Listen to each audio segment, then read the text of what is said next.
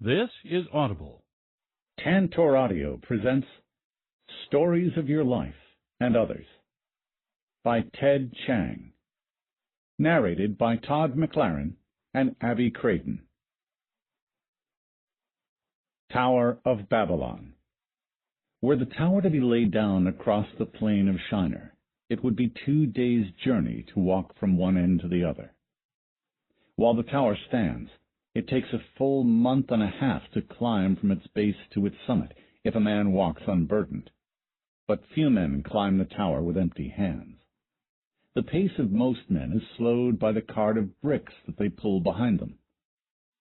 4 months pass between the day a brick is loaded onto a cart and the day it is taken off to form a part of the tower. Hillel had spent all his life in Elam, and knew Babylon only as a buyer of Elam's copper. The copper ingots were carried on boats that traveled down the Karun to the lower sea, headed for the Euphrates. Hillel and the other miners traveled overland, alongside a merchant's caravan of loaded onagers.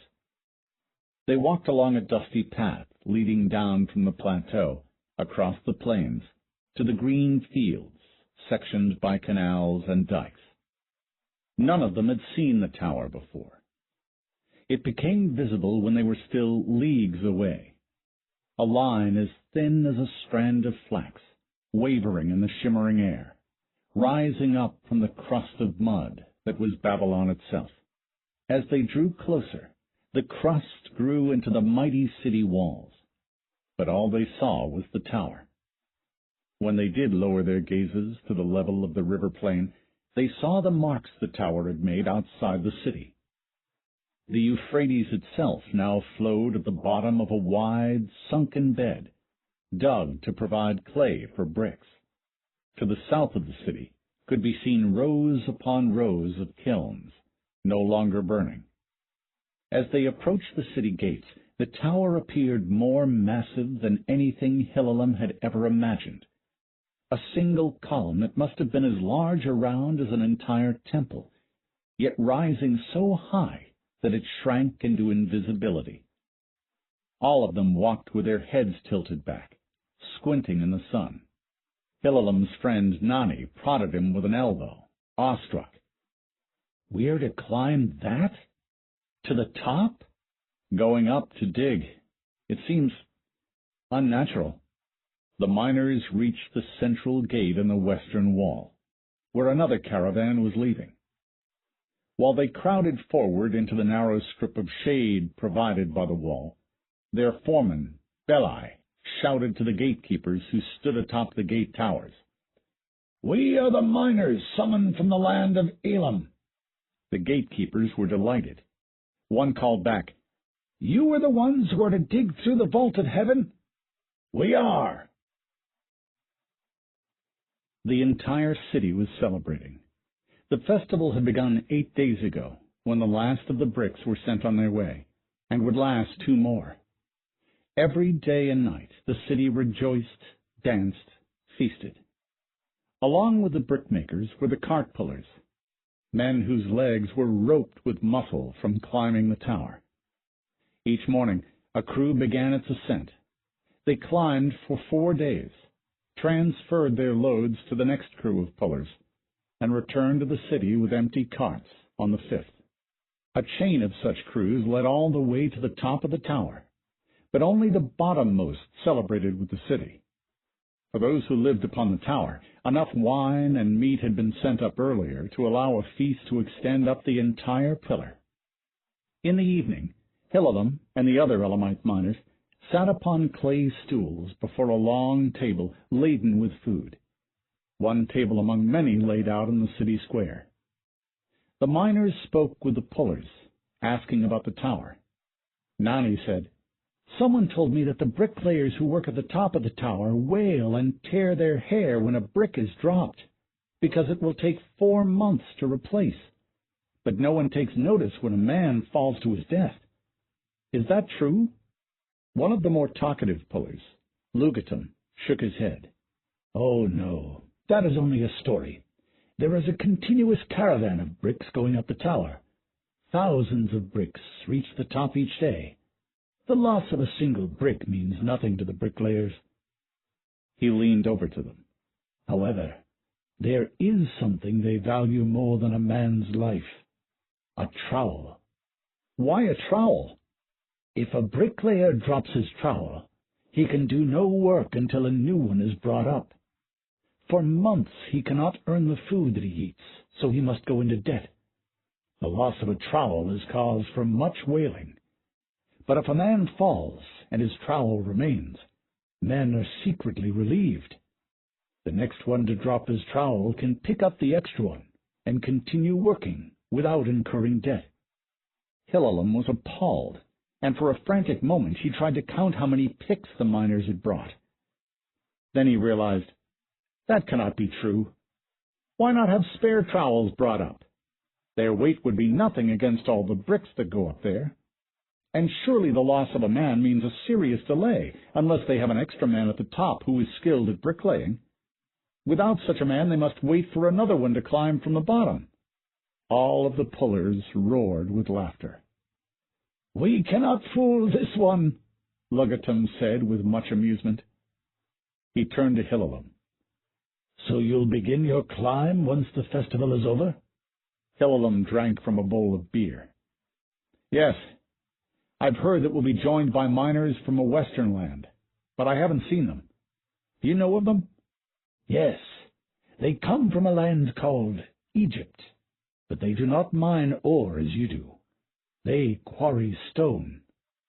"We dig stone in Elam, too," said Nani, his mouth full of pork. "Not as they do. They cut granite." "Granite?" "Limestone and alabaster were quarried in Elam, but not granite. Are you certain?" "Merchants who have traveled to Egypt say that they have stone ziggurats and temples built with limestone and granite, huge blocks of it, and they carve giant statues from granite." "But granite is so difficult to work." Lugatum shrugged. "Not for them. The royal architects believe such stoneworkers may be useful when you reach the vault of heaven." Hilalam nodded. That could be true. Who knew for certain what they would need? "Have you seen them?" "No, they are not here yet, but they are expected in a few days' time. They may not arrive before the festival ends, though. Then you Elamites will ascend alone." "You will accompany us, won't you?" "Yes, but only for the first 4 days. Then we must turn back, while you lucky ones go on." "Why do you think us lucky?" "I long to make the climb to the top. I once pulled with a higher cruise and reached a height of 12 days' climb, but that is as high as I have ever gone. You will go far higher." Lugatum smiled ruefully. "I envy you that you will touch the vault of heaven." To touch the vault of heaven. To break it open with picks. Hilalam felt uneasy at the idea. "There is no cause for envy," he began. "Right," said Nani. "When we are done, all men will touch the vault of heaven." The next morning, Hilalam went to see the tower. He stood in the giant courtyard surrounding it. There was a temple off to one side that would have been impressive if seen by itself, but it stood unnoticed beside the tower. He could sense the utter solidity of it.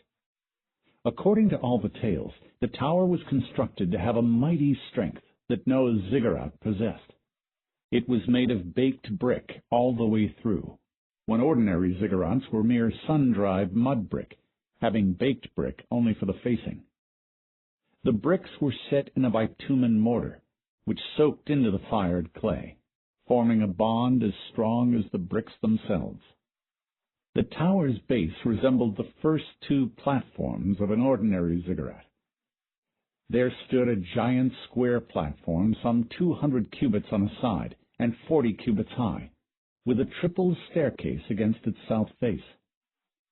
Stacked upon that first platform was another level. A smaller platform reached only by the central stair.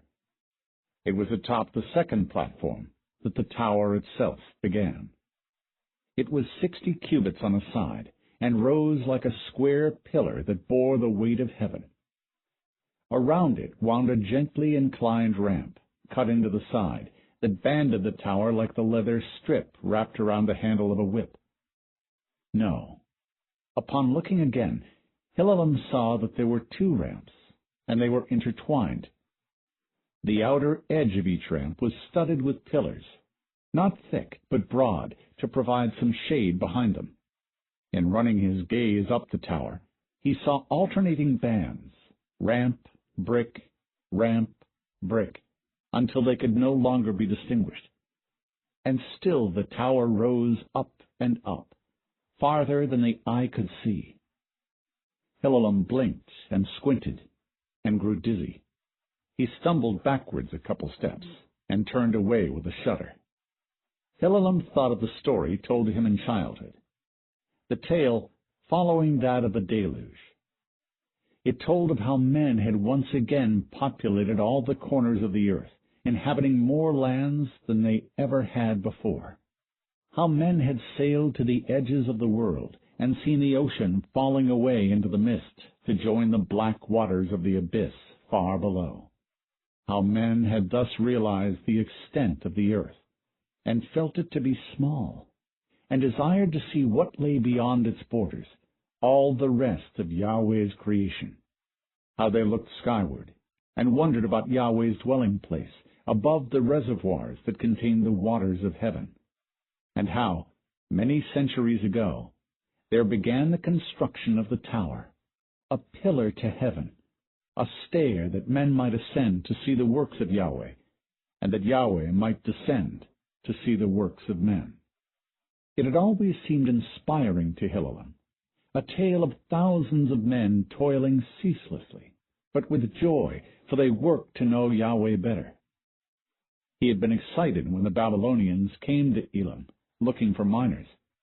Yet now that he stood at the base of the tower, his senses rebelled, insisting that nothing should stand so high. He didn't feel as if he were on the earth when he looked up along the tower. Should he climb such a thing? On the morning of the climb, the second platform was covered, edge to edge, with stout 2-wheeled carts arranged in rows. Many were loaded with nothing but food of all sorts, sacks filled with barley, wheat, lentils, onions, dates, cucumbers, loaves of bread, dried fish. There were countless giant clay jars of water, date wine, beer, goat's milk, palm oil. Other carts were loaded with such goods as might be sold at a bazaar: bronze vessels, reed baskets, bolts of linen, wooden stools and tables. There was also a fattened ox and a goat that some priests were fitting with hoods, so that they could not see to either side and would not be afraid on the climb. They would be sacrificed when they reached the top. Then there were the carts loaded with the miners' picks and hammers, and the makings for a small forge. Their foreman had also ordered a number of carts to be loaded with wood and sheaves of reeds. Lugatum stood next to a cart, securing the ropes that held the wood. Hillelum walked up to him. "From where did this wood come? I saw no forests after we left Elam." "There is a forest of trees to the north, which was planted when the tower was begun. The cut timber is floated down the Euphrates." "You planted an entire forest?" "When they began the tower, the architects knew that far more wood would be needed to fuel the kilns than could be found on the plain. So they had a forest of trees planted. There are crews whose job is to provide water and plant one new tree for each that is cut." Hillelum was astonished. "And that provides all the wood needed?" "Most of it. Many other forests in the north have been cut as well, and their wood brought down the river." He inspected the wheels of the cart, uncorked a leather bottle he carried, and poured a little oil between the wheel and axle. Nani walked over to them, staring at the streets of Babylon laid out before them. "I've never before been even this high, that I can look down upon a city." "Nor have I," said Hillelum. But Lugatum simply laughed. Come along. All of the carts are ready. Soon all the men were paired up and matched with a cart. The men stood between the cart's two pull rods, which had rope loops for pulling. The carts pulled by the miners were mixed in with those of the regular pullers, to ensure that they would keep the proper pace. Lugatum and another puller had the cart right behind that of Hilalum and Nani. Remember, said Lugatum, stay about 10 cubits behind the cart in front of you. The man on the right does all the pulling when you turn corners, and he'll switch every hour. Pullers were beginning to lead their carts up the ramp. Hilalum and Nani bent down and slung the ropes of their cart over their opposite shoulders. They stood up together, raising the front end of the cart off the pavement. Now pull, called Lugatum. They leaned forward against the ropes, and the cart began rolling. Once it was moving, pulling seemed to be easy enough, and they wound their way around the platform. Then they reached the ramp, and they again had to lean deeply. This is a light wagon, muttered Hilalum. The ramp was wide enough for a single man to walk beside a cart if he had to pass. The surface was paved with brick, with two grooves worn deep by centuries of wheels. Above their heads, the ceiling rose in a corbelled vault, with the wide, square bricks arranged in overlapping layers until they met in the middle. The pillars on the right were broad enough to make the ramp seem a bit like a tunnel. If one didn't look off to the side, there was little sense of being on a tower. Do you sing when you mine? asked Lugatum. When the stone is soft, said Nani. Sing one of your mining songs, then. The call went down to the other miners, and before long the entire crew was singing. As the shadows shortened, they ascended higher and higher. Shaded from the sun, with only clear air surrounding them, it was much cooler than in the narrow alleys of a city at ground level, where the heat at midday could kill lizards as they scurried across the street. Looking out to the side, the miners could see the dark Euphrates and the green fields stretching out for leagues, crossed by canals that glinted in the sunlight. The city of Babylon was an intricate pattern of closely set streets and buildings, dazzling with gypsum whitewash. Less and less of it was visible, as it seemingly drew nearer the base of the tower. Hilalum was again pulling on the right-hand rope, nearer the edge, when he heard some shouting from the upward ramp one level below. He thought of stopping and looking down the side, but he didn't wish to interrupt their pace, and he wouldn't be able to see the lower ramp clearly anyway. "What's happening down there?" he called to Lugatum behind him. "One of your fellow miners fears the height. There is occasionally such a man among those who climb for the first time. Such a man embraces the floor and cannot ascend further. Few feel it so soon, though." Hilalum understood. "We know of a similar fear among those who would be miners. Some men cannot bear to enter the mines, for fear that they will be buried." "Really?" called Lugatum. "I had not heard of that. How do you feel yourself about the height?" "I feel nothing." But he glanced at Nani, and they both knew the truth. "You feel nervousness in your palms, don't you?"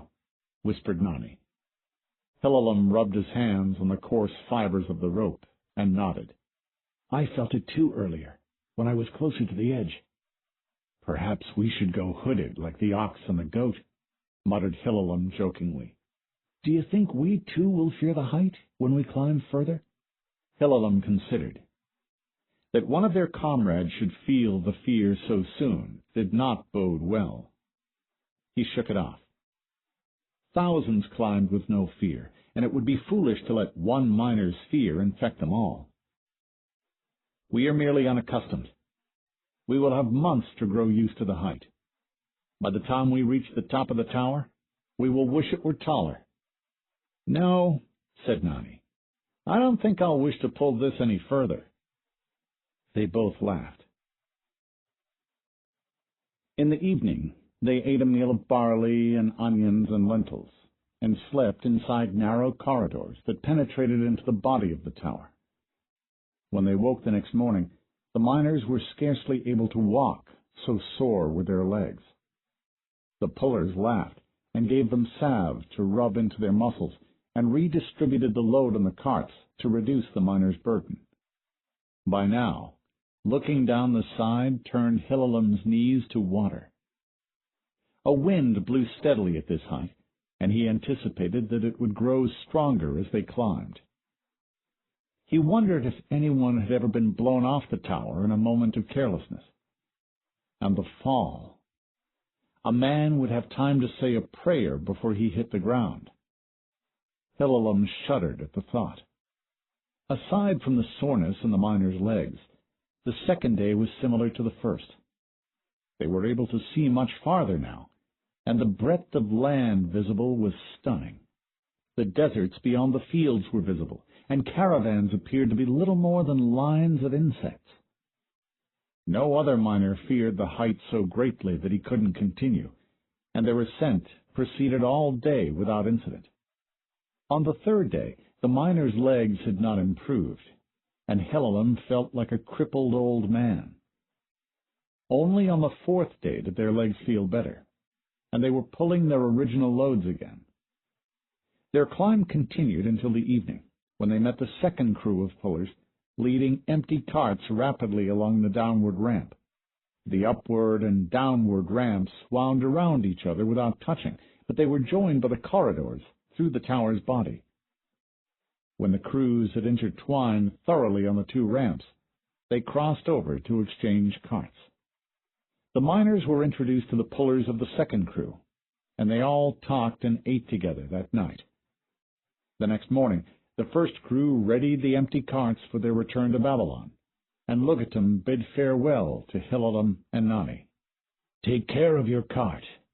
It has climbed the entire height of the tower more times than any man." "Do you envy the cart, too?" asked Nani. "No, because every time it reaches the top, it must come all the way back down. I could not bear to do that." When the second crew stopped at the end of the day, the puller of the cart behind Hilalam and Nani came over to show them something. His name was Kuda. "You have never seen the sun set at this height. Come, look." The puller went to the edge and sat down, his legs hanging over the side. He saw that they hesitated. "Come, you can lie down and peer over the edge if you like." Hilalam did not wish to be seen like a fearful child, but he could not bring himself to sit at a cliff face that stretched for thousands of cubits below his feet. He lay down on his belly, with only his head at the edge. Nani joined him. "When the sun is about to set, look down the side of the tower." Hilalam glanced downward, and then quickly looked to the horizon. "What is different about the way the sun sets here?" "Consider. When the sun sinks behind the peaks of the mountains to the west, it grows dark down on the plain of Shinar. Yet here we are higher than the mountain tops, so we can still see the sun. The sun must ascend further for us to see night." Hilalam's jaw dropped as he understood. The shadows of the mountains mark the beginning of night. Night falls on the earth before it does here. Kuda nodded. "You can see night travel up the tower, from the ground up to the sky. It moves quickly, but you should be able to see it." He watched the red globe of the sun for a minute, and then looked down and pointed. "Now." Hilalam and Nani looked down. At the base of the immense pillar, tiny Babylon was in shadow. Then the darkness climbed the tower, like a canopy unfurling upward. It moved slowly enough that Hilalam felt he could count the moments passing, but then it grew faster as it approached, until it raced past them faster than he could blink, and they were in twilight. Hilalam rolled over and looked up, in time to see darkness rapidly ascend the rest of the tower. Gradually, the sky grew dimmer as the sun sank beneath the edge of the world. far away. "Quite a sight, is it not?" said Cuda. Hilalam said nothing. For the first time he knew night for what it was, the shadow of the earth itself cast against the sky. After climbing for 2 more days, Hilalam had grown more accustomed to the height. Though they were the better part of a league straight up, he could bear to stand at the edge of the ramp and look down the tower. He held on to one of the pillars at the edge and cautiously leaned out to look upward. He noticed that the tower no longer looked like a smooth pillar. He asked Cuda, "The tower seems to widen further up. How can that be?" "Look more closely. There are wooden balconies reaching out from the sides. They are made of cypress and suspended by ropes of flax." Hilalam squinted. "Balconies? What are they for?" "They have soil spread on them so people may grow vegetables. At this height, water is scarce, so onions are most commonly grown. Higher up, where there is more rain, you'll see beans." Nani asked, "How can there be rain above that does not just fall here?" Cuda was surprised at him. "It dries in the air as it falls, of course." "Oh, of course," Nani shrugged. By the end of the next day, they reached the level of the balconies. They were flat platforms, dense with onions, supported by heavy ropes from the tower wall above, just below the next tier of balconies. On each level, the interior of the tower had several narrow rooms inside, in which the families of the pullers lived. Women could be seen sitting in the doorways, sewing tunics, or out in the gardens, digging up bulbs. Children chased each other up and down the ramps, weaving amidst the pullers' carts and running along the edge of the balconies without fear. The tower dwellers could easily pick out the miners, and they all smiled and waved. When it came time for the evening meal, all the carts were set down, and food and other goods were taken off to be used by the people here. The pullers greeted their families and invited the miners to join them for the evening meal. Hilalam and Nani ate with the family of Cuda, and they enjoyed a fine meal of dried fish, bread, date wine, and fruit. Hilalam saw that this section of the tower formed a tiny kind of town, laid out in a line between 2 streets, the upward and downward ramps. There was a temple in which the rituals for the festivals were performed. There were magistrates who settled disputes. There were shops which were stocked by the caravan. Of course, the town was inseparable from the caravan. Neither could exist without the other. And yet, any caravan was essentially a journey, a thing that began at one place and ended at another. This town was never intended as a permanent place. It was merely part of a centuries-long journey. After dinner, he asked Cuda and his family, "Have any of you ever visited Babylon?" Cuda's wife, Alitam, answered, "No, why would we? It's a long climb, and we have all we need here." "You have no desire to actually walk on the earth?" Cuda shrugged. "We live on the road to heaven. All the work that we do is to extend it further. When we leave the tower, we will take the upward ramp, not the downward."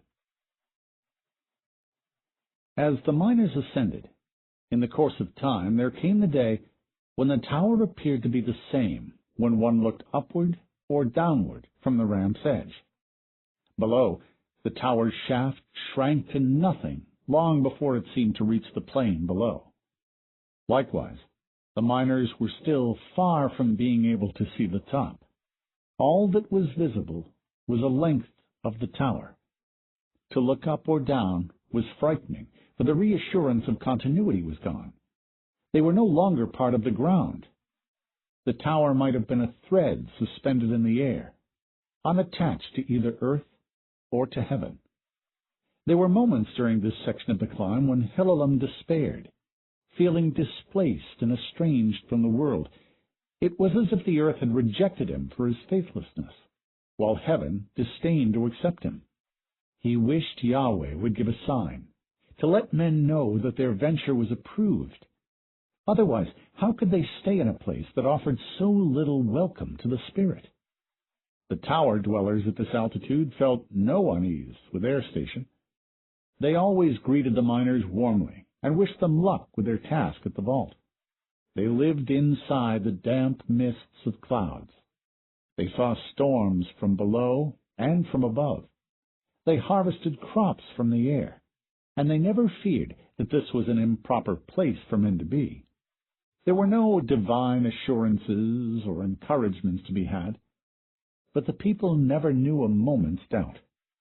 With the passage of the weeks, the sun and moon peaked lower and lower in their daily journeys. The moon flooded the south side of the tower with its silver radiance, glowing like the eye of Yahweh, peering at them. Before long, they were at precisely the same level as the moon when it passed. They had reached the height of the first of the celestial bodies. They squinted at the moon's pitted face, marveled at its stately motion that scorned any support. Then they approached the sun.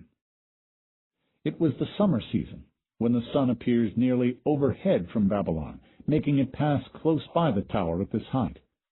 No families lived in this section of the tower, nor were there any balconies, since the heat was enough to roast barley.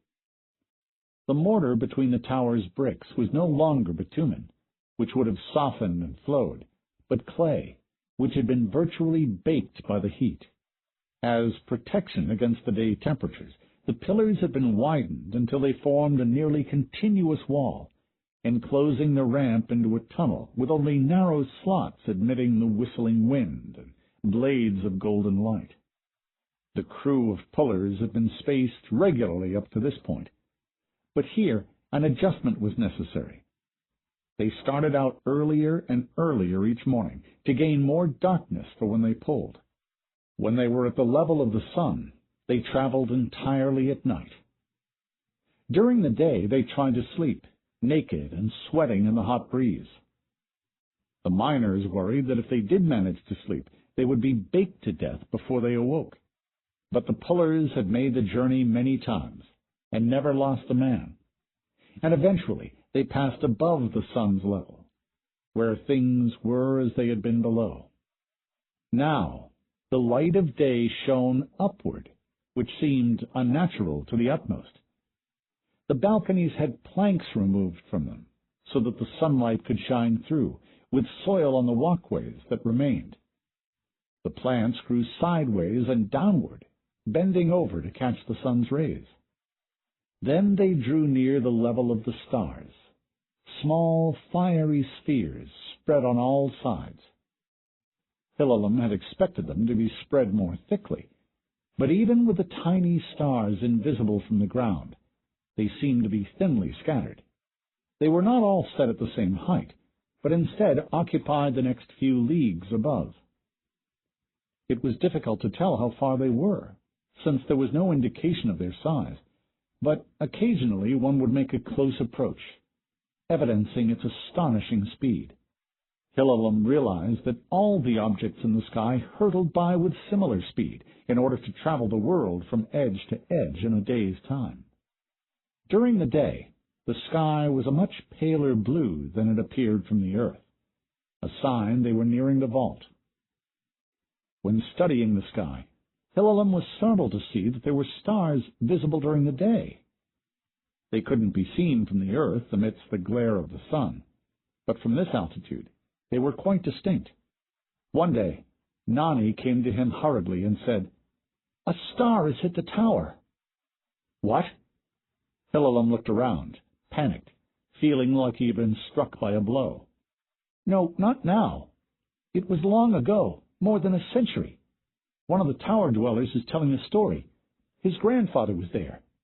They went inside the corridors and saw several miners seated around a wizened old man. "Lodged itself in the bricks about half a league above here. You can still see the scar it left. It's like a giant pockmark." "What happened to the star?" "It burned and sizzled, and was too bright to look upon.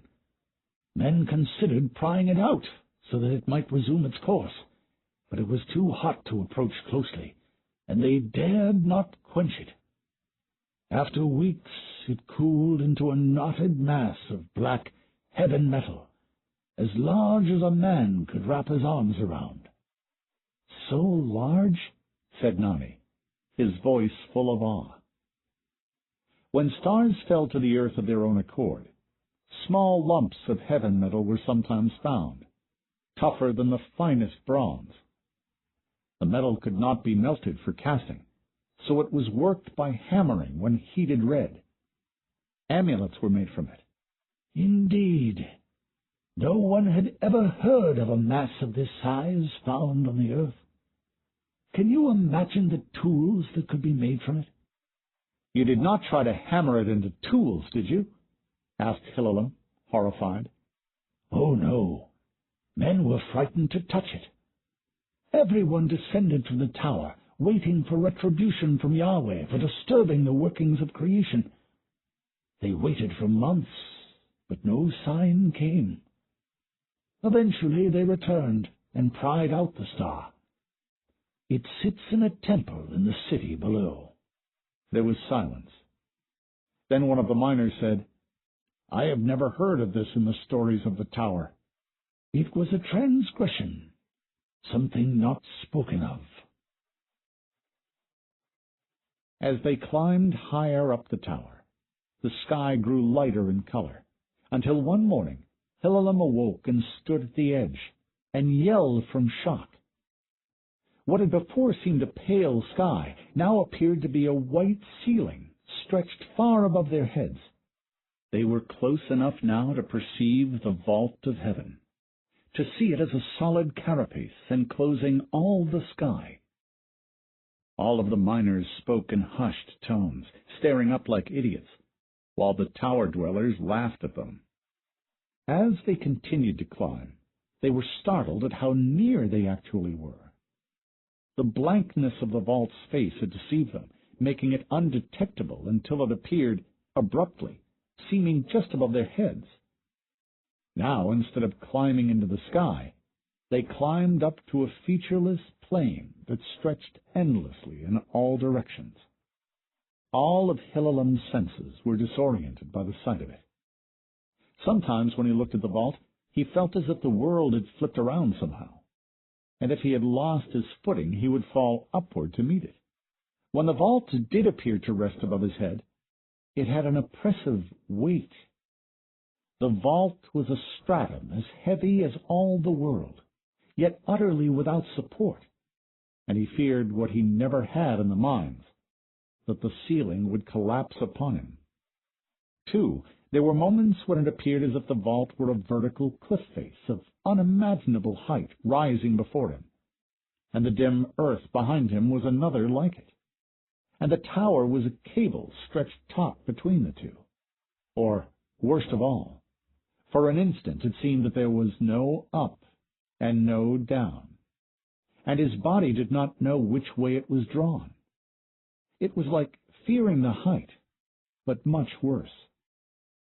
Often he would wake up from an unrestful sleep to find himself sweating and his fingers cramped, trying to clutch the brick floor. Nani and many of the other miners were bleary-eyed too, though no one spoke of what disturbed their sleep. Their ascent grew slower, instead of faster as their foreman Belai had expected. The sight of the vault inspired unease rather than eagerness. The regular pullers became impatient with them. Hillelum wondered what sort of people were forged by living under such conditions. How did they escape madness?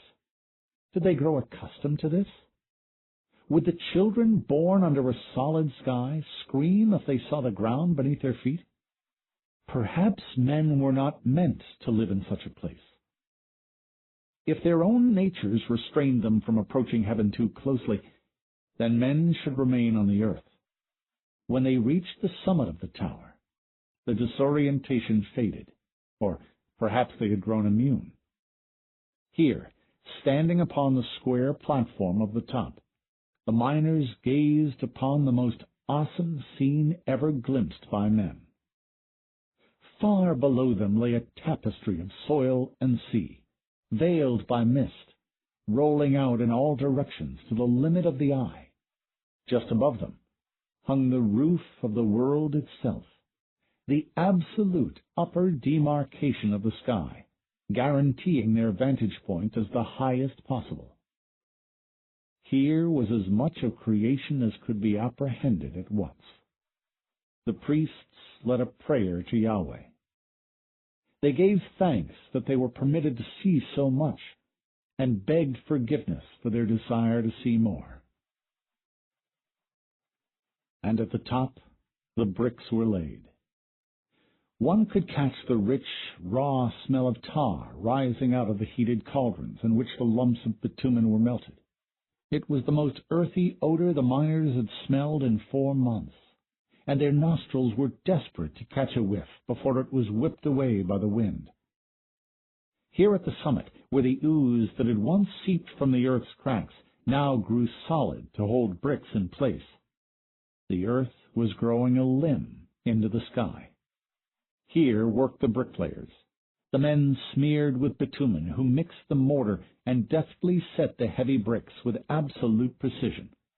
More than anyone else, these men could not permit themselves to experience dizziness when they saw the vault, for the tower could not vary a finger's width from the vertical. They were nearing the end of their task, finally, and after 4 months of climbing, the miners were ready to begin theirs. The Egyptians arrived shortly afterwards. They were dark of skin and slight of build, and had sparsely bearded chins. They had pulled carts filled with dolerite hammers, and bronze tools, and wooden wedges. Their foreman was named Senmut, and he conferred with Belai, the Elamites' foreman, on how they would penetrate the vault. The Egyptians built a forge with what they had brought, as did the Elamites, for recasting the bronze tools that would be blunted during the mining. The vault itself remained just above a man's outstretched fingertips. It felt smooth and cool when one leapt up to touch it. It seemed to be made of fine-grained white granite, unmarred and utterly featureless. And therein lay the problem. Long ago, Yahweh had released the deluge, unleashing waters from both below and above. The waters of the abyss had burst forth from the springs of the earth, and the waters of heaven had poured through the sluice gates in the vault. Now men saw the vault closely, but there were no sluice gates discernible.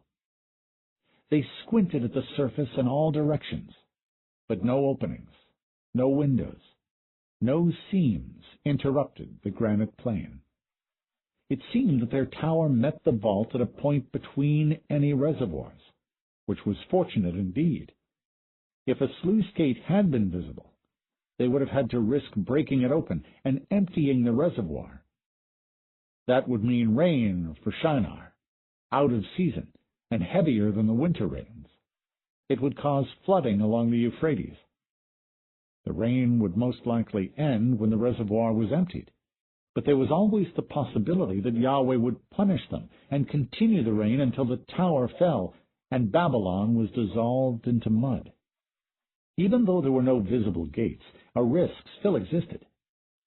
Perhaps the gates had no seams perceptible to mortal eyes, and a reservoir lay directly above them. Or perhaps the reservoirs were huge, so that even if the nearest sluice gates were many leagues away, a reservoir still lay above them.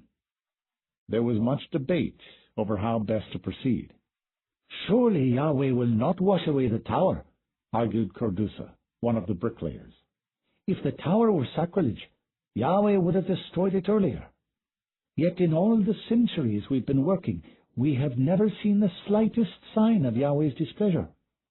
Yahweh will drain any reservoir before we penetrate it." If Yahweh looked upon this venture with such favor, there would already be a stairway ready-made for us in the vault, countered Elutai, an Elamite. Yahweh will neither help nor hinder us. If we penetrate a reservoir, we will face the onrush of its waters. Hilalam could not keep his doubts silent at such a time. "And if the waters are endless?" he asked. "Yahweh may not punish us, but Yahweh may allow us to bring our judgment upon ourselves." "Elamite," said Cordusa, Even as a newcomer to the tower, you should know better than that. We labor for our love of Yahweh. We have done so for all our lives, and so have our fathers for generations back. Men as righteous as we could not be judged harshly. It is true that we work with the purest of aims, but that doesn't mean we have worked wisely. Did men truly choose the correct path when they opted to live their lives away from the soil from which they were shaped? Never has Yahweh said that the choice was proper. Now we stand ready to break open heaven, even when we know that water lies above us. If we are misguided, how can we be sure Yahweh will protect us from our own errors? Hillelum advises caution, and I agree, said Belai. We must ensure that we do not bring a second deluge upon the world, nor even dangerous rains upon Shinar. I have conferred with Senmut of the Egyptians, and he has shown me designs which they have employed to seal the tombs of their kings. I believe their methods can provide us with safety when we begin digging. The priests sacrificed the ox and the goat in a ceremony in which many sacred words were spoken and much incense was burned, and the miners began work. Long before the miners reached the vault, it had been obvious that simple digging with hammers and picks would be impractical. Even if they were tunneling horizontally, they would make no more than 2 fingers' width of progress a day through granite, and tunneling upward would be far, far slower. Instead, they employed fire setting. With the wood that they had brought, a bonfire was built below the chosen point of the vault, and fed steadily for a day. Before the heat of the flames, the stone cracked and spalled. After letting the fire burn out, the miners splashed water onto the stone to further the cracking. They could then break the stone into large pieces, which fell heavily onto the tower. In this manner, they could progress the better part of a cubit for each day the fire burned. The tunnel did not rise straight up, but at the angle a staircase takes, so that they could build a ramp of steps up from the tower to meet it. The fire setting left the walls and floor smooth. The men built a frame of wooden steps underfoot so that they would not slide back down. They used a platform of baked bricks to support the bonfire at the tunnel's end.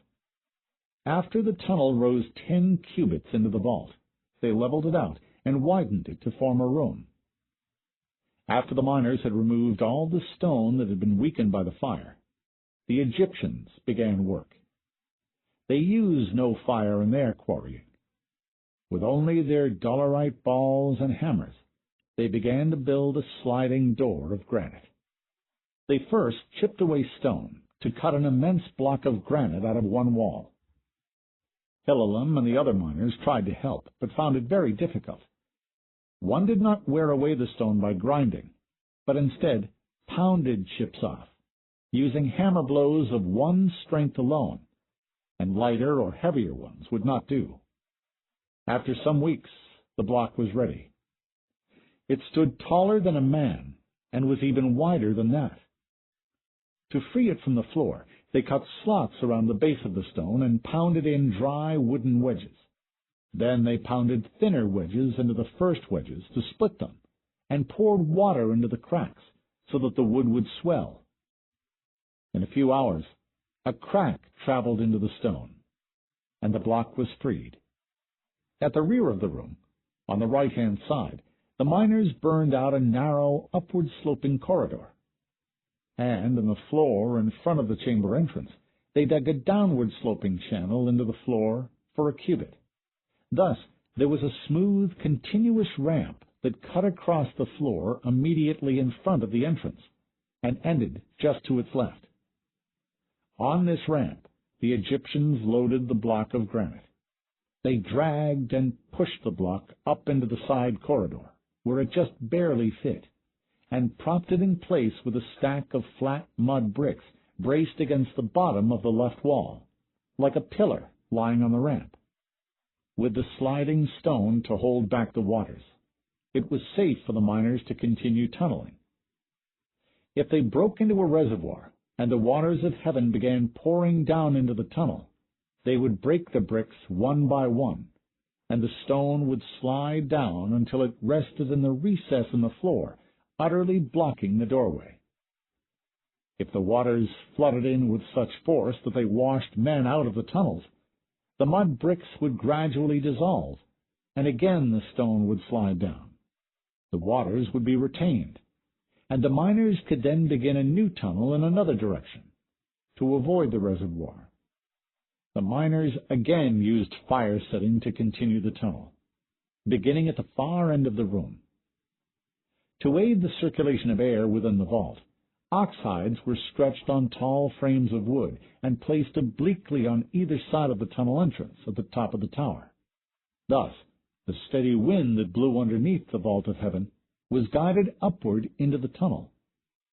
It kept the fire blazing, and it cleared the air after the fire was extinguished, so that the miners could dig without breathing smoke. The Egyptians did not stop working once the sliding stone was in place. While the miners swung their picks at the tunnel's end, the Egyptians labored at the task of cutting a stair into the solid stone to replace the wooden steps. This they did with the wooden wedges, and the blocks they removed from the sloping floor left steps in their place. Thus the miners worked, extending the tunnel on and on. The tunnel always ascended, though it reversed direction regularly like a thread in a giant stitch, so that its general path was straight up. They built other sliding door rooms, so that only the uppermost segment of the tunnel would be flooded if they penetrated a reservoir. They cut channels in the vault's surface from which they hung walkways and platforms. Starting from these platforms, well away from the tower, they dug side tunnels, which joined the main tunnel deep inside. The wind was guided through these to provide ventilation, clearing the smoke from deep inside the tunnel. For years the labor continued. The pulling crews no longer hauled bricks, but wood and water for the fire setting. People came to inhabit those tunnels just inside the vault's surface, and on hanging platforms they grew downward-bending vegetables. The miners lived there at the border of heaven. Some married and raised children. Few ever set foot on the earth again. With a wet cloth wrapped around his face, Hillelum climbed down from wooden steps onto stone, having just fed some more wood to the bonfire at the tunnel's end. The fire would continue for many hours, and he would wait in the lower tunnels, where the wind was not thick with smoke. Then there was a distant sound of shattering, the sound of a mountain of stone being split through, and then a steadily growing roar. And then a torrent of water came rushing down the tunnel. For a moment, Hillelum was frozen in horror. The water, shockingly cold, slammed into his legs, knocking him down. He rose to his feet, gasping for breath, leaning against the current, clutching at the steps. They had hit a reservoir. He had to descend below the highest sliding door before it was closed. His legs wished to leap down the steps, but he knew he couldn't remain on his feet if he did, and being swept down by the raging current would likely batter him to death. Going as fast as he dared, he took the steps one by one. He slipped several times, sliding down as many as a dozen steps each time. The stone steps scraped against his back, but he felt no pain. All the while he was certain the tunnel would collapse and crush him, or else the entire vault would split open, and the sky would gape beneath his feet, and he would fall down to earth amidst the heavenly rain. Yahweh's punishment had come. A second deluge. How much further until he reached the sliding stone? The tunnel seemed to stretch on, and the waters were pouring down even faster now. He was virtually running down the steps. Suddenly he stumbled and splashed into shallow water. He had run down past the end of the stairs and fallen into the room of the sliding stone, and there was water higher than his knees. He stood up and saw Damkia and Ahuni, two fellow miners, just noticing him. They stood in front of the stone that already blocked the exit. "No!" he cried. "They closed it!" screamed Damkia. "They did not wait!" "Are there others coming?" shouted Ahuni, without hope. "We may be able to move the block." "There are no others," answered Hilalam. "Can they push it from the other side?" "They cannot hear us." Ahuni pounded the granite with a hammer, making not a sound against the din of the water. Hilalam looked around the tiny room, only now noticing that an Egyptian floated face down in the water. "He died falling down the stairs," yelled Damkia. "Is there nothing we can do?" Ahuni looked upward. "Yahweh, spare us!" The three of them stood in the rising water, praying desperately. But Hilalam knew it was in vain. His fate had come at last. Yahweh had not asked men to build the tower, or to pierce the vault. The decision to build it belonged to men alone, and they would die in this endeavor, just as they did in any of their earthbound tasks. Their righteousness could not save them from the consequences of their deeds. The water reached their chests. "Let us ascend!" shouted Hilalam. They climbed the tunnel laboriously, against the onrush, as the water rose behind their heels.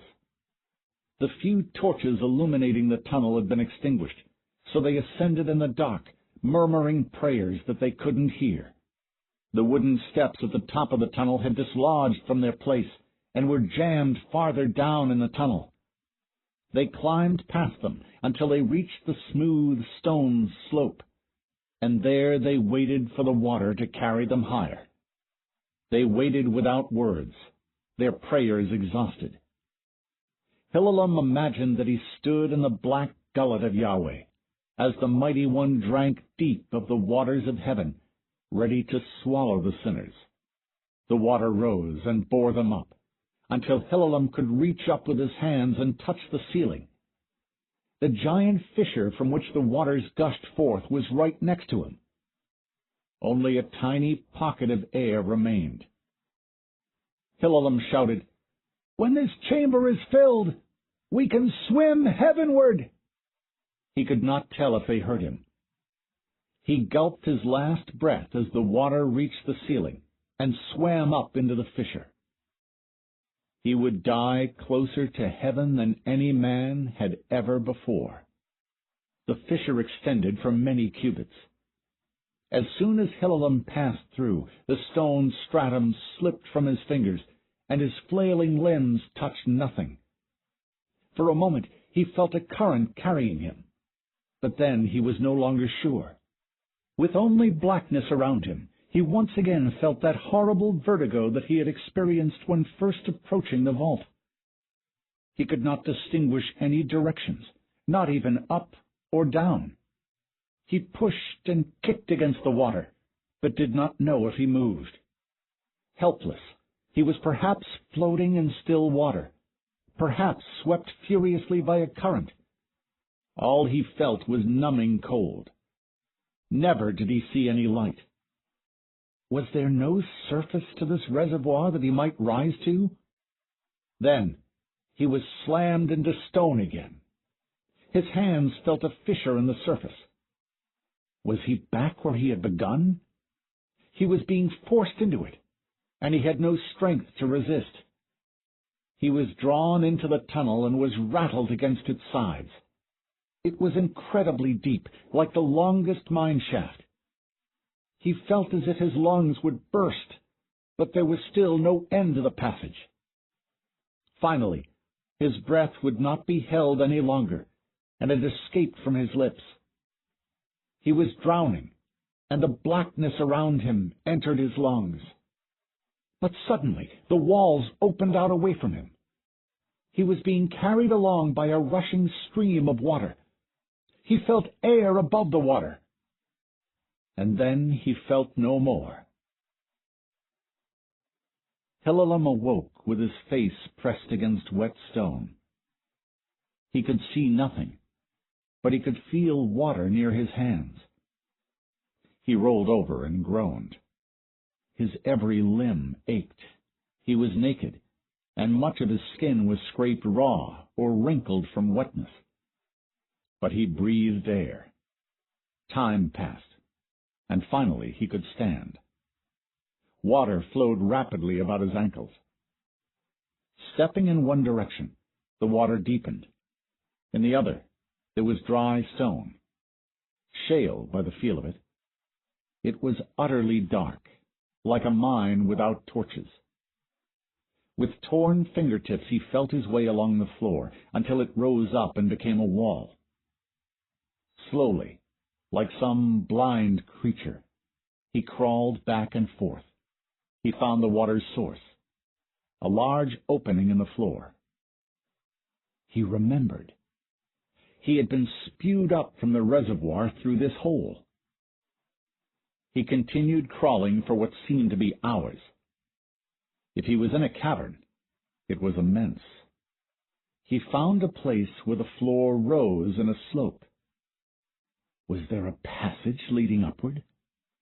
Perhaps it could still take him to heaven. Hilalam crawled, having no idea of how much time passed, not caring that he would never be able to retrace his steps, for he could not return whence he had come. He followed upward tunnels when he found them, downward ones when he had to. Though earlier he had swallowed more water than he would have thought possible, he began to feel thirst and hunger, and eventually he saw light and raced to the outside. The light made his eyes squeeze closed, and he fell to his knees, his fists clenched before his face. Was it the radiance of Yahweh? Could his eyes bear to see it? Minutes later he could open them, and he saw desert. He had emerged from a cave in the foothills of some mountains, and rocks and sand stretched to the horizon. Was heaven just like earth? Did Yahweh dwell in a place such as this? Or was this merely another realm within Yahweh's creation, another earth above his own, while Yahweh dwelled still higher? A sun lay near the mountain tops behind his back. Was it rising or falling? Were there days and nights here? Hilalam squinted at the sandy landscape. A line moved along the horizon. Was it a caravan? He ran to it, shouting with his parched throat until his need for breath stopped him. A figure at the end of the caravan saw him and brought the entire line to a stop. Hilalam kept running. The one who had seen him seemed to be a man, not spirit, and was dressed like a desert crosser. He had a water skin ready. Hilalam drank as best he could, panting for breath. Finally, he returned it to the man and gasped, "Where is this place?" "Were you attacked by bandits? We are headed to Erech." Hilalam stared. "You would deceive me!" he shouted. The man drew back and watched him as if he were mad from the sun. Hilalam saw another man in the caravan walking over to investigate. "Erech is in Shinar." "Yes, it is. Were you not traveling to Shinar?" The other man stood ready with his staff. I was in... Hilalam stopped. "Do you know Babylon?" "Oh, is that your destination?" "That is north of Erech. It is an easy journey between them." "The tower. Have you heard of it?" "Certainly. The pillar to heaven. It is said men at the top are tunneling through the vault of heaven." Hilalam fell to the sand. "Are you unwell?" The two caravan drivers mumbled to each other and went off to confer with the others. Hilalam was not watching them. He was in Shinar. He had returned to the earth. He had climbed above the reservoirs of heaven and arrived back at the earth. Had Yahweh brought him to this place to keep him from reaching further above? Yet Hillel still hadn't seen any signs, any indication that Yahweh noticed him. He had not experienced any miracle that Yahweh had performed to place him here. As far as he could see, he had merely swum up from the vault and entered the cavern below. Somehow, the vault of heaven lay beneath the earth. It was as if they lay against each other, though they were separated by many leagues. How could that be? How could such distant places touch? Hillel's head hurt trying to think about it. And then it came to him. A seal cylinder. When rolled upon a tablet of soft clay, the carved cylinder left an imprint that formed a picture. Two figures might appear at opposite ends of the tablet, though they stood side by side on the surface of the cylinder. All the world was such a cylinder. Men imagined heaven and earth as being at the ends of a tablet, with sky and stars stretched between. Yet the world was wrapped around in some fantastic way, so that heaven and earth touched. It was clear now why Yahweh had not struck down the tower, had not punished men for wishing to reach beyond the bounds set for them. For the longest journey would merely return them to the place whence they'd come. Centuries of their labor would not reveal to them any more of creation than they already knew. Yet through their endeavor, men would glimpse the unimaginable artistry of Yahweh's work, in seeing how ingeniously the world had been constructed. By this construction, Yahweh's work was indicated, and Yahweh's work was concealed. Thus would men know their place. Hillel rose to his feet, his legs unsteady from awe, and sought out the caravan drivers. He would go back to Babylon. Perhaps he would see Lugatum again. He would send word to those on the tower. He would tell them about the shape of the world. Understand. A layer of ice. It feels rough against my face, but not cold. I've got nothing to hold on to. My gloves just keep sliding off it. I can see people on top running around, but they can't do anything. I'm trying to pound the ice with my fists, but my arms move in slow motion, and my lungs must have burst, and my head's going fuzzy. And I feel like I'm dissolving. I wake up, screaming. My heart's going like a jackhammer. Christ. I pull off my blankets and sit on the edge of the bed. I couldn't remember that before. Before, I only remembered falling through the ice. The doctors said my mind had suppressed the rest. Now I remember it, and it's the worst nightmare I've ever had. I'm grabbing the down comforter with my fists, and I can feel myself trembling. I try to calm down, to breathe slowly, but sobs keep forcing their way out. It was so real, I could feel it. Feel what it was like to die. I was in that water for nearly an hour. I was more vegetable than anything else by the time they brought me up. Am I recovered? It was the first time the hospital had ever tried their new drug on someone with so much brain damage. Did it work? The same nightmare, again and again. After the third time, I know I'm not going to sleep again. I spend the remaining hours before dawn worrying. Is this the result? Am I losing my mind? Tomorrow is my weekly checkup with a resident at the hospital. I hope he'll have some answers. I drive into downtown Boston, and after half an hour, Dr. Hooper can see me. I sit on a gurney in an examining room behind a yellow curtain.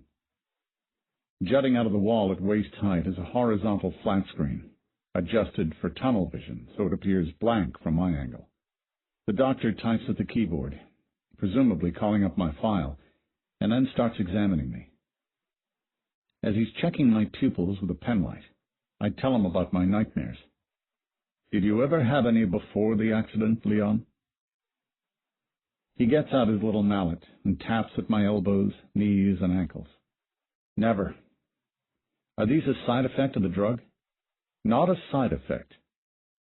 The hormone K therapy regenerated a lot of damaged neurons, and that's an enormous change that your brain has to adjust to. The nightmares are probably just a sign of that." "Is this permanent?" "It's unlikely," he says. "Once your brain gets used to having all those pathways again, you'll be fine. Now, touch your index finger to the tip of your nose, and then bring it to my finger here." I do what he tells me. Next, he has me tap each finger to my thumb, quickly. Then I have to walk a straight line, as if I'm taking a sobriety test. After that, he starts quizzing me. "Name the parts of an ordinary shoe." "There's the sole, the heel, the laces. The holes that the laces go through are eyes. And then there's the tongue underneath the laces." "Okay. Repeat this number. 3917462. Dr. Hooper wasn't expecting that. "What?" 3917462. "You used that number the first time you examined me, when I was still an inpatient." "I guess it's a number you test patients with a lot. You weren't supposed to memorize it. It's meant to be a test of immediate recall. I didn't intentionally memorize it. I just happened to remember it. Do you remember the number from the second time I examined you?" I paused for a moment. 4081592. He's surprised. "Most people can't retain so many digits if they've only heard them once." "Do you use mnemonic tricks?" I shake my head. "No. I always keep phone numbers in the autodialer." He goes to the terminal and taps at the numeric keypad. "Try this one." He reads a 14-digit number, and I repeat it back to him. "You think you can do it backwards?" I recite the digits in reverse order. He frowns and starts typing something into my file. I'm sitting in front of a terminal in one of the testing rooms in the psychiatric ward. It's the nearest place Dr. Hooper could get some intelligence tests. There's a small mirror set in one wall, probably with a video camera behind it. In case it's recording, I smile at it and wave briefly. I always do that to the hidden cameras and automatic cash machines. Dr. Hooper comes in with a printout of my test results. "Well, Leon, you did very well. On both tests, you scored in the 99th percentile. My jaw drops. "You're kidding." "No, I'm not." He has trouble believing it himself. "Now, that number doesn't indicate how many questions you got right. It means that relative to the general population—" "I know what it means," I say absently. "I was in the 70th percentile when they tested us in high school." 99th percentile. Inwardly, I'm trying to find some sign of this. What should it feel like? He sits down on the table, still looking at the printout. "You never attended college, did you?" I return my attention to him. "I did, but I left before graduating. My ideas of education didn't mesh with the professors." "I see." He probably takes this to mean I flunked out. "Well, clearly you've improved tremendously. A little of that may have come about naturally as you grew older, but most of it must be a result of the hormone K therapy. This is one hell of a side effect. Well, don't get too excited. Test scores don't predict how well you can do things in the real world." I roll my eyes upward when Dr. Hooper isn't looking. Something amazing is going on, and all he can offer is a truism. I'd like to follow up on this with some more tests. Can you come in tomorrow? I'm in the middle of retouching a holograph when the phone rings. I waver between the phone and the console, and reluctantly opt for the phone. I'd normally have the answering machine take any calls when I'm editing, but I need to let people know I'm working again. I lost a lot of business when I was in the hospital, one of the risks of being a freelancer. I touch the phone and say, Greco Holographics, Leon Greco speaking. Hey, Leon, it's Jerry. Hi, Jerry. What's up? I'm still studying the image on the screen. It's a pair of helical gears, intermeshed. A trite metaphor for cooperative action, but that's what the customer wanted for his ad. You interested in seeing a movie tonight? Me and Sue and Tori were going to see Metal Eyes. Tonight? Oh, I can't. Tonight's the last performance of the one-woman show at the Hanning Playhouse. The surfaces of the gear teeth are scratched and oily-looking. I highlight each surface using the cursor and type in the parameters to be adjusted. What's that? It's called symplectic. It's a monologue in verse. Now I adjust the lighting to remove some of the shadows from where the teeth mesh. Want to come along? Is this some kind of Shakespearean soliloquy? Too much. With that lighting, the outer edges will be too bright. I specify an upper limit for the reflected light's intensity. No, it's a stream of consciousness piece, and it alternates between 4 different meters. Iambic's only one of them. All the critics called it a tour de force. I didn't know you were such a fan of poetry. After checking all the numbers once more, I let the computer recalculate the interference pattern. Normally I'm not, but this one seemed really interesting.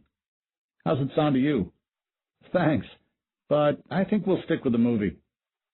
Okay, you guys have fun. Maybe we can get together next week. We say goodbye and hang up, and I wait for the recalc to finish. Suddenly it occurs to me what's just happened. I've never been able to do any serious editing while talking on the phone. But this time I had no trouble keeping my mind on both things at once. Will the surprises never end? Once the nightmares were gone and I could relax, the first thing I noticed was the increase in my reading speed and comprehension. I was actually able to read the books on my shelves that I'd always meant to get around to, but never had the time. Even the more difficult technical material. Back in college, I'd accepted the fact that I couldn't study everything that interested me. It's exhilarating to discover that maybe I can. I was positively gleeful when I bought an armload of books the other day. And now I find I can concentrate on 2 things at once, something I never would have predicted. I stand up at my desk and shout out loud, as if my favorite baseball team has just surprised me with a triple play. That's what it feels like. The neurologist-in-chief, Dr. Shea, has taken over my case, presumably because he wants to take the credit. I scarcely know him, but he acts as if I've been his patient for years. He's asked me into his office to have a talk. He interlaces his fingers and rests his elbows on his desk. How do you feel about the increase in your intelligence? He asks. What an inane question. I'm very pleased about it. Good, says Dr. Shea. So far we found no adverse effects of the hormone K therapy. You don't require any further treatment for the brain damage from your accident. I nod. However, we're conducting a study to learn more about the hormone's effect on intelligence. If you're willing, we'd like to give you a further injection of the hormone, and then monitor the results. Suddenly, he's got my attention. Finally, something worth listening to. I'd be willing to do that. You understand that this is purely for investigational purposes, not therapeutic. You may benefit from it with further gains in your intelligence, but this is not medically necessary for your health. I understand. I suppose I have to sign a consent form? Yes. We can also offer you some compensation for participating in this study. He names a figure, but I'm barely listening. That'll be fine. I'm imagining where this might lead, what it might mean for me, and a thrill runs through me. We'd also like you to sign a confidentiality agreement. Clearly, this drug is enormously exciting, but we don't want any announcements to be made prematurely. Certainly, Dr. Shea. Has anyone been given additional injections before? Of course. You're not going to be a guinea pig. I can assure you there haven't been any harmful side effects. What sort of effects did they experience? It's better if we don't plant suggestions in your mind. You might imagine you were experiencing the symptoms I mentioned.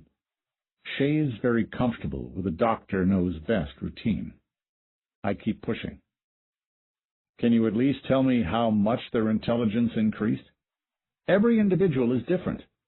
You shouldn't base your expectations on what's happened to others. I conceal my frustration.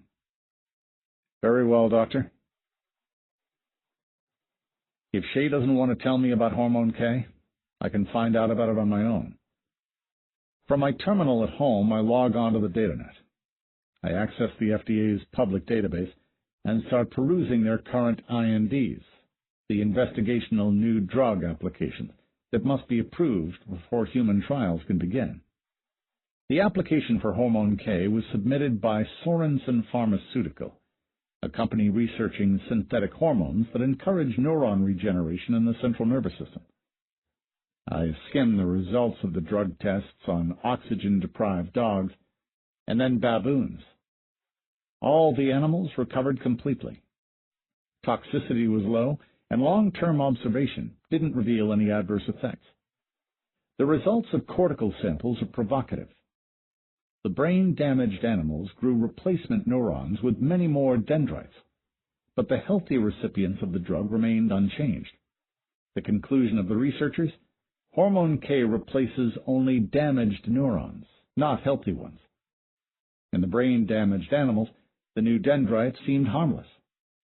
PET scans didn't reveal any change in brain metabolism, and the animals' performance on intelligence tests didn't change. In their application for human clinical trials, the Sorensen researchers outlined protocols for testing the drug first on healthy subjects and then on several types of patients: stroke victims, sufferers of Alzheimer's, and persons, like me, in a persistent vegetative state. I can't access the progress reports for those trials. Even with patient anonymity, only participating doctors have clearance to examine those records. The animal studies don't shed any light on the increased intelligence in humans. It's reasonable to assume that the effect on intelligence is proportional to the number of neurons replaced by the hormone, which in turn depends on the amount of initial damage. That means that the deep coma patients would undergo the greatest improvements. Of course, I'd need to see the progress of the other patients to confirm this theory. That'll have to wait. The next question: is there a plateau, or will additional dosages of the hormone cause further increases? I'll know the answer to that sooner than the doctors. I'm not nervous. In fact, I feel quite relaxed. I'm just lying on my stomach, breathing very slowly. My back is numb. They gave me a local anesthetic and then injected the Hormone K intraspinally. An intravenous wouldn't work, since the hormone can't get past the blood-brain barrier. This is the first such injection I can recall having, though I'm told that I've received 2 before, the first while still in the coma, the second when I had regained consciousness, but no cognitive ability. More nightmares.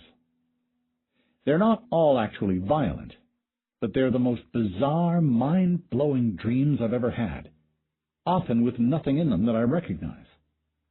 I often wake up screaming, flailing around in bed. But this time, I know they'll pass. There are several psychologists at the hospital studying me now. It's interesting to see how they analyze my intelligence. One doctor perceives my skills in terms of components, such as acquisition, retention, performance, and transfer. Another looks at me from the angles of mathematical and logical reasoning, linguistic communication, and spatial visualization. I am reminded of my college days when I watched these specialists. each with a pet theory, each contorting the evidence to fit. I'm even less convinced by them now than I was back then. They still have nothing to teach me. None of their categorizations are fruitful in analyzing my performance, since there's no point in denying it. I'm equally good at everything. I could be studying a new class of equation, or the grammar of a foreign language, or the operation of an engine. In each case, everything fits together. All the elements cooperate beautifully. In each case, I don't have to consciously memorize rules and then apply them mechanically. I just perceive how the system behaves as a whole, as an entity. Of course, I'm aware of all the details and individual steps, but they require so little concentration that they almost feel intuitive. Penetrating computer security is really quite dull. I can see how it might attract those who can't resist a challenge to their cleverness, but it's not intellectually aesthetic at all. It's no different than tugging on the doors of a locked house until you find an improperly installed lock. A useful activity, but hardly interesting. Getting into the FDA's private database was easy. I played with one of the hospital wall terminals, running the Visitor Information Program, which displays maps and a staff directory. I broke out of the program to the system level and wrote a decoy program to mimic the opening screen for logging on. Then I simply left the terminal alone. Eventually, one of my doctors came by to check one of her files. The decoy rejected her password and then restored the true opening screen. The doctor tried logging on again and was successful this time, but her password was left with my decoy. Using the doctor's account, I had clearance to view the FDA patient record database. In the Phase 1 trials on healthy volunteers, the hormone had no effect. The ongoing Phase 2 clinical trials are a different matter.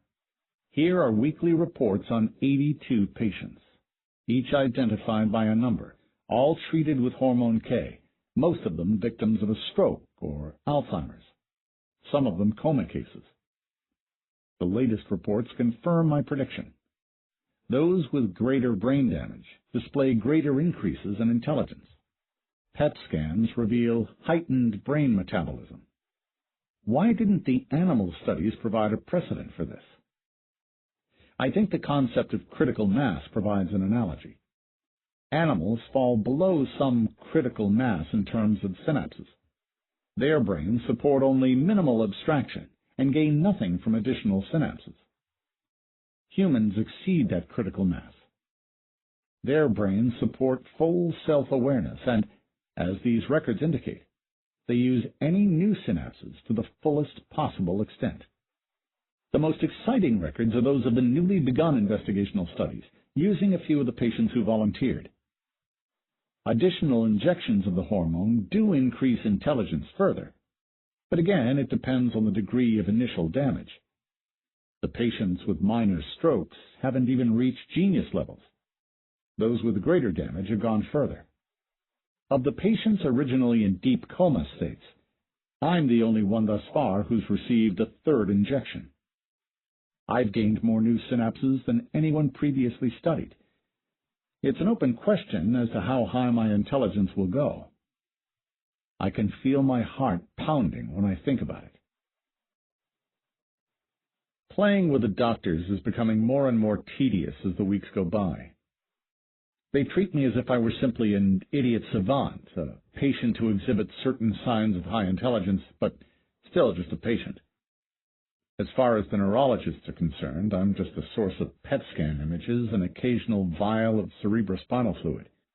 The psychologists have the opportunity to gain some insight into my thinking through their interviews, but they can't shed their preconception of me as someone out of his depth, an ordinary man awarded gifts that he can't appreciate.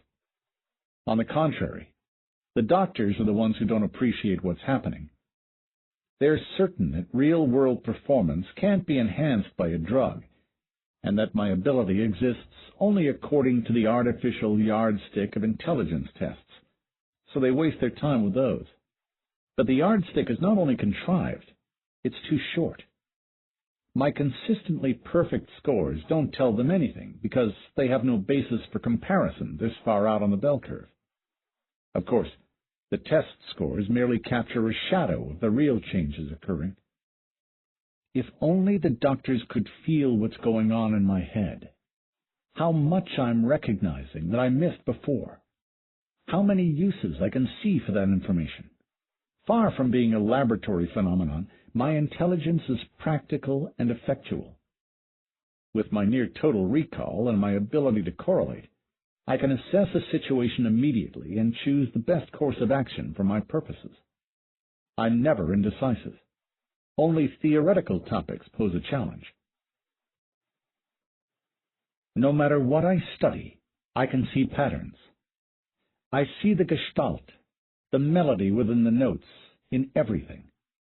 Mathematics and science, art and music, psychology and sociology. As I read the texts, I can think only that the authors are plodding along from one point to the next, groping for connections that they can't see. They're like a crowd of people unable to read music, peering at the score for a Bach sonata, trying to explain how one note leads to another. As glorious as these patterns are, they also whet my appetite for more.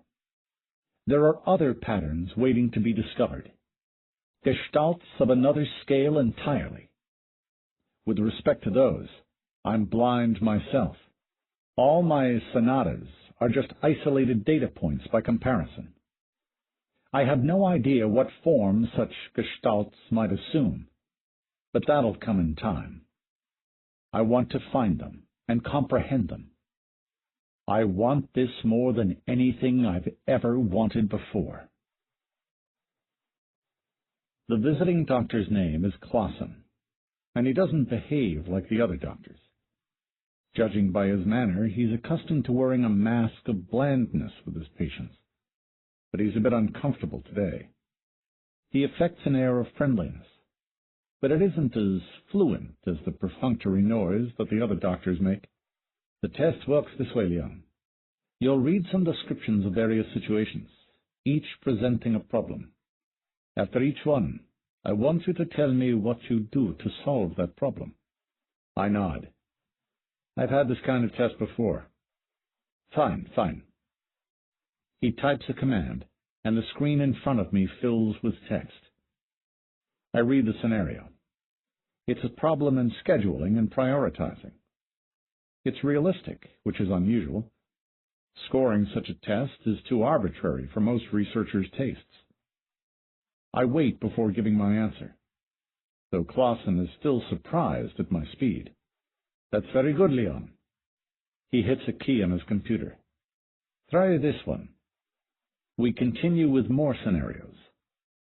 As I'm reading the fourth one, Clausen is careful to display only professional detachment. My response to this problem is of special interest to him, but he doesn't want me to know. The scenario involves office politics and fierce competition for a promotion. I realize who Clausen is. He's a government psychologist, perhaps military, probably part of the CIA's Office of Research and Development. This test is meant to gauge Hormone K's potential for producing strategists.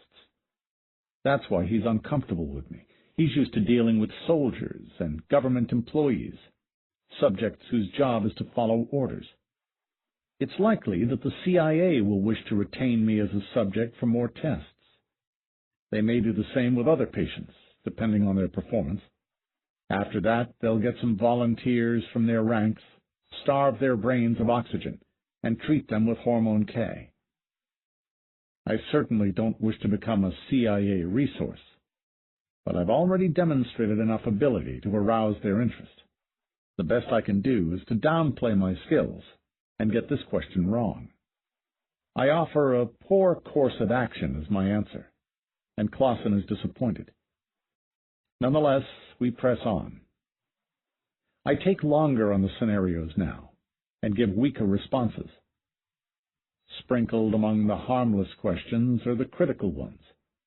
One about avoiding a hostile corporate takeover, another about mobilizing people to prevent the construction of a coal-burning plant. I miss each of these questions. Clausen dismisses me when the test ends. He's already trying to formulate his recommendations. If I'd shown my true abilities, the CIA would recruit me immediately. My uneven performance will reduce their eagerness, but it won't change their minds. The potential returns are too great for them to ignore Hormone K. My situation has changed profoundly. When the CIA decides to retain me as a test subject, my consent will be purely optional. I must make plans. It's 4 days later, and Shay is surprised. You want to withdraw from the study? Yes, effective immediately. I'm returning to work. If it's a matter of compensation, I'm sure we can... No, money's not the problem. I've simply had enough of these tests. I know the tests become tiring after a while, but we're learning a great deal, and we appreciate your participation, Leon. It's not merely... I know how much you're learning from these tests. It doesn't change my decision. I don't wish to continue. Shay starts to speak again, but I cut him off. I know that I'm still bound by the Confidentiality Agreement. If you'd like me to sign something confirming that, send it to me. I get up and head for the door. Goodbye, Dr. Shay. It's 2 days later when Shay calls. Leon, you have to come in for an examination.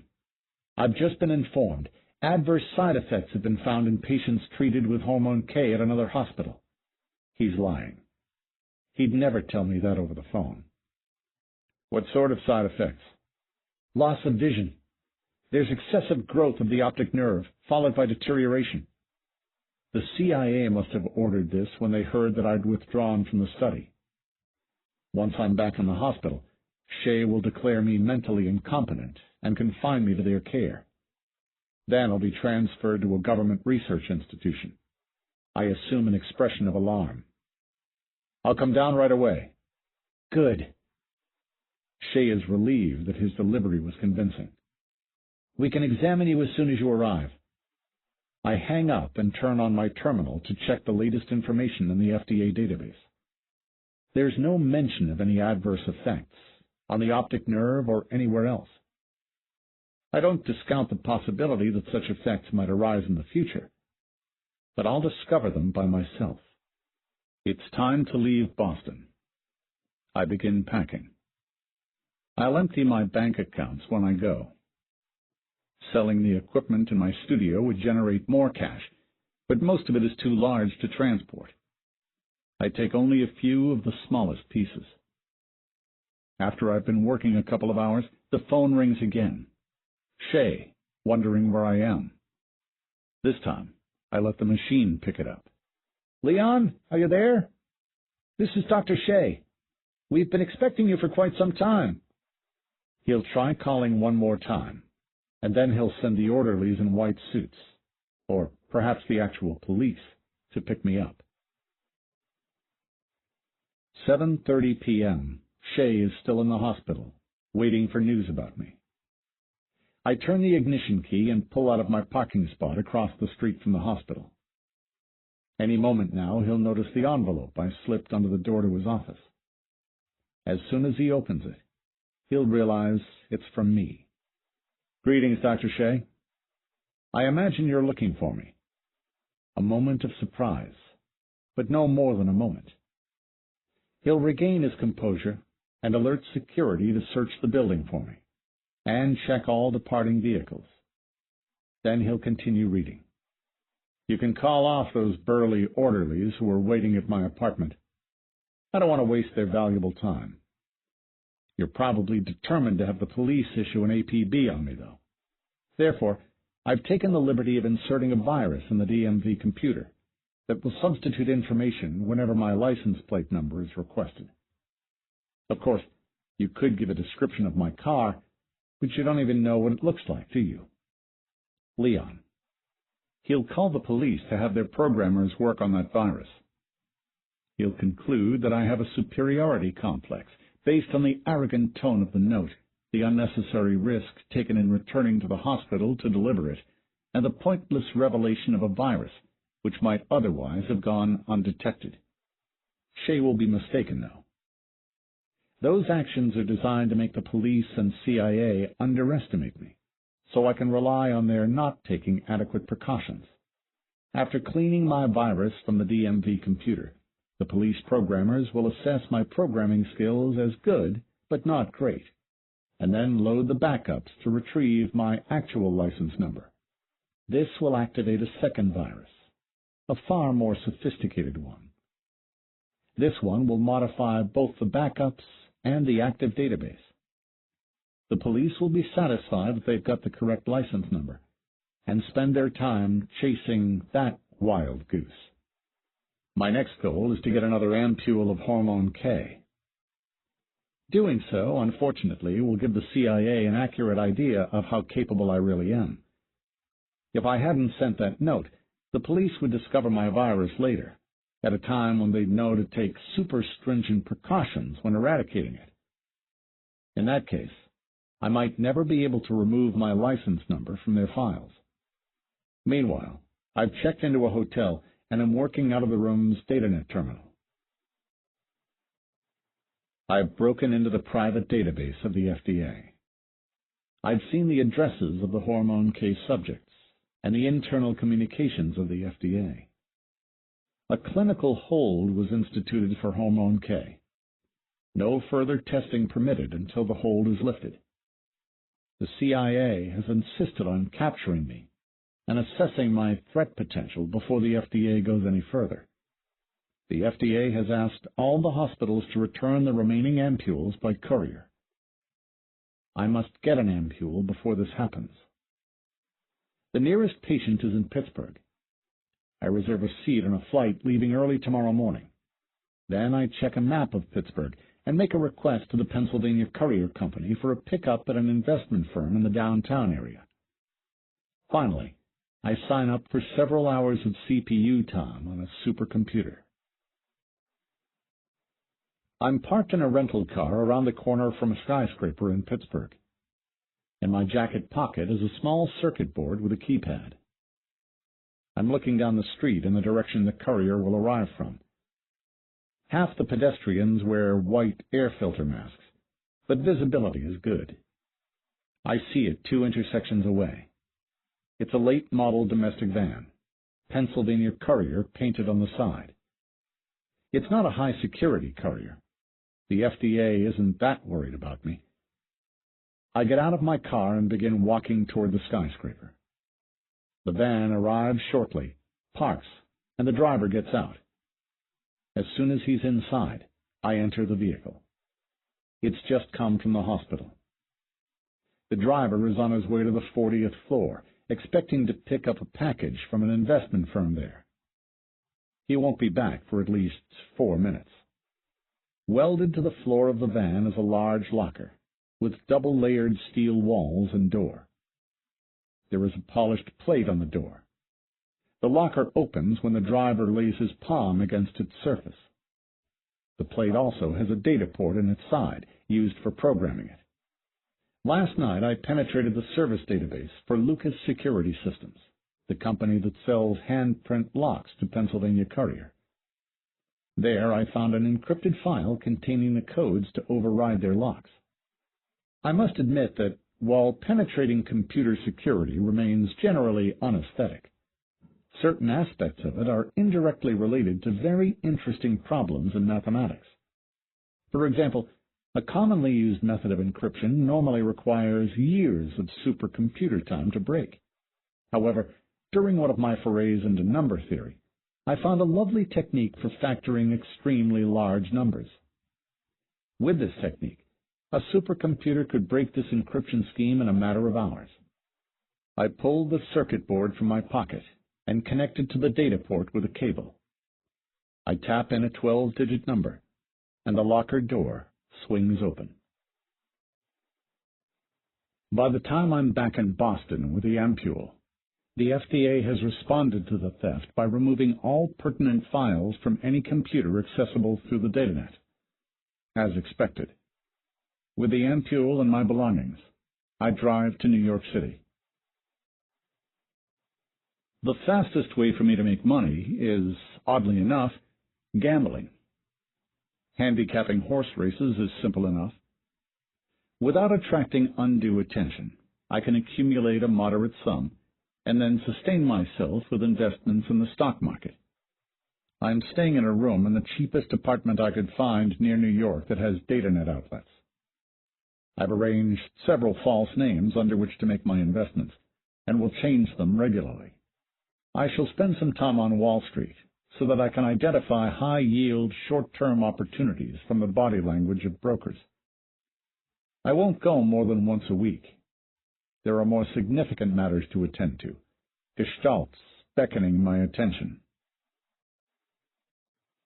As my mind develops, so does my control over my body.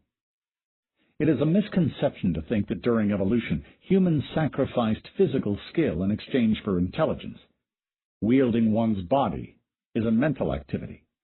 While my strength hasn't increased, my coordination is now well above average. I'm even becoming ambidextrous. Moreover, my powers of concentration make biofeedback techniques very effective. After comparatively little practice, I am able to raise or lower my heart rate and blood pressure. I write a program to perform a pattern match for photos of my face and search for occurrences of my name. I then incorporate it into a virus for scanning all public display files on the datanet. The CIA will have the national datanet news briefs display my picture and identify me as a dangerously insane escaped patient, perhaps a murderer. The virus will replace my photo with video static. I plant a similar virus in the FDA and CIA computers to search for copies of my picture in any downloads to regional police. These viruses should be immune to anything that their programmers can come up with. Undoubtedly, Shea and the other doctors are in consultation with the psychologists of the CIA, guessing where I might have gone. My parents are dead, so the CIA is turning its attention to my friends, asking whether I've contacted them. They'll maintain surveillance on them in the event I do. A regrettable invasion of their privacy, but it isn't a pressing matter. It's unlikely that the CIA will treat any of their agents with hormone K to locate me. As I myself demonstrate, a super-intelligent person is too difficult to control. However, I'll keep track of the other patients, in case the government decides to recruit them. The quotidian patterns of society are revealed without my making an effort. I walk down the street, watching people go about their business, and though not a word is spoken, the subtext is conspicuous.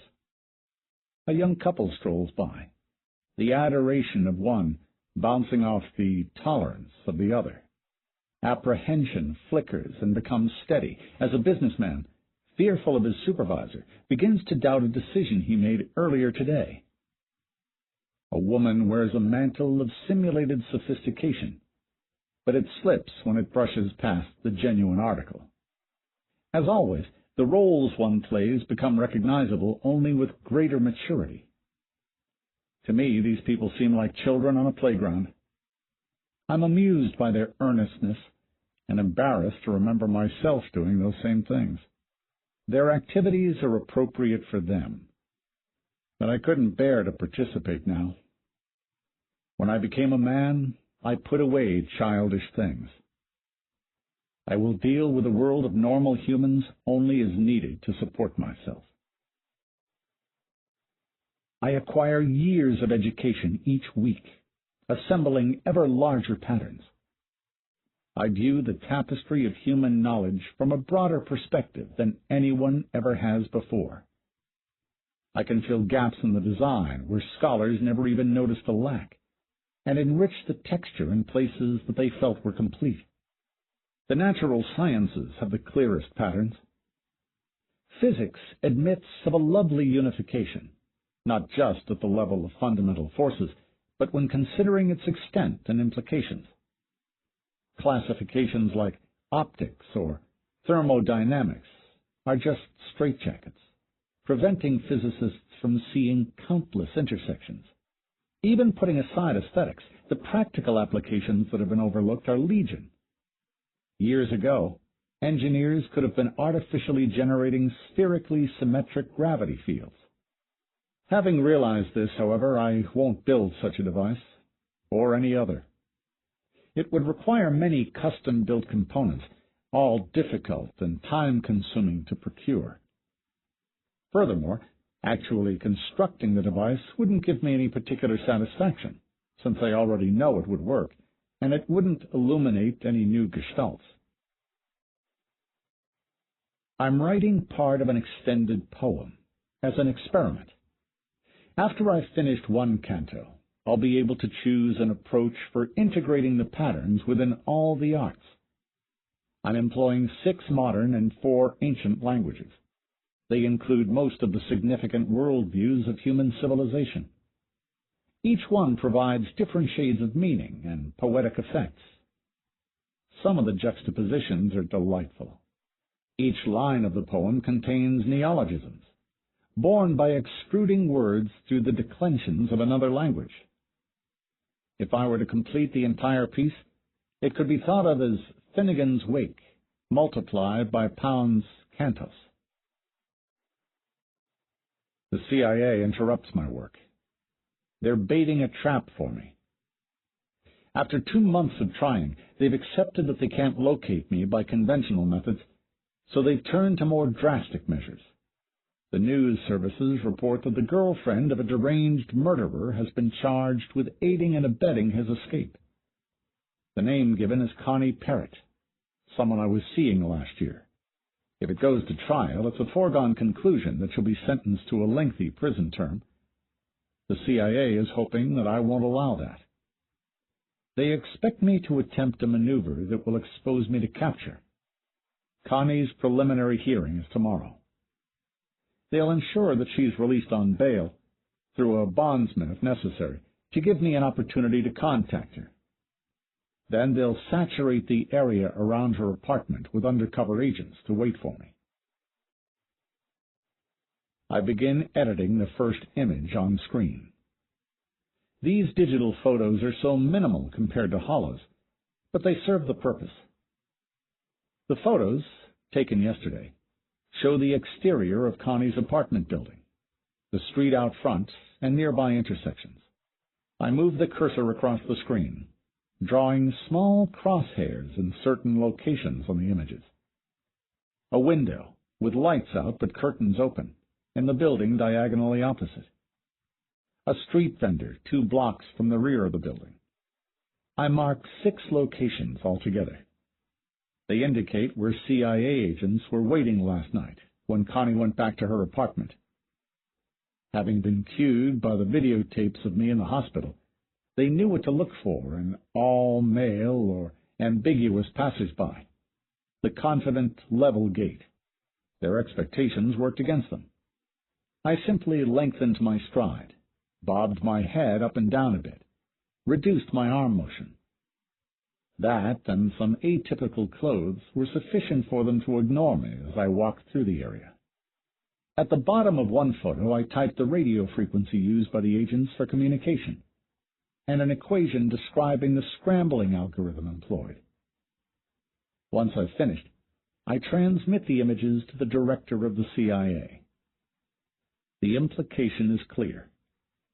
I could kill his undercover agents at any time, unless they withdraw. To have them drop charges against Connie, and for a more permanent deterrent against the CIA's distractions, I shall have to do some more work. Pattern recognition again, but this time it's of a mundane variety. Thousands of pages of reports, memos, correspondence. Each one is a dot of color in a pointillist painting. I step back from this panorama, watching for lines and edges to emerge and create a pattern. The megabytes that I scanned constituted only a fraction of the complete records for the period I investigated, but they were enough. What I found is rather ordinary, far simpler than the plot of a spy novel. The director of the CIA was aware of a terrorist group's plan to bomb the Washington, D.C. metro system. He let the bombing occur in order to gain congressional approval for use of extreme measures against that group. A congressman's son was among the casualties, and the CIA director was given a free hand in handling the terrorists. While his plans aren't actually stated in CIA records, they're implied quite clearly. The relevant memos make only oblique references, and they float in a sea of innocuous documents. If an investigating committee were to read all of the records, the evidence would be drowned out by the noise. However, a distillation of the incriminating memos would certainly convince the press. I send the list of memos to the director of the CIA with a note. Don't bother me, and I won't bother you. He'll realize that he has no alternative. This little episode has reinforced my opinion of the affairs of the world. I could detect clandestine ploys everywhere if I kept informed about current events, but none of them would be interesting. I shall resume my studies. Control over my body continues to grow. By now I could walk on hot coals or stick needles in my arm if I were so inclined. However, my interest in Eastern meditation is limited to its application to physical control. No meditative trance I can attain is nearly as desirable to me as my mental state when I assemble gestalts out of elemental data. I'm designing a new language. I've reached the limits of conventional languages, and now they frustrate my attempts to progress further. They lack the power to express concepts that I need, and even in their own domain, they're imprecise and unwieldy. They're hardly fit for speech, let alone thought. Existing linguistic theory is useless. I'll reevaluate basic logic to determine the suitable atomic components for my language. This language will support a dialect co-expressive with all of mathematics, so that any equation I write will have a linguistic equivalent. However, mathematics will be only a small part of the language, not the whole. Unlike Leibniz, I recognize symbolic logic's limits. Other dialects I have planned will be co-expressive with my notations for aesthetics and cognition. This will be a time-consuming project, but the end result will clarify my thoughts enormously. After I've translated all that I know into this language, the patterns I seek should become evident. I pause in my work. Before I develop a notation for aesthetics, I must establish a vocabulary for all the emotions I can imagine. I'm aware of many emotions beyond those of normal humans. I see how limited their effective range is. I don't deny the validity of the love and angst I once felt, but I do see them for what they were. Like the infatuations and depressions of childhood, they were just the forerunners of what I experience now. My passions now are more multifaceted. As self-knowledge increases, all emotions become exponentially more complex. I must be able to describe them fully if I'm to even attempt the composing tasks ahead. Of course, I actually experience far fewer emotions than I could. My development is limited by the intelligence of those around me, and the scant intercourse I permit myself with them.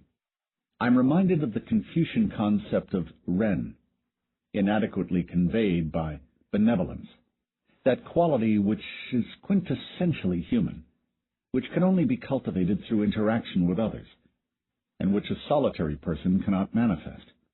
It's one of many such qualities. And here I am, with people everywhere, yet not a one to interact with. I'm only a fraction of what a complete individual with my intelligence could be. I don't delude myself with either self-pity or conceit. I can evaluate my own psychological state with the utmost objectivity and consistency. I know precisely which emotional resources I have and which I lack, and how much value I place on each. I have no regrets. My new language is taking shape. It is gestalt-oriented, rendering it beautifully suited for thought, but impractical for writing or speech. It wouldn't be transcribed in the form of words arranged linearly, but as a giant ideogram to be absorbed as a whole. Such an ideogram could convey more deliberately than a picture what 1,000 words cannot. The intricacy of each ideogram would be commensurate with the amount of information contained. I amuse myself with the notion of a colossal ideogram that describes the entire universe. The printed page is too clumsy and static for this language. The only serviceable media would be video or holo, displaying a time-evolving graphic image. Speaking this language would be out of the question, given the limited bandwidth of the human larynx. My mind seethes with expletives from ancient and modern languages, and they taunt me with their crudeness, reminding me that my ideal language would offer terms with sufficient venom to express my present frustration. I cannot complete my artificial language. It's too large a project for my present tools. Weeks of concentrated effort have yielded nothing usable. I've attempted to write it via bootstrapping by employing the rudimentary language that I've already defined to rewrite the language and produce successively fuller versions. Yet each new version only highlights its own inadequacies, forcing me to expand my ultimate goal, condemning it to the status of a holy grail at the end of a divergent, infinite regress. This is no better than trying to create it ex nihilo. What about my fourth ampule? I can't remove it from my thoughts. Every frustration I experience at my present plateau reminds me of the possibility for still greater heights. Of course, there are significant risks. This injection might be the one that causes brain damage or insanity. Temptation by the devil, perhaps, but temptation nonetheless. I find no reason to resist. I'd have a margin of safety if I injected myself in a hospital, or, failing that, with someone standing by in my apartment.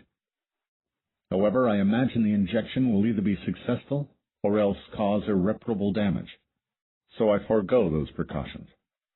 I order equipment from a medical supply company and assemble an apparatus for administering the spinal injection by myself. It may take days for the full effects to become evident, so I'll confine myself to my bedroom. It's possible that my reaction will be violent.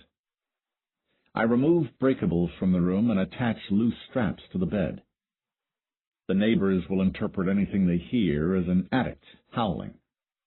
I inject myself and wait. My brain is on fire. My spine burns itself through my back. I feel near apoplexy. I am blind, deaf, insensate. I hallucinate, seen with such preternatural clarity and contrast that they must be illusory. Unspeakable horrors loom all around me, scenes not of physical violence, but of psychic mutilation, mental agony and orgasm, terror and hysterical laughter. For a brief moment, perception returns. I'm on the floor, hands clenched in my hair, some uprooted tufts lying around me. My clothes are soaked in sweat. I've bitten my tongue, and my throat is raw from screaming, I surmise. Convulsions have left my body badly bruised, and a concussion is likely, given the contusions on the back of my head. But I feel nothing. Has it been hours or moments? Then my vision clouds, and the roar returns. Critical mass. Revelation. I understand the mechanism of my own thinking. I know precisely how I know, and my understanding is recursive. I understand the infinite regress of this self-knowing, not by proceeding step by step endlessly, but by apprehending the limit. The nature of recursive cognition is clear to me. A new meaning of the term self-aware. Fiat logos. I know my mind in terms of a language more expressive than any I previously imagined. Like God creating order from chaos with an utterance, I make myself anew with this language. It is meta-self-descriptive and self-editing. Not only can it describe thought, it can describe and modify its own operations as well, at all levels. What Gödel would have given to see this language, where modifying a statement causes the entire grammar to be adjusted. With this language, I can see how my mind is operating.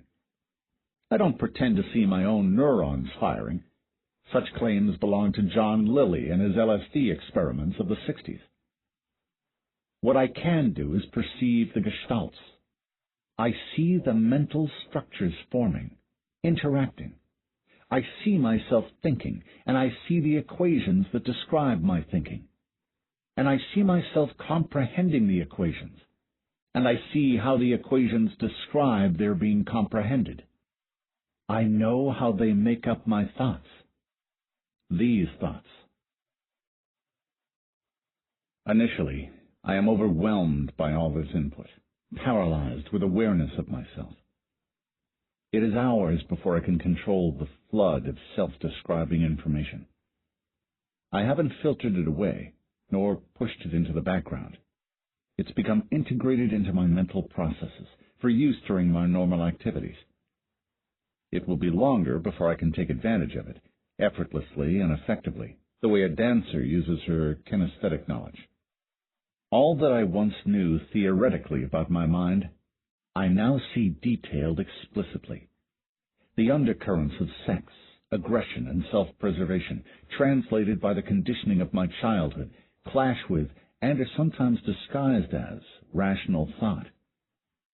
I recognize all the causes of my every mood, the motives behind my every decision. What can I do with this knowledge?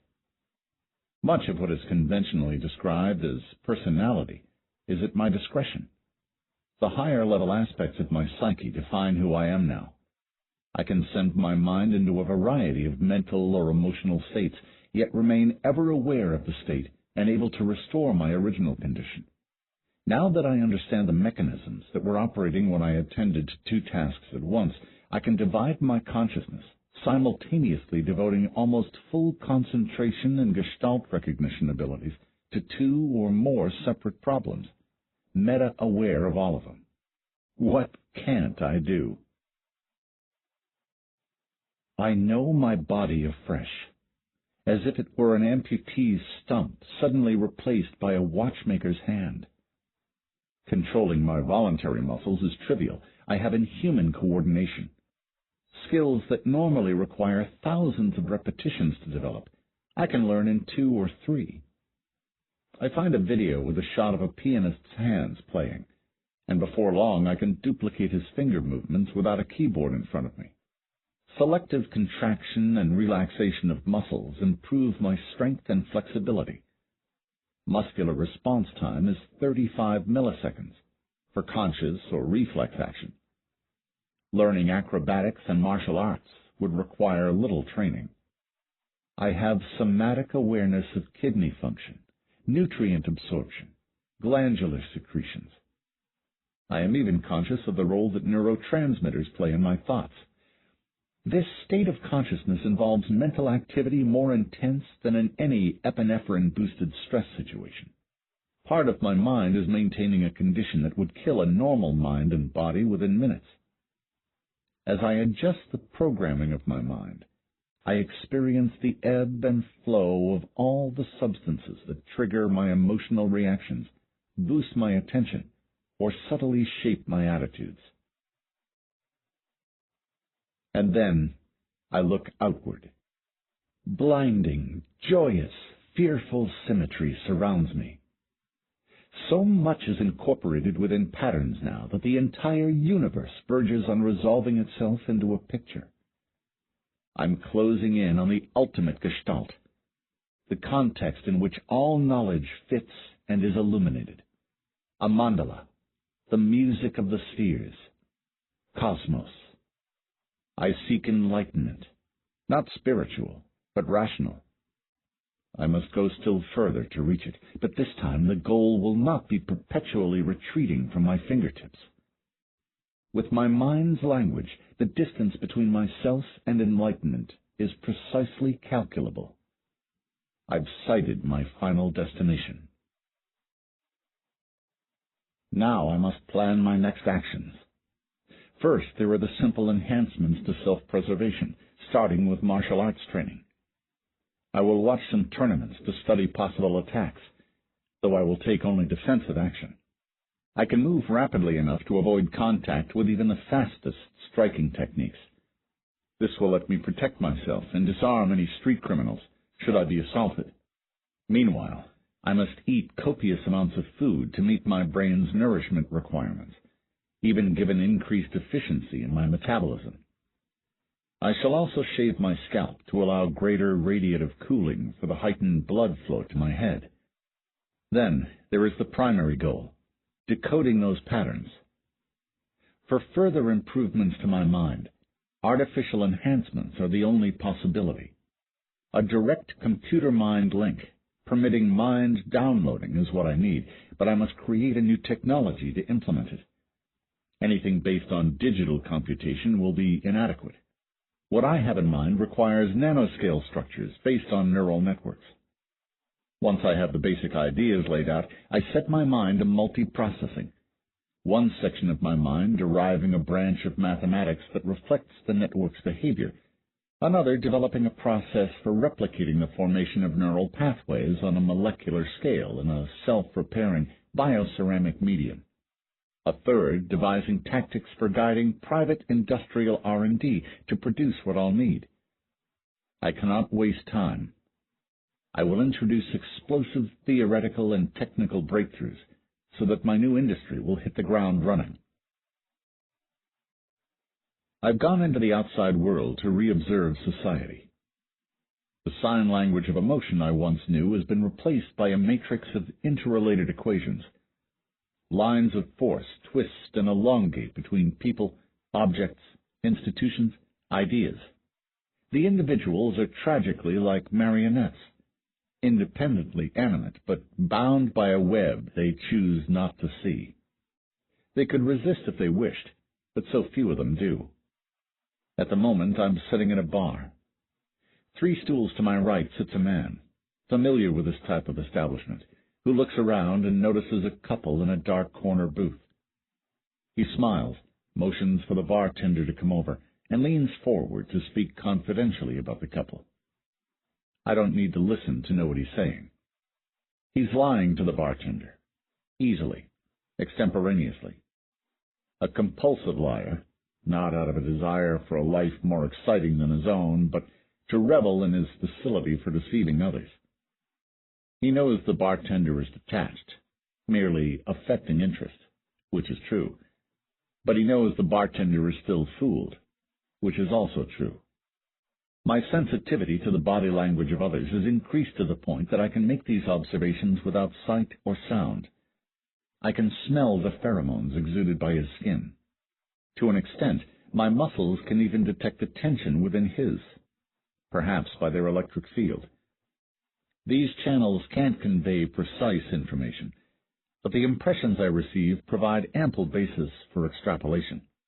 They add texture to the web.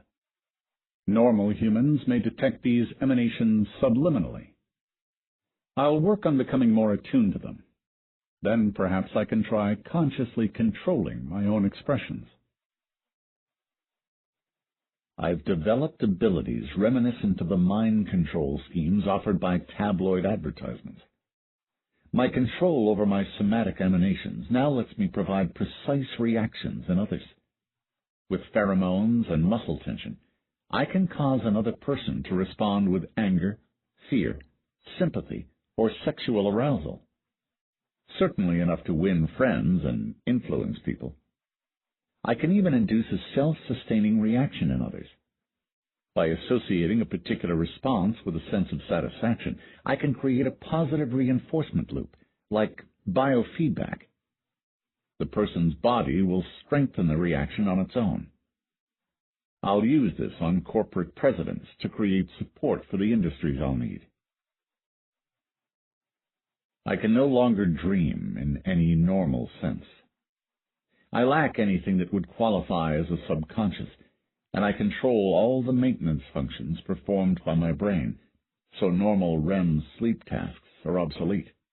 There are moments when my grasp on my mind slips, but they cannot be called dreams. Meta-hallucinations, perhaps. Sheer torture. These are periods during which I'm detached. I understand how my mind generates the strange visions, but I'm paralyzed and unable to respond. I can scarcely identify what I see. Images of bizarre transfinite self-references and modifications that even I find nonsensical. My mind is taxing the resources of my brain. A biological structure of this size and complexity can just barely sustain a self-knowing psyche. But the self-knowing psyche is also self-regulating to an extent. I give my mind full use of what's available and restrain it from expanding beyond that. But it's difficult.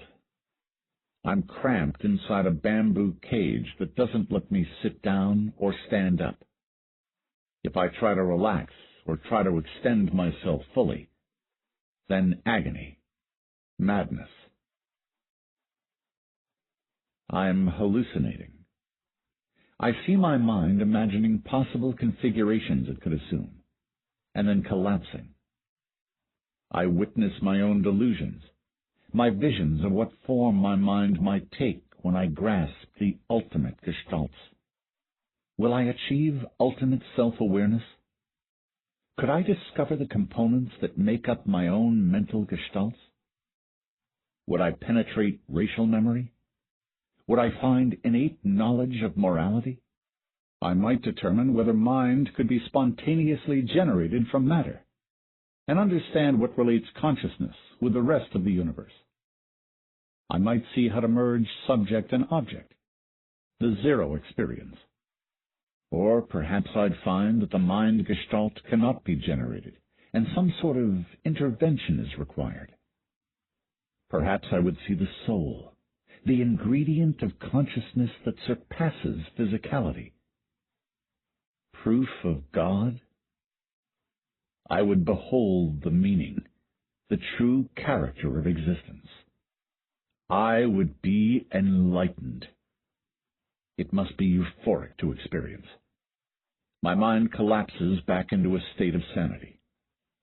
I must keep a tighter rein over myself. When I'm in control at the metaprogramming level, my mind is perfectly self-repairing. I can restore myself from states that resemble delusion or amnesia. But if I drift too far on the metaprogramming level, my mind might become an unstable structure, and then I would slide into a state beyond mere insanity. I will program my mind to forbid itself from moving beyond its own reprogramming range. These hallucinations strengthen my resolve to create an artificial brain.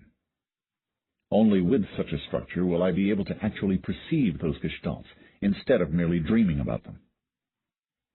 To achieve enlightenment, I'll need to exceed another critical mass in terms of neuronal analogs. I open my eyes. It's 2 hours, 28 minutes, and 10 seconds since I closed my eyes to rest, though not to sleep. I rise from bed. I request a listing of my stock's performance on my terminal. I look down the flat screen and freeze. The screen shouts at me. It tells me that there is another person with an enhanced mind. 5 of my investments have demonstrated losses. They are not precipitous, but large enough that I'd have detected them in the body language of the stockbrokers. Reading down the alphabetical list, the initial letters of the corporations whose stock values have dropped are C, E, G, O, and R, which, when rearranged, spell Greco. Someone is sending me a message. There's someone else out there, like me. There must have been another comatose patient who received a 3rd injection of hormone K. He erased his file from the FDA database before I accessed it, and supplied false input to his doctor's accounts so that they wouldn't notice. He, too, stole another ampule of the hormone, contributing to the FDA's closing of their files, and, with his whereabouts unknown to the authorities, he's reached my level. He must have recognized me through the investment patterns of my false identities. He'd have to have been supercritical to do that. As an enhanced individual, he could have effected sudden and precise changes to trigger my losses and attract my attention. I checked various data services for stock quotes. The entries on my listing are correct, so my counterpart didn't simply edit the values from my account alone. He altered the selling patterns of the stock of 5 unrelated corporations for the sake of a word. It makes for quite a demonstration. I consider it no mean feat.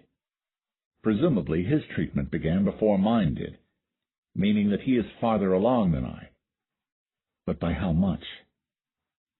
I begin extrapolating his likely progress, and will incorporate new information as I acquire it. The critical question, is he friend or foe? Was this merely a good-natured demonstration of his power, or an indication of his intent to ruin me? The amounts I lost were moderate. Does this indicate concern for me, or for the corporations which he had to manipulate?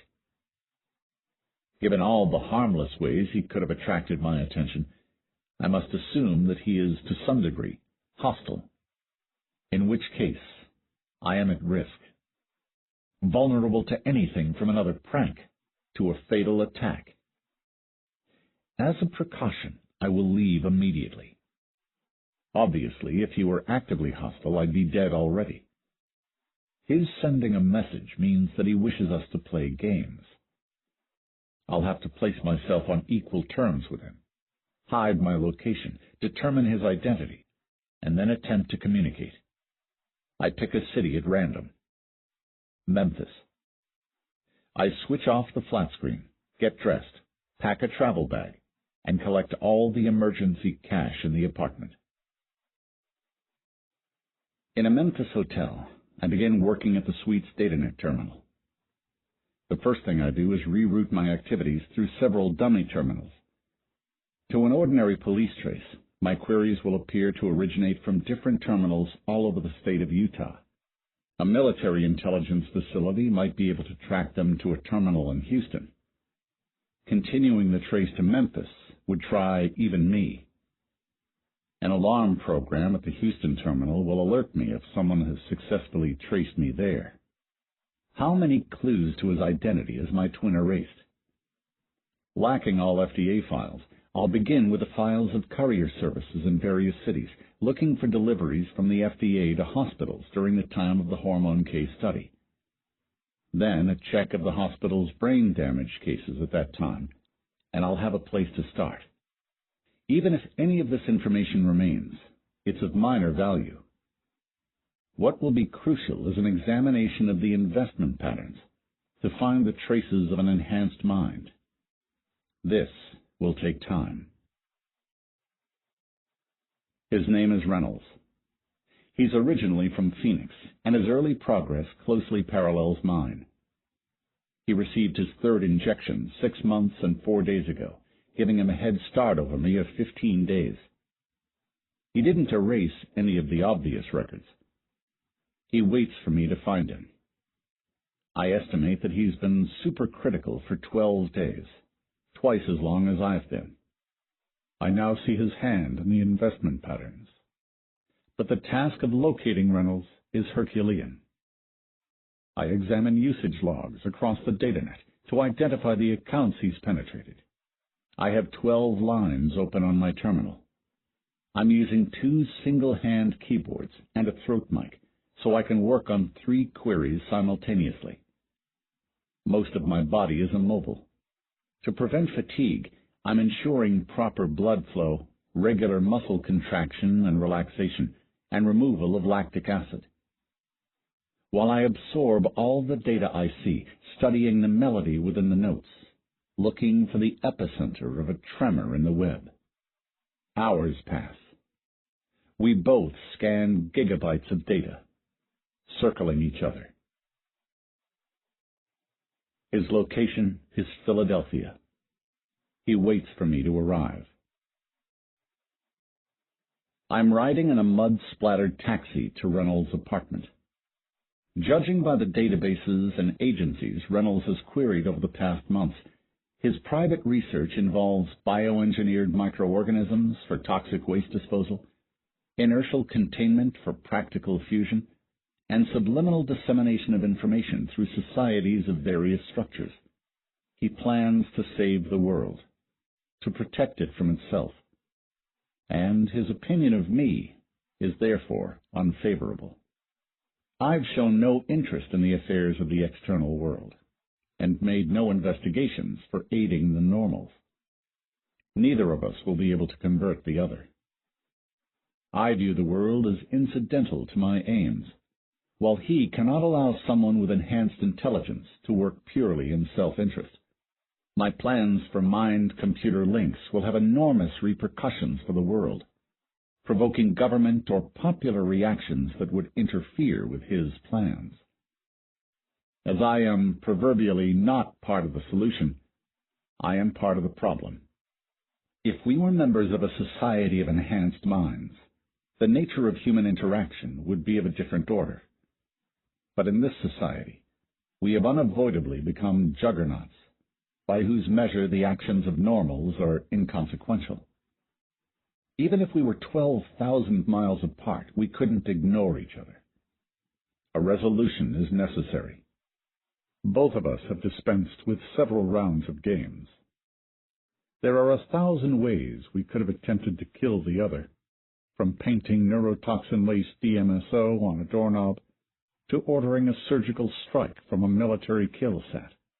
We both could have swept the physical area and data net for each of the myriad possibilities beforehand, and set more traps for each other's sweeps. But neither of us has done any of that, has felt a need to check for those things. A simple, infinite regression of second-guessing and double-thinking has dismissed those. What will be decisive are those preparations that we could not predict. The taxi stops. I pay the driver and walk up to the apartment building. The electric lock on the door opens for me. I take off my coat and climb 4 flights. The door to Reynolds' apartment is also open. I walk down the entryway to the living room, hearing a hyper-accelerated polyphony from a digital synthesizer. Evidently, it's his own work. The sounds are modulated in ways undetectable to normal hearing, and even I can't discern any pattern to them.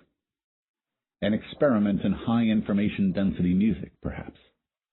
There is a large swivel chair in the room, its back turned toward me. Reynolds is not visible, and he is restricting his somatic emanations to comatose levels. I imply my presence and my recognition of his identity. Reynolds, acknowledgement. Rico. The chair turns around smoothly, slowly. He smiles at me and shuts off the synthesizer at his side. Gratification. A pleasure to meet you.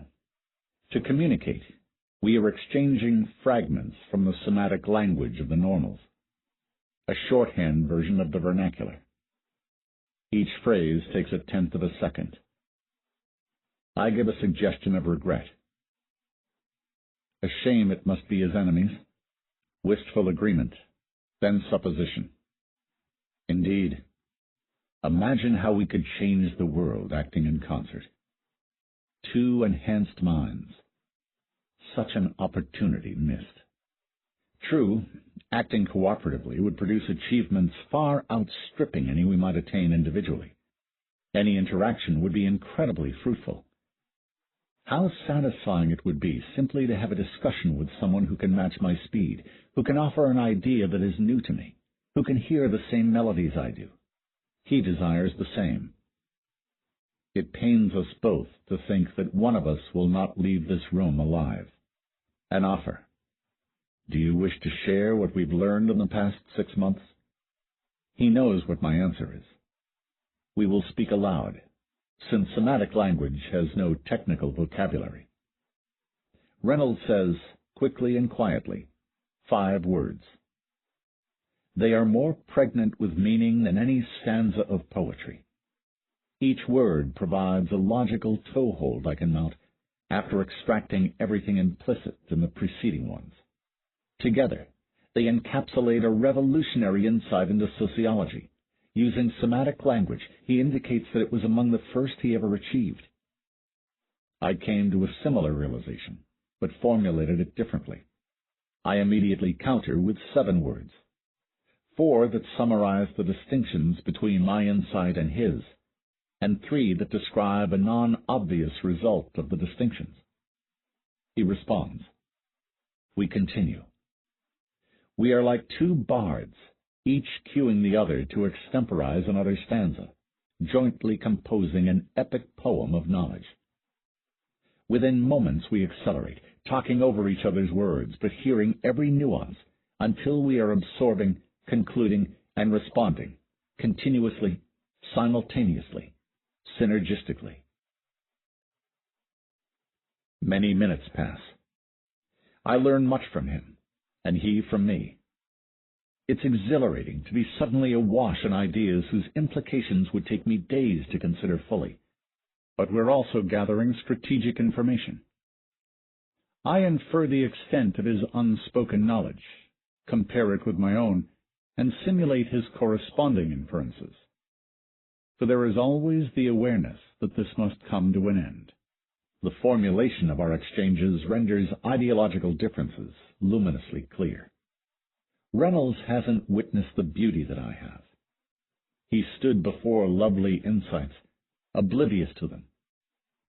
The sole gestalt that inspires him is the one I ignored, that of the planetary society, of the biosphere. I am a lover of beauty, he of humanity.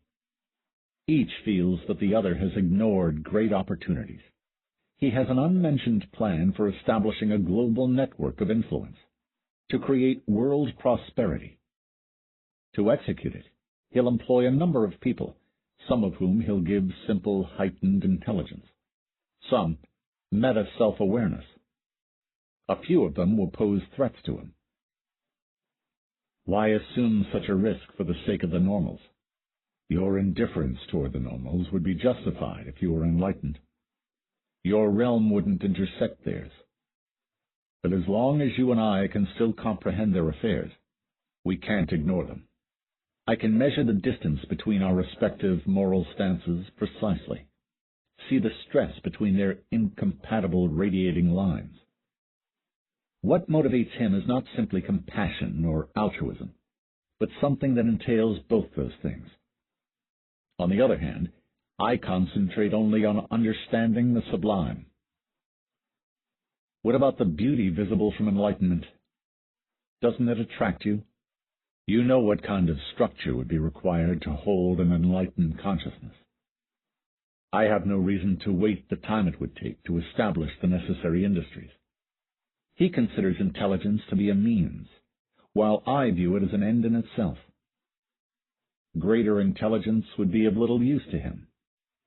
At his present level, he can find the best possible solution to any problem within the realm of human experience, and many beyond. All he'd require is sufficient time to implement his solution. There's no point in further discussion. By mutual assent, we begin. It's meaningless to speak of an element of surprise when we time our attacks.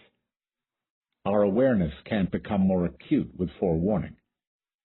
It's not affording a courtesy to each other when we agree to begin our battle.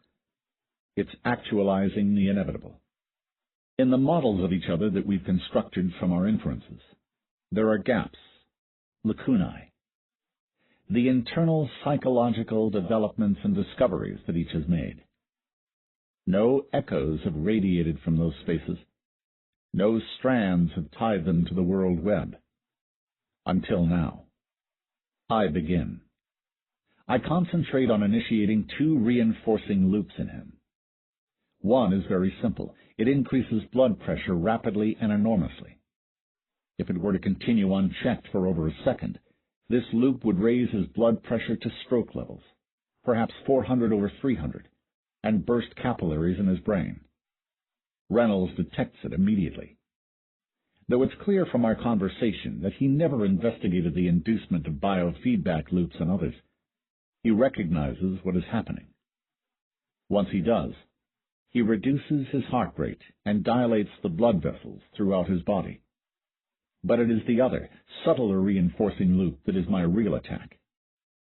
This is a weapon I've been developing ever since my search for Reynolds began. This loop causes his neurons to dramatically overproduce neurotransmitter antagonists, preventing impulses from crossing his synapses, shutting down brain activity. I've been radiating this loop at a much higher intensity than the other. As Reynolds is parrying the ostensible attack, he experiences a slight weakening of his concentration, masked by the effects of the heightened blood pressure.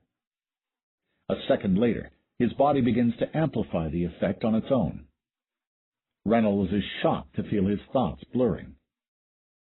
He searches for the precise mechanism. He'll identify it soon, but he won't be able to scrutinize it for long. Once his brain function has been reduced to the level of a normal, I should be able to manipulate his mind easily. Hypnotic techniques can make him regurgitate most of the information his enhanced mind possesses. I inspect his somatic expressions, watching them betray his diminishing intelligence. The regression is unmistakable. And then it stops. Reynolds is in equilibrium. I'm stunned. He was able to break the reinforcing loop. He has stopped the most sophisticated offensive I could mount. Next, he reverses the damage already done. Even starting with reduced capabilities, he can correct the balance of neurotransmitters. Within seconds, Reynolds is fully restored. I, too, was transparent to him. During our conversation, he deduced that I had investigated reinforcing loops, and as we communicated, he derived a general preventative without my detecting it. Then he observed the specifics of my particular attack while it was working, and learned how to reverse its effects. I am astonished at his discernment, his speed, his stealth. He acknowledges my skill. A very interesting technique, appropriate given your self-absorption. I saw no indication when, abruptly, he projects a different somatic signature, one that I recognize. He used it when he walked behind me at a grocery store 3 days ago. The aisle was crowded. Around me were an old woman, wheezing behind her air filter, and a thin teenager on an acid trip, wearing a liquid crystal shirt of shifting psychedelic patterns. Reynolds slipped behind me, his mind on the porn mag stands.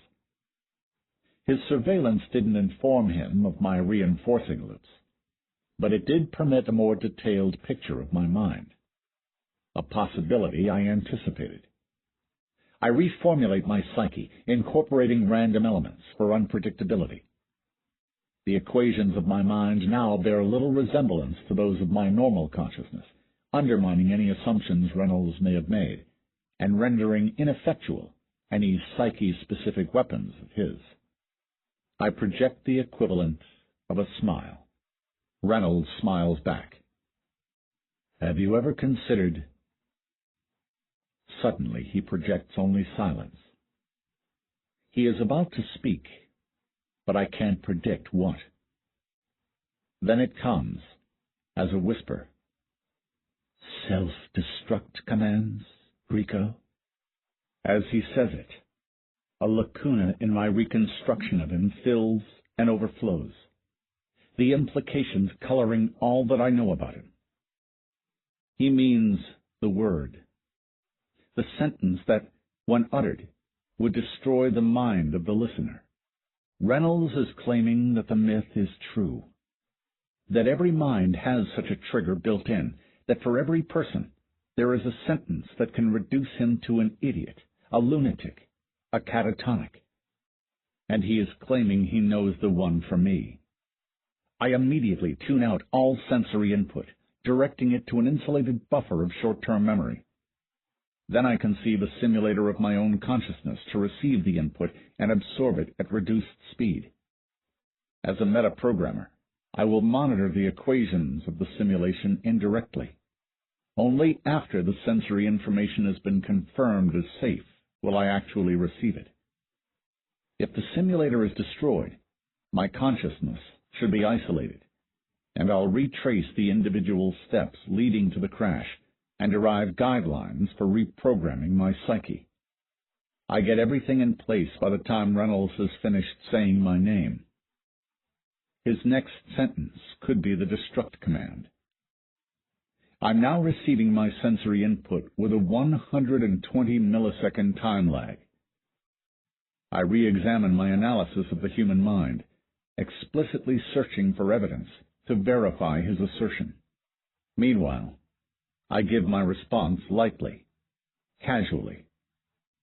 Hit me with your best shot. Don't worry, it's not on the tip of my tongue. My search produces something. I curse myself. There's a very subtle back door to a psyche's design, which I lack the necessary mindset to notice. Whereas my weapon was one born of introspection, his is something only a manipulator could originate. Reynolds knows that I've built my defenses. Is his trigger command designed to circumvent them? I continue deriving the nature of the trigger command's actions. What are you waiting for? He's confident that additional time won't allow me to construct a defense. Try to guess. So smug. Can he actually toy with me so easily?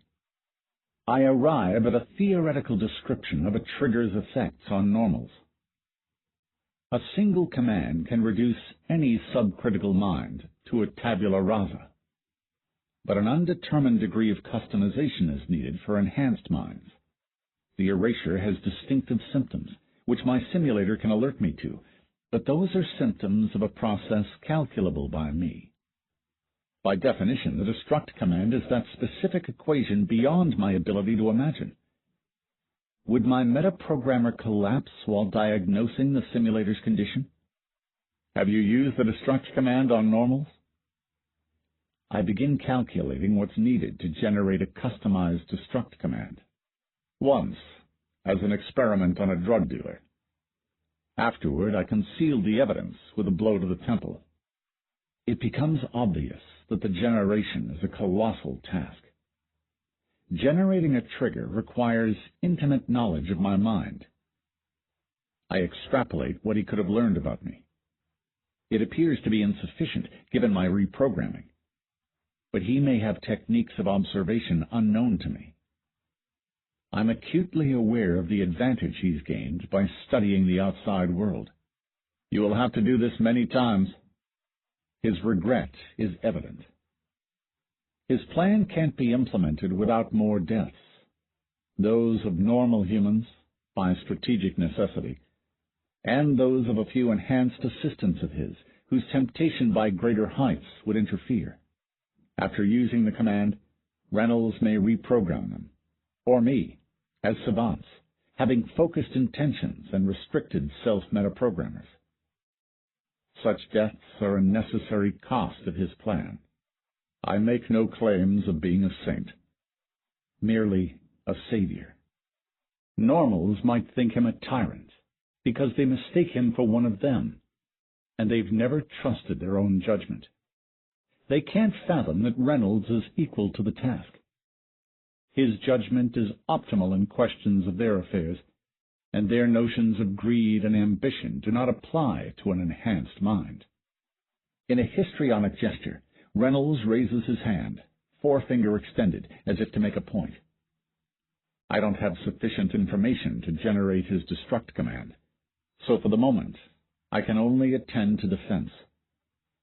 If I can survive his attack, I may have time to launch another one of my own. With his finger upraised, he says, "Understand." At first I don't. And then, horrifyingly, I do. He didn't design the command to be spoken. It's not a sensory trigger at all. It's a memory trigger. The command is made out of a string of perceptions, individually harmless, that he planted in my brain like time bombs. The mental structures that were formed as a result of those memories are now resolving into a pattern, forming a gestalt that defines my dissolution. I'm intuiting the word myself. Immediately, my mind is working faster than ever before. Against my will, a lethal realization is suggesting itself to me. I'm trying to halt the associations, but these memories can't be suppressed. The process occurs inexorably, as a consequence of my awareness. And like a man falling from a height, I'm forced to watch. Milliseconds pass. My death passes before my eyes. An image of the grocery store when Reynolds passed by. The psychedelic shirt the boy was wearing. Reynolds had programmed the display to implant a suggestion within me, ensuring that my randomly reprogrammed psyche remained receptive. Even then. No time. All I can do is meta-program myself over randomly at a furious pace. An act of desperation, possibly crippling. The strange modulated sounds that I heard when I first entered Reynolds' apartment. I absorbed the fatal insights before I had any defenses raised. I tear apart my psyche, but still the conclusion grows clearer, the resolution sharper. Myself, constructing the simulator. Designing those defense structures gave me the perspective needed to recognize the gestalt. I concede his greater ingenuity. It bodes well for his endeavor. Pragmatism avails a savior far more than aestheticism. I wonder what he intends to do after he's saved the world. I comprehend the word and the means by which it operates, and so I dissolve. Division by zero. 1. Dividing a number by zero doesn't produce an infinitely large number as an answer. The reason is that division is defined as the inverse of multiplication. If you divide by zero and then multiply by zero, you should regain the number you started with. However, multiplying infinity by zero produces only zero, not any other number. There is nothing which can be multiplied by zero to produce a non-zero result. Therefore, the result of a division by zero is literally undefined. 1a. Renee was looking out the window when Mrs. Rivas approached. Leaving after only a week. Hardly a real stay at all. Lord knows I won't be leaving for a long time. Renee forced a polite smile. I'm sure it won't be long for you. Mrs. Rivas was a manipulator in the ward. Everyone knew that her attempts were merely gestures, but the aides rarely paid attention to her lest she succeed accidentally. Ha! They'd wish I'd leave. You know what kind of liability they face if you die while you're on status. Yes, I know. That's all they're worried about. You can tell. Always their liability. Renee tuned out and returned her attention to the window, watching a contrail extrude itself across the sky. Mrs. Norwood? A nurse called. Your husband's here. Renee gave Mrs. Rivas another polite smile and left. 1b. Carl signed his name yet another time, and finally the nurses took away the forms for processing. He remembered when he had brought Renee in to be admitted, and thought of all the stock questions at the first interview. He had answered them all stoically. Yes, she's a professor of mathematics. You can find her in Who's Who. No, I'm in biology. And I had left behind a box of slides that I needed. No, she couldn't have known. And just as expected. Yes, I have. It was about 20 years ago, when I was a grad student. No, I tried jumping. No, Renee and I didn't know each other then. And on and on. Now they were convinced that he was competent and supportive, and were ready to release Renee into an outpatient treatment program. Looking back, Carl was surprised in an abstracted way. Except for one moment, there hadn't been any sense of déjà vu at any time during the entire ordeal. All the time he was dealing with the hospital, the doctors, the nurses, the only accompanying sensation was one of numbness, of sheer, tedious rote. 2.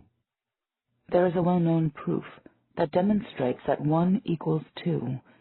It begins with some definitions. Let A equal 1. Let B equal 1. It ends with the conclusion, A equals 2A. That is, 1 equals 2.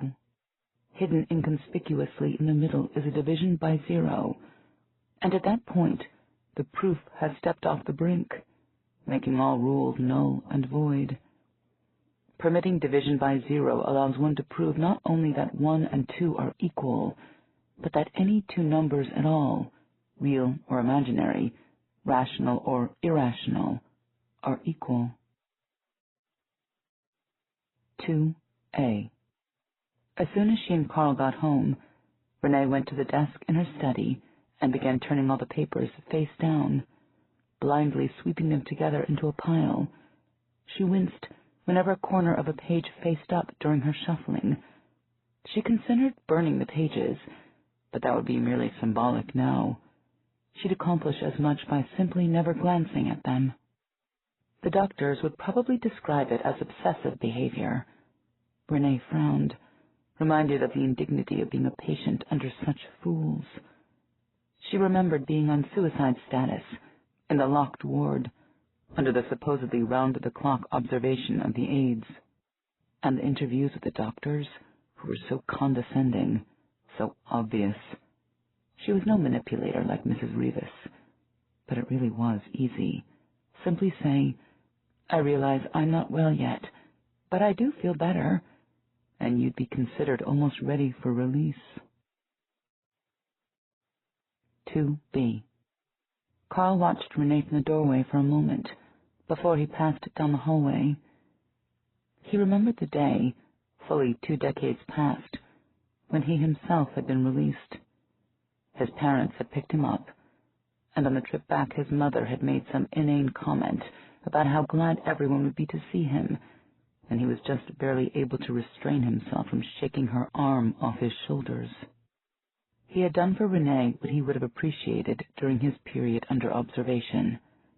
He had come to visit every day, even though she refused to see him at first, so that he wouldn't be absent when she did want to see him. Sometimes they talked, and sometimes they simply walked around the grounds.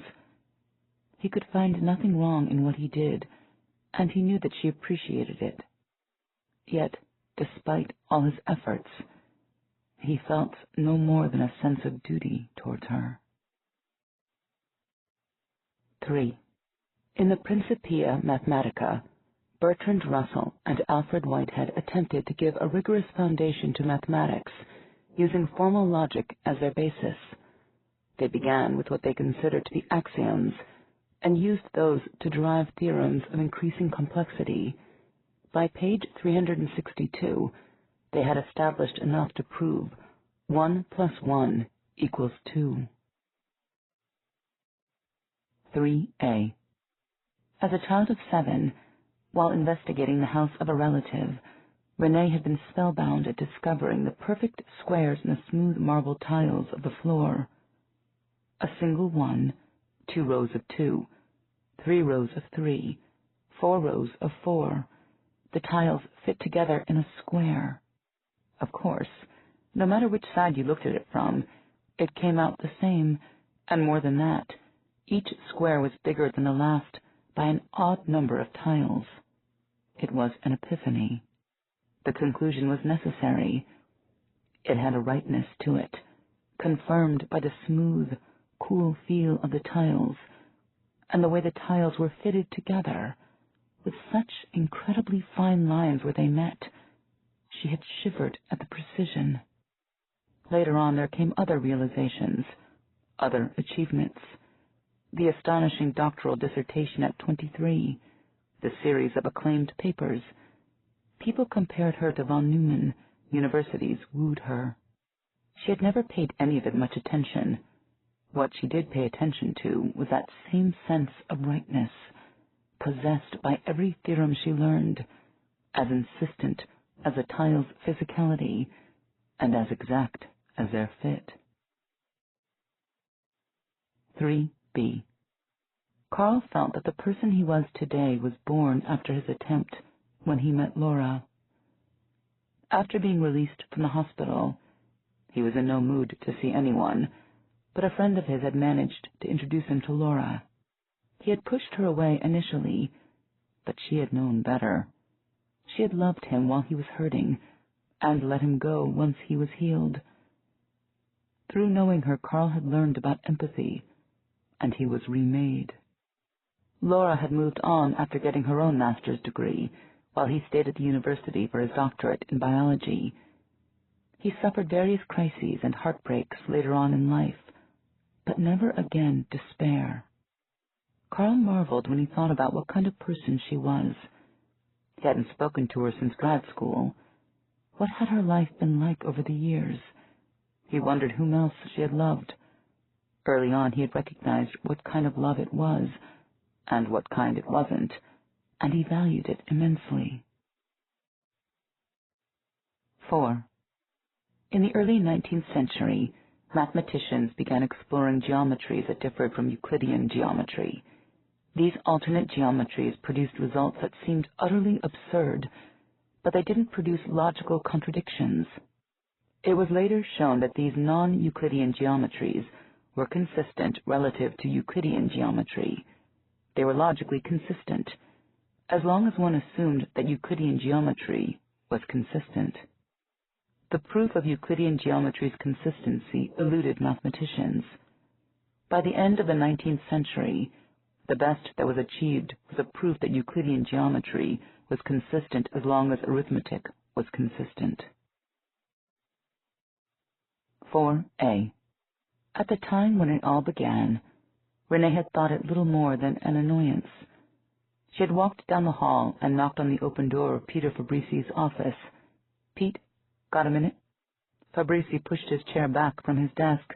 "Sure, Renee. What's up?" Renee came in, knowing what his reaction would be.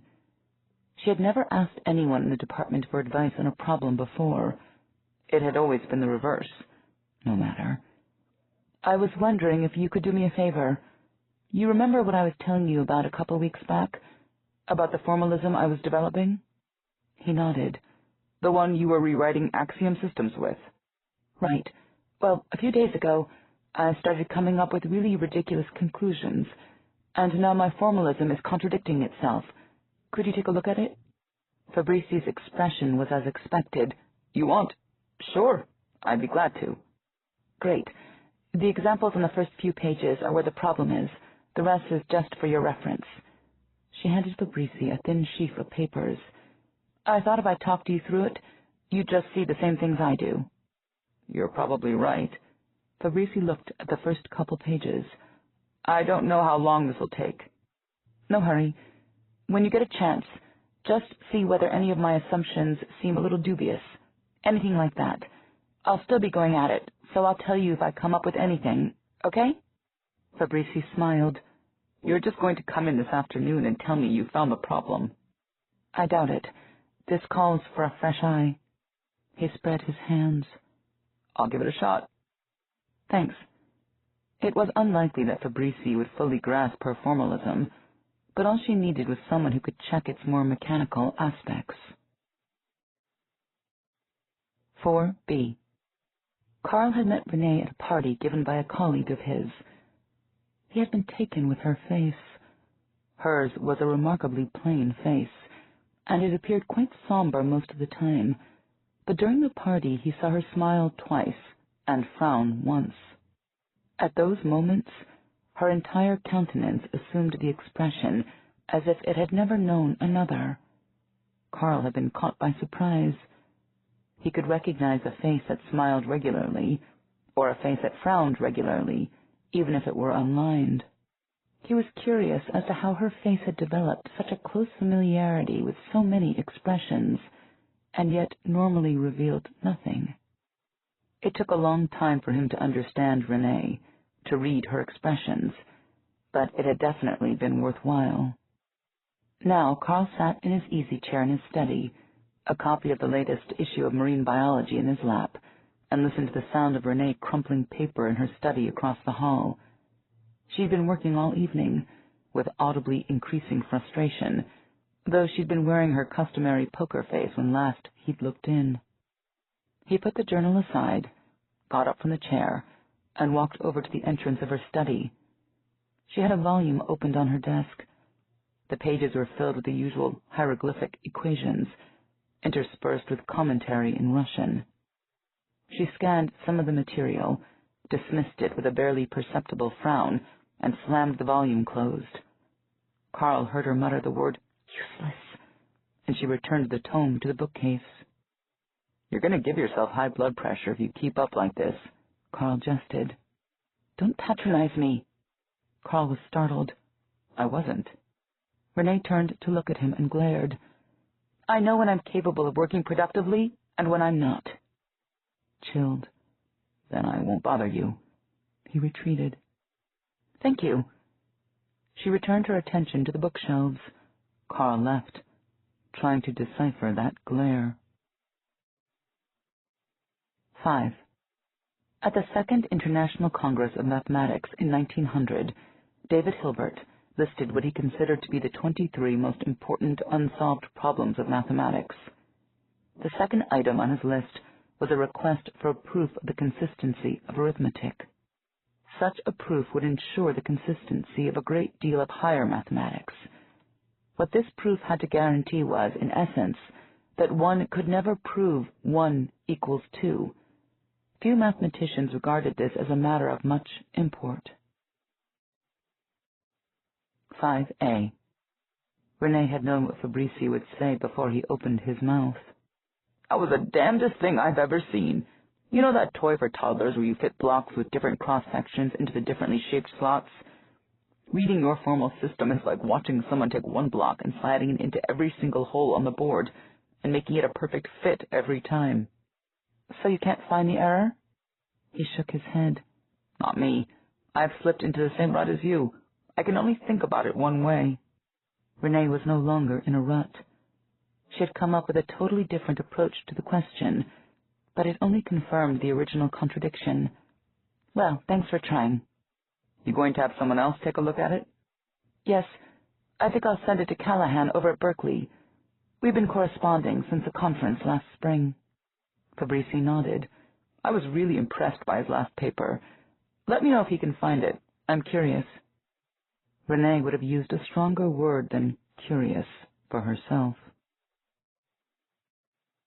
5b. Was Renee just frustrated with her work? Carl knew that she had never considered mathematics really difficult, just intellectually challenging. Could it be that for the first time she was running into problems that she could make no headway against? Or did mathematics work that way at all? Carl himself was strictly an experimentalist. He really didn't know how Renee made new math. It sounded silly, but perhaps she was running out of ideas. Renee was too old to be suffering from the disillusionment of a child prodigy becoming an average adult. On the other hand, many mathematicians did their best work before the age of 30, and she might be growing anxious over whether that statistic was catching up to her, albeit several years behind schedule. It seemed unlikely. He gave a few other possibilities cursory consideration. Could she be growing cynical about academia, dismayed that her research had become overspecialized, or simply weary of her work? Carl didn't believe that such anxieties were the cause of Renee's behavior. He could imagine the impressions that he would pick up if that were the case, and they didn't mesh with what he was receiving. Whatever was bothering Renee, it was something he couldn't fathom, and that disturbed him. 6. In 1931, Kurt Gödel demonstrated two theorems. The first one shows, in effect, that mathematics contains statements that may be true but are inherently unprovable. Even a formal system as simple as arithmetic permits statements that are precise, meaningful, and seem certainly true, and yet cannot be proven true by formal means. His second theorem shows that a claim of the consistency of arithmetic is just such a statement. It cannot be proven true by any means using the axioms of arithmetic.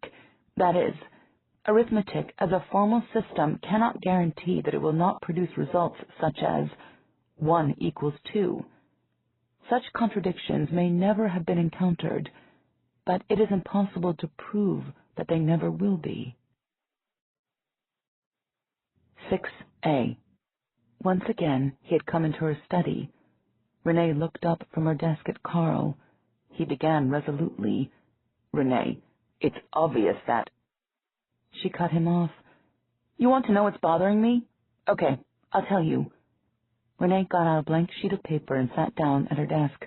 "Hang on, this will take a minute." Carl opened his mouth again, but Renee waved him silent. She took a deep breath and began writing. She drew a line down the center of the page, dividing it into 2 columns. At the head of one column she wrote the numeral 1, and for the other she wrote 2. Below them she rapidly scrawled out some symbols, and in the lines below those she expanded them into strings of other symbols. She gritted her teeth as she wrote. Forming the characters felt like dragging her fingernails across a chalkboard. About 2/3 of the way down the page, Renee began reducing the long strings of symbols into successively shorter strings. And now for the master stroke, she thought. She realized she was pressing hard on the paper. She consciously relaxed her grip on the pencil. On the next line that she put down, the strings became identical. She wrote an emphatic equals across the center line at the bottom of the page. She handed the sheet to Carl. He looked at her, indicating incomprehension. "Look at the top." He did so. "Now look at the bottom." He frowned. "I don't understand." "I've discovered a formalism that lets you equate any number with any other number. That page there proves that 1 and 2 are equal. Pick any 2 numbers you like. I can prove those equal as well."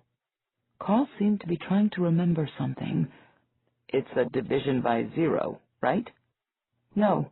There are no illegal operations, no poorly defined terms, no independent axioms that are implicitly assumed. Nothing. The proof employs absolutely nothing that's forbidden." Carl shook his head. "Wait a minute. Obviously 1 and 2 aren't the same." "But formally they are. The proof's in your hand. Everything I've used is within what's accepted as absolutely indisputable." "But you've got a contradiction here." "That's right. Arithmetic as a formal system is inconsistent." 6b. "You can't find your mistake. Is that what you mean?" "No, you're not listening. You think I'm just frustrated because of something like that? There is no mistake in the proof." "You're saying there's something wrong within what's accepted?" "Exactly."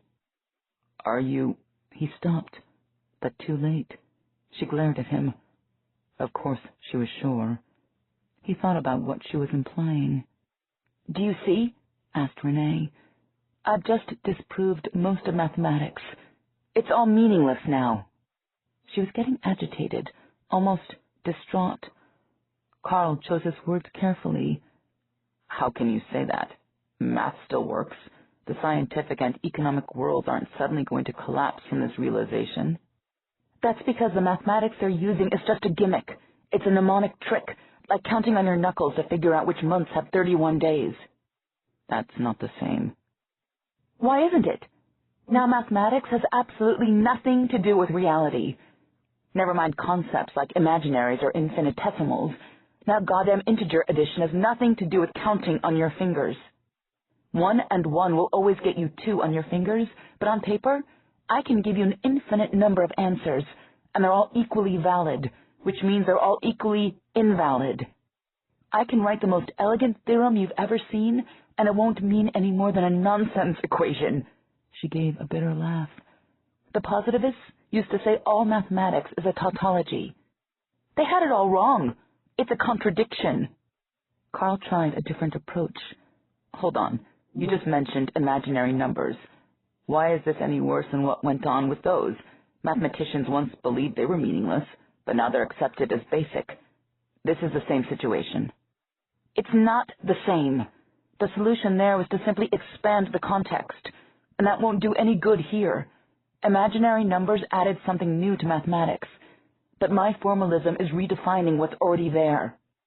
But if you change the context, put it in a different light...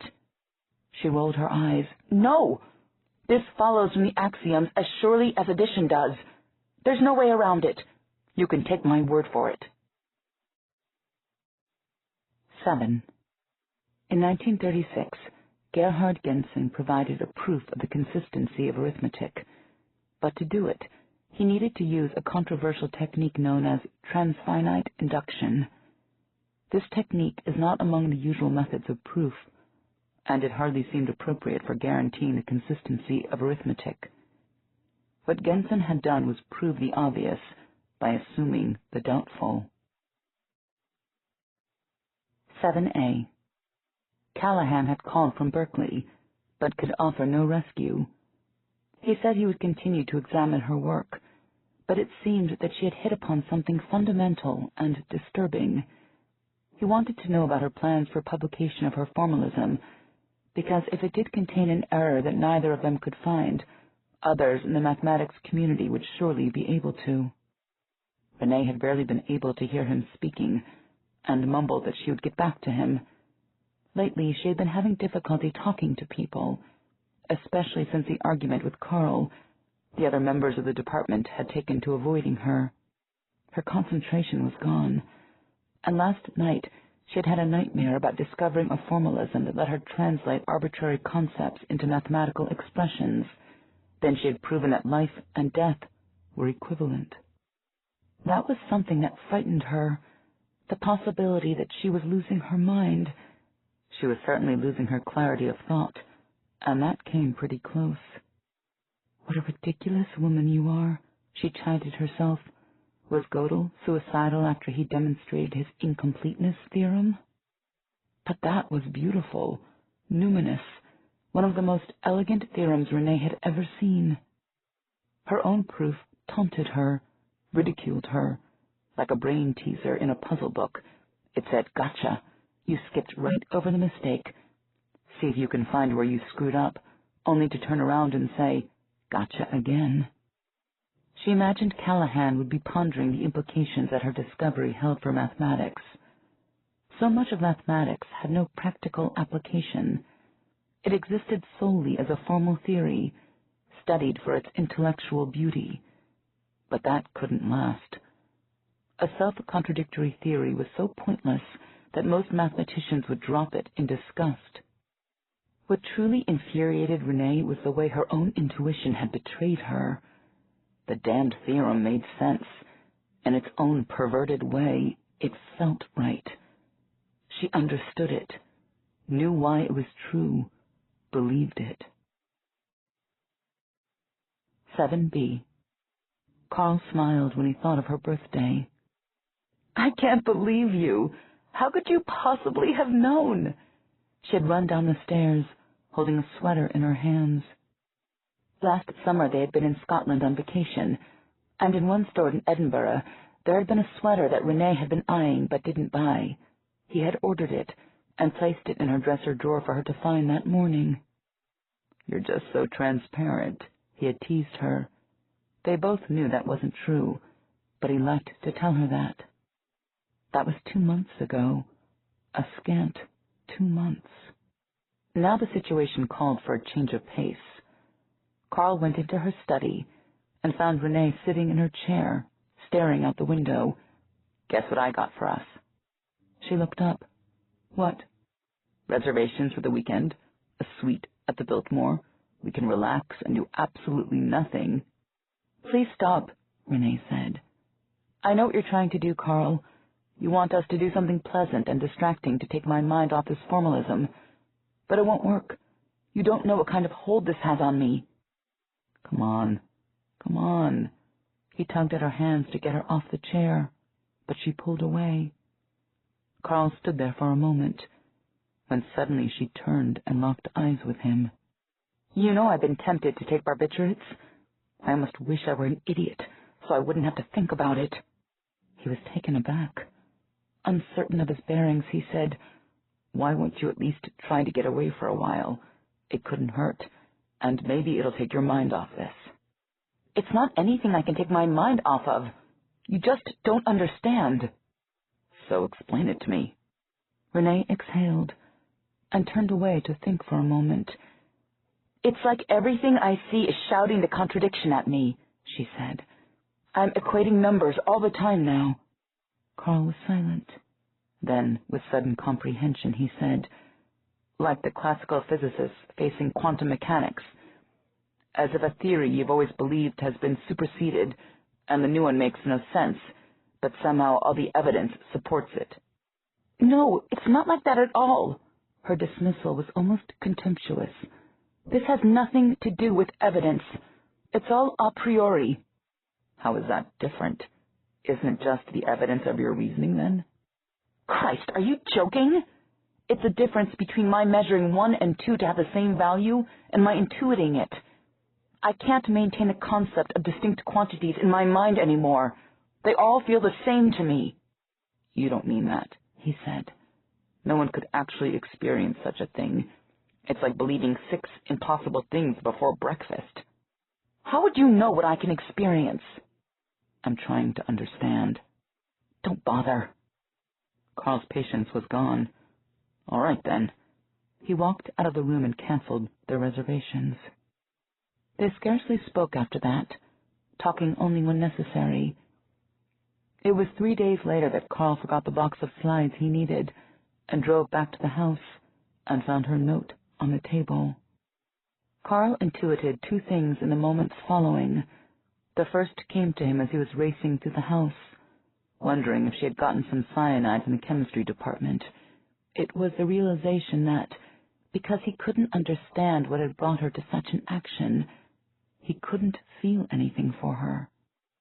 The second intuition came to him as he was pounding on the bedroom door. Yelling at her inside, he experienced déjà vu. It was the only time the situation would feel familiar, and yet it was grotesquely reversed. He remembered being on the other side of a locked door, on the roof of a building, hearing a friend pounding on the door and yelling for him not to do it. And as he stood there outside the bedroom door, he could hear her sobbing, on the floor paralyzed with shame, exactly the same as he had been when it was him on the other side. 8. Hilbert once said, "If mathematical thinking is defective, where are we to find truth and certitude?" 8a. Would her suicide attempt brand her for the rest of her life? Renee wondered. She aligned the corners of the papers on her desk. Would people henceforth regard her, perhaps unconsciously, as flighty or unstable? She had never asked Carl if he had ever felt such anxieties, perhaps because she never held his attempt against him. It had happened many years ago, and anyone seeing him now would immediately recognize him as a whole person. But Renee could not say the same for herself. Right now she was unable to discuss mathematics intelligibly, and she was unsure whether she ever could again. Were her colleagues to see her now, they would simply say, "She's lost the knack." Finished at her desk, Renee left her study and walked into the living room. After her formalism circulated through the academic community, it would require an overhaul of established mathematical foundations, but it would affect only a few as it had her. Most would be like Fabrici. They would follow the proof mechanically and be convinced by it, but no more. The only persons who would feel it nearly as keenly as she had were those who could actually grasp the contradiction, who could intuit it. Callahan was one of those. She wondered how he was handling it as the days wore on. Renee traced a curly pattern in the dust on an end table. Before, she might have idly parameterized the curve, examined some of its characteristics. Now there seemed no point. All of her visualizations simply collapsed. She, like many, had always thought that mathematics did not derive its meaning from the universe, but rather imposed some meaning onto the universe. Physical entities were not greater or less than one another, not similar or dissimilar. They simply were. They existed. Mathematics was totally independent, but it virtually provided a semantic meaning for those entities, supplying categories and relationships. It didn't describe any intrinsic quality, merely a possible interpretation. But no more. Mathematics was inconsistent once it was removed from physical entities, and a formal theory was nothing if not consistent. Math was empirical, no more than that, and it held no interest for her. What would she turn to now? Renee had known someone who gave up academia to sell handmade leather goods. She would have to take some time, regain her bearings, and that was just what Carl had been trying to help her do throughout it all. 8b. Among Carl's friends were a pair of women who were each other's best friend, Marlene and Anne. Years ago, when Marlene had considered suicide, she hadn't turned to Anne for support. She had turned to Carl. He and Marlene had sat up all night on a few occasions, talking or sharing silence. Carl knew that Anne had always harbored a bit of envy for what he had shared with Marlene, that she had always wondered what advantage he held that allowed him to get so close to her. The answer was simple. It was a difference between sympathy and empathy. Carl had offered comfort in similar situations more than once in his lifetime.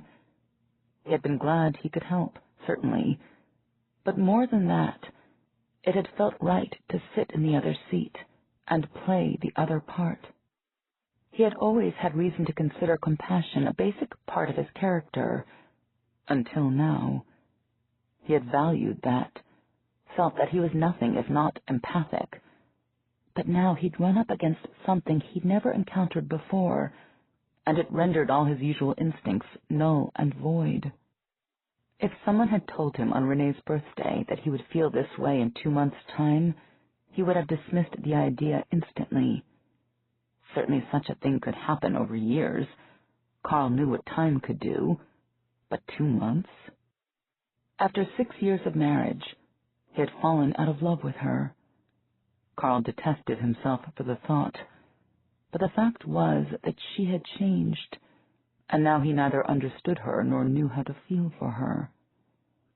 Renee's intellectual and emotional lives were inextricably linked, so that the latter had moved beyond his reach. His reflex reaction of forgiveness cut in, reasoning that you couldn't ask a person to remain supportive through any crisis. If a man's wife were suddenly afflicted with mental illness, it would be a sin for him to leave her, but a forgivable one. To stay would mean accepting a different kind of relationship, something which not everyone was cut out for, and Carl never condemned a person in such a situation. But there was always the unspoken question, what would I do? And his answer had always been, I would stay. Hypocrite. Worst of all, he had been there. He had been absorbed in his own pain. He had tried the endurance of others, and someone had nursed him through it all. His leaving Renee was inevitable, but it would be a sin he couldn't forgive. 9. Albert Einstein once said, "Insofar as the propositions of mathematics give an account of reality, they are not certain, and insofar as they are certain, they do not describe reality." 9a equals 9b. Carl was in the kitchen, stringing snow pea pods for dinner when Renee came in. "Can I talk to you for a minute?" "Sure." They sat down at the table. She looked studiedly out the window, her habit when beginning a serious conversation. He suddenly dreaded what she was about to say. He hadn't planned to tell her that he was leaving until she'd fully recovered, after a couple of months. Now was too soon. "I know it hasn't been obvious." "No," he prayed. "Don't say it. Please don't." "But I'm really grateful to have you here with me." Pierced, Carl closed his eyes, but thankfully Renee was still looking out the window. It was going to be so difficult. She was still talking. "The things that have been going on in my head," she paused. "It was like nothing I'd ever imagined. If it had been any normal kind of depression, I know you would have understood, and we could have handled it." Carl nodded. "But what happened? It was almost as if I were a theologian proving that there was no God. Not just fearing it, but knowing it for a fact. Does that sound absurd?" "No." "It's a feeling I can't convey to you. It was something that I believed deeply, implicitly, and it's not true, and I'm the one who demonstrated it." He opened his mouth to say that he knew exactly what she meant, that he had felt the same things as she, but he stopped himself, for this was an empathy that separated rather than united them, and he couldn't tell her that. Story of your life. Your father is about to ask me the question. This is the most important moment in our lives, and I want to pay attention, note every detail.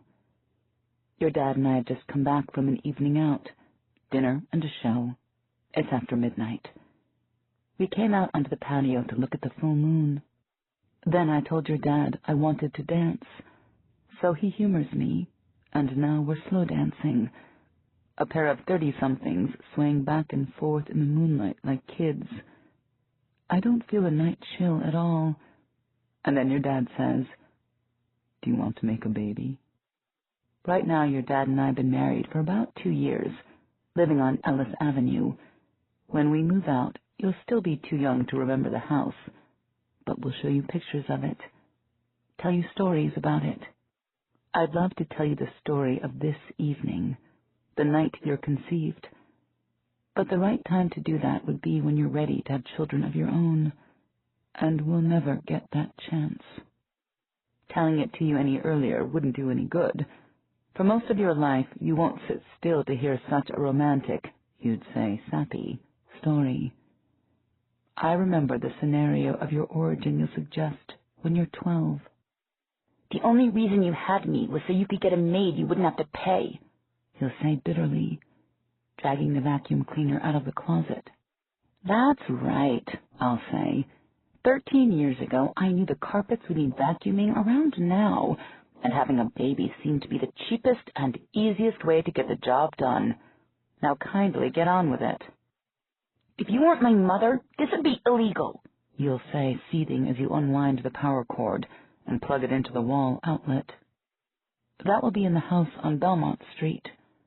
I'll live to see strangers occupy both houses, the one you're conceived in and the one you grow up in.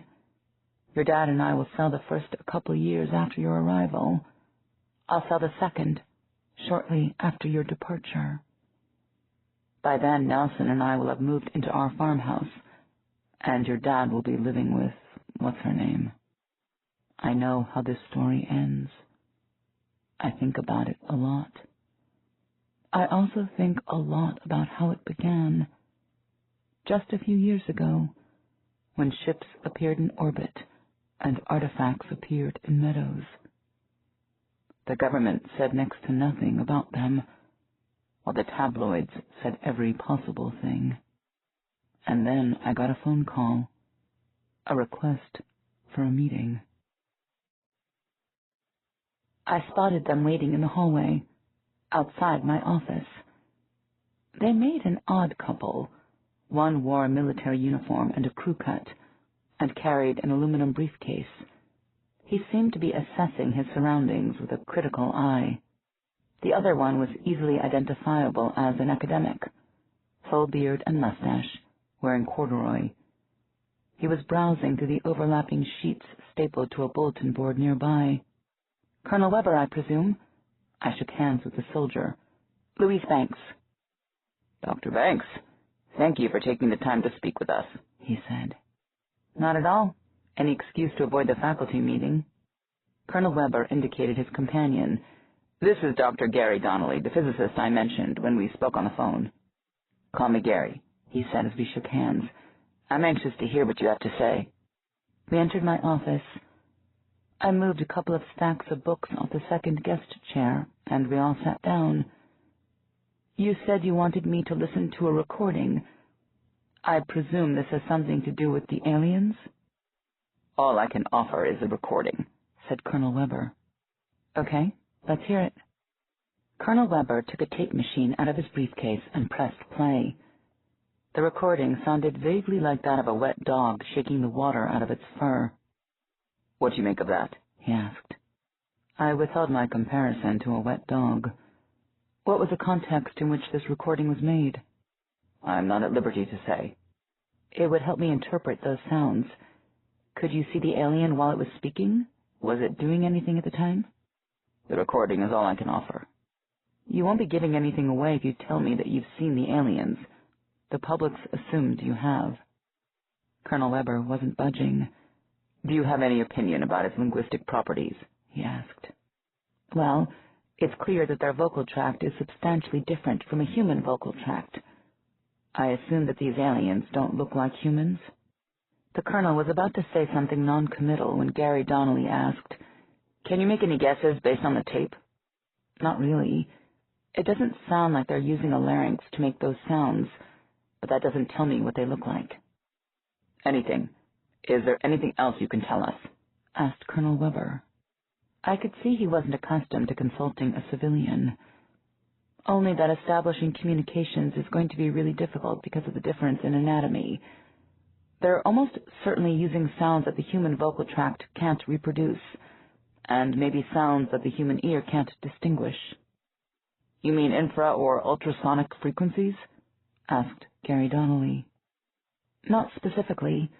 I just mean that the human auditory system isn't an absolute acoustic instrument. It's optimized to recognize the sounds that a human larynx makes. With an alien vocal system, all bets are off." I shrugged. "Maybe we'll be able to hear the difference between alien phonemes, given enough practice, but it's possible our ears simply can't recognize the distinctions they consider meaningful. In that case, we'd need a sound spectrograph to know what an alien is saying." Colonel Weber asked, "Suppose I gave you an hour's worth of recordings. How long would it take you to determine if we need this sound spectrograph or not?" "I couldn't determine that with just a recording, no matter how much time I had. I'd need to talk with the aliens directly." The colonel shook his head. "Not possible." I tried to break it to him gently. "That's your call, of course. But the only way to learn an unknown language is to interact with a native speaker, and by that I mean asking questions, holding a conversation, that sort of thing. Without that, it's simply not possible. So if you want to learn the alien's language, someone with training in field linguistics, whether it's me or someone else, will have to talk with an alien. Recordings alone aren't sufficient." Colonel Weber frowned. "You seem to be implying that no alien could have learned human languages by monitoring our broadcasts." "I doubt it. They'd need instructional materials specifically designed to teach human languages to non-humans. Either that or interaction with a human. If they had either of those, they could learn a lot from TV, but otherwise they wouldn't have a starting point." The colonel clearly found this interesting. Evidently his philosophy was, the less the aliens knew, the better. Gary Donnelly read the colonel's expression too and rolled his eyes. I suppressed a smile. Then Colonel Weber asked, "Suppose you were learning a new language by talking to its speakers. Could you do it without teaching them English?" "That would depend on how cooperative the native speakers were. They'd almost certainly pick up bits and pieces while I'm learning their language. But it wouldn't have to be much if they're willing to teach.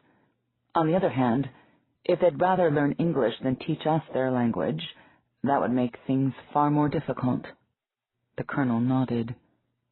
I'll get back to you on this matter. The request for that meeting was perhaps the second most momentous phone call in my life. The first, of course, will be the one from Mountain Rescue. At that point, your dad and I will be speaking to each other maybe once a year, tops. After I get that phone call, though, the first thing I'll do will be to call your father. He and I will drive out together to perform the identification. A long, silent car ride. I remember the morgue, all tile and stainless steel, the hum of refrigeration and smell of antiseptic. An orderly will pull the sheet back to reveal your face. Your face will look wrong somehow, but I'll know it's you. Yes, that's her, I'll say. She's mine. You'll be 25 then. The MP checked my badge, made a notation on his clipboard, and opened the gate. I drove the off-road vehicle into the encampment, a small village of tents pitched by the army in a farmer's sun-scorched pasture. At the center of the encampment was one of the alien devices, nicknamed looking glasses. According to the briefings I'd attended, there were 9 of these in the United States, 112 in the world. The looking glasses acted as two-way communication devices, presumably with the ships in orbit. No one knew why the aliens wouldn't talk to us in person. Fair of cooties, maybe. A team of scientists, including a physicist and a linguist, was assigned to each looking glass. Gary Donnelly and I were on this one. Gary was waiting for me in the parking area. We navigated a circular maze of concrete barricades until we reached the large tent that covered the looking glass itself. In front of the tent was an equipment cart loaded with goodies borrowed from the school's phonology lab. I had sent it ahead for inspection by the Army. Also, outside the tent were 3 tripod-mounted video cameras whose lenses peered through windows in the fabric wall into the main room. Everything Gary and I did would be reviewed by countless others, including military intelligence. In addition, we would each send daily reports, of which mine had to include estimates on how much English I thought the aliens could understand. Gary held open the tent flap and gestured for me to enter. "Step right up," he said, Circus Barker style. "Marvelous creatures, the likes of which have never been seen on God's green earth." "And all for one slim dime," I murmured, walking through the door. At the moment, the looking glass was inactive, resembling a semicircular mirror over 10 feet high and 20 feet across. On the brown grass in front of the looking glass, an arc of white spray paint outlined the activation area. Currently, the area contained only a table, 2 folding chairs, and a power strip with a cord leading to a generator outside. The buzz of fluorescent lamps, hung from poles along the edge of the room, commingled with the buzz of flies in the sweltering heat. Gary and I looked at each other, and then began pushing the cart of equipment up to the table. As we crossed the paint line, the looking glass appeared to grow transparent. It was as if someone was slowly raising the illumination behind tinted glass. The illusion of depth was uncanny. I felt I could walk right into it. Once the looking glass was fully lit, it resembled a life-size diorama of a semicircular room. The room contained a few large objects that might have been furniture, but no aliens. There was a door in the curved rear wall. We busied ourselves connecting everything together: microphone, sound spectrograph, portable computer, and speaker. As we worked, I frequently glanced at the looking glass, anticipating the aliens' arrival. Even so, I jumped when one of them entered.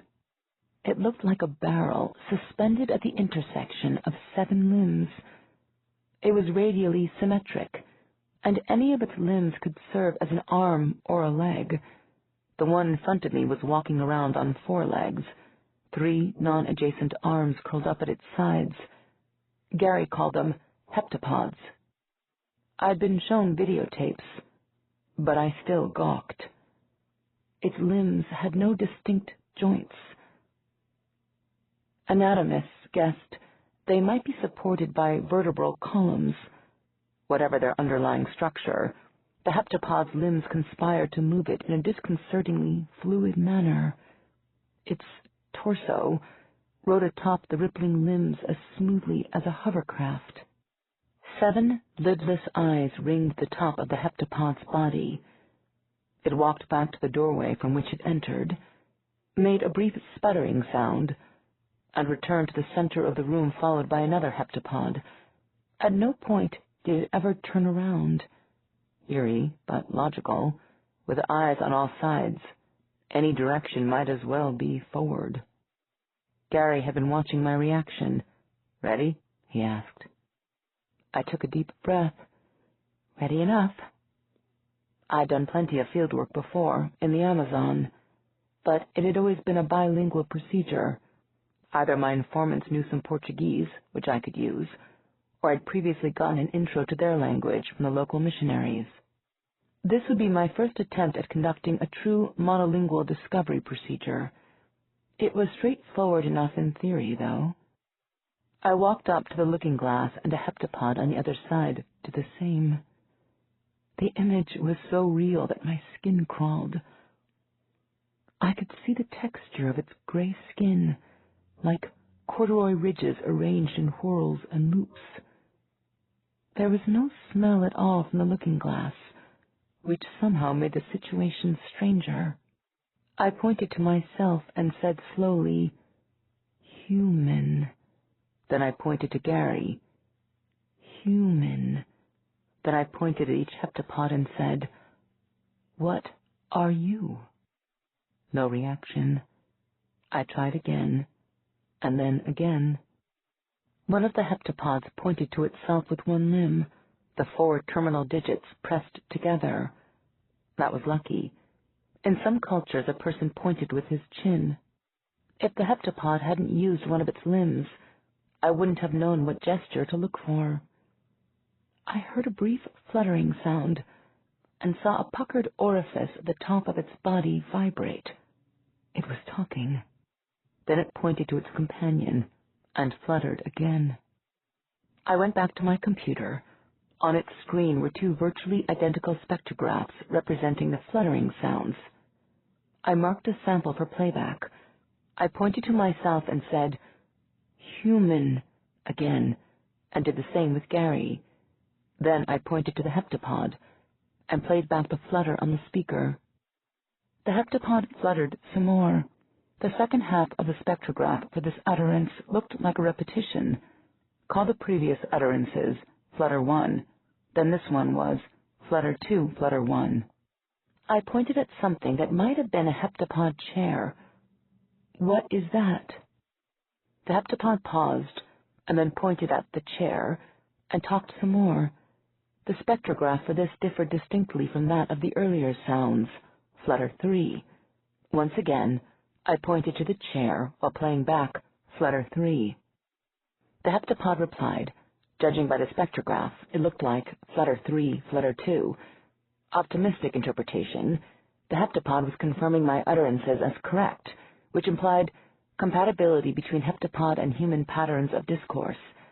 Pessimistic interpretation, it had a nagging cough. At my computer, I delimited certain sections of the spectrograph and typed in a tentative gloss for each. Heptapod for Flutter 1, yes for Flutter 2, and chair for Flutter 3. Then I typed Language Heptapod A as a heading for all the utterances. Gary watched what I was typing. "What's the A for?" "It just distinguishes this language from any other ones heptapods might use," I said. He nodded. "Now let's try something just for laughs." I pointed at each heptapod and tried to mimic the sound of Flutter 1 heptapod. After a long pause, the first heptapod said something, and then the second one said something else, neither of whose spectrographs resembled anything said before. I couldn't tell if they were speaking to each other or to me since they had no faces to turn. I tried pronouncing Flutter 1 again, but there was no reaction. Not even close, I grumbled. I'm impressed you can make sounds like that at all, said Gary. You should hear my moose call. Sends them running. I tried again a few more times, but neither heptapod responded with anything I could recognize. Only when I replayed the recording of the heptapod's pronunciation did I get a confirmation. The heptapod replied with fluttered two, yes. So we're stuck with using recordings? Asked Gary. I nodded, at least temporarily. So now what? Now we make sure it hasn't actually been saying, aren't they cute, or look what they're doing now. Then we see if we can identify any of these words when that other heptapod pronounces them. I gestured for him to have a seat. Get comfortable. This will take a while. In 1770, Captain Cook's ship Endeavour ran aground on the coast of Queensland, Australia. While some of his men made repairs, Cook led an exploration party and met the Aboriginal people. One of the sailors pointed to the animals that hopped around with their young riding in pouches and asked an Aborigine what they were called. The Aborigine replied, kangaroo. From then on, Cook and his sailors referred to the animals by this word. It wasn't until later that they learned it meant, what did you say? I tell that story in my introductory course every year. It's almost certainly untrue, and I explain that afterwards, but it's a classic anecdote.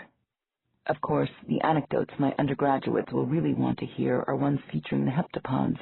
For the rest of my teaching career, that'll be the reason many of them sign up for my courses. So I'll show them the old videotapes of my sessions at the Looking Glass, and the sessions that the other linguists conducted. The tapes are instructive, and they'll be useful if we're ever visited by aliens again, but they don't generate many good anecdotes. When it comes to language learning anecdotes, my favorite source is child language acquisition. I remember one afternoon when you were 5 years old, after you have come home from kindergarten. You'll be coloring with your crayons while I grade papers.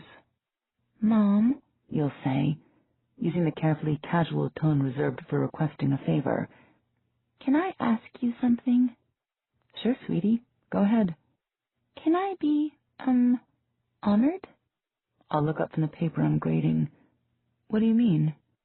At school, Sharon said she got to be honored. Really? Did she tell you what for? It was when her big sister got married. She said only one person could be, honored, and she was it. Ah, I see. You mean Sharon was maid of honor. Yeah, that's it. Can I be maid of honor? Gary and I entered the prefab building containing the center of operations for the Looking Glass site. Inside, it looked like they were planning an invasion, or perhaps an evacuation. Crew-cut soldiers worked around a large map of the area, or sat in front of burly electronic gear while speaking into headsets. We were shown into Colonel Weber's office, a room in the back that was cool from air conditioning. We briefed the colonel on our first day's results.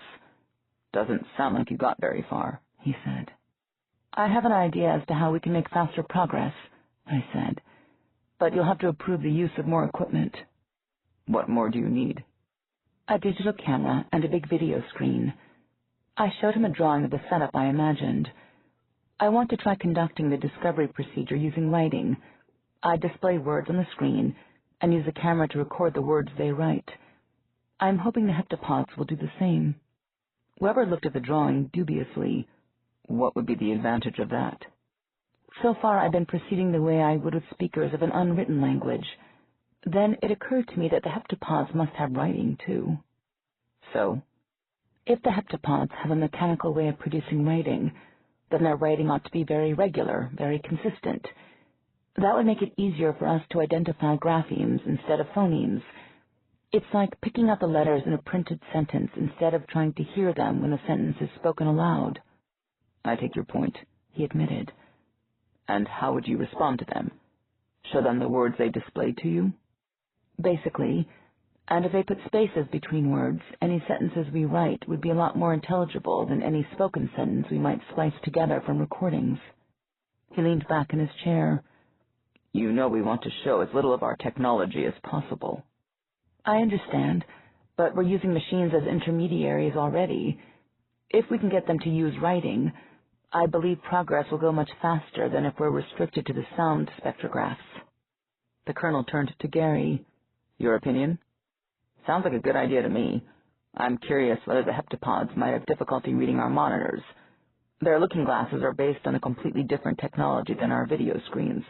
As far as we can tell, they don't use pixels or scan lines, and they don't refresh on a frame-by-frame basis. You think the scan lines on our video screens might render them unreadable to the heptapods? It's possible, said Gary. We'll just have to try it and see. Weber considered it. For me, it wasn't even a question, but from his point of view, it was a difficult decision. Like a soldier, though, he made it quickly. Request granted. Talk to the sergeant outside about bringing in what you need. Have it ready for tomorrow. I remember one day during the summer when you're 16. For once, the person waiting for her date to arrive is me. Of course, you'll be waiting around, too, curious to see what he looks like. You'll have a friend of yours, a blonde girl with the unlikely name of Roxy, hanging out with you, giggling. You may feel the urge to make comments about him, I'll say, checking myself in the hallway mirror. Just restrain yourselves until we leave. Don't worry, Mom, you'll say. We'll do it so that he won't know. Roxy, you ask me what I think the weather will be like tonight. Then I'll say what I think of Mom's date. Right, Roxy will say. No, you most definitely will not, I'll say. Relax, Mom. He'll never know. We do this all the time. What a comfort that is. A little later on, Nelson will arrive to pick me up. I'll do the introductions, and we'll all engage in a little small talk on the front porch. Nelson is ruggedly handsome to your evident approval. Just as we're about to leave, Roxy will say to you casually, So what do you think the weather will be like tonight? I think it's going to be really hot, you'll answer. Roxy will nod in agreement. Nelson will say, Really? I thought they said it was going to be cool. I have a sixth sense about these things, you'll say. Your face will give nothing away. I get the feeling it's going to be a scorcher. Good thing you're dressed for it, Mom. I'll glare at you and say good night. As I lead Nelson toward his car, he'll ask me, amused, I'm missing something here, aren't I? A private joke, I'll mutter. Don't ask me to explain it. At our next session at the Looking Glass, we repeated the procedure we had performed before, this time displaying a printed word on our computer screen at the same time we spoke, showing human while saying human, and so forth. Eventually, the heptapods understood what we wanted and set up a flat circular screen mounted on a small pedestal. One heptapod spoke, and then inserted a limb into a large socket in the pedestal.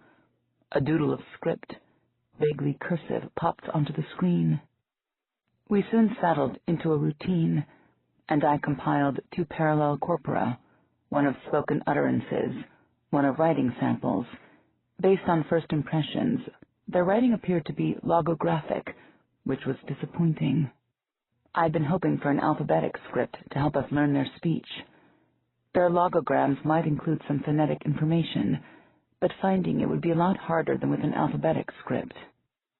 By getting up close to the looking glass, I was able to point to various heptapod body parts, such as limbs, digits, and eyes, and elicit terms for each. It turned out that they had an orifice on the underside of their body, lined with articulated bony ridges, probably used for eating, while one at the top was for respiration and speech. There were no other conspicuous orifices. Perhaps their mouth was their anus, too. These sorts of questions would have to wait. I also tried asking our 2 informants for terms for addressing each individually, personal names, if they had such things. Their answers were, of course, unpronounceable, so for Gary's and my purposes, I dubbed them Flapper and Raspberry. I hoped I'd be able to tell them apart. The next day I conferred with Gary before we entered the looking glass tent. I'll need your help with this session, I told him. Sure. What do you want me to do?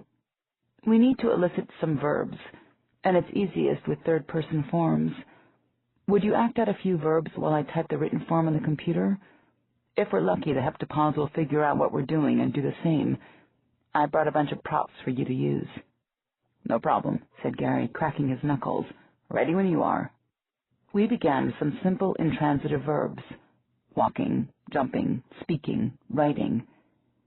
Gary demonstrated each one with a charming lack of self-consciousness. The presence of the video cameras didn't inhibit him at all. For the first few actions he performed, I asked the heptapods, "What do you call that?" Before long, the heptapods caught on to what we were trying to do. Raspberry began mimicking Gary, or at least performing the equivalent heptapod action, while Flapper worked their computer, displaying a written description and pronouncing it aloud. In the spectrographs of their spoken utterances, I could recognize their word I had glossed as heptapod. The rest of each utterance was presumably the verb phrase. It looked like they had analogues of nouns and verbs, thank goodness. In their writing, however, things weren't as clear-cut. For each action, they had displayed a single logogram instead of two separate ones. At first, I thought they had written something like walks, with the subject implied. But why would Flapper say, the heptapod walks, while writing walks, instead of maintaining parallelism? Then I noticed that some of the logograms looked like a logogram for heptapod, with some extra strokes added to one side or another. Perhaps their verbs could be written as affixes to a noun. If so, why was Flapper writing the noun in some instances but not in others? I decided to try a transitive verb. Substituting object words might clarify things. Among the props I'd bought were an apple and a slice of bread. "Okay," I said to Gary. "Show them the food and then eat some. First the apple, then the bread." Gary pointed at the Golden Delicious, and then he took a bite out of it, while I displayed the "what do you call that" expression.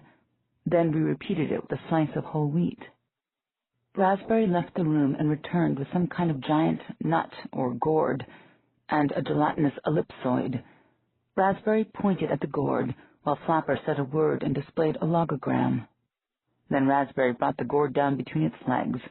A crunching sound resulted, and the gourd re-emerged minus a bite. There were corn-like kernels beneath the shell. Flapper talked and displayed a large logogram on their screen. The sound spectrograph for gourd changed when it was used in the sentence, possibly a case marker. The logogram was odd. After some study, I could identify graphic elements that resembled the individual logograms for heptapod and gourd. They looked as if they had been melted together with several extra strokes in the mix that presumably meant eat. Was it a multi-word ligature? Next, we got spoken and written names for the gelatin egg and descriptions of the act of eating it. The sound spectrograph for heptapod eats gelatin egg was analyzable. Gelatin egg bore a case marker as expected, though the sentence's word order differed from last time. The written form, another large logogram, was another matter. This time it took much longer for me to recognize anything in it. Not only were the individual logograms melted together again, it looked as if the one for heptapod was laid on its back, while on top of it the logogram for gelatin egg was standing on its head. Uh-oh. I took another look at the writing for the simple noun-verb examples, the ones that had seemed inconsistent before. Now I realized all of them actually did contain the logogram for heptapod. Some were rotated and distorted by being combined with the various verbs, so I hadn't recognized them at first. "You guys have got to be kidding," I muttered. "What's wrong?" asked Gary. "Their script isn't word-divided. A sentence is written by joining the logograms with the constituent words. They join the logograms by rotating and modifying them. Take a look." I showed him how the logograms were rotated. "So they can read a word with equal ease no matter how it's rotated," Gary said. He turned to look at the heptapods, impressed. "I wonder if it's a consequence of their bodies' radial symmetry. Their bodies have no forward direction, so maybe their writing doesn't either. Highly neat." I couldn't believe it. I was working with someone who modified the word neat with highly. It certainly is interesting, I said, but it also means there's no easy way for us to write our own sentences in their language. We can't simply cut their sentences into individual words and recombine them. We'll have to learn the rules of their script before we can write anything legible. It's the same continuity problem we'd have had splicing together speech fragments, except applied to writing.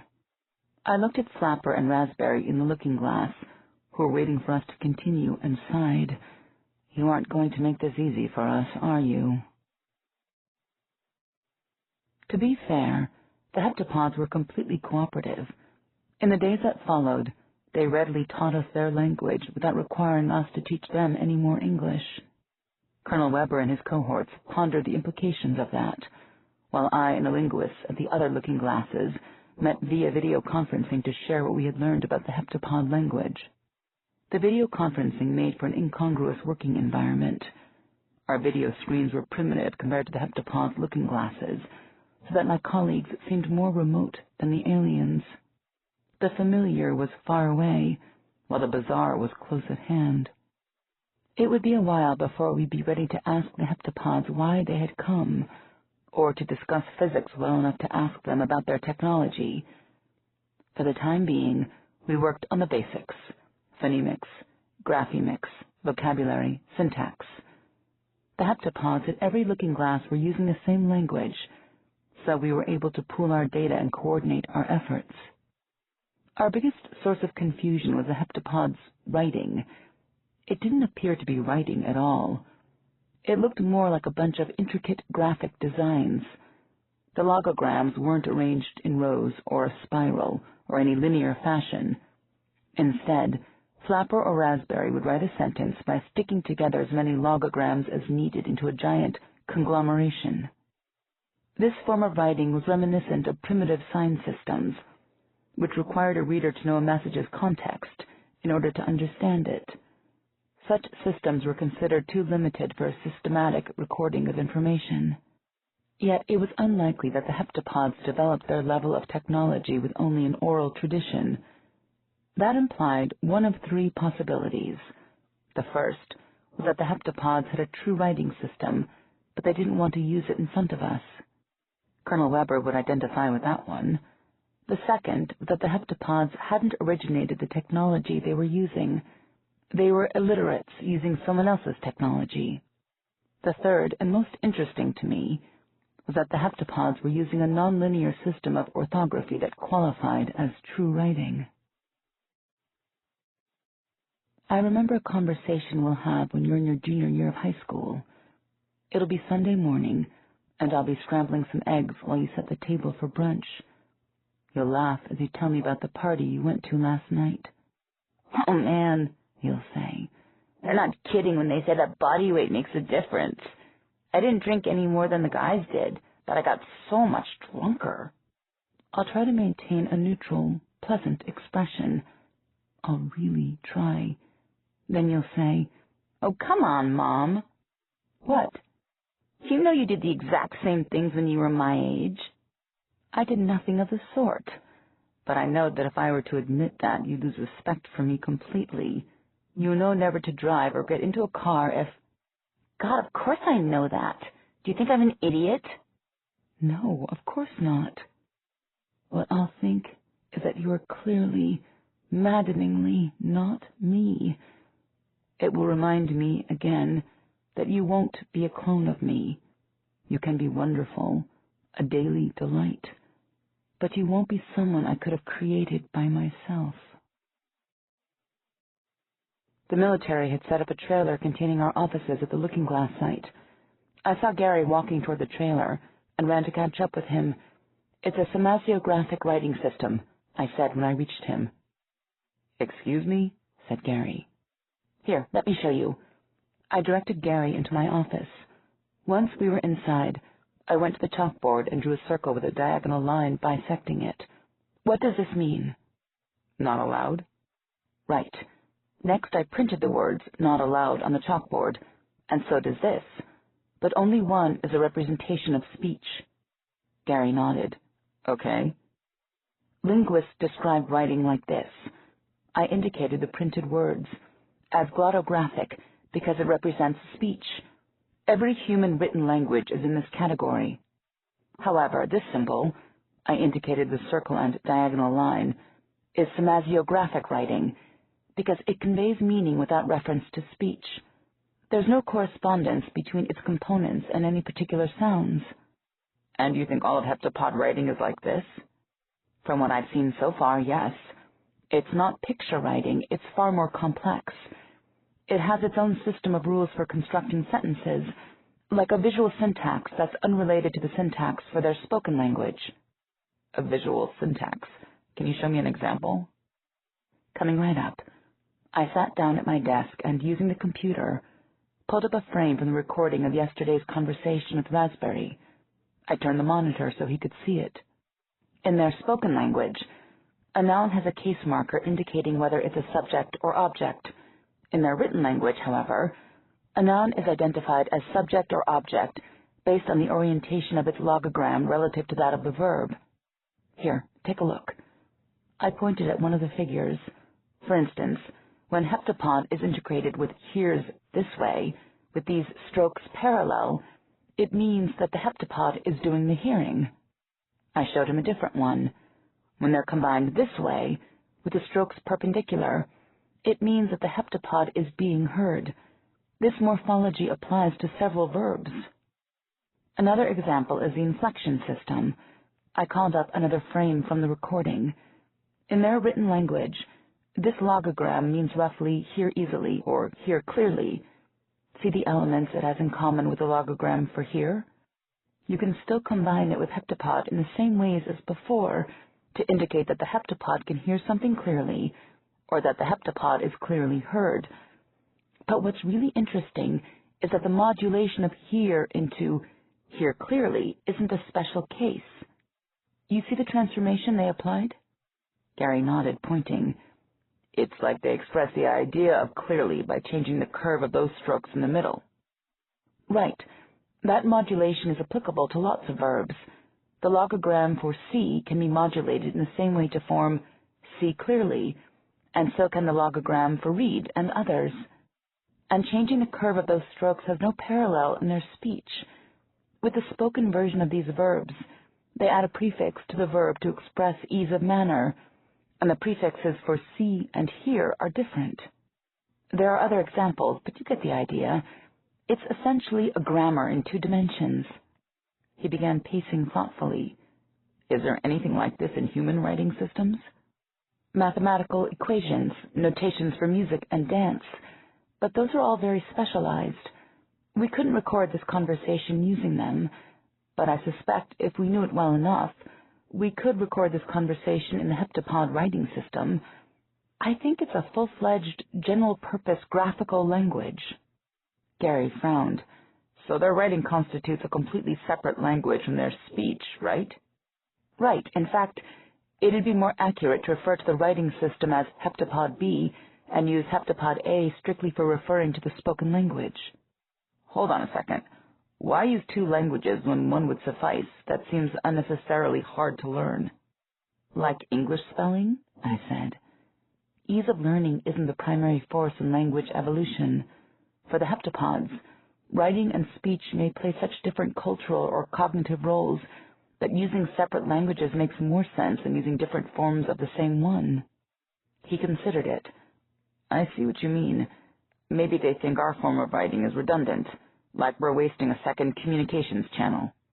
That's entirely possible. Finding out why they use a second language for writing will tell us a lot about them. So I take it this means we won't be able to use their writing to help us learn their spoken language. I sighed. Yeah, that's the most immediate implication. But I don't think we should ignore either heptapod A or B. We need a 2-pronged approach. I pointed at the screen. I'll bet you that learning their 2-dimensional grammar will help you when it comes time to learn their mathematical notation. You've got a point there. So, are we ready to start asking about their mathematics? Not yet.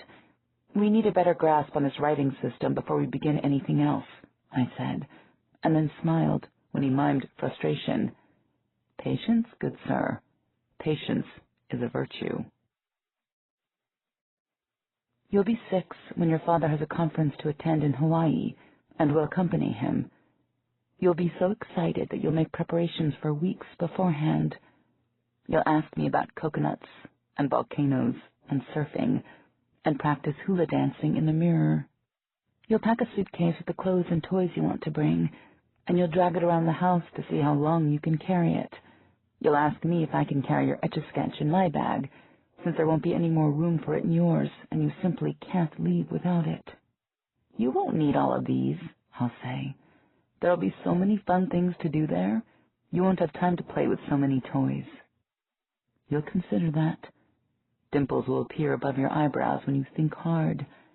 Eventually you'll agree to pack fewer toys, but your expectations will, if anything, increase.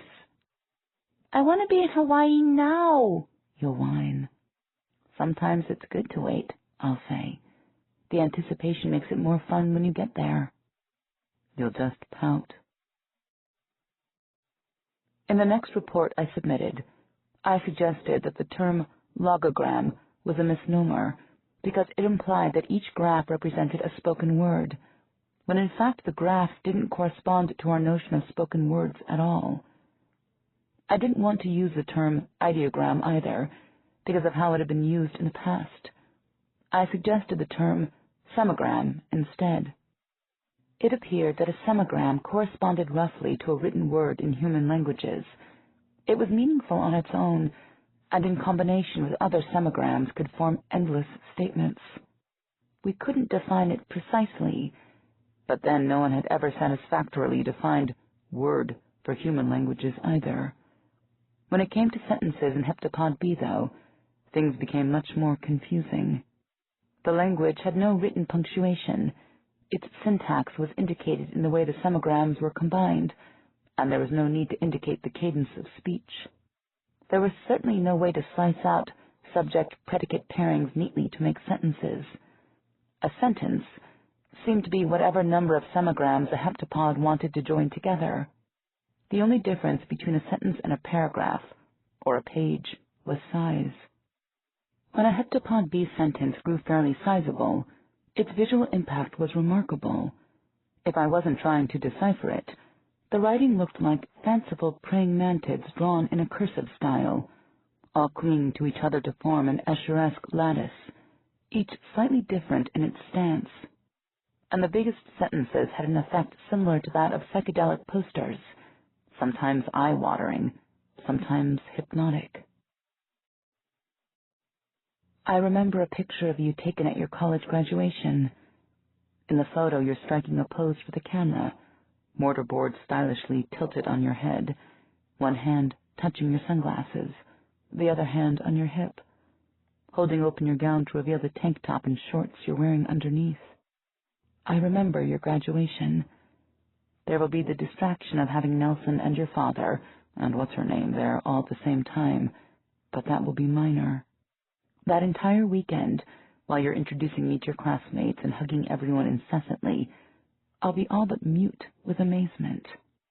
I can't believe that you, a grown woman taller than me and beautiful enough to make my heart ache, will be the same girl I used to lift off the ground so you could reach the drinking fountain. The same girl who used to trundle out of my bedroom draped in a dress and hat and 4 scarves from my closet. And after graduation, you'll be heading for a job as a financial analyst. I won't understand what you do there. I won't even understand your fascination with money, the preeminence you gave to salary when negotiating job offers. I would prefer it if you'd pursue something without regard for its monetary rewards, but I'll have no complaints.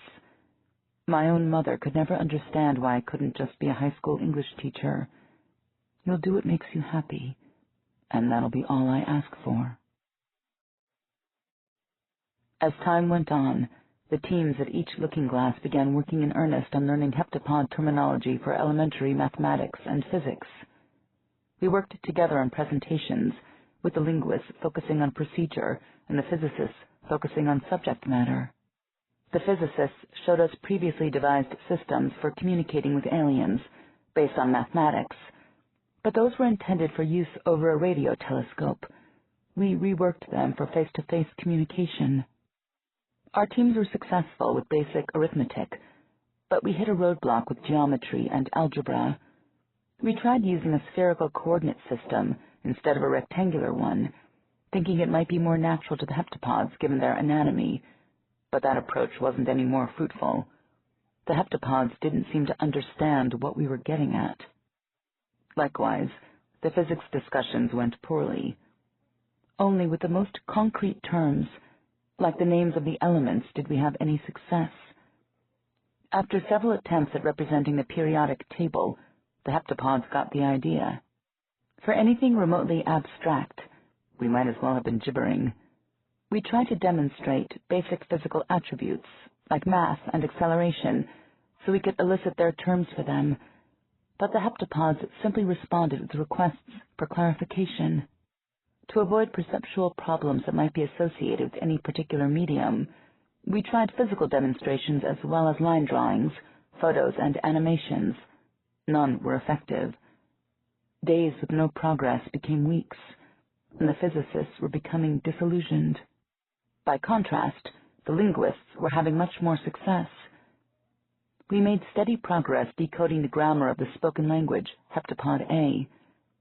It didn't follow the pattern of human languages as expected, but it was comprehensible so far, free word order, even to the extent that there was no preferred order for the clauses in a conditional statement, in defiance of a human language universal. It also appeared that the heptapods had no objection to many levels of center embedding of clauses, something that quickly defeated humans. Peculiar, but not impenetrable.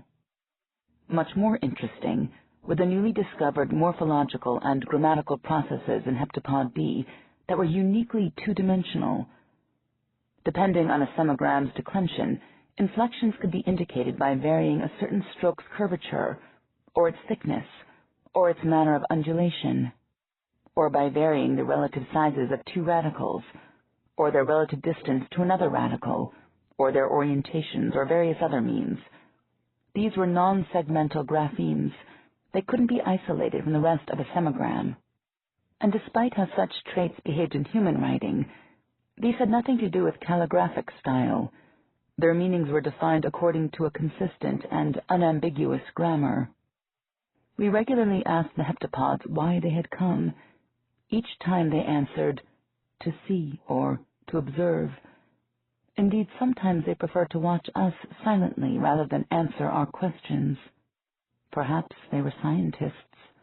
Perhaps they were tourists. The State Department instructed us to reveal as little as possible about humanity, in case that information could be used as a bargaining chip in subsequent negotiations. We obliged, though it didn't require much effort.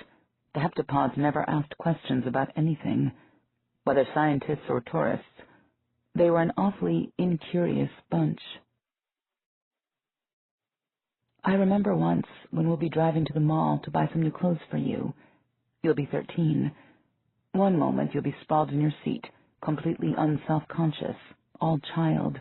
The next, you'll toss your hair with a practiced casualness, like a fashion model in training.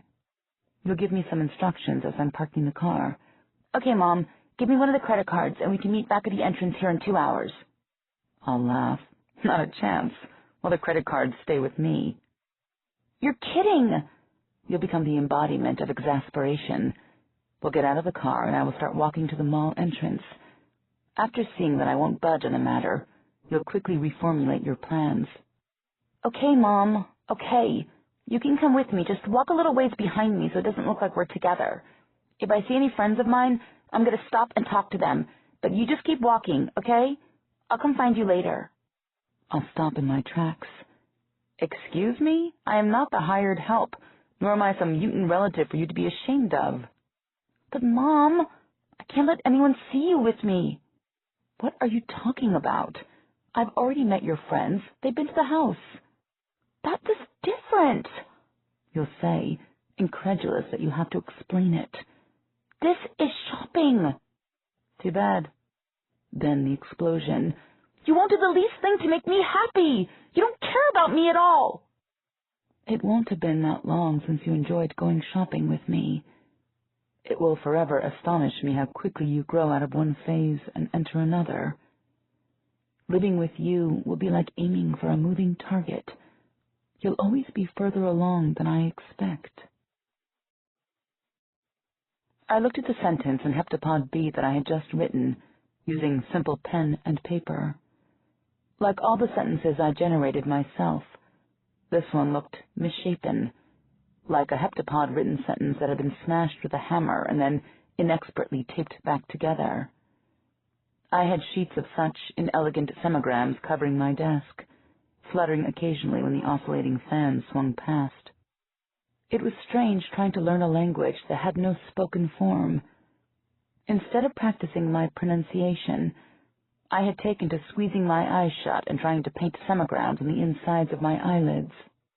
There was a knock at the door, and before I could answer, Gary came in looking jubilant. "Illinois got a repetition in physics." "Really? That's great. When did it happen?" "It happened a few hours ago. We just had a video conference. Let me show you what it is." He started erasing my blackboard. "Don't worry, I didn't need any of that." "Good." He picked up a nub of chalk and drew a diagram. "Okay, here's the path a ray of light takes when crossing from air to water. The light ray travels in a straight line until it hits the water.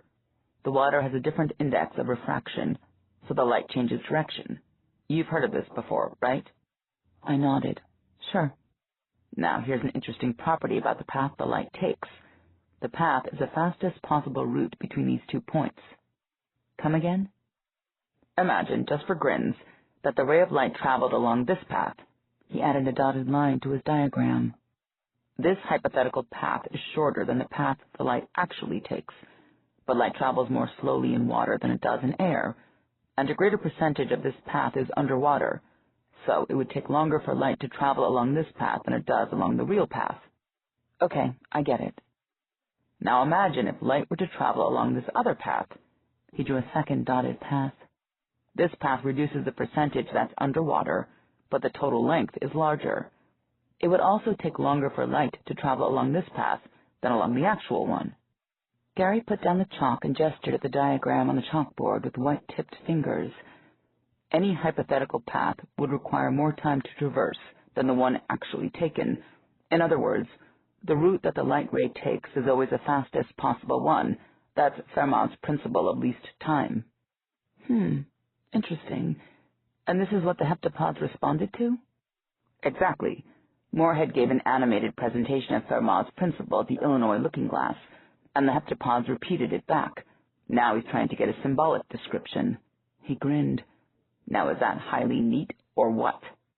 "It's neat, all right. But how come I haven't heard of Fermat's principle before?" I picked up a binder and waved it at him. It was a primer on the physics topics suggested for use in communication with the heptapods. This thing goes on forever about Planck masses and the spin flip of atomic hydrogen, and not a word about the refraction of light. "We guessed wrong about what would be most useful for you to know," Gary said without embarrassment. "In fact, it's curious that Fermat's principle was the first breakthrough. Even though it's easy to explain, you need calculus to describe it mathematically. And not ordinary calculus. You need the calculus of variations. We thought that some simple theorem of geometry or algebra would be the breakthrough." "Curious indeed. You think the heptapod's idea of what's simple doesn't match ours?" "Exactly, which is why I'm dying to see what their mathematical description of Fermat's principle looks like." He paced as he talked. "If their version of the calculus of variations is simpler to them than their equivalent of algebra, that might explain why we've had so much trouble talking about physics. Their entire system of mathematics may be topsy-turvy compared to ours." He pointed to the physics primer. "You can be sure that we're going to revise that." "So can you build from Fermat's principle to other areas of physics?" "Probably. There are lots of physical principles just like Fermat's." "What, like Louise's principle of least closet space? When did physics become so minimalist?" "Well, the word least is misleading. You see, Fermat's principle of least time is incomplete. In certain situations, light follows a path that takes more time than any of the other possibilities. It's more accurate to say that light always follows an extreme path, either one that minimizes the time taken or one that maximizes it. A minimum and a maximum share certain mathematical properties, so both situations can be described with one equation. So to be precise, Fermat's principle isn't a minimal principle. Instead, it's what's known as a variational principle. And there are more of these variational principles? He nodded. In all branches of physics, almost every physical law can be restated as a variational principle. The only difference between these principles is in which attribute is minimized or maximized. He gestured, as if the different branches of physics were arrayed before him on a table. In optics, where Fermat's principle applies, time is the attribute that has to be an extreme. In mechanics, it's a different attribute. In electromagnetism, it's something else again. But all these principles are similar mathematically. So once you get their mathematical description of Fermat's principle, you should be able to decode the other ones. God, I hope so. I think this is the wedge that we've been looking for, the one that cracks open their formulation of physics. This calls for a celebration. He stopped his pacing and turned to me. Hey, Louise, want to go out for dinner? My treat. I was mildly surprised. Sure, I said. It'll be when you first learn to walk that I get daily demonstrations of the asymmetry in our relationship. You'll be incessantly running off somewhere, and each time you walk into a doorframe or scrape your knee, the pain feels like it's my own. It'll be like growing an errant limb, an extension of myself whose sensory nerves report pain just fine, but whose motor nerves don't convey my commands at all. It's so unfair. I'm going to give birth to an animated voodoo doll of myself. I didn't see this in the contract when I signed up. Was this part of the deal?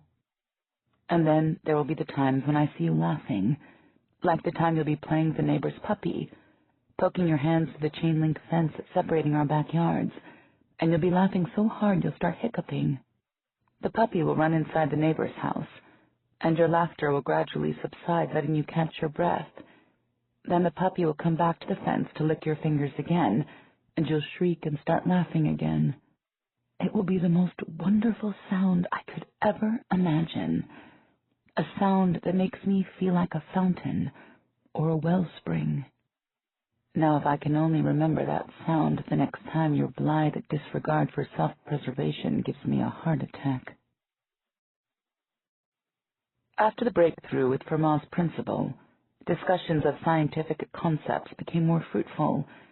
It wasn't as if all of heptapod physics was suddenly rendered transparent, but progress was steady. According to Gary, the heptapod's formulation of physics was indeed topsy-turvy relative to ours. Physical attributes that humans defined using integral calculus were seen as fundamental by the heptapods.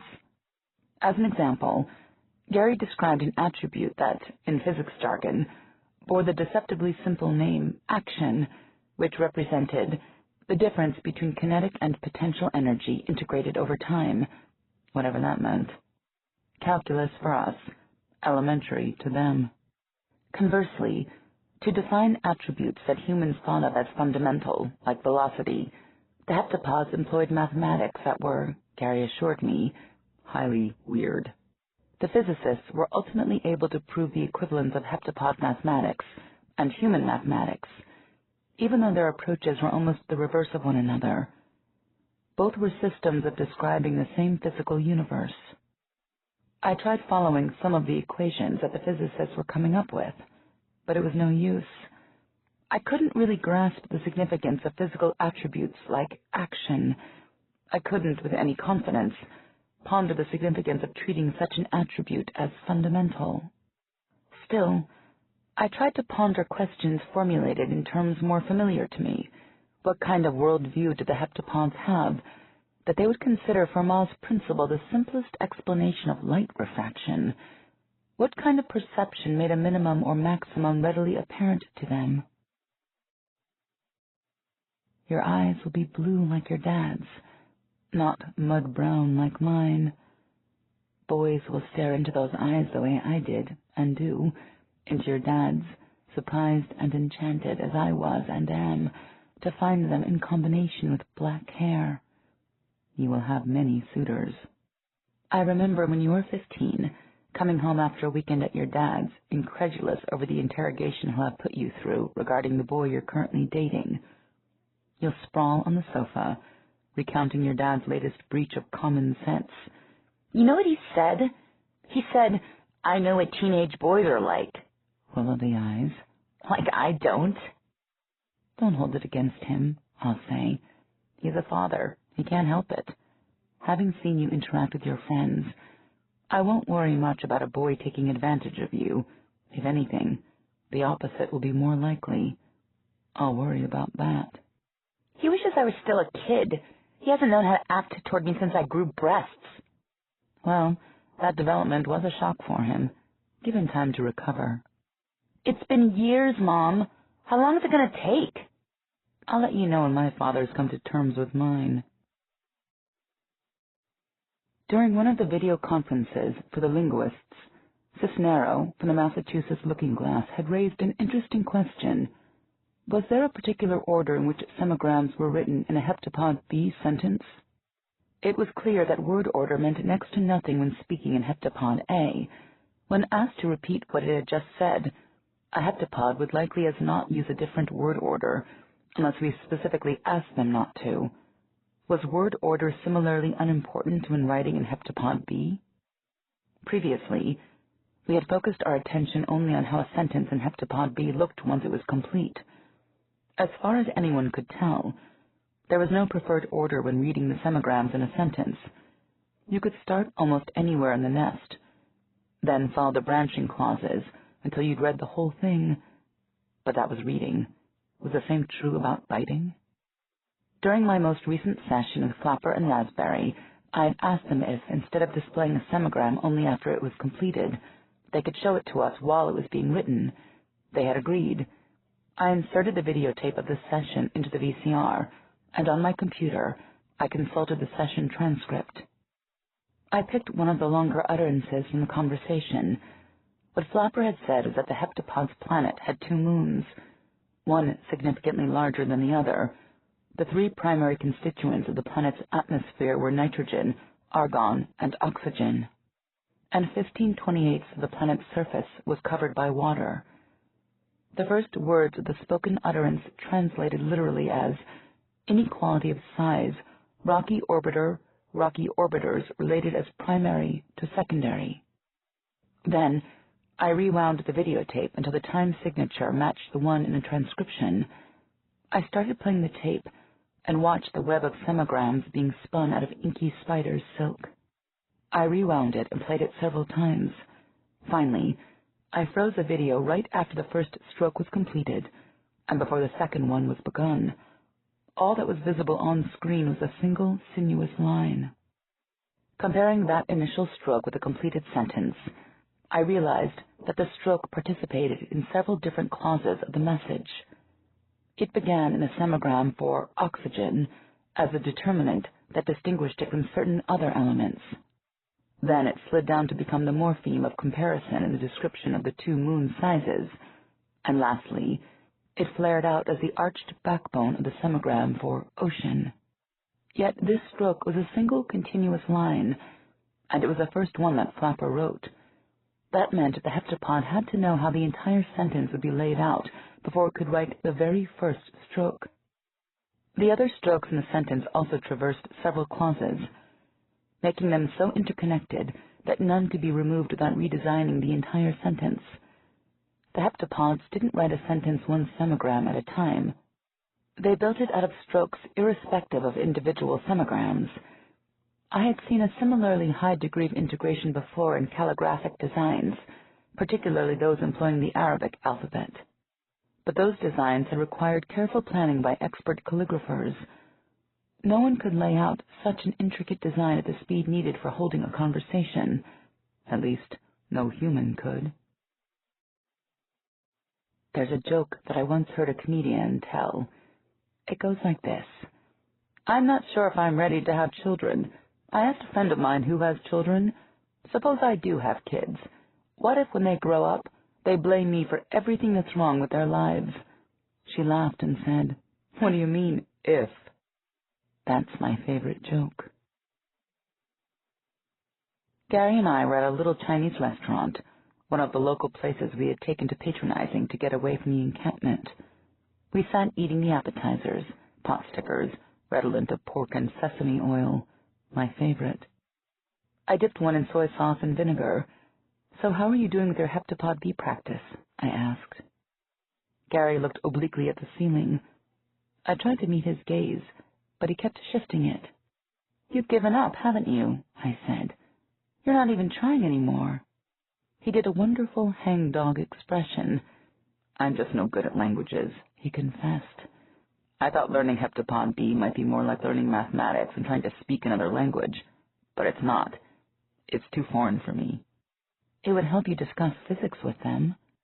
Probably, but since we had our breakthrough, I can get by with just a few phrases. I sighed. I suppose that's fair. I have to admit, I've given up on trying to learn the mathematics. So we're even? We're even. I sipped my tea. Though I did want to ask you about Fermat's principle. Something about it feels odd to me, but I can't put my finger on it. It just doesn't sound like a law of physics. A twinkle appeared in Gary's eyes. I'll bet I know what you're talking about. He snipped a pot sticker in half with his chopsticks. You're used to thinking of refraction in terms of cause and effect. Reaching the water's surface is the cause, and the change in direction is the effect.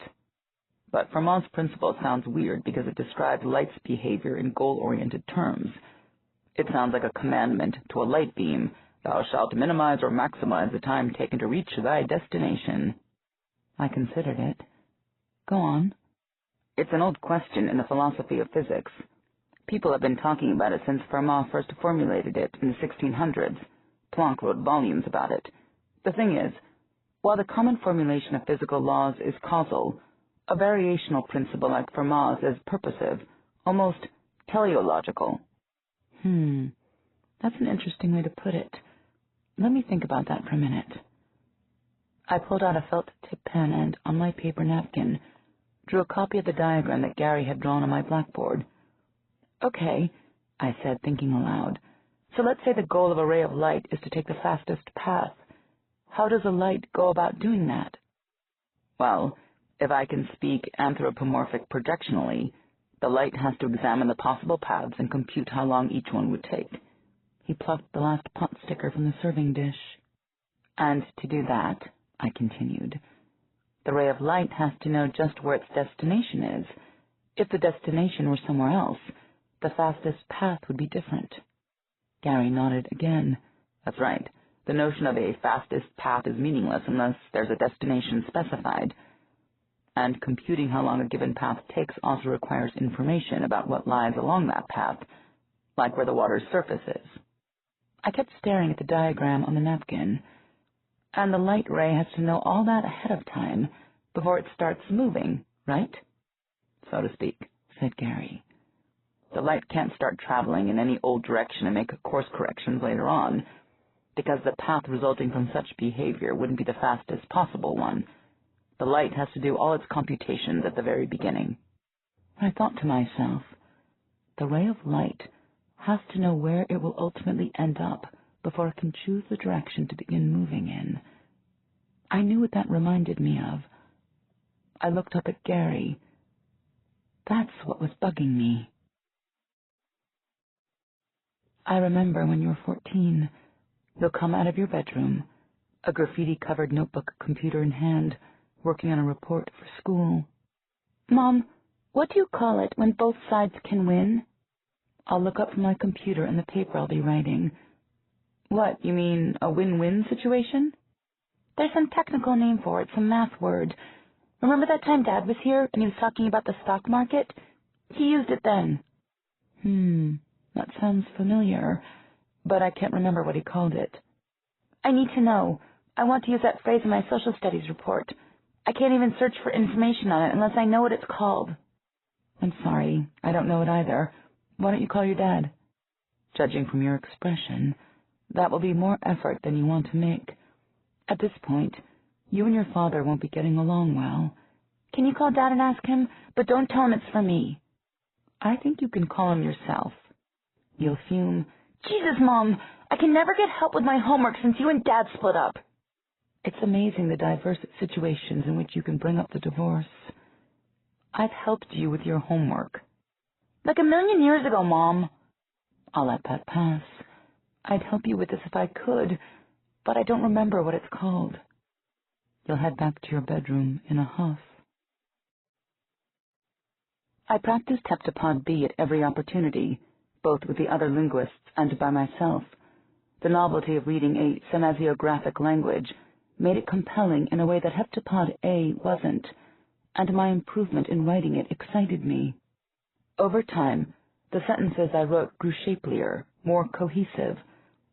I had reached the point where it worked better when I didn't think about it too much. Instead of carefully trying to design a sentence before writing, I could simply begin putting down strokes immediately. My initial strokes almost always turned out to be compatible with an elegant rendition of what I was trying to say. I was developing a faculty like that of the heptapods. More interesting was the fact that Heptapod B was changing the way I thought. For me, thinking typically meant speaking in an internal voice. As we say in the trade, my thoughts were phonologically coded. My internal voice normally spoke in English, but that wasn't a requirement. The summer after my senior year in high school, I attended a total immersion program for learning Russian. By the end of the summer, I was speaking and even dreaming in Russian, but it was always spoken Russian. Different language, same mode, a voice speaking silently aloud. The idea of thinking in a linguistic yet non-phonological mode always intrigued me. I had a friend born of deaf parents. He grew up using American Sign Language, and he told me that he often thought in ASL instead of English. I used to wonder what it was like to have one's thoughts be manually coded, to reason using an inner pair of hands instead of an inner voice. With Heptapod B, I was experiencing something just as foreign. My thoughts were becoming graphically coded. There were trance-like moments during the day when my thoughts weren't expressed with my internal voice. Instead, I saw semograms with my mind's eye, sprouting like frost on a window pane. As I grew more fluent, semographic designs would appear fully formed, articulating even complex ideas all at once. My thought processes weren't moving any faster as a result, though. Instead of racing forward, my mind hung balanced on the symmetry underlying the semograms. The semograms seemed to be something more than language. They were almost like mandalas. I found myself in a meditative state, contemplating the way in which premises and conclusions were interchangeable. There was no direction inherent in the way propositions were connected, no train of thought moving along a particular route. All the components in an act of reasoning were equally powerful, all having identical precedence.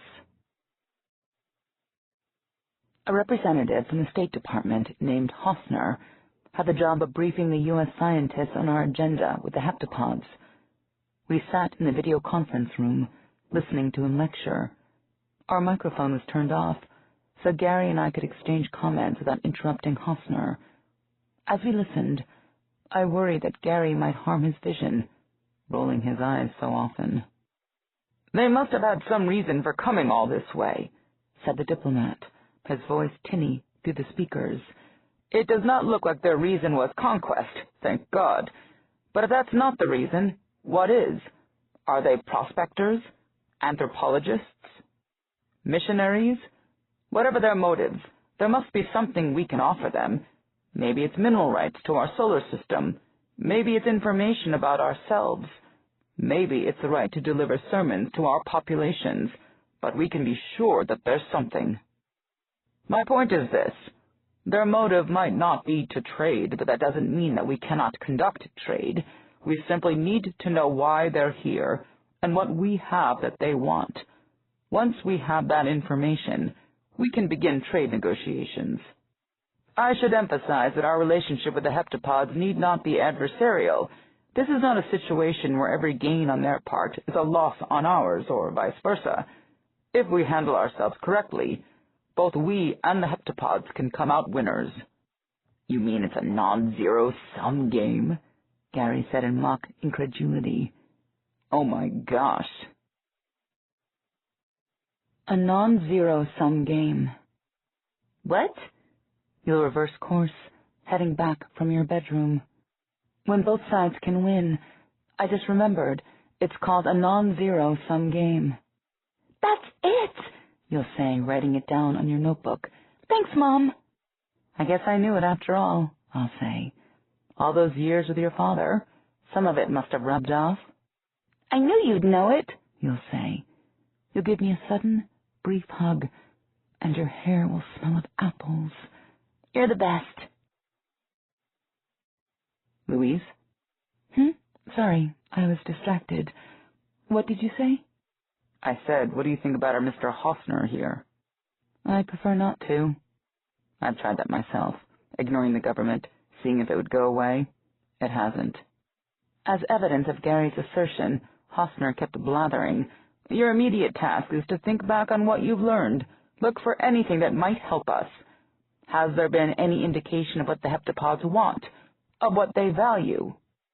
Gee, it never occurred to us to look for things like that, I said. We'll get right on it, sir. The sad thing is, that's just what we'll have to do, said Gary. Are there any questions? Asked Hoffner. Burghardt, the linguist at the Fort Worth Looking Glass, spoke up. We've been through this with the heptapods many times. They maintain that they're here to observe, and they maintain that information is not tradable. So they would have us believe, said Hoffner. But consider how could that be true? I know that the heptapods have occasionally stopped talking to us for brief periods. That may be a tactical maneuver on their part. If we were to stop talking to them tomorrow— Wake me up if he says something interesting, said Gary. I was just going to ask you to do the same for me. That day, when Gary first explained Fermat's principle to me, he had mentioned that almost every physical law could be stated as a variational principle. Yet when humans thought about physical laws, they preferred to work with them in their causal formulation. I could understand that. The physical attributes that humans found intuitive, like kinetic energy or acceleration, were all properties of an object at a given moment in time. And these were conducive to a chronological causal interpretation of events. One moment growing out of another, causes and effects creating a chain reaction that grew from past to future. In contrast, the physical attributes that the heptapods found intuitive, like action or those other things defined by integrals, were meaningful only over a period of time. And these were conducive to a teleological interpretation of events. By viewing events over a period of time, one recognized that there was a requirement that had to be satisfied, a goal of minimizing or maximizing, and one had to know the initial and final states to meet that goal. One needed knowledge of the effects before the causes could be initiated. I was growing to understand that, too. Why? You'll ask again. You'll be 3. Because it's your bedtime, I'll say again. Well, I've gotten as far as getting you bathed and into your jammies, but no further than that. But I'm not sleepy, you'll whine. You'll be standing at the bookshelf, pulling down a video to watch, your latest diversionary tactic to keep away from your bedroom. It doesn't matter. You still have to go to bed. But why? Because I'm the mom, and I said so. I'm actually going to say that, aren't I? God, somebody please shoot me. I'll pick you up and carry you under my arm to your bed, you wailing piteously all the while, but my sole concern will be my own distress. All those vows made in childhood that I would give reasonable answers when I became a parent, that I would treat my own child as an intelligent, thinking individual, all for naught. I'm going to turn into my mother. I can fight it as much as I want, but there'll be no stopping my slide down that long, dreadful slope. Was it actually possible to know the future? Not simply to guess at it. Was it possible to know what was going to happen, with absolute certainty and in specific detail? Gary once told me that the fundamental laws of physics were time-symmetric, that there was no physical difference between past and future. Given that, some might say, yes, theoretically. But speaking more concretely, most would answer no, because of free will. I liked to imagine the objection as a Borgesian fabulation.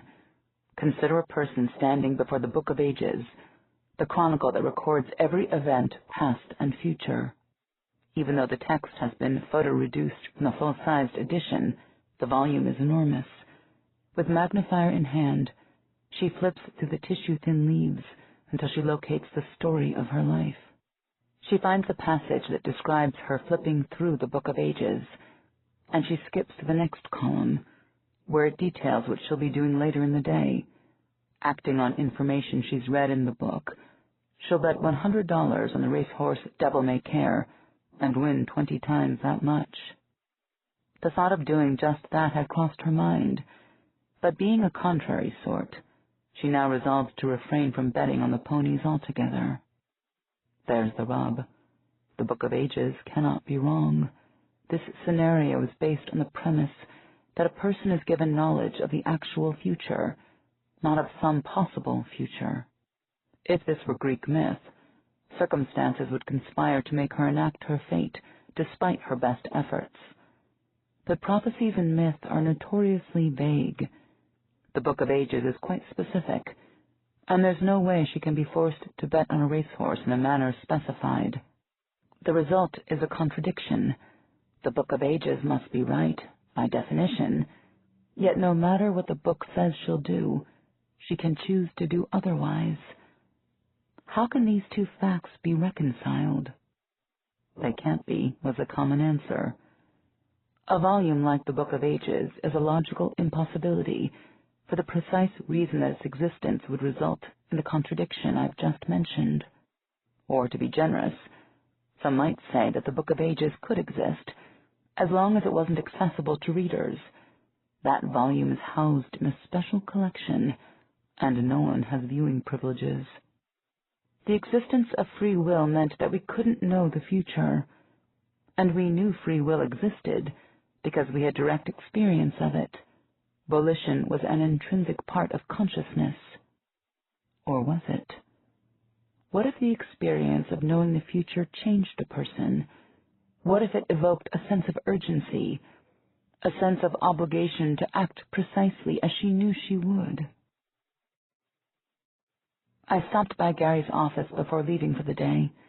I'm calling it quits. Did you want to grab something to eat?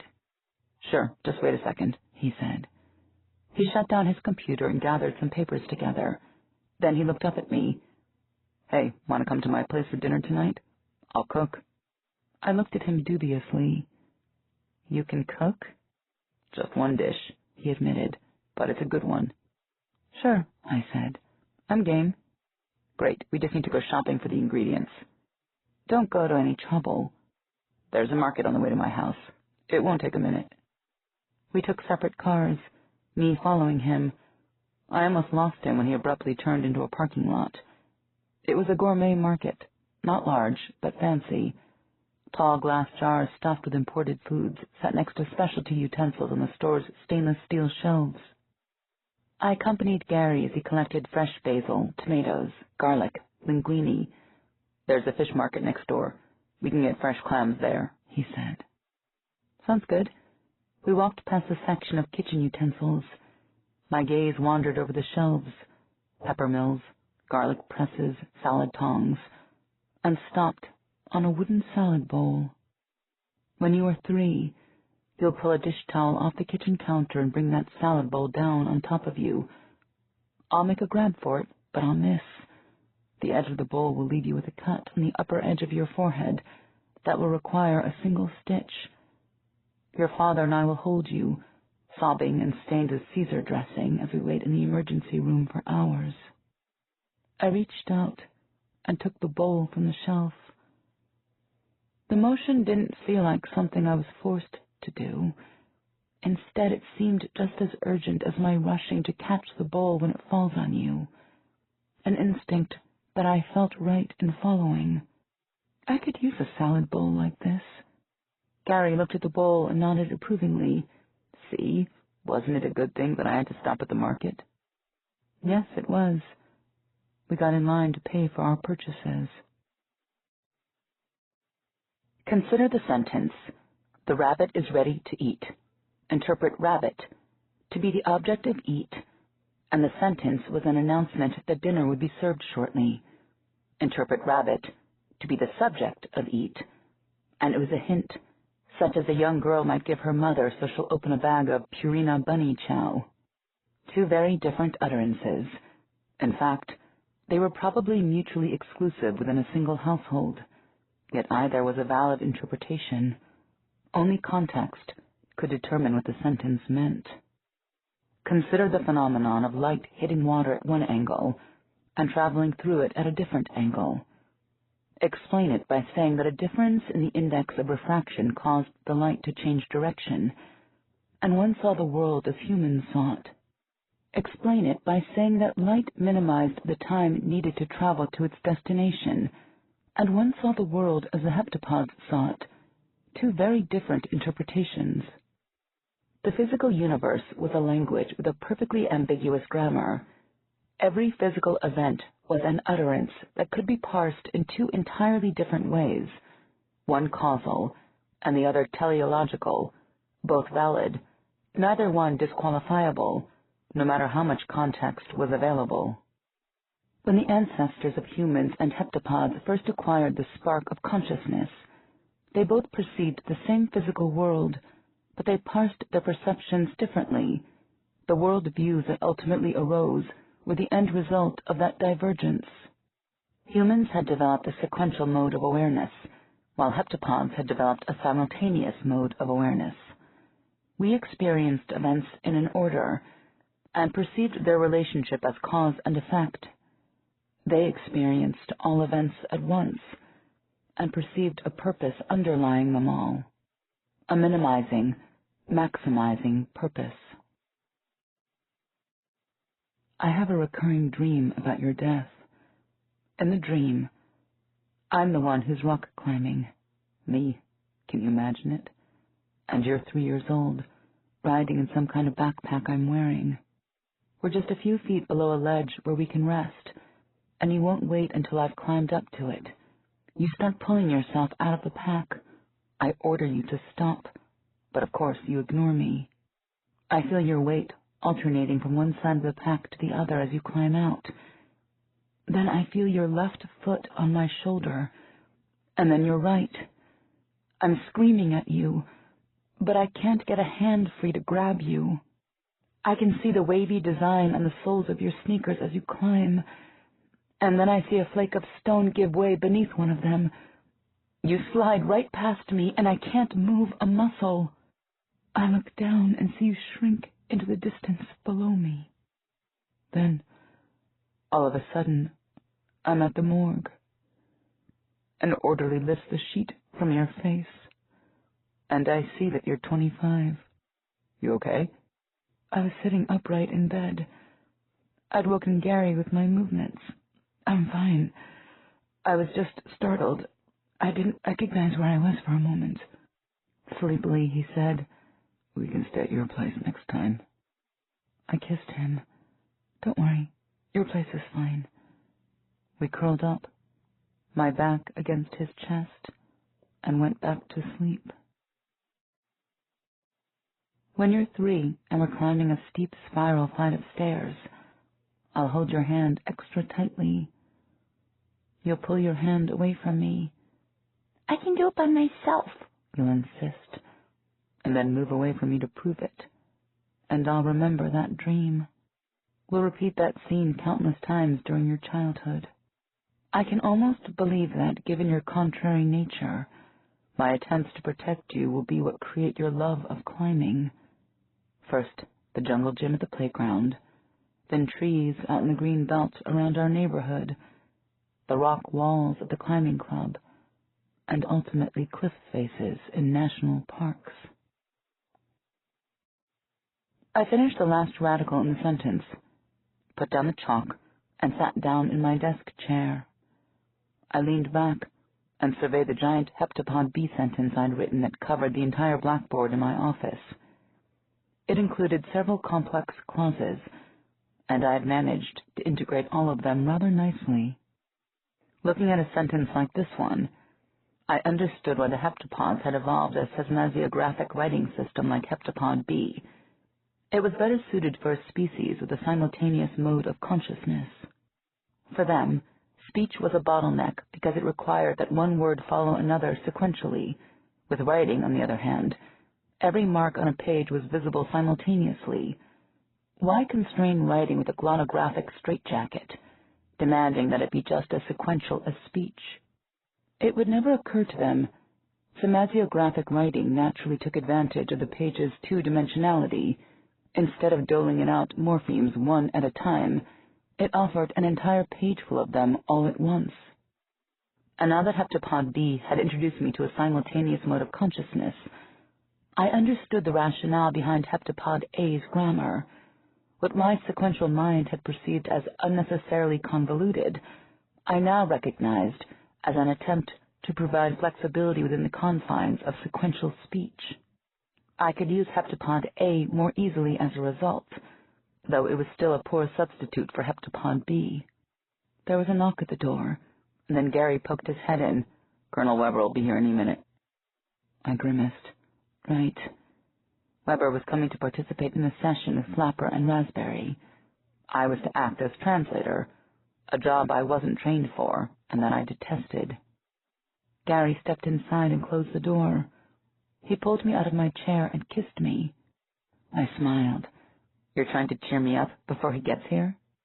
"No, I'm trying to cheer me up." "You weren't interested in talking to the heptapods at all, were you? You worked on this project just to get me into bed." "Ah, you see right through me." I looked into his eyes. "You better believe it," I said. "I remember when you'll be a month old, and I'll stumble out of bed to give you your 2:00 a.m. feeding. Your nursery will have that baby smell of diaper rash cream and talcum powder, with a faint ammoniac whiff coming from the diaper pail in the corner. I'll lean over your crib, lift your squalling form out, and sit in a rocking chair to nurse you. The word infant is derived from the Latin word for unable to speak, but you'll be perfectly capable of saying one thing: I suffer, and you'll do it tirelessly and without hesitation. I have to admire your utter commitment to that statement. When you cry, you'll become outrage incarnate, every fiber of your body employed in expressing that emotion. It's funny, when you're tranquil, you will seem to radiate light. And if someone were to paint a portrait of you like that, I'd insist that they include the halo. But when you're unhappy, you will become a klaxon, built for radiating sound. A portrait of you then could simply be a fire alarm bell. At that stage of your life, there'll be no past or future for you. Until I give you my breast, you'll have no memory of contentment in the past, nor expectation of relief in the future. Once you begin nursing, everything will reverse, and all will be right with the world. Now is the only moment you'll perceive. You'll live in the present tense. In many ways, it's an enviable state. The heptapods are neither free nor bound as we understand those concepts. They don't act according to their will, nor are they helpless automatons. What distinguishes the heptapod's mode of awareness is not just that their actions coincide with history's events. It is also that their motives coincide with history's purposes. They act to create the future, to enact chronology. Freedom isn't an illusion. It's perfectly real in the context of sequential consciousness. Within the context of simultaneous consciousness, freedom is not meaningful, but neither is coercion. It's simply a different context, no more or less valid than the other. It's like that famous optical illusion, the drawing of either an elegant young woman, face turned away from the viewer, or a wart-nosed crone, chin tucked down on her chest. There's no correct interpretation. Both are equally valid, but you can't see both at the same time. Similarly, knowledge of the future was incompatible with free will. What made it possible for me to exercise freedom of choice also made it impossible for me to know the future. Conversely, now that I know the future, I would never act contrary to that future, including telling others what I know. Those who know the future don't talk about it. Those who have read the Book of Ages never admit to it. I turned on the VCR and slotted a cassette of a session from the Fort Worth Looking Glass. A diplomatic negotiator was having a discussion with the heptapods there, with Burghardt acting as translator. The negotiator was describing humans' moral beliefs, trying to lay some groundwork for the concept of altruism. I knew the heptapods were familiar with the conversation's eventual outcome, but they still participated enthusiastically. If I could have described this to someone who didn't already know, she might ask, if the heptapods already knew everything that they would ever say or hear, what was the point of their using language at all? A reasonable question. But language wasn't only for communication. It was also a form of action. According to Speech Act theory, statements like, "You're under arrest," "I christen this vessel," or "I promise," were all performative. A speaker could perform the action only by uttering the words. For such acts, knowing what would be said didn't change anything. Everyone at a wedding anticipated the words, "I now pronounce you husband and wife," but until the minister actually said them, the ceremony didn't count. With performative language, saying equaled doing. For the heptapods, all language was performative. Instead of using language to inform, they used language to actualize. Sure, heptapods already knew what would be said in any conversation, but in order for their knowledge to be true, the conversation would have to take place. First, Goldilocks tried the Papa Bear's bowl of porridge, but it was full of Brussels sprouts, which she hated. You'll laugh. No, that's wrong. We'll be sitting side by side on the sofa, the skinny, overpriced hardcover spread open on our laps. I'll keep reading. Then Goldilocks tried the Mama Bear's bowl of porridge, but it was full of spinach, which she also hated. You'll put your hand on the page of the book to stop me. You have to read it the right way. I'm reading just what it says here, I'll say, all innocence. No, you're not. That's not how the story goes. Well, if you already know how the story goes, why do you need me to read it to you? 'Cause I want to hear it. The air conditioning in Weber's office almost compensated for having to talk to the man. They're willing to engage in a type of exchange, I explained, but it's not trade. We simply give them something, and they give us something in return. Neither party tells the other what they're giving beforehand. Colonel Weber's brow furrowed just slightly. You mean they're willing to exchange gifts? I knew what I had to say. We shouldn't think of it as gift-giving.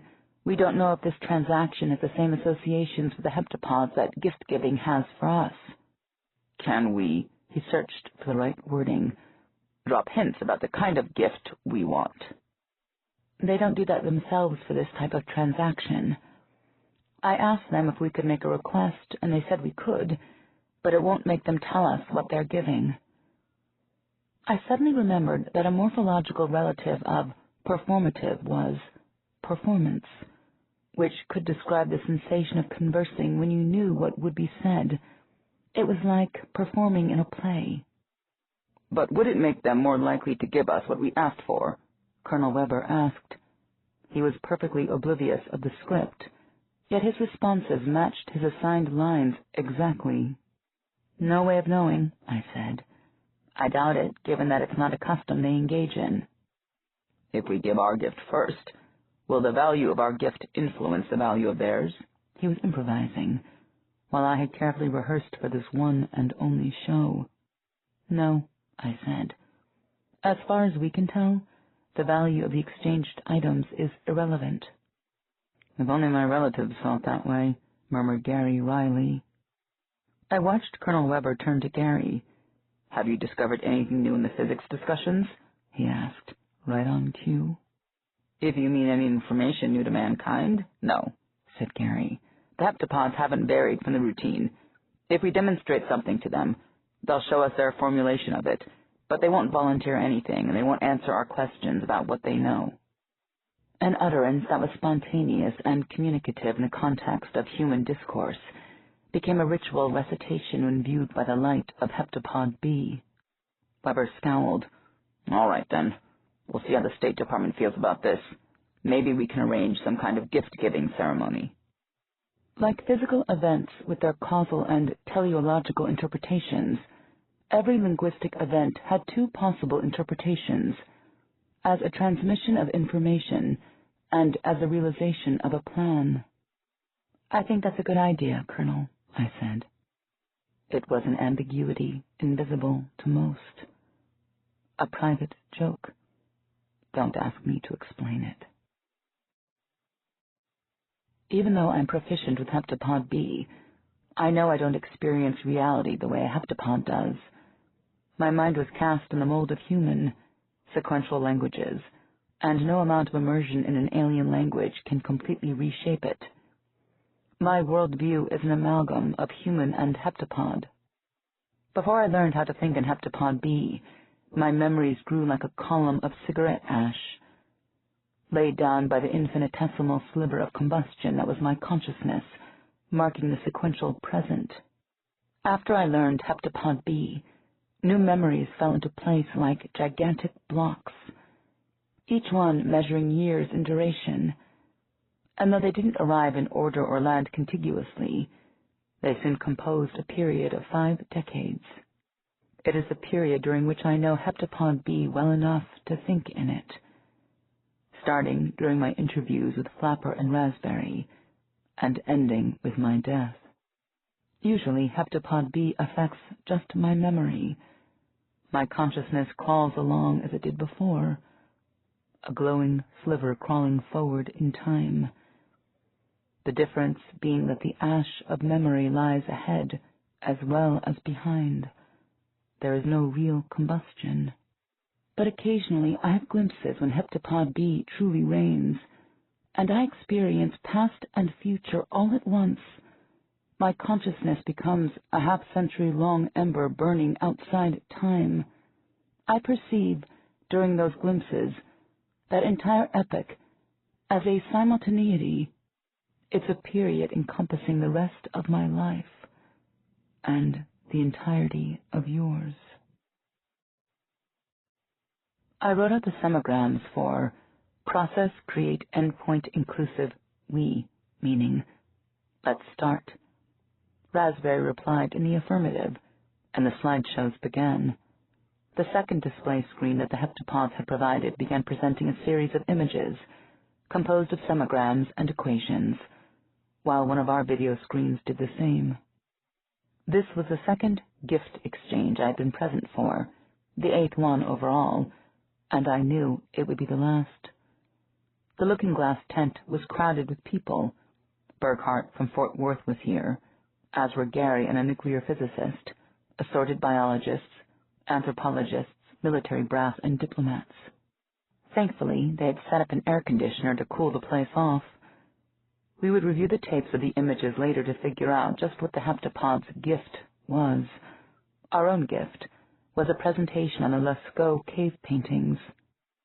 We all crowded around the heptapod's second screen, trying to glean some idea of the image's content as they went by. Preliminary assessments? Asked Colonel Weber. It's not a return, said Burkhart. In a previous exchange, the heptapods had given us information about ourselves that we had previously told them. This had infuriated the State Department, but we had no reason to think of it as an insult. It probably indicated that trade value really didn't play a role in these exchanges. It didn't exclude the possibility that the heptapods might yet offer us a space drive, or cold fusion, or some other wish-fulfilling miracle. "That looks like inorganic chemistry," said the nuclear physicist, pointing at an equation before the image was replaced. Gary nodded. "It could be materials technology," he said. "Maybe we're finally getting somewhere," said Colonel Weber. "I want to see more animal pictures," I whispered quietly, so that only Gary could hear me, and pouted like a child. He smiled and poked me. Truthfully, I wished the heptapods had given another xenobiology lecture, as they had on 2 previous exchanges. Judging from those, humans were more similar to the heptapods than any other species they'd ever encountered, or another lecture on heptapod history. Those had been filled with apparent non-sequiturs, but were interesting nonetheless. I didn't want the heptapods to give us new technology, because I didn't want to see what our governments might do with it. I watched Raspberry while the information was being exchanged, looking for any anomalous behavior. It stood, barely moving as usual. I saw no indications of what would happen shortly. After a minute, the heptapod's screen went blank, and a minute after that, ours did too. Gary and most of the other scientists clustered around a tiny video screen that was replaying the heptapod's presentation. I could hear them talk about the need to call in a solid-state physicist. Colonel Weber turned.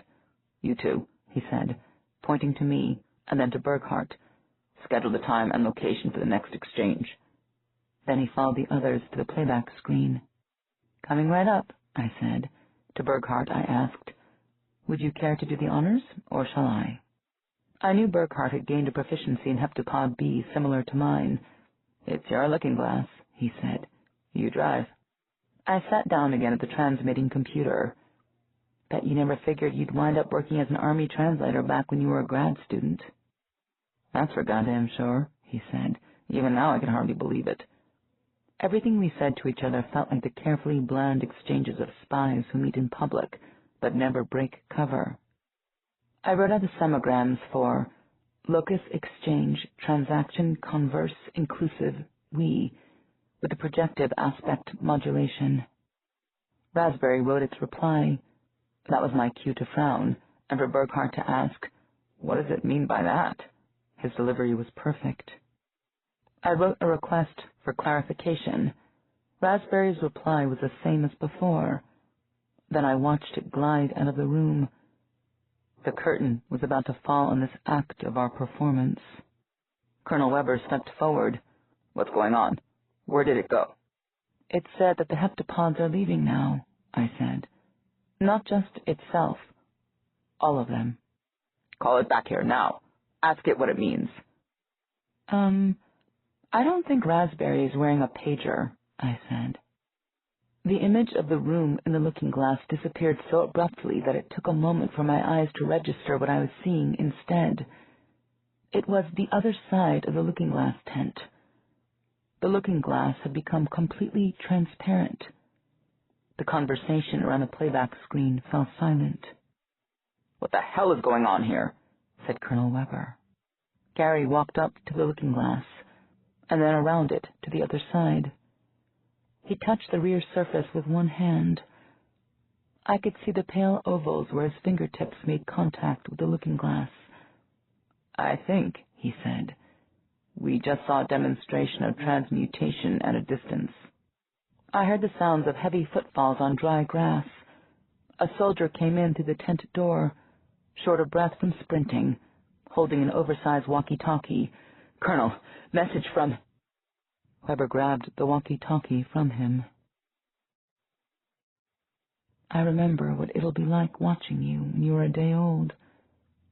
Your father will have gone for a quick visit to the hospital cafeteria, and you'll be lying in your bassinet, and I'll be leaning over you.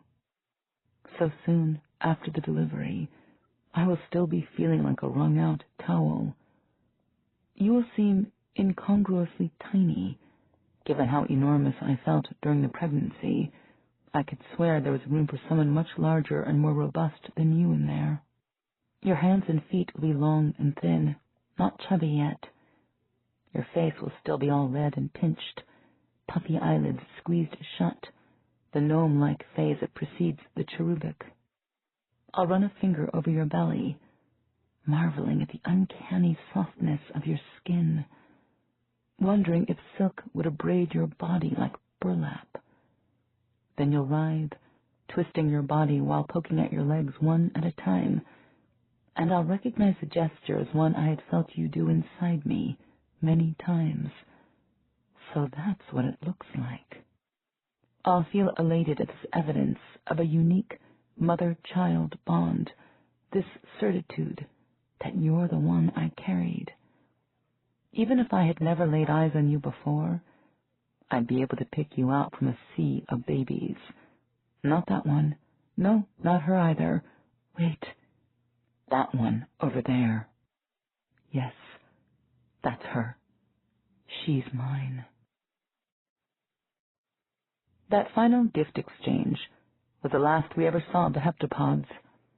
All at once, all over the world, their looking glasses became transparent, and their ships left orbit. Subsequent analysis of the looking glasses revealed them to be nothing more than sheets of fused silica, completely inert. The information from the final exchange session described a new class of superconducting materials, but it later proved to duplicate the results of research just completed in Japan, nothing that humans didn't already know. We never did learn why the heptapods left, any more than we learned what brought them here, or why they acted the way they did. My own new awareness didn't provide that type of knowledge. The heptapod's behavior was presumably explicable from a sequential point of view, but we never found that explanation. I would have liked to experience more of the heptapod's worldview, to feel the way they feel. Then perhaps I could immerse myself fully in the necessity of events as they must, instead of merely wading in its surf for the rest of my life. But that will never come to pass. I will continue to practice the heptapod languages, as will the other linguists on the Looking Glass teams. But none of us will ever progress any further than we did when the heptapods were here. Working with the heptapods changed my life. I met your father and learned Heptapod B, both of which make it possible for me to know you now, here on the patio in the moonlight. Eventually, many years from now, I'll be without your father and without you. All I will have left from this moment is the heptapod language. So I pay close attention and note every detail. From the beginning, I knew my destination, and I chose my route accordingly. But am I working toward an extreme of joy or of pain? Will I achieve a minimum or a maximum? These questions are in my mind when your father asks me, "Do you want to make a baby?" And I smile and answer, "Yes." And I unwrap his arms from around me, and we hold hands as we walk inside to make love, to make you. 72 letters. When he was a child, Robert's favorite toy was a simple one, a clay doll that could do nothing but walk forward. While his parents entertained their guests in the garden outside, discussing Victoria's ascension to the throne or the Chartist reforms, Robert would follow the doll as it marched down the corridors of the family home, turning it around corners or back where it came from. The doll didn't obey commands or exhibit any sense at all. If it met a wall, the diminutive clay figure would keep marching until it gradually mashed its arms and legs into misshapen flippers. Sometimes Robert would let it do that, strictly for his own amusement. Once the doll's limbs were thoroughly distorted, he'd pick the toy up and pull the name out, stopping its motion in mid-stride.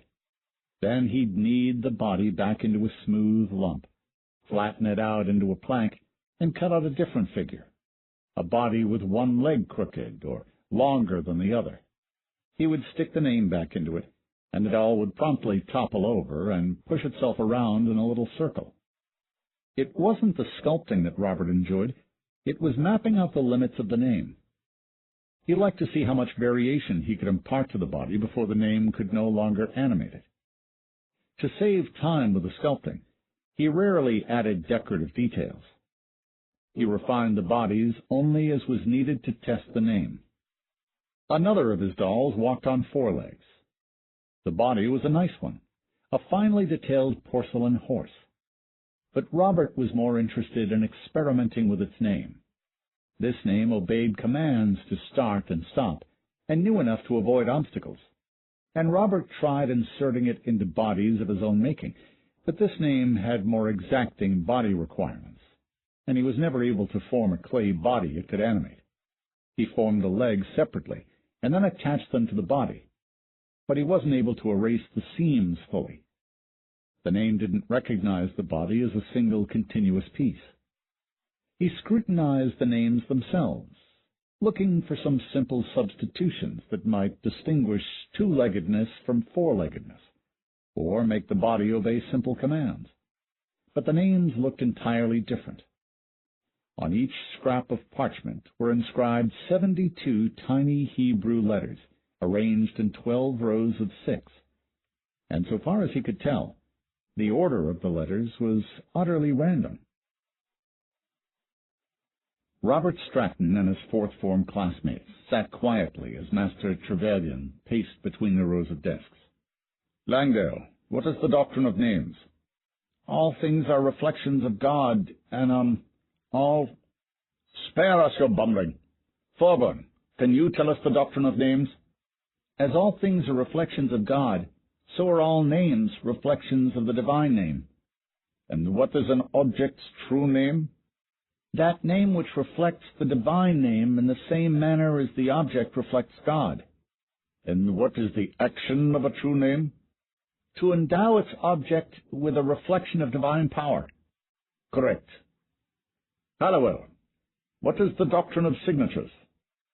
The natural philosophy lesson continued until noon, but because it was a Saturday, there was no instruction for the rest of the day. Master Trevelyan dismissed the class, and the boys of Cheltenham School dispersed. After stopping at the dormitory, Robert met his friend Lionel at the border of school grounds. "So the wait's over. Today's the day?" Robert asked. "I said it was, didn't I?" "Let's go then." The pair set off to walk the 1.5 miles to Lionel's home. During his first year at Cheltenham, Robert had known Lionel hardly at all.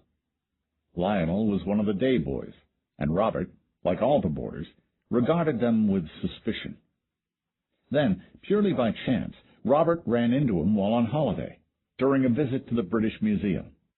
Robert loved the museum, the frail mummies and immense sarcophagi, the stuffed platypus and pickled mermaid, the wall bristling with elephant tusks and moose antlers and unicorn horns. That particular day he was at the display of elemental sprites. He was reading the card explaining the salamander's absence, when he suddenly recognized Lionel, standing right next to him, peering at the undine in its jar. Conversation revealed their shared interest in the sciences, and the two became fast friends. As they walked down the road, they kicked a large pebble back and forth between them. Lionel gave the pebble a kick and laughed as it skittered between Robert's ankles. "I couldn't wait to get out of there," he said. "I think one more doctrine would have been more than I could bear." "Why do they even bother calling it natural philosophy?" said Robert. "Just admit it's another theology lesson and be done with it." The two of them had recently purchased A Boy's Guide to Nomenclature, which informed them that nomenclators no longer spoke in terms of God or the divine name. Instead, current thinking held that there was a lexical universe as well as a physical one, and bringing an object together with a compatible name caused the latent potentialities of both to be realized. Nor was there a single true name for a given object. Depending on its precise shape, a body might be compatible with several names, known as its euonyms, and conversely, a simple name might tolerate significant variations in body shape, as his childhood marching doll had demonstrated. When they reached Lionel's home, they promised the cook they would be in for dinner shortly, and headed to the garden out back. Lionel had converted a tool shed in his family's garden into a laboratory, which he used to conduct experiments. Normally, Robert came by on a regular basis, but recently, Lionel had been working on an experiment that he was keeping secret. Only now was he ready to show Robert his results. Lionel had Robert wait outside while he entered first, and then let him enter. A long shelf ran along every wall of the shed, crowded with racks of vials, stoppered bottles of green glass, and assorted rocks and mineral specimens. A table, decorated with stains and scorch marks, dominated the cramped space, and it supported the apparatus for Lionel's latest experiment. A cucurbit clamped in a stand, so that its bottom rested in a basin full of water, which in turn sat on a tripod above a lit oil lamp. A mercury thermometer was also fixed in the basin. "Take a look," said Lionel. Robert leaned over to inspect the cucurbit's contents. At first it appeared to be nothing more than foam, a dollop of suds that might have dripped off a pint of stout. But as he looked closer, he realized that what he thought were bubbles were actually the interstices of a glistening latticework. The froth consisted of homunculi, tiny seminal fetuses. Their bodies were transparent individually, but collectively their bulbous heads and strand-like limbs adhered to form a pale, dense foam. "So you wanked off into a jar and kept the spunk warm?" he asked, and Lionel shoved him. Robert laughed and raised his hands in a placating gesture. "No, honestly, it's a wonder. How'd you do it?" Mollified, Lionel said, "It's a real balancing act. You have to keep the temperature just right, of course, but if you want them to grow, you also have to keep just the right mix of nutrients. Too thin a mix, and they starve. Too rich, and they get over-lively and start fighting with each other. You're having me on." "It's the truth. Look it up if you don't believe me. Battles among sperm are what cause monstrosities to be born. If an injured fetus is the one that makes it to the egg, the baby that's born is deformed. I thought that was because of a fright the mother had when she was carrying." Robert could just make out the minuscule squirmings of the individual fetuses. He realized that the froth was ever so slowly roiling as a result of their collective motions. "That's only for some kinds, like ones that are all hairy or covered in blotches. Babies that don't have arms or legs or have misshapen ones, they're the ones that got caught in a fight back when they were sperm. That's why you can't provide too rich a broth, especially if they haven't any place to go. They get in a frenzy. You can lose all of them pretty quick that way." "How long can you keep them growing?" "Probably not much longer," said Lionel. "It's hard to keep them alive if they haven't reached an egg. I read about one in France that was grown till it was the size of a fist, and they had the best equipment available. I just wanted to see if I could do it at all." Robert stared at the foam, remembering the doctrine of preformation that Master Trevelyan had drilled into them. All living things had been created at the same time, long ago, and births today were merely enlargements of the previously imperceptible. Although they appeared newly created, these homunculi were countless years old. For all of human history, they had lain nested within generations of their ancestors, waiting for their turn to be born. In fact, it wasn't just them who had waited. He himself must have done the same thing prior to his birth. If his father were to do this experiment, the tiny figures Robert saw would be his unborn brothers and sisters. He knew they were insensible until reaching an egg, but he wondered what thoughts they'd have if they weren't. He imagined the sensation of his body. Every bone and organ, soft and clear as gelatin, sticking to those of myriad identical siblings. What would it be like, looking through transparent eyelids, realizing the mountain in the distance was actually a person, recognizing it as his brother? What if he knew he'd become as massive and solid as that colossus, if only he could reach an egg? It was no wonder they fought. Robert Stratton went on to read nomenclature at Cambridge's Trinity College. There he studied Kabbalistic texts written centuries before, when nomenclators were still called Baalai Shem and automata were called Golem. Texts that laid the foundation for the science of names. The Sefer Yazira, Eleazar of Worms, Sodei Razaya, Abulafia's Haye Ha-Olam Haba.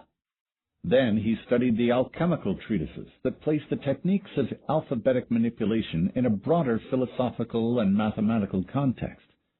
Lowell's Ars Magna, Agrippa's De Culta Philosophia, Dee's Monas Hieroglyphica. He learned that every name was a combination of several epithets, each designating a specific trait or capability. Epithets were generated by compiling all the words that describe the desired trait, cognates and etymons, from languages both living and extinct. By selectively substituting and permuting letters, one could distill from those words their common essence, which was the epithet for that trait. In certain instances, epithets could be used as the basis for triangulation, allowing one to derive epithets for traits undescribed in any language. The entire process relied on intuition as much as formulae.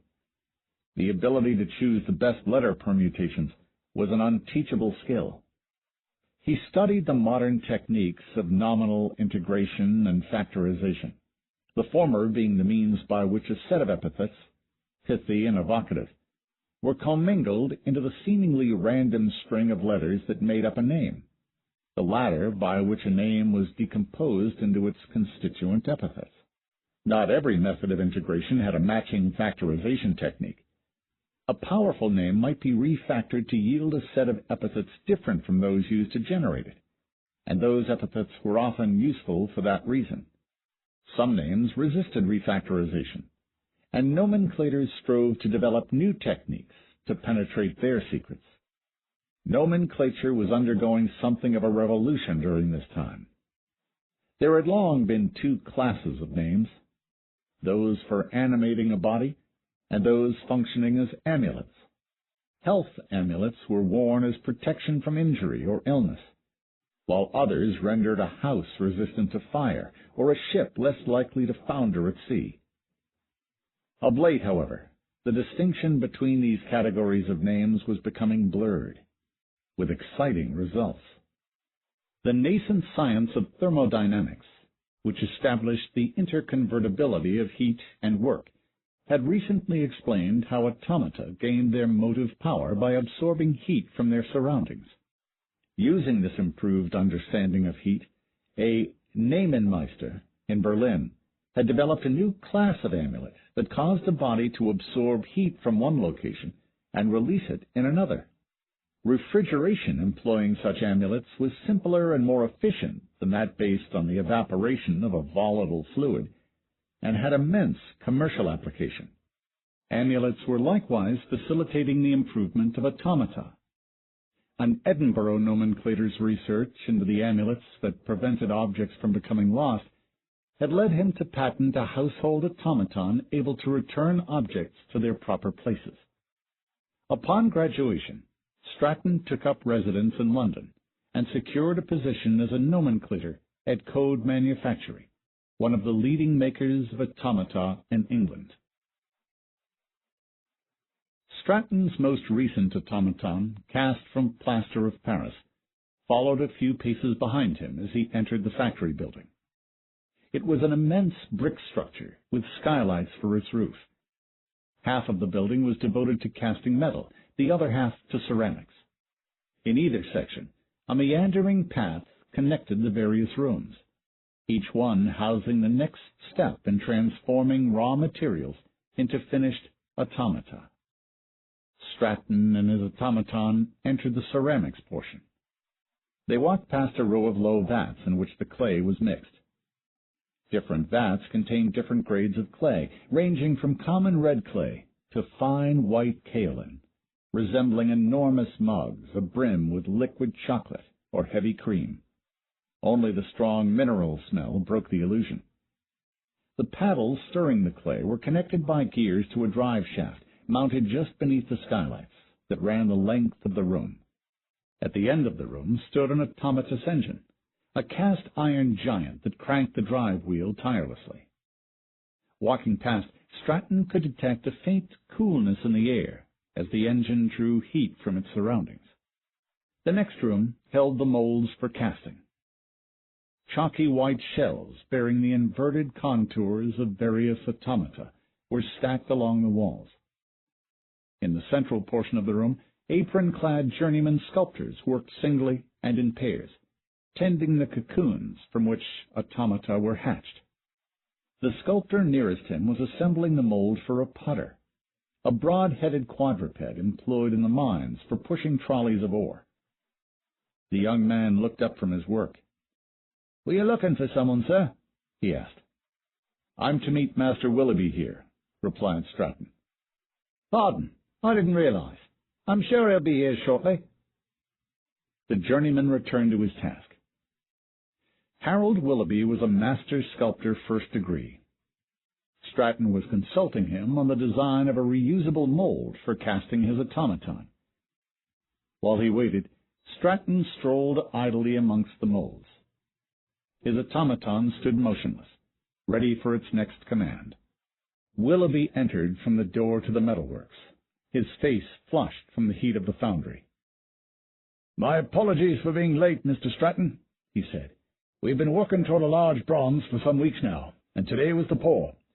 You don't want to leave the lads alone at a time like that." "I understand completely," replied Stratton. Wasting no time, Willoughby strode over to the new automaton. "Is this what you've had Moore doing all these months?" Moore was the journeyman assisting Stratton on his project. Stratton nodded.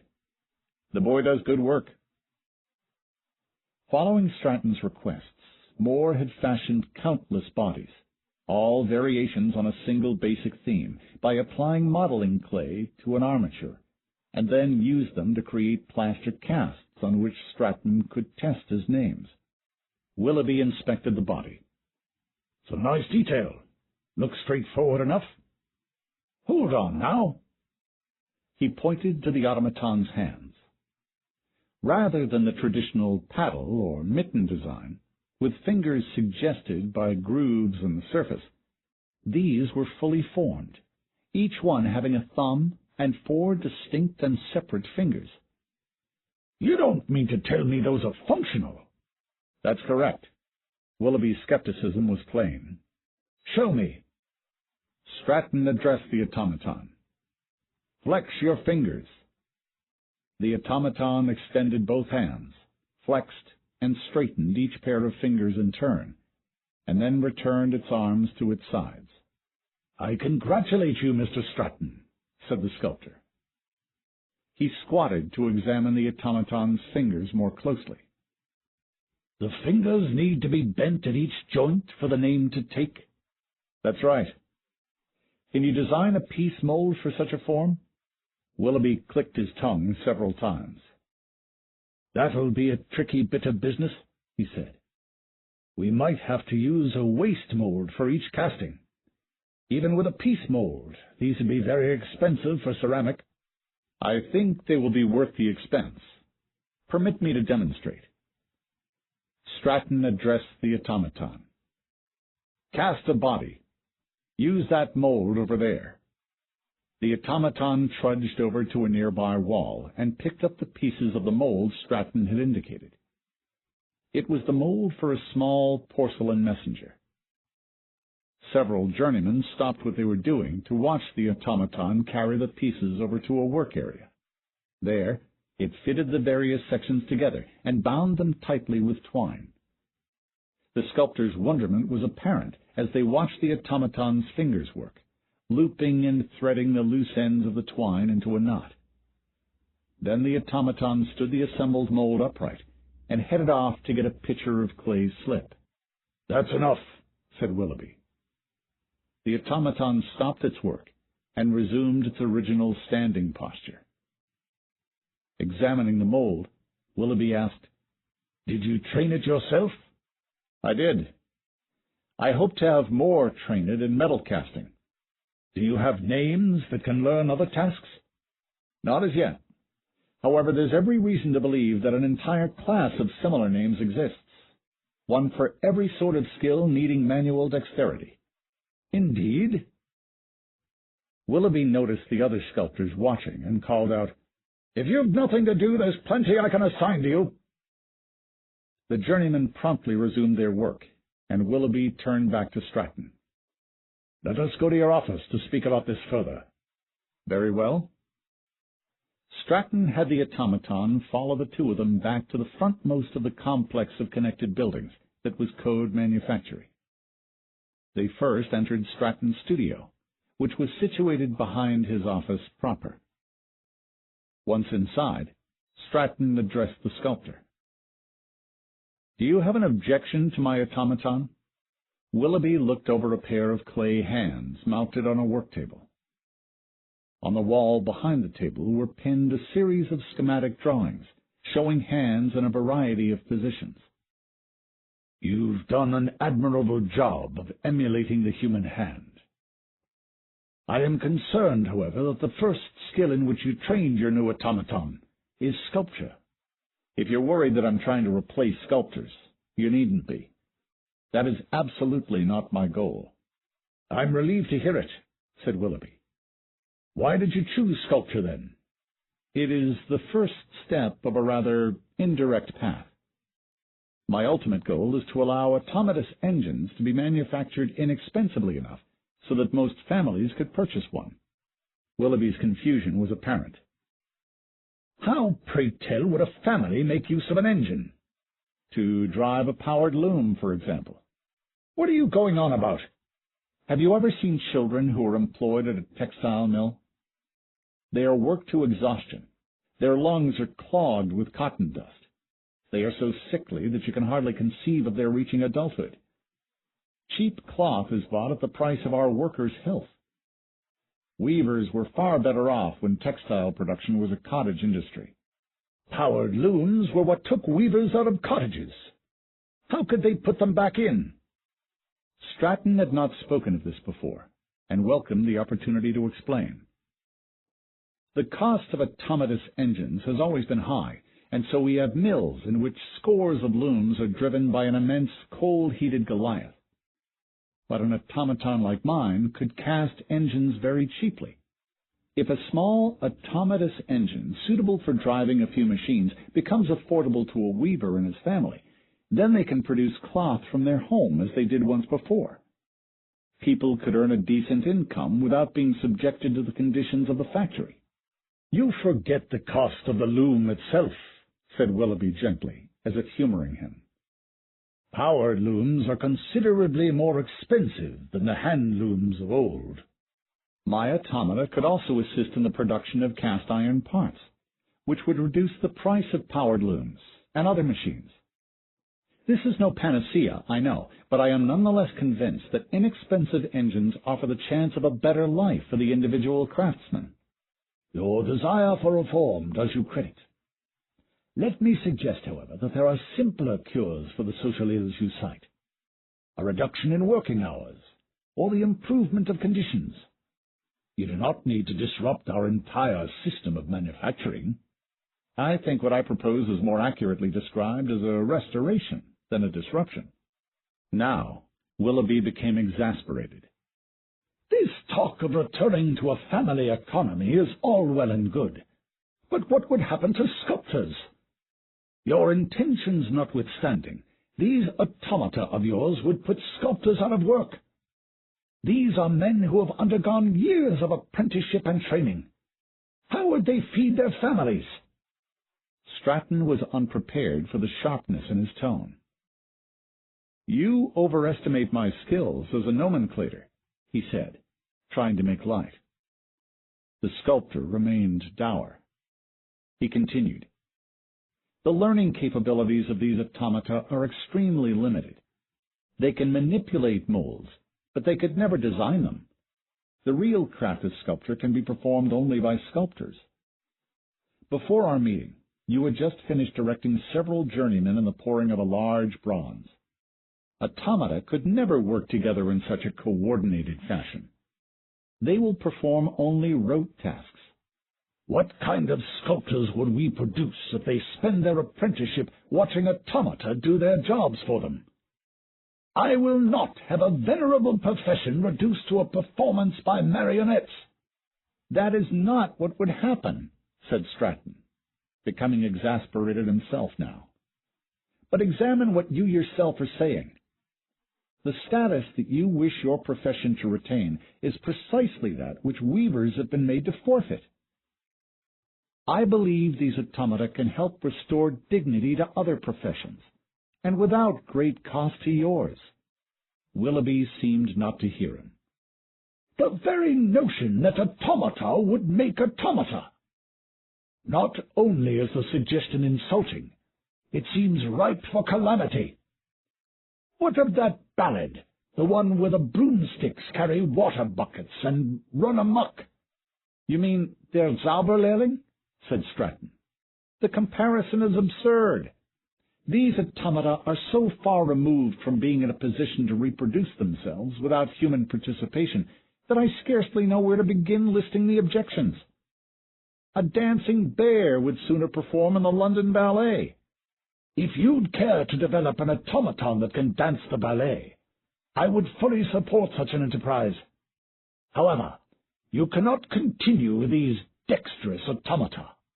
Pardon me, sir, but I am not bound by your decisions. You'll find it difficult to work without sculptors' cooperation.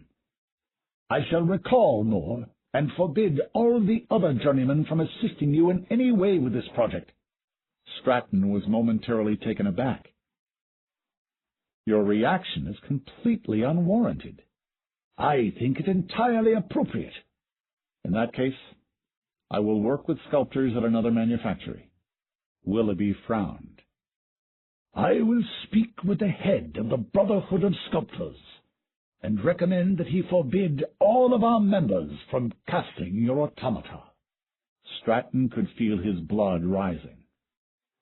I will not be bullied, he said. Do what you will, but you cannot prevent me from pursuing this. I think our discussion is at an end. Willoughby strode to the door. Good day to you, Mr. Stratton. Good day to you, replied Stratton heatedly. It was the following day, and Stratton was taking his midday stroll through the district of Lambeth, where Code Manufactory was located. After a few blocks, he stopped at a local market. Sometimes, among the baskets of writhing eels and blankets spread with cheap watches, were automatous dolls, and Stratton retained his boyhood fondness for seeing the latest designs. Today he noticed a new pair of boxing dolls, painted to look like an explorer and a savage. As he looked them over a while, he could hear nostrum peddlers competing for the attention of a passer-by with a runny nose. I see your health amulets failed you, sir, said one man, whose table was arrayed with small square tins. Your remedy lies in the curative powers of magnetism, concentrated in Dr. Sedgwick's polarizing tablets. Nonsense, retorted an old woman. What you need is tincture of mandrake, tried and true. She held out a vial of clear liquid. The dog wasn't cold yet when this extract was prepared. There's nothing more potent. Seeing no other new dolls, Stratton left the market and walked on, his thoughts returning to what Willoughby had said yesterday. Without the cooperation of the sculptors' trade union, he'd have to resort to hiring independent sculptors. He hadn't worked with such individuals before, and some investigation would be required. Ostensibly, they cast bodies only for use with public domain names, but for certain individuals these activities disguised patent infringement and piracy, and any association with them could permanently blacken his reputation. Mr. Stratton? Stratton looked up. A small, wiry man, plainly dressed, stood before him. Yes? Do I know you, sir? No, sir. My name is Davies. I'm in the employ of Lord Fieldhurst. He handed Stratton a card bearing the Fieldhurst crest. Edward Maitland, 3rd Earl of Fieldhurst and a noted zoologist and comparative anatomist, was president of the Royal Society. Stratton had heard him speak during sessions of the Royal Society, but they had never been introduced. "What can I do for you?" "Lord Fieldhurst would like to speak with you at your earliest convenience regarding your recent work." Stratton wondered how the Earl had learned of his work. "Why did you not call on me at my office?" "Lord Fieldhurst prefers privacy in this matter." Stratton raised his eyebrows, but Davies didn't explain further. "Are you available this evening?" It was an unusual invitation, but an honor nonetheless. "Certainly. Please inform Lord Fieldhurst that I would be delighted." "A carriage will be outside your building at 8 tonight." Davies touched his hat and was off. At the promised hour, Davies arrived with the carriage. It was a luxurious vehicle, with an interior of lacquered mahogany and polished brass and brushed velvet. The tractor that drew it was an expensive one as well, a steed cast of bronze and needing no driver for familiar destinations. Davies politely declined to answer any questions while they rode. He was obviously not a manservant, nor a secretary, but Stratton could not decide what sort of employee he was. The carriage carried them out of London into the countryside until they reached Darrington Hall, one of the residences owned by the Fieldhurst lineage. Once inside the home, Davies led Stratton through the foyer and then ushered him into an elegantly appointed study. He closed the doors without entering himself. Seated at the desk within the study was a barrel-chested man wearing a silk coat and cravat. His broad, deeply creased cheeks were framed by woolly gray mutton chops. Stratton recognized him at once. "Lord Fieldhurst, it is an honor." "A pleasure to meet you, Mr. Stratton. You've been doing some excellent work recently." "You are most kind. I did not realize that my work had become known." "I make an effort to keep track of such things. Please, tell me what motivated you to develop such automata." Stratton explained his plans for manufacturing affordable engines. Fieldhurst listened with interest, occasionally offering cogent suggestions. "It is an admirable goal," he said, nodding his approval. "I'm pleased to find that you have such philanthropic motives, because I would ask your assistance in a project I'm directing." "It would be my privilege to help in any way I could." "Thank you." Fieldhurst's expression became solemn. "This is a matter of grave import. Before I speak further, I must first have your word that you will retain everything I reveal to you in the utmost confidence." Stratton met the Earl's gaze directly. "Upon my honor as a gentleman, sir, I shall not divulge anything you relate to me." "Thank you, Mr. Stratton. Please, come this way." Fieldhurst opened a door in the rear wall of the study, and they walked down a short hallway. At the end of the hallway was a laboratory. A long, scrupulously clean work table held a number of stations, each consisting of a microscope and an articulated brass framework of some sort, equipped with 3 mutually perpendicular knurled wheels for performing fine adjustments. An elderly man was peering into the microscope at the furthest station. He looked up from his work as they entered. "Mr. Stratton, I believe you know Dr. Ashbourne." Stratton, caught off guard, was momentarily speechless. Nicholas Ashbourne had been a lecturer at Trinity when Stratton was studying there, but had left years ago to pursue studies of, it was said, an unorthodox nature. Stratton remembered him as one of his most enthusiastic instructors. Age had narrowed his face somewhat, making his high forehead seem even higher, but his eyes were as bright and alert as ever. He walked over with the help of a carved ivory walking stick. "Stratton! Good to see you again." "And you, sir. I was truly not expecting to see you here." "This will be an evening full of surprises, my boy. Prepare yourself." He turned to Fieldhurst. "Would you care to begin?" They followed Fieldhurst to the far end of the laboratory, where he opened another door and led them down a flight of stairs. "Only a small number of individuals, either Fellows of the Royal Society or Members of Parliament, or both, are privy to this matter. 5 years ago I was contacted confidentially by the Académie des Sciences in Paris.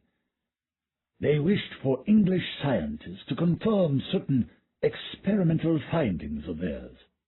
"Indeed." "You can imagine their reluctance. However, they felt the matter outweighed national rivalries, and once I understood the situation, I agreed." The three of them descended to a cellar. Gas brackets along the walls provided illumination, revealing the cellar's considerable size. Its interior was punctuated by an array of stone pillars that rose to form groined vaults. The long cellar contained row upon row of stout wooden tables, each one supporting a tank roughly the size of a bathtub. The tanks were made of zinc and fitted with plate glass windows on all 4 sides, revealing their contents as a clear, faintly straw-colored fluid. Stratton looked at the nearest tank. There was a distortion floating in the center of the tank, as if some of the liquid had congealed into a mass of jelly.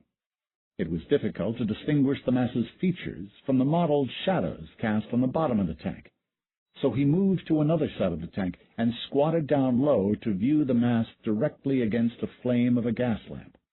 It was then that the coagulum resolved itself into the ghostly figure of a man, clear as aspic, curled up in fetal position. "Incredible," Stratton whispered. "We call it a megafetus," explained Fieldhurst. "This was grown from a spermatozoan? This must have required decades." "It did not, more's the wonder. Several years ago, 2 Parisian naturalists named Dubuisson and Gilles developed a method of inducing hypertrophic growth in a seminal fetus. The rapid infusion of nutrients allows such a fetus to reach this size within a fortnight." By shifting his head back and forth, he saw slight differences in the way the gaslight was refracted, indicating the boundaries of the megafetus's internal organs. "Is this creature alive?" "Only in an insensate manner, like a spermatozoan. No artificial process can replace gestation. It is the vital principle within the ovum which quickens the fetus, and the maternal influence which transforms it into a person. All we've done is effect a maturation in size and scale." Fieldhurst gestured toward the megafetus.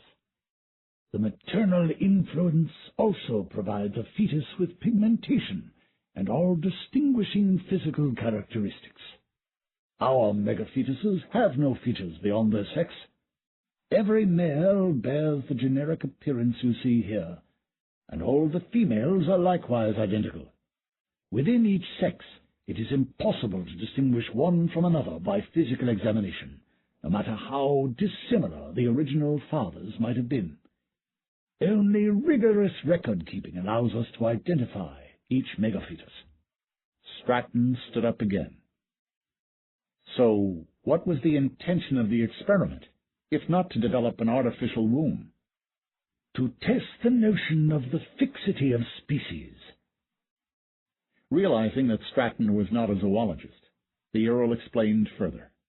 "We're lens grinders able to construct microscopes of unlimited magnifying power. Biologists could examine the future generations nested in the spermatozoa of any species and see whether their appearance remains fixed or changes to give rise to a new species. In the latter case, they could also determine if the transition occurs gradually or abruptly.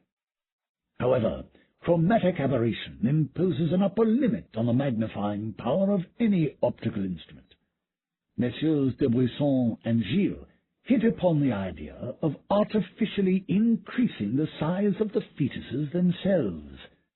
Once a fetus reaches its adult size, one can extract a spermatozoon from it and enlarge a fetus from the next generation in the same manner. Fieldhurst stepped over to the next table in the row and indicated the tank it supported. Repetition of the process lets us examine the unborn generations of any given species. Stratton looked around the room. The rows of tanks took on a new significance. So they compressed the intervals between births to gain a preliminary view of our genealogical future. Precisely. Audacious. And what were the results? They tested many animal species, but never observed any changes in form. However, they obtained a peculiar result when working with the seminal fetuses of humans. After no more than 5 generations, the male fetuses held no more spermatozoa, and the females held no more ova.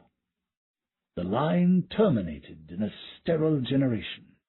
I imagine that wasn't entirely unexpected, Stratton said, glancing at the jellied form. Each repetition must further attenuate some essence in the organisms.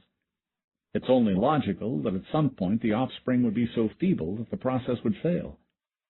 That was Dubuisson and Gilles' initial assumption as well, agreed Fieldhurst. So they sought to improve their technique. However, they could find no difference between megafetuses of succeeding generations in terms of size or vitality. Nor was there any decline in the number of spermatozoa or ova. The penultimate generation was fully as fertile as the first. The transition to sterility was an abrupt one. They found another anomaly as well. While some spermatozoa yielded only 4 or fewer generations, variation occurred only across samples, never within a single sample. They evaluated samples from father and son donors, and in such instances, the father's spermatozoa produced exactly 1 more generation than the son's. And from what I understand, some of the donors were aged individuals indeed. While their samples held very few spermatozoa, they nonetheless held 1 more generation than those from sons in the prime of their lives. The progenitive power of the sperm bore no correlation with the health or vigor of the donor. Instead, it correlated with the generation to which the donor belonged. Fieldhurst paused and looked at Stratton gravely. It was at this point that the Academy contacted me to see if the Royal Society could duplicate their findings. Together, we have obtained the same result, using samples collected from peoples as varied as the Lapps and the Hottentots. We are in agreement as to the implication of these findings, that the human species has the potential to exist for only a fixed number of generations, and we are within 5 generations of the final one. Stratton turned to Ashbourne, half expecting him to confess that it was all an elaborate hoax. But the elder nomenclator looked entirely solemn. Stratton looked at the megafetus again and frowned, absorbing what he had heard. If your interpretation is correct, other species must be subject to a similar limitation. Yet from what I know, the extinction of a species has never been observed. Fieldhurst nodded.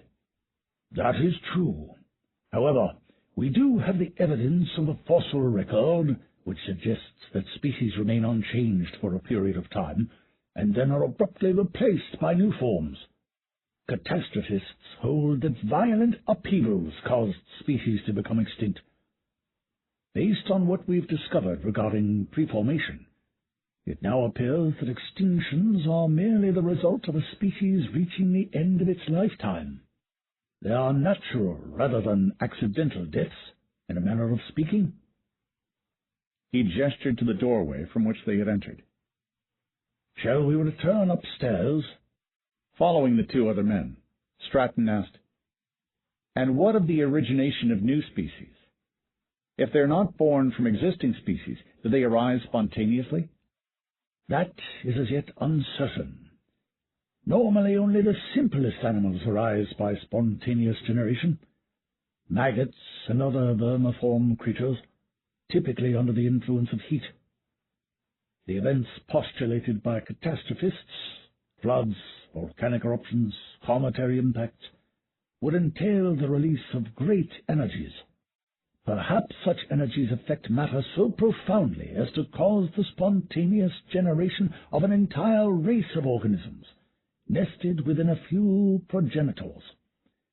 If so, cataclysms are not responsible for mass extinctions, but rather generate new species in their wake. Back in the laboratory, the two elder men seated themselves in the chairs present. Too agitated to follow suit, Stratton remained standing. If any animal species were created by the same cataclysm as the human species, they should likewise be nearing the end of their lifespans. Have you found another species that evinces a final generation? Fieldhurst shook his head. Not as yet. We believe that other species have differing dates of extinction, correlated with the biological complexity of the animal. Humans are presumably the most complex organism, and perhaps fewer generations of such complex organisms can be nested inside a spermatozoon. By the same token, countered Stratton, perhaps the complexity of the human organism makes it unsuitable for the process of artificially accelerated growth. Perhaps it is the process whose limits have been discovered, not the species. An astute observation, Mr. Stratton. Experiments are continuing with species that more closely resemble humans, such as chimpanzees and orangutans. However, the unequivocal answer to this question may require years, and if our current interpretation is correct, we can ill afford the time spent waiting for confirmation. We must ready a course of action immediately. But 5 generations could be over a century. He caught himself, embarrassed at having overlooked the obvious. Not all persons became parents at the same age. Fieldhurst read his expression. You realize why not all the sperm samples from donors of the same age produce the same number of generations.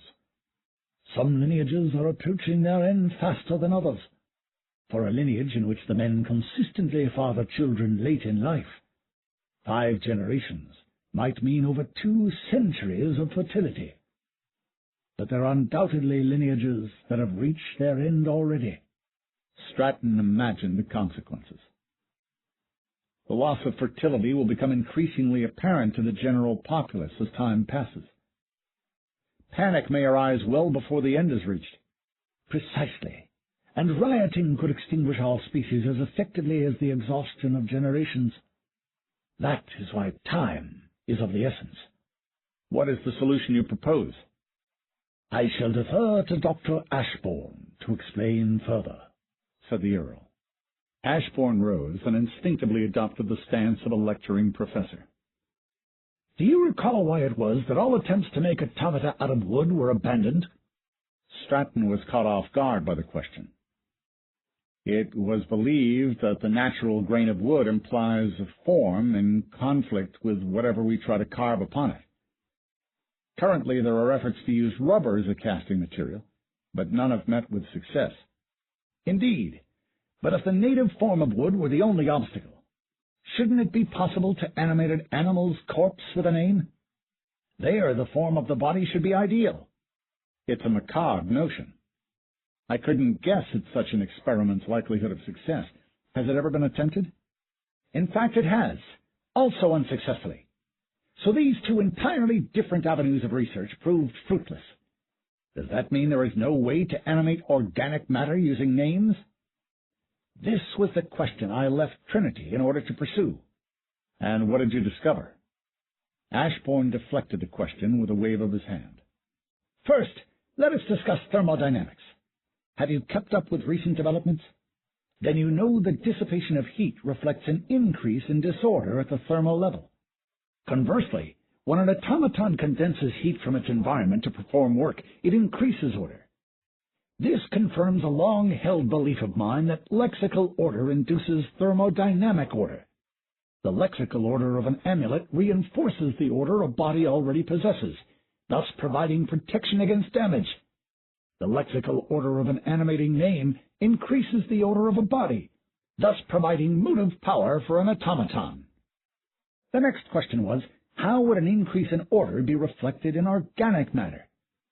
Since names don't animate dead tissue, obviously organic matter doesn't respond at the thermal level. But perhaps it can be ordered at another level. Consider, a steer can be reduced to a vat of gelatinous broth.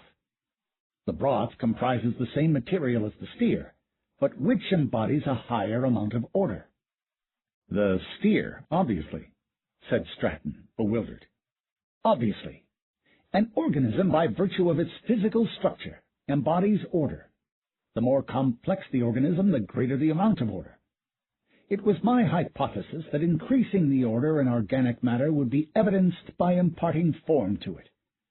However, most living matter has already assumed its ideal form. The question is, what has life, but not form?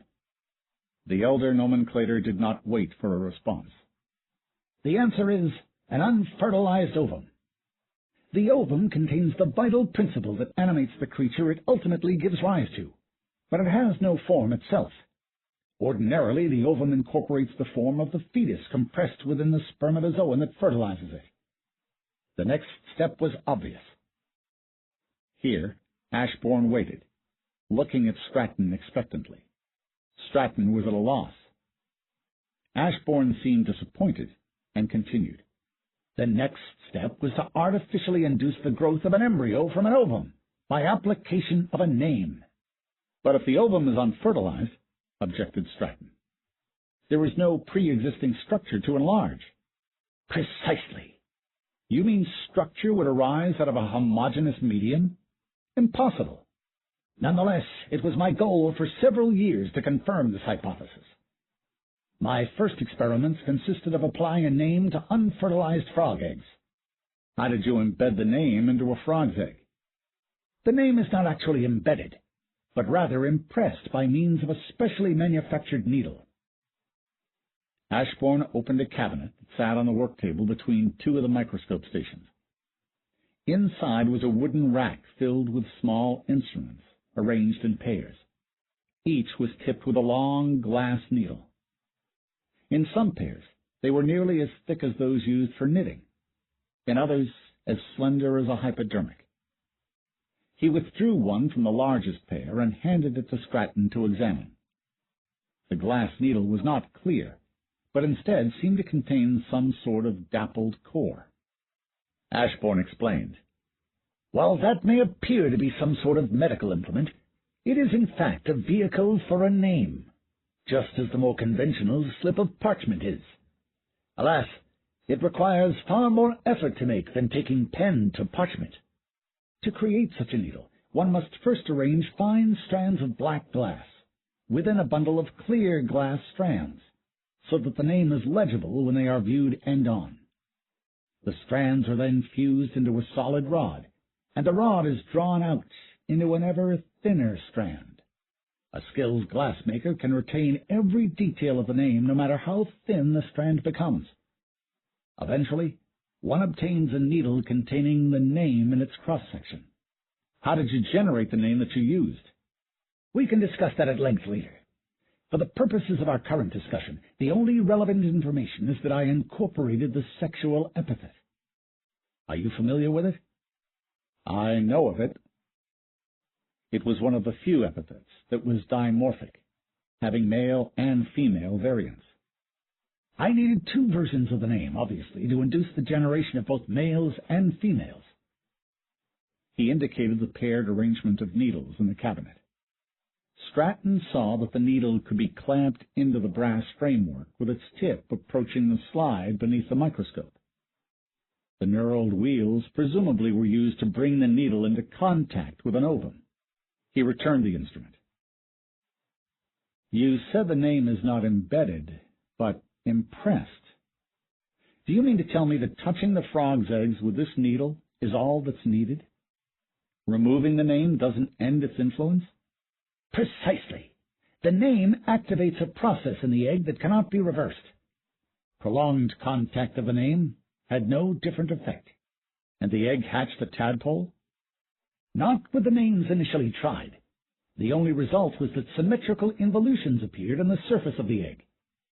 But by incorporating different epithets, I was able to induce the egg to adopt different forms, some of which had every appearance of embryonic frogs. Eventually, I found a name that caused the egg not only to assume the form of a tadpole, but also to mature and hatch. The tadpole thus hatched grew into a frog indistinguishable from any other member of the species. You had found a euonym for that species of frog, said Stratton. Ashbourne smiled. As this method of reproduction does not involve sexual congress, I have termed it parthenogenesis. Stratton looked at both him and Fieldhurst. It's clear what your proposed solution is. The logical conclusion of this research is to discover a euonym for the human species. You wish for mankind to perpetuate itself through nomenclature. You will find the prospect troubling, said Fieldhurst. This is to be expected. Dr. Ashbourne and myself initially felt the same way, as has everyone who has considered this. No one relishes the prospect of humans being conceived artificially. But can you offer an alternative? Stratton was silent, and Fieldhurst went on. All who are aware of both Dr. Ashbourne's and Dubuisson and Gilles' work agree. There is no other solution. Stratton reminded himself to maintain the dispassionate attitude of a scientist. Precisely how do you envision this name being used? He asked. Ashbourne answered. When a husband is unable to impregnate his wife, they will seek the services of a physician. The physician will collect the woman's menses, separate out the ovum, impress the name upon it, and then reintroduce it into her womb. A child born of this method would have no biological father. True, but the father's biological contribution is of minimal importance here. The mother will think of her husband as the child's father, so her imagination will impart a combination of her own and her husband's appearance and character to the fetus. That will not change, and I hardly need mention that name impression would not be made available to unmarried women. Are you confident that this will result in well-formed children? Asked Stratton. I'm sure you know to what I refer. They all knew of the disastrous attempt in the previous century to create improved children by mesmerizing women during their pregnancies. Ashbourne nodded. We are fortunate in that the ovum is very specific in what it will accept. The set of euonyms for any species of organism is very small. If the lexical order of the impressed name does not closely match the structural order of that species, the resulting fetus does not quicken. This does not remove the need for the mother to maintain a tranquil mind during her pregnancy. Name impression cannot guard against maternal agitation. But the ovum selectivity provides us assurances that any fetus induced will be well formed in every aspect, except the one anticipated. Stratton was alarmed. What aspect is that? Can you not guess? The only incapacity of frogs created by name impression was in the males. They were sterile, for their spermatozoa bore no preformed fetuses inside. By comparison, the female frogs created were fertile. Their eggs could be fertilized in either the conventional manner or by repeating the impression with the name. Stratton's relief was considerable. So the male variant of the name was imperfect. Presumably there needs to be further differences between the male and female variants than simply the sexual epithet. Only if one considers the male variant imperfect, said Ashbourne, which I do not. Consider, while a fertile male and a fertile female might seem equivalent, they differ radically in the degree of complexity exemplified. A female with viable ova remains a single organism, while a male with viable spermatozoa is actually many organisms, a father and all his potential children. In this light, the two variants of the name are well matched in their actions. Each induces a single organism, but only in the female sex can a single organism be fertile. I see what you mean. Stratton realized he would need practice in thinking about nomenclature in the organic domain. Have you developed euonyms for other species? Just over a score of various types. Our progress has been rapid. We have only just begun work on a name for the human species, and it has proved far more difficult than our previous names. How many nomenclators are engaged in this endeavor? Only a handful, Fieldhurst replied. We have asked a few Royal Society members, and the Académie has some of France's leading designations working on it. You will understand if I do not mention any names at this point, but be assured that we have some of the most distinguished nomenclators in England assisting us. Forgive me for asking, but why are you approaching me? I am hardly in that category. You have not yet had a long career, said Ashbourne. But the genus of names you have developed is unique. Automata have always been specialized in form and function, rather like animals. Some are good at climbing, others at digging, but none at both. Yet yours can control human hands, which are uniquely versatile instruments. What else can manipulate everything from a wrench to a piano? The hand's dexterity is the physical manifestation of the mind's ingenuity, and these traits are essential to the name we seek. We have been discreetly surveying current nomenclatural research for any names that demonstrate marked dexterity, said Fieldhurst. When we learned of what you had accomplished, we sought you out immediately. In fact, Ashbourne continued, the very reason your names are worrisome to sculptors is the reason we are interested in them. They endow automata with a more human-like manner than any before. So now we ask, will you join us? Stratton considered it. This was perhaps the most important task a nomenclator could undertake, and under ordinary circumstances he would have leapt at the opportunity to participate. But before he could embark upon this enterprise in good conscience, there was another matter he had to resolve. You honor me with your invitation, but what of my work with dexterous automata? I still firmly believe that inexpensive engines can improve the lives of the laboring class. It is a worthy goal, said Fieldhurst, and I would not ask you to give it up. Indeed, the first thing we wish you to do is to perfect the epithets for dexterity. But your efforts at social reform would be for naught unless we first ensure the survival of our species.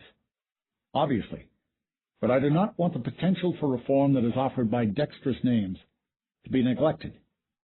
There may never be a better opportunity for restoring dignity to common workers.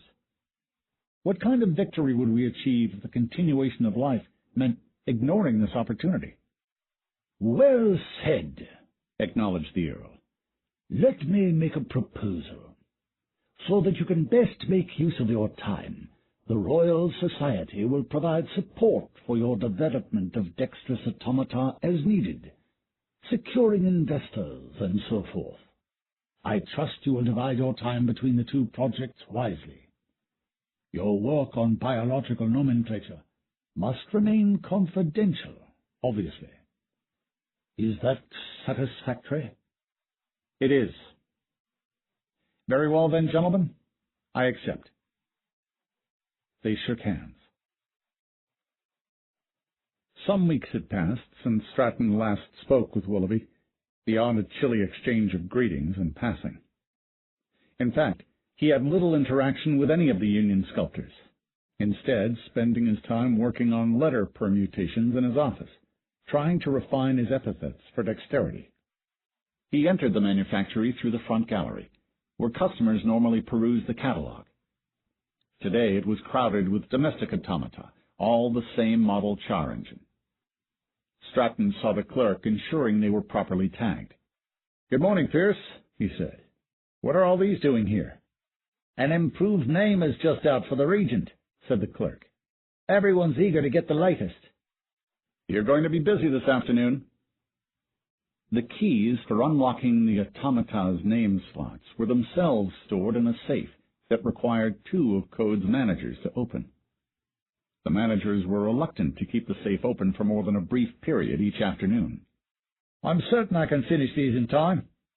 You couldn't bear to tell a pretty housemaid that her char engine wouldn't be ready by tomorrow. The clerk smiled. Can you blame me, sir? No, I cannot, said Stratton, chuckling. He turned toward the business offices behind the gallery, when he found himself confronted by Willoughby.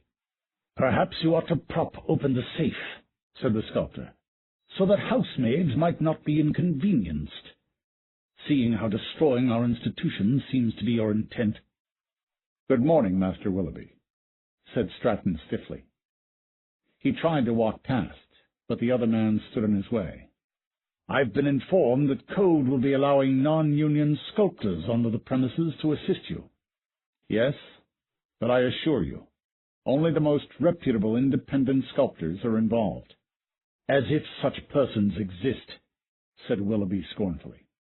You should know that I recommended that our trade union launch a strike against Code in protest. Surely you're not serious. It had been decades since the last strike launched by the sculptors, and that one had ended in rioting. I am. Were the matter put to a vote of the membership, I'm certain it would pass. Other sculptors with whom I've discussed your work agree with me about the threat it poses. However, the union leadership will not put it to a vote. Ah, so they disagreed with your assessment. Here, Willoughby frowned. Apparently, the Royal Society intervened on your behalf and persuaded the Brotherhood to refrain for the time being. You found yourself some powerful supporters, Mr. Stratton. Uncomfortably, Stratton replied, The Royal Society considers my research worthwhile. Perhaps, but do not believe that this matter is ended. Your animosity is unwarranted, I tell you, Stratton insisted. Once you have seen how sculptors can use these automata, you will realize that there is no threat to your profession. Willoughby merely glowered in response and left. The next time he saw Lord Fieldhurst, Stratton asked him about the Royal Society's involvement. They were in Fieldhurst's study, and the Earl was pouring himself a whiskey. Ah, yes, he said.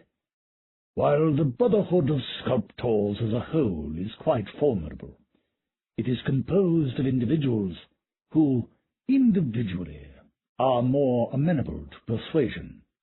What manner of persuasion? The Royal Society is aware that members of the trade union's leadership were party to an as yet unresolved case of name piracy to the continent. To avoid any scandal, they've agreed to postpone any decision about strikes until after you've given a demonstration of your system of manufacturing. I'm grateful for your assistance, Lord Fieldhurst, said Stratton, astonished. I must admit I had no idea that the Royal Society employed such tactics. Obviously, these are not proper topics for discussion at the general sessions. Lord Fieldhurst smiled in an avuncular manner.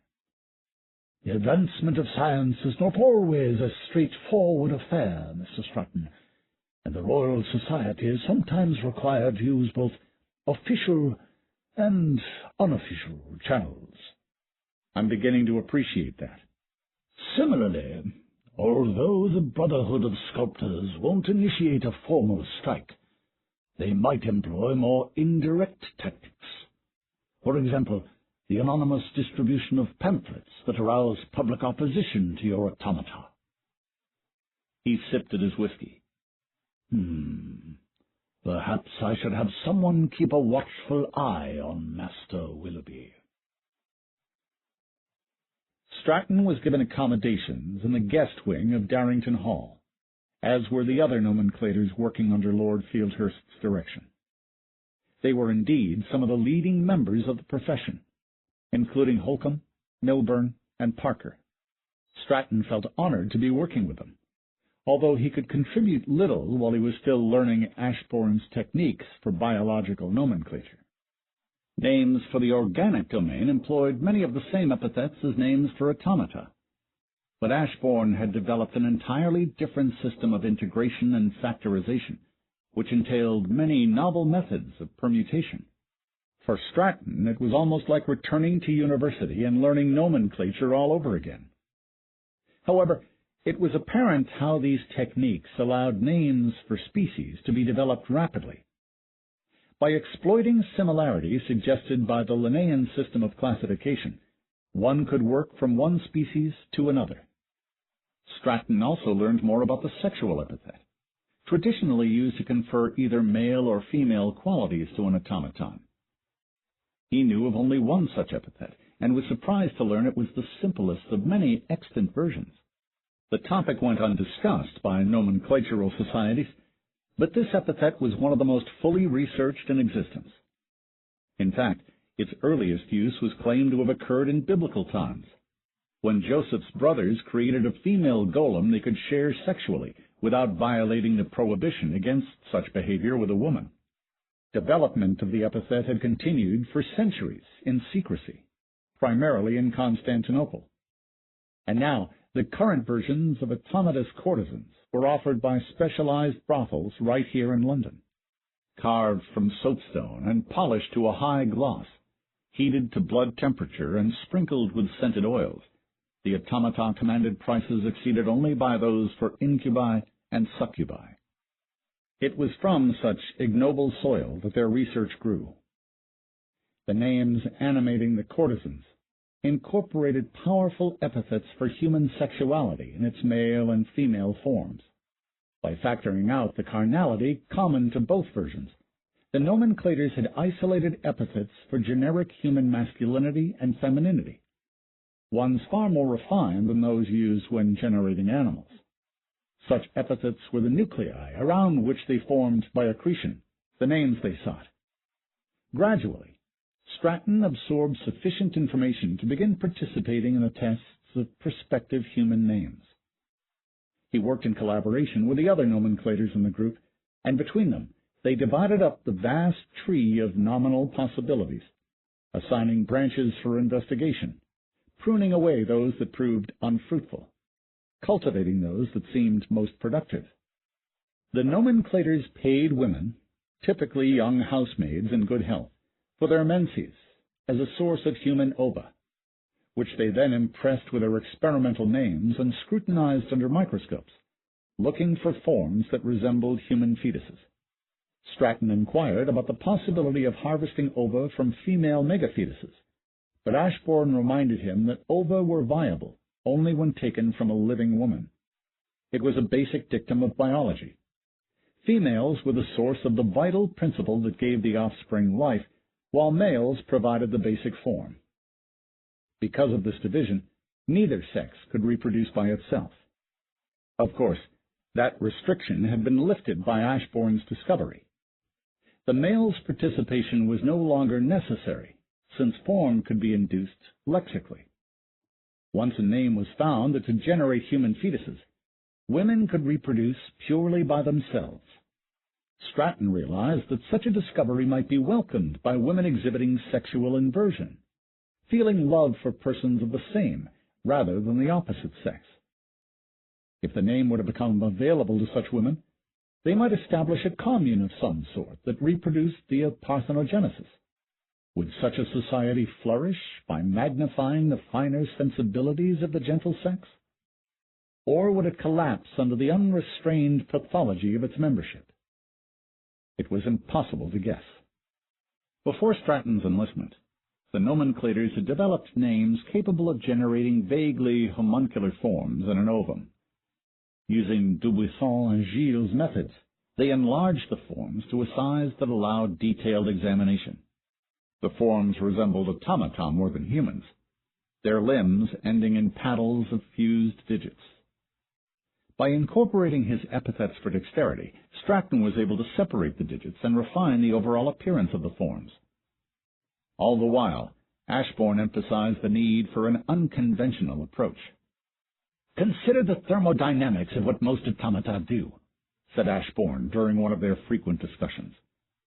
The mining engines dig ore, the reaping engines harvest wheat, the wood-cutting engines fell timber. Yet none of these tasks, no matter how useful we find them to be, can be said to create order. While all their names create order at the thermal level by converting heat into motion, in the vast majority, the resulting work is applied at the visible level to create disorder. This is an interesting perspective, said Stratton thoughtfully. Many long-standing deficits in the capabilities of automata become intelligible in this light. The fact that automata are unable to stack crates more neatly than they find them. Their inability to sort pieces of crushed ore based on their composition. You believe that the known classes of industrial names are not powerful enough in thermodynamic terms. Precisely. Ashbourne displayed the excitement of a tutor finding an unexpectedly apt pupil. This is another feature that distinguishes your class of dexterous names. By enabling an automaton to perform skilled labor, your names not only create order at the thermal level, they use it to create order at the visible level as well.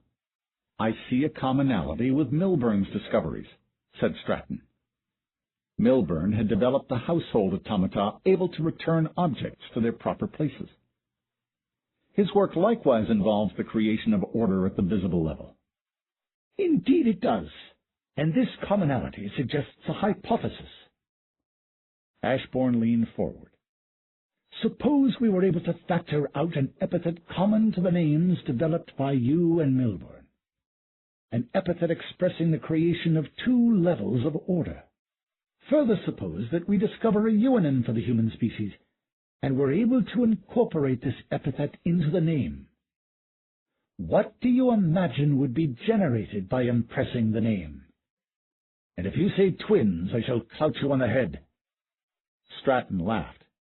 I dare say I understand you better than that. You were suggesting that if an epithet is capable of inducing two levels of thermodynamic order in the inorganic domain, it might create two generations in the organic domain. Such a name might create males whose spermatozoa would contain preformed fetuses. Those males would be fertile, although any sons they produced would again be sterile. His instructor clapped his hands together. Precisely. Order that begets order. An interesting speculation, wouldn't you agree? It would halve the number of medical interventions required for our race to sustain itself. And what about inducing the formation of more than two generations of fetuses? What kind of capabilities would an automaton have to possess for its name to contain such an epithet? The science of thermodynamics has not progressed enough to answer that question, I'm afraid.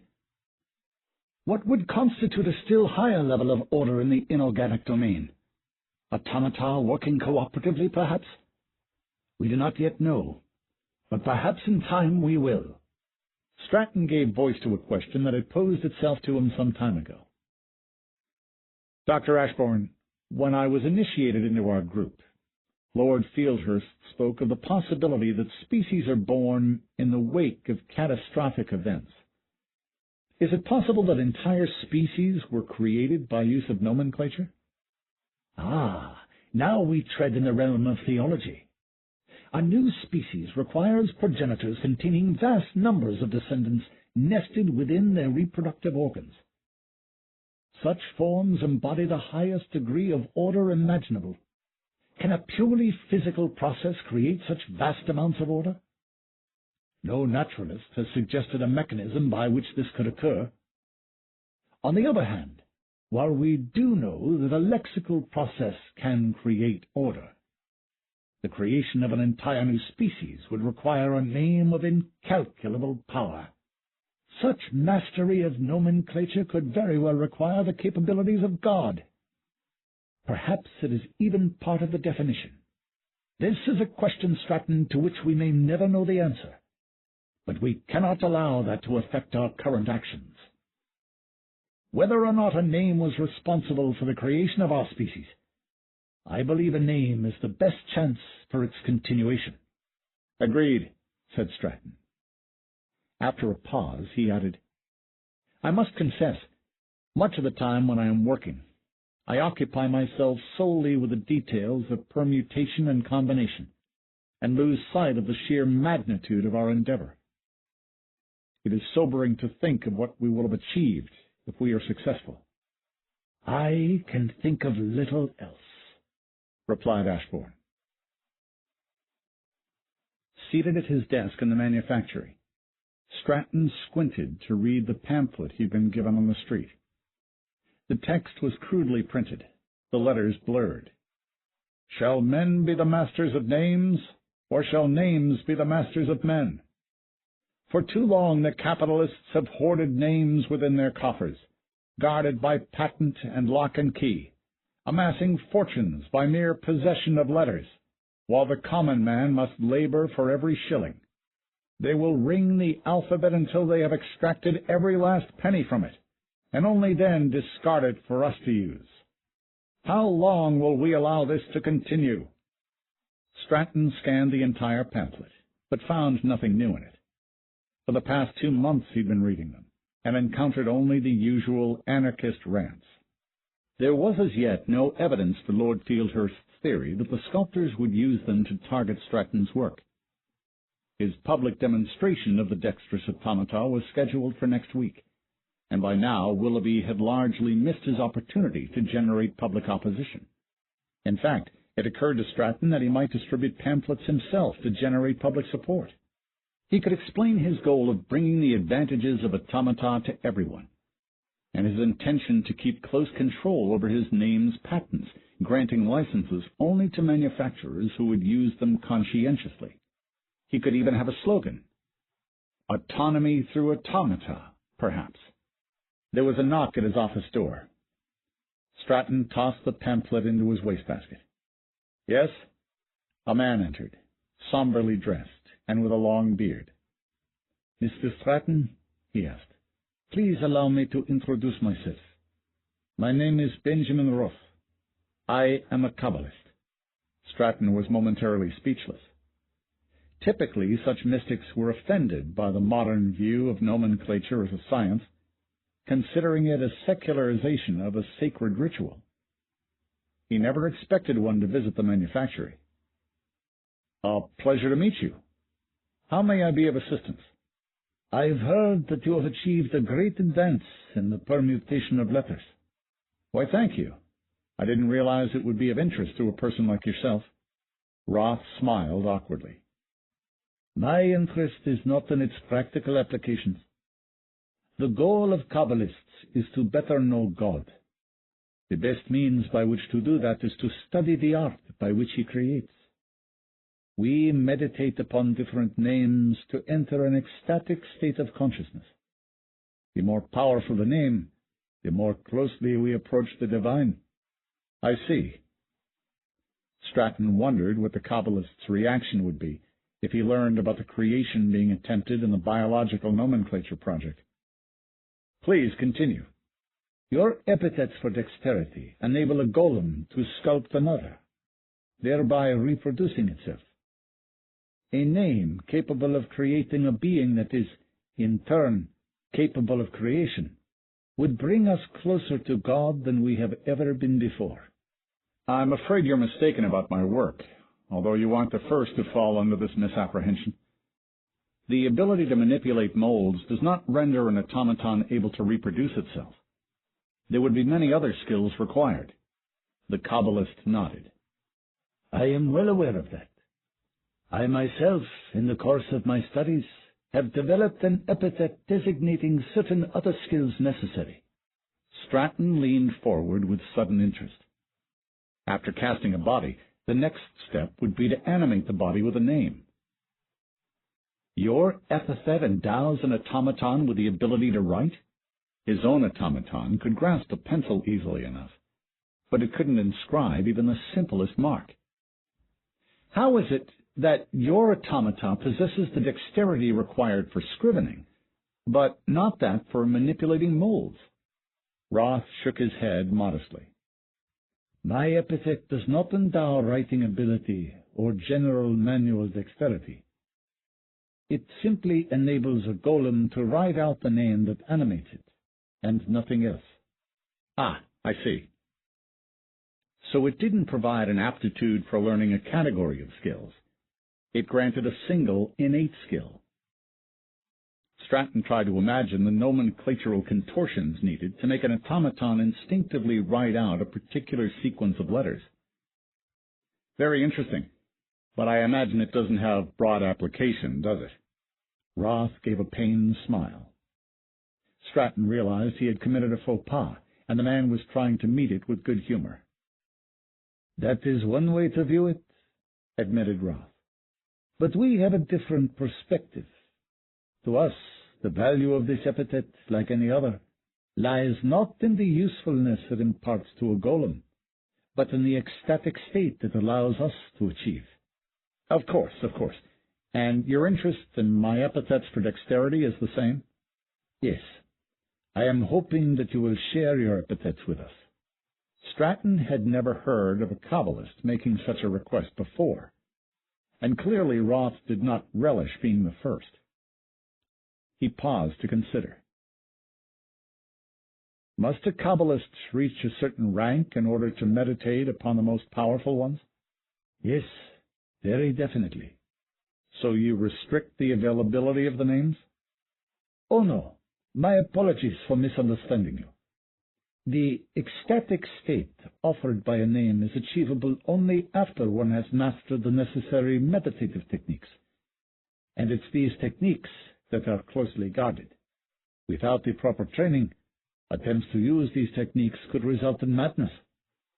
But the names themselves, even the most powerful ones, have no ecstatic value to a novice. They can animate clay, nothing more. Nothing more, agreed Stratton, thinking how truly different their perspectives were. In that case, I'm afraid I cannot grant you use of my names. Roth nodded glumly, as if he'd been expecting that answer. You desire payment of royalties. Now it was Stratton who had to overlook the other man's faux pas. Money is not my objective.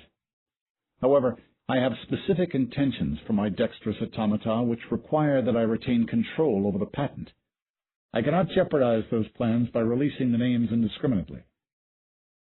Granted, he had shared them with the nomenclators working under Lord Fieldhurst, but they were all gentlemen, sworn to an even greater secrecy. He was less confident about mystics. I can assure you that we would not use your name for anything other than ecstatic practices. I apologize. I believe you were sincere, but the risk is too great. The most I can do is remind you that the patent has a limited duration. Once it has expired, you'll be free to use the name however you like. But that will take years. Surely you appreciate that there are others whose interests must be taken into account. What I see is that commercial considerations are posing an obstacle to spiritual awakening. The error was mine in expecting anything different. You are hardly being fair, protested Stratton. Fair? Roth made a visible effort to restrain his anger. You nomenclators steal techniques meant to honor God and use them to aggrandize yourselves. Your entire industry prostitutes the techniques of Yezera. You are in no position to speak of fairness. Now see here. Thank you for speaking with me. With that, Roth took his leave. Stratton sighed. Peering through the eyepiece of the microscope, Stratton turned the manipulator's adjustment wheel until the needle pressed against the side of the ovum. There was a sudden enfolding, like the retraction of a mollusk's foot when prodded, transforming the sphere into a tiny fetus. Stratton withdrew the needle from the slide, unclamped it from the framework, and inserted a new one. Next, he transferred the slide into the warmth of the incubator and placed another slide, bearing an untouched human ovum, beneath the microscope. Once again he leaned toward the microscope to repeat the process of impression. Recently, the nomenclators had developed a name capable of inducing a form indistinguishable from a human fetus.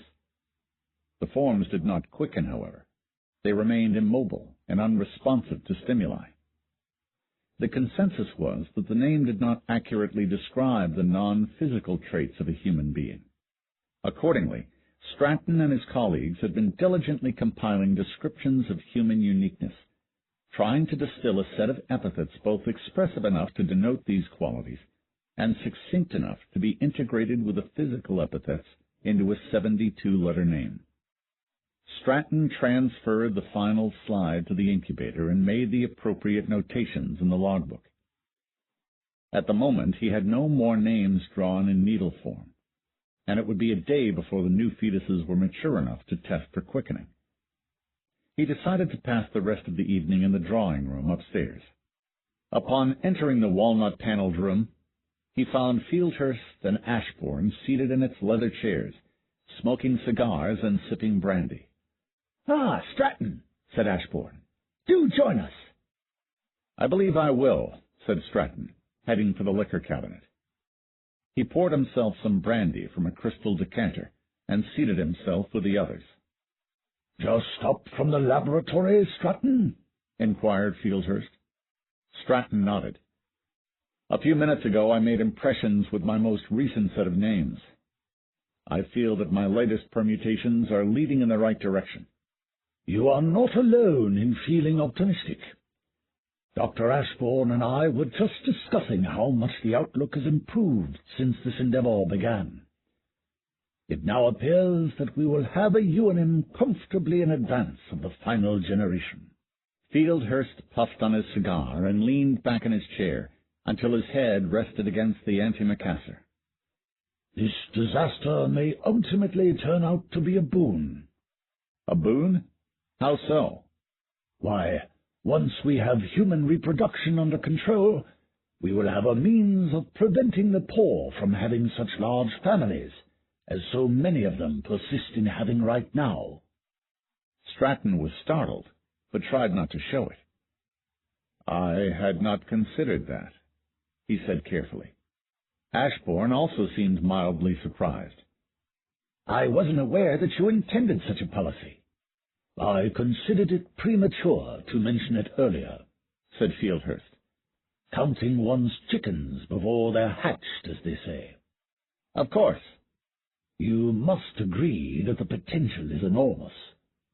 By exercising some judgment when choosing who may bear children or not, our government could preserve the nation's racial stock." "Is our racial stock under some threat?" asked Stratton. "Perhaps you have not noticed that the lower classes are reproducing at a rate exceeding that of the nobility and gentry. While commoners are not without virtues, they are lacking in refinement and intellect. These forms of mental impoverishment beget the same. A woman born into low circumstances cannot help but gestate a child destined for the same. Consequent to the great fecundity of the lower classes, our nation would eventually drown in coarse dullards." "So name impressing will be withheld from the lower classes?" "Not entirely, and certainly not initially. When the truth about declining fertility is known, it would be an invitation to riot if the lower classes were denied access to name impressing. And, of course, the lower classes do have their role to play in our society, as long as their numbers are kept in check.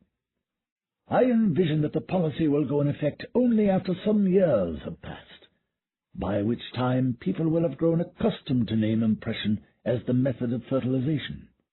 At that point, perhaps in conjunction with the census process, we can impose limits on the number of children a given couple would be permitted to have. The government would regulate the growth and composition of the population thereafter." "Is this the most appropriate use of such a name?" asked Ashbourne. "Our goal was the survival of the species, not the implementation of partisan politics." "On the contrary, this is purely scientific. Just as it's our duty to ensure the species survives, it's also our duty to guarantee its health by keeping a proper balance in its population. Politics doesn't enter into it. Were the situation reversed, and there existed a paucity of labourers, the opposite policy would be called for. Stratton ventured a suggestion. I wonder if improvement in conditions for the poor might eventually cause them to gestate more refined children. You're thinking about changes brought about by your cheap engines, aren't you?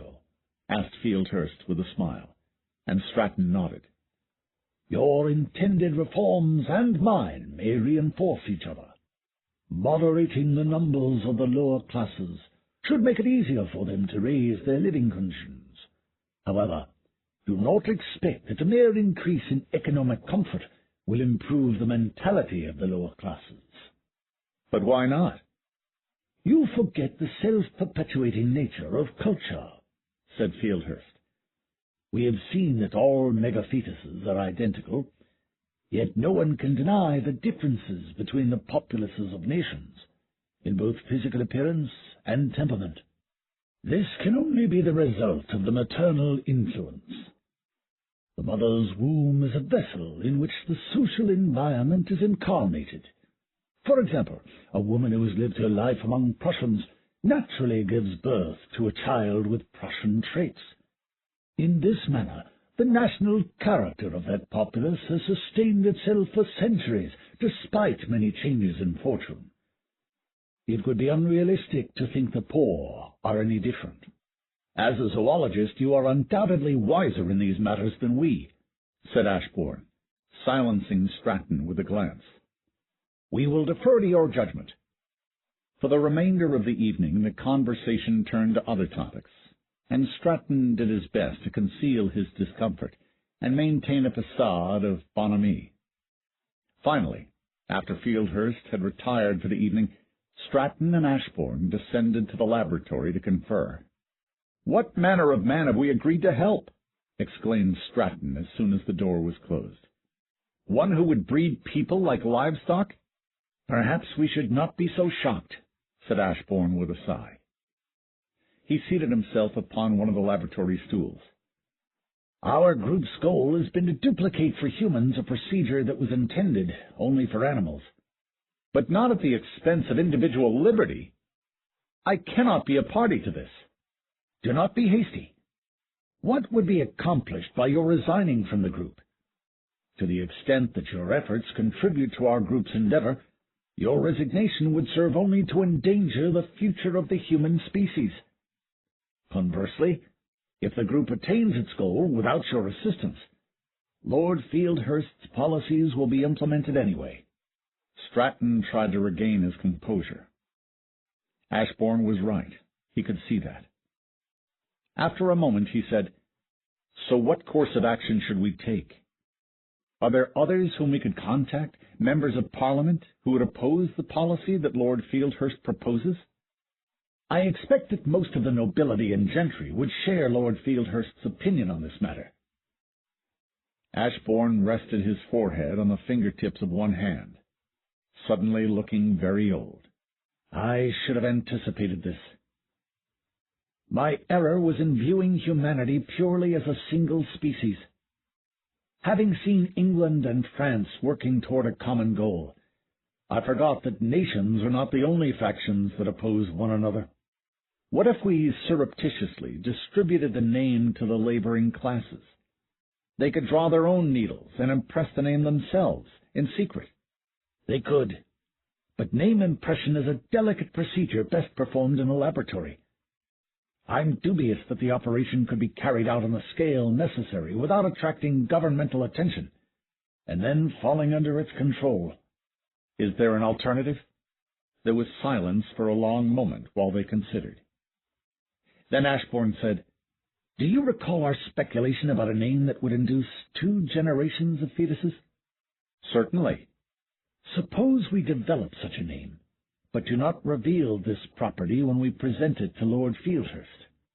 "That's a wily suggestion," said Stratton, surprised. "All the children born of such a name would be fertile, so they would be able to reproduce without governmental restriction." Ashbourne nodded. "In the period before population control measures go into effect, such a name might be very widely distributed." "But what of the following generation?" sterility would recur, and the laboring classes would again be dependent upon the government to reproduce. True, said Ashbourne. It would be a short-lived victory. Perhaps the only permanent solution would be a more liberal parliament, but it is beyond my expertise to suggest how we might bring that about. Again, Stratton thought about the changes that cheap engines might bring. If the situation of the working classes was improved in the manner he hoped, that might demonstrate to the nobility that poverty was not innate. But even if the most favorable sequence of events obtained, it would require years to sway Parliament. What if we could induce multiple generations with the initial name impression? A longer period before sterility recurs would increase the chances that more liberal social policies would take hold. You're indulging a fancy, replied Ashbourne. The technical difficulty of inducing multiple generations is such that I'd sooner wager on our successfully sprouting wings and taking flight. Inducing 2 generations would be ambitious enough. The two men discussed strategies late into the night. If they were to conceal the true name of any name they presented to Lord Fieldhurst, they would have to forge a lengthy trail of research results. Even without the additional burden of secrecy, they would be engaged in an unequal race, pursuing a highly sophisticated name, while the other nomenclators sought a comparatively straightforward euonym. To make the odds less unfavorable, Ashbourne and Stratton would need to recruit others to their cause. With such assistance, it might even be possible to subtly impede the research of others. Who in the group do you think shares our political views? Asked Ashbourne. I feel confident that Milburn does. I am not so certain about any of the others. Take no chances. We must employ even more caution when approaching prospective members than Lord Fieldhurst did when establishing this group originally. Agreed, said Stratton. Then he shook his head in disbelief. Here we are forming a secret organization, nested within a secret organization. If only fetuses were so easily induced. It was the evening of the following. The sun was setting, and Stratton was strolling across Westminster Bridge as the last remaining costermongers were wheeling their barrows of fruit away. He had just had supper at a club he favored, and was walking back to Code Manufactory. The previous evening at Darrington Hall had disquieted him, and he had returned to London earlier today to minimize his interaction with Lord Fieldhurst until he was certain his face would not betray his true feelings. He thought back to the conversation where he and Ashbourne had first entertained the conjecture of factoring out an epithet for creating 2 levels of order.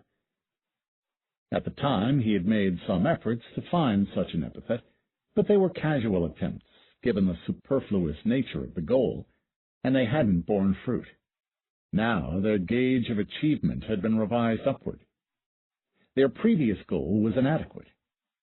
2 generations seemed the minimum acceptable, and any additional ones would be invaluable. He again pondered the thermodynamic behavior induced by his dexterous names. Order at the thermal level animated the automata, allowing them to create order at the visible level. Order begetting order. Ashbourne had suggested that the next level of order might be automata working together in a coordinated fashion. Was that possible? They would have to communicate in order to work together effectively, but automata were intrinsically mute. What other means were there by which automata could engage in complex behavior? He suddenly realized he had reached Code Manufactory. By now it was dark, but he knew the way to his office well enough. Stratton unlocked the building's front door and proceeded through the gallery and past the business offices. As he reached the hallway fronting the nomenclator's offices, he saw light emanating from the frosted glass window of his office door. Surely he hadn't left the gas on. He unlocked his door to enter, and was shocked by what he saw. A man lay face down on the floor in front of the desk, hands tied behind his back. Stratton immediately approached to check on the man. It was Benjamin Roth, the Kabbalist, and he was dead.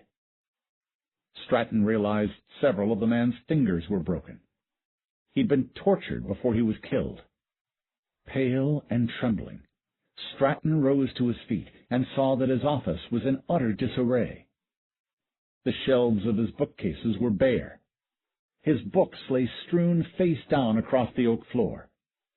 His desk had been swept clear. Next to it was a stack of its brass-handled drawers, emptied and overturned. A trail of stray papers led to the open door to his studio.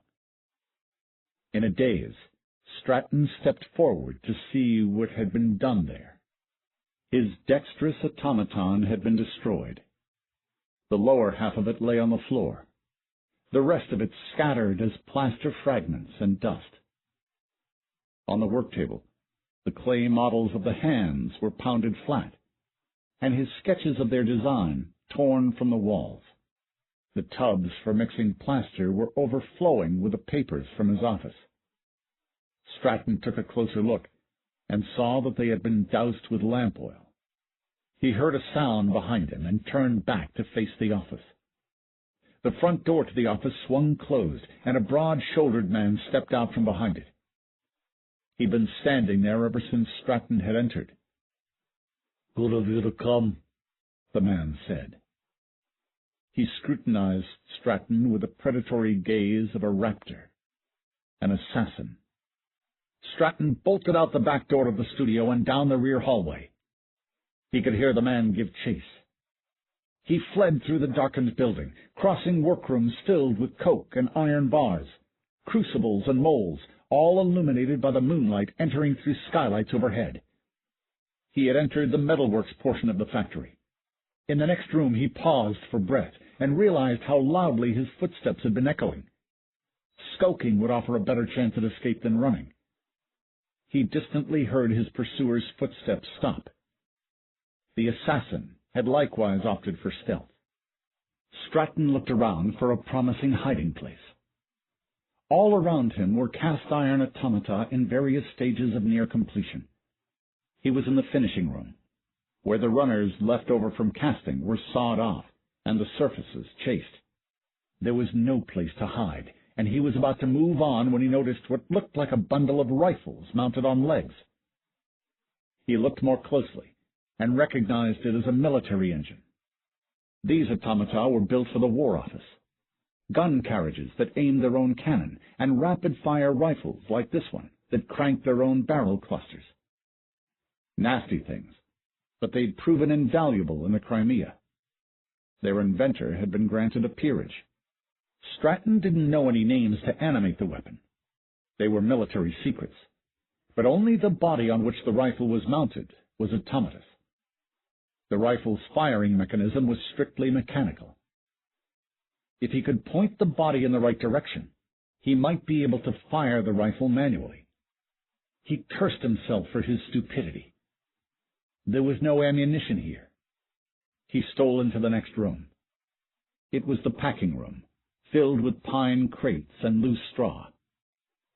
Staying low between crates, he moved to the far wall. Through the windows he saw the courtyard behind the factory, where finished automata were carted away. He couldn't get out that way. The courtyard gates were locked at night. His only exit was through the factory's front door, but he risked encountering the assassin if he headed back the way he'd come. He needed to cross over to the ceramic works and double back through that side of the factory. From the front of the packing room came the sound of footsteps. Stratton ducked behind a row of crates and then saw a side door only a few feet away. As stealthily as he could, he opened the door, entered, and closed the door behind him. Had his pursuer heard him? He peered through a small grill set in the door. He couldn't see the man, but felt he'd gone unnoticed. The assassin was probably searching the packing room. Stratton turned around and immediately realized his mistake. The door to the ceramic works was in the opposite wall. He had entered a storeroom filled with ranks of finished automata, but with no other exits. There was no way to lock the door. He had cornered himself. Was there anything in the room he could use as a weapon? The menagerie of automata included some squat mining engines, whose forelimbs terminated in enormous pickaxes, but the axe heads were bolted to their limbs. There was no way he could remove one. Stratton could hear the assassin opening side doors and searching other storerooms. Then he noticed an automaton standing off to the side, a porter used for moving the inventory about. It was anthropomorphic in form, the only automaton in the room of that type. An idea came to him. Stratton checked the back of the porter's head. Porters' names had entered the public domain long ago, so there were no locks protecting its name slot. A tab of parchment protruded from the horizontal slot in the iron. He reached into his coat pocket for the notebook and pencil he always carried and tore out a small portion of a blank leaf. In the darkness, he quickly wrote 72 letters in a familiar combination and then folded the paper into a tight square. To the porter he whispered, "Go stand as close to the door as you can." The cast-iron figure stepped forward and headed for the door. Its gait was very smooth, but not rapid, and the assassin would reach the storeroom any moment now. "Faster!" hissed Stratton, and the porter obeyed. Just as it reached the door, Stratton saw through the grill that his pursuer had arrived on the other side. "Get out of the way!" barked the man. Ever obedient, the automaton shifted to take a step back when Stratton yanked out its name. The assassin began pushing against the door, but Stratton was able to insert the new name, cramming the square of paper into the slot as deeply as he could. The porter resumed walking forward, this time with a fast, stiff gait, his childhood doll, now life-size. It immediately ran into the door, and unperturbed kept it shut with the force of its marching, its iron hands leaving fresh dents in the door's oaken surface with every swing of its arms, its rubber-shod feet chafing heavily against the brick floor. Stratton retreated to the back of the storeroom. "Stop!" the assassin ordered. "Stop walking, you! Stop!" The automaton continued marching, oblivious to all commands. The man pushed on the door, but to no avail. He then tried slamming into it with his shoulder, each impact causing the automaton to slide back slightly, but its rapid strides brought it forward again before the man could squeeze inside. There was a brief pause, and then something poked through the grill in the door. The man was prying it off with a crowbar. The grill abruptly popped free, leaving an open window. The man stretched his arm through and reached around to the back of the automaton's head, his fingers searching for the name each time its head bobbed forward, but there was nothing for them to grasp. The paper was wedged too deeply in the slot. The arm withdrew. The assassin's face appeared in the window. "Fancy yourself clever, don't you?" he called out. Then he disappeared. Stratton relaxed slightly. Had the man given up? A minute passed, and Stratton began to think about his next move.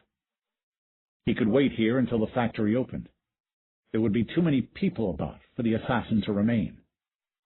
Suddenly, the man's arm came through the window again, this time carrying a jar of fluid. He poured it over the automaton's head, the liquid splattering and dripping down its back. The man's arm withdrew, and then Stratton heard the sound of a match being struck, and then flaring a light. The man's arm reappeared bearing the match, and touched it to the automaton. The room was flooded with light as the automaton's head and upper back burst into flames. The man had doused it with lamp oil. Stratton squinted at the spectacle. Light and shadow danced across the floor and walls, transforming the storeroom into the site of some druidic ceremony. The heat caused the automaton to hasten its vague assault on the door, like a salamandrine priest dancing with increasing frenzy, until it abruptly froze. Its name had caught fire, and the letters were being consumed. The flames gradually died out, and to Stratton's newly light-adapted eyes, the room seemed almost completely black. More by sound than by sight, He realized the man was pushing at the door again, this time forcing the automaton back enough for him to gain entrance. Enough of that, then. Stratton tried to run past him, but the assassin easily grabbed him and knocked him down with a clout to the head. His senses returned almost immediately, but by then the assassin had him face down on the floor, one knee pressed into his back. The man tore the health amulet from Stratton's wrist, and then tied his hands together behind his back, drawing the rope tightly enough that the hemp fibers scraped the skin of his wrists. "What kind of man are you to do things like this?" Stratton gasped. His cheek flattened against the brick floor. The assassin chuckled. "Men are no different from your automata. Slip a bloke a piece of paper with the proper figures on it, and he'll do your bidding." The room grew light as the man lit an oil lamp. "What if I paid you more to leave me alone?" "Can't do it. Have to think about my reputation, haven't I? Now, let's get to business." He grasped the smallest finger of Stratton's left hand and abruptly broke it. The pain was shocking, so intense that for a moment Stratton was insensible to all else. He was distantly aware that he had cried out. Then he heard the man speaking again. "Answer my question straight now. Do you keep copies of your work at home?" "Yes." He could only get a few words out at a time. "At my desk, in the study." "No other copies hidden anywhere? Under the floor, perhaps?" "No." "Your friend upstairs didn't have copies? But perhaps someone else does?" He couldn't direct the man to Darrington Hall. "No one." The man pulled the notebook out of Stratton's coat pocket. Stratton could hear him leisurely flipping through the pages. "Didn't post any letters? Corresponding with colleagues, that sort of thing?" "Nothing that anyone can use to reconstruct my work." "You're lying to me." The man grasped Stratton's ring finger. "No, it's the truth." He couldn't keep the hysteria from his voice. Then Stratton heard a sharp thud, and the pressure in his back eased. Cautiously, he raised his head and looked around. His assailant lay unconscious on the floor next to him. Standing next to him was Davies, holding a leather blackjack. Davies pocketed his weapon and crouched to unknot the rope that bound Stratton. "Are you badly hurt, sir?" "He's broken one of my fingers." "Davies, how did you—" "Lord Fieldhurst sent me the moment he learned whom Willoughby had contacted." "Thank God you arrived when you did." Stratton saw the irony of the situation. His rescue ordered by the very man he was plotting against. But he was too grateful to care. Davies helped Stratton to his feet and handed him his notebook. Then he used the rope to tie up the assassin. "I went to your office first. Who's the fellow there?" "His name was Benjamin Roth." Stratton managed to recount his previous meeting with the Kabbalist. "I don't know what he was doing there." "Many religious types have a bit of the fanatic in them," said Davies, checking the assassin's bonds. "As you wouldn't give him your work, he likely felt justified in taking it himself. He came to your office to look for it, and had the bad luck to be there when this fellow arrived." Stratton felt a flood of remorse. "I should have given Roth what he asked." "You couldn't have known." "It's an outrageous injustice that he was the one to die. He'd nothing to do with this affair." "It's always that way, sir. Come on, let's tend to that hand of yours." Davies bandaged Stratton's finger to a splint, assuring him that the Royal Society would discreetly handle any consequences of the night's events. They gathered the oil-stained papers from Stratton's office into a trunk so that Stratton could sift through them at his leisure, away from the manufactory. By the time they were finished, a carriage had arrived to take Stratton back to Darrington Hall. It had set out at the same time as Davies, who had ridden into London on a racing engine. Stratton boarded the carriage with the trunk of papers, while Davies stayed behind to deal with the assassin and make arrangements for the Kabbalist's body. Stratton spent the carriage ride sipping from a flask of brandy, trying to steady his nerves. He felt a sense of relief when he arrived back at Darrington Hall. Although it held its own variety of threats, Stratton knew he'd be safe from assassination there. By the time he reached his room, his panic had largely been converted into exhaustion, and he slept deeply. He felt much more composed the next morning, and ready to begin sorting through his trunk full of papers. As he was arranging them into stacks approximating their original organization, Stratton found a notebook he didn't recognize. Its pages contained Hebrew letters arranged in the familiar patterns of nominal integration and factorization, but all the notes were in Hebrew as well. With a renewed pang of guilt, he realized it must have belonged to Roth. The assassin must have found it on his person and tossed it in with Stratton's papers to be burned. He was about to set it aside, but his curiosity bested him. He'd never seen a Kabbalist's notebook before. Much of the terminology was archaic, but he could understand it well enough. Among the incantations and sephironic diagrams, he found the epithet enabling an automaton to write its own name. As he read, Stratton realized that Roth's achievement was more elegant than he'd previously thought. The epithet didn't describe a specific set of physical actions, but instead the general notion of reflexivity. A name incorporating the epithet became an autonym, a self-designating name. The notes indicated that such a name would express its lexical nature through whatever means the body allowed. The animated body wouldn't even need hands to write out its name. If the epithet were incorporated properly, a porcelain horse could likely accomplish the task by dragging a hoof in the dirt. Combined with one of Stratton's epithets for dexterity, Roth's epithet would indeed let an automaton do most of what was needed to reproduce. An automaton could cast a body identical to its own, write out its own name, and insert it to animate the body. It couldn't train the new one in sculpture, though, since automata couldn't speak. An automaton that could truly reproduce itself without human assistance remained out of reach, but coming this close would undoubtedly have delighted the Kabbalists. It seemed unfair that automata were so much easier to reproduce than humans. It was as if the problem of reproducing automata need be solved only once, while that of reproducing humans was a Sisyphean task, with every additional generation increasing the complexity of the name required.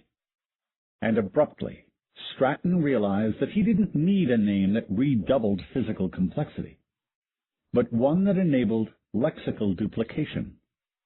The solution was to impress the ovum with an autonym, and thus induce a fetus that bore its own name.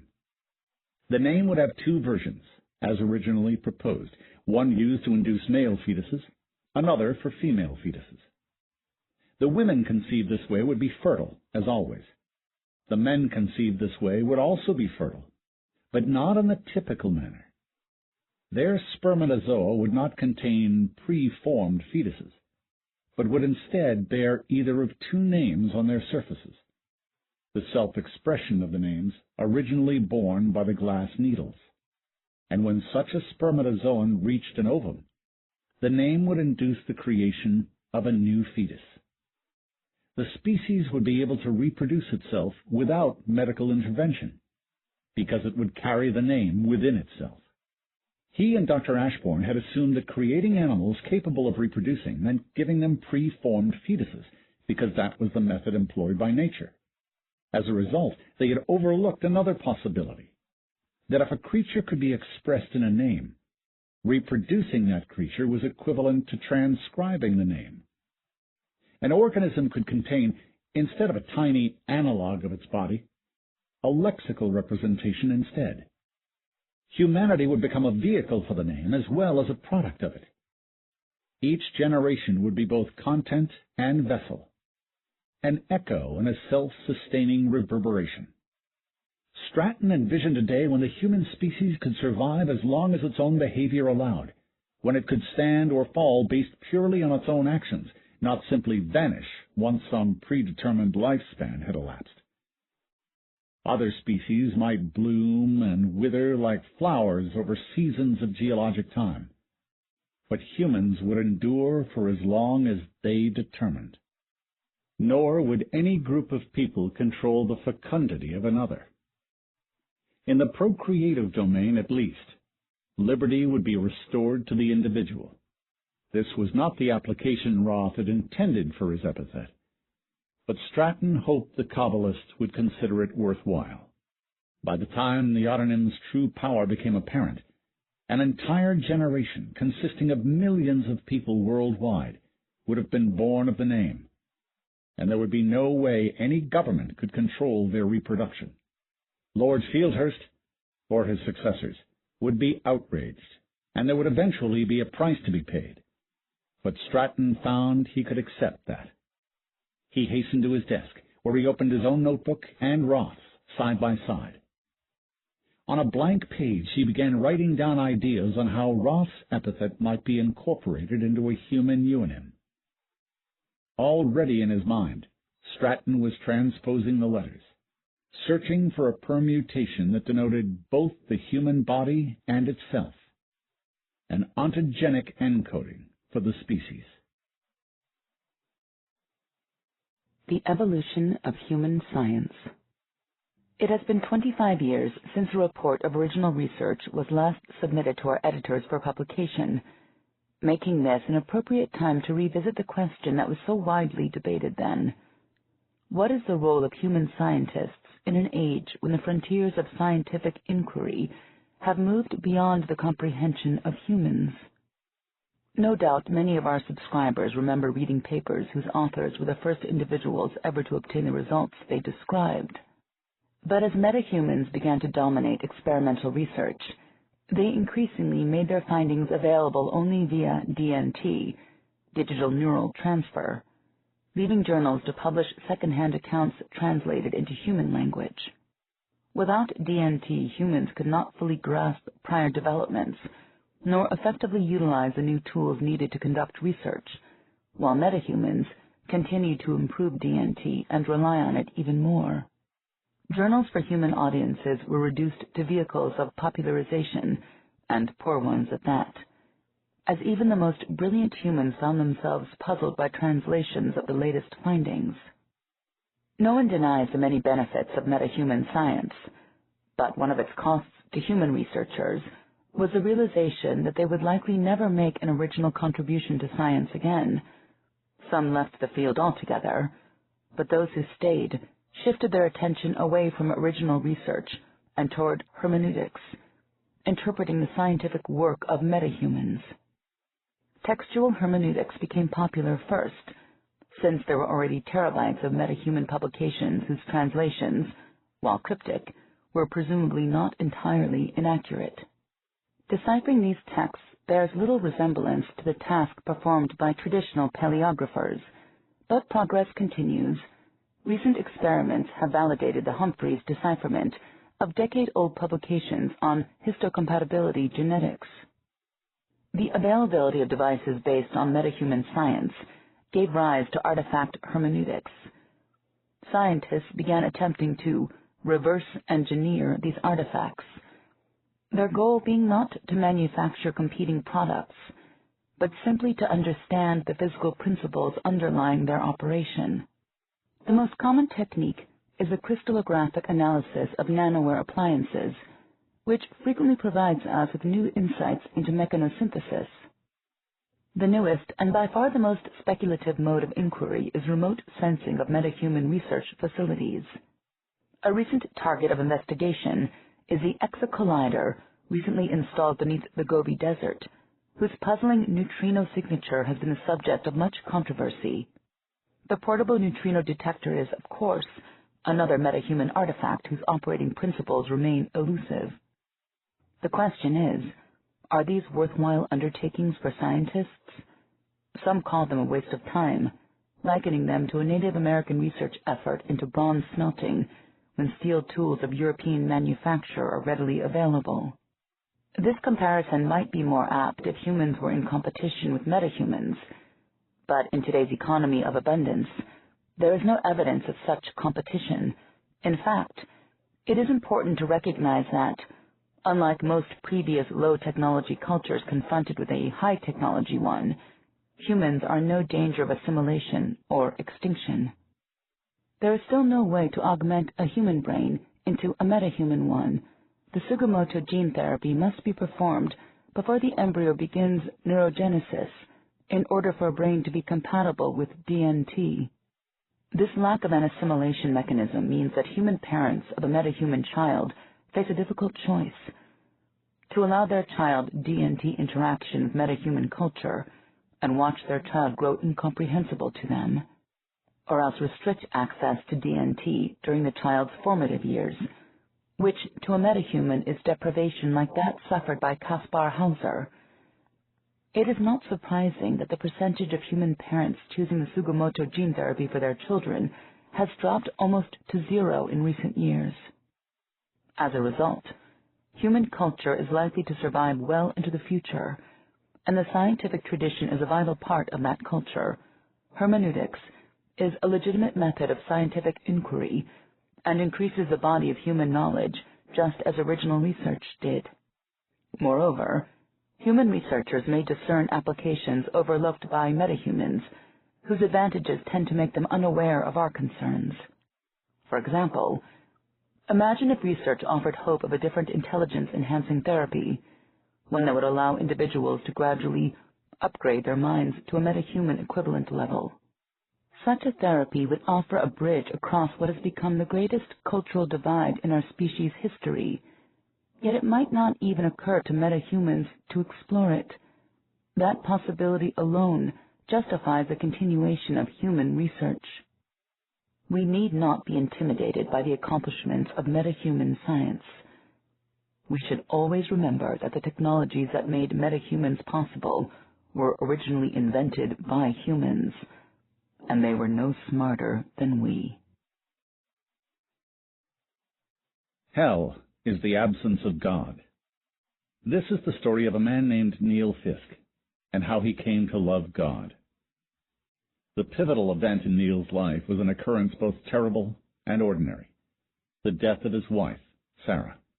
Neil was consumed with grief after she died, a grief that was excruciating not only because of its intrinsic magnitude, but because it also renewed and emphasized the previous pains of his life. Her death forced him to re-examine his relationship with God, and in doing so, he began a journey that would change him forever. Neil was born with a congenital abnormality that caused his left thigh to be extremely rotated and several inches shorter than his right. The medical term for it was proximal femoral focus deficiency.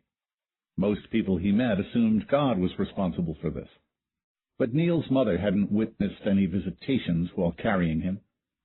His condition was the result of improper limb development during the 6th week of gestation, nothing more. In fact, as far as Neil's mother was concerned, blame rested with his absent father, whose income might have made corrective surgery a possibility, although she never expressed this sentiment aloud. As a child, Neil had occasionally wondered if he was being punished by God, but most of the time he blamed his classmates in school for his unhappiness. Their nonchalant cruelty, their instinctive ability to locate the weaknesses in a victim's emotional armor, the way their own friendships were reinforced by their sadism.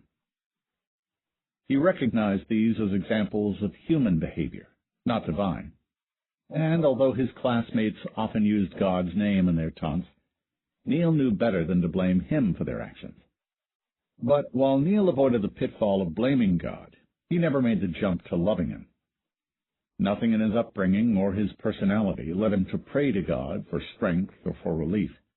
The assorted trials he faced growing up were accidental or human in origin, and he relied on strictly human resources to counter them. He became an adult who, like so many others, viewed God's actions in the abstract until they impinged upon his own life. Angelic visitations were events that befell other people. reaching him only via reports from the nightly news.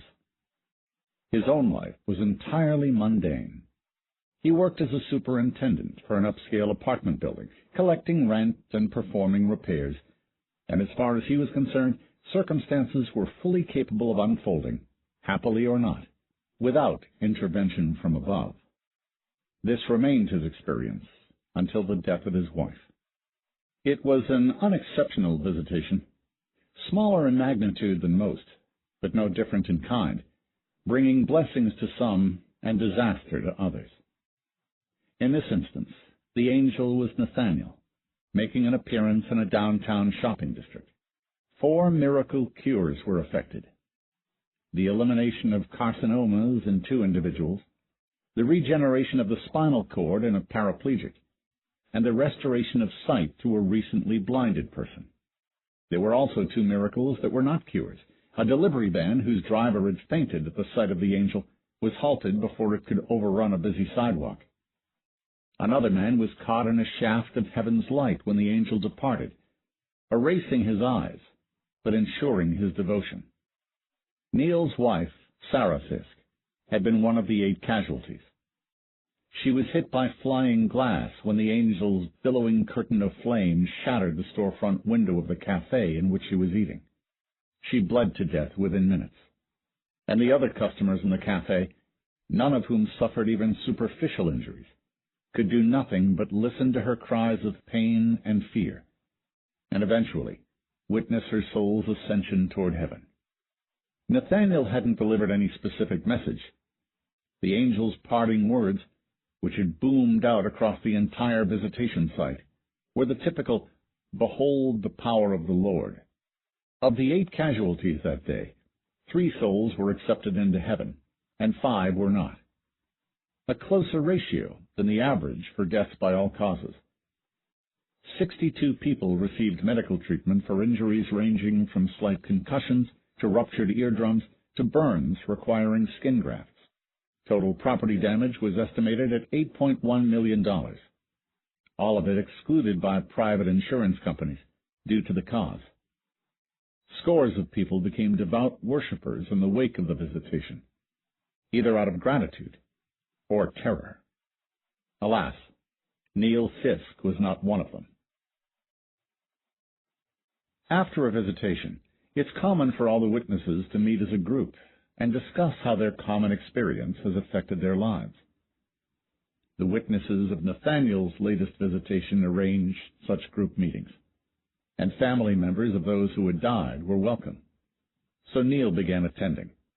The meetings were held once a month in a basement room of a large church downtown. There were metal folding chairs arranged in rows, and in the back of the room was a table holding coffee and donuts. Everyone wore adhesive name tags made out in felt-tip pen.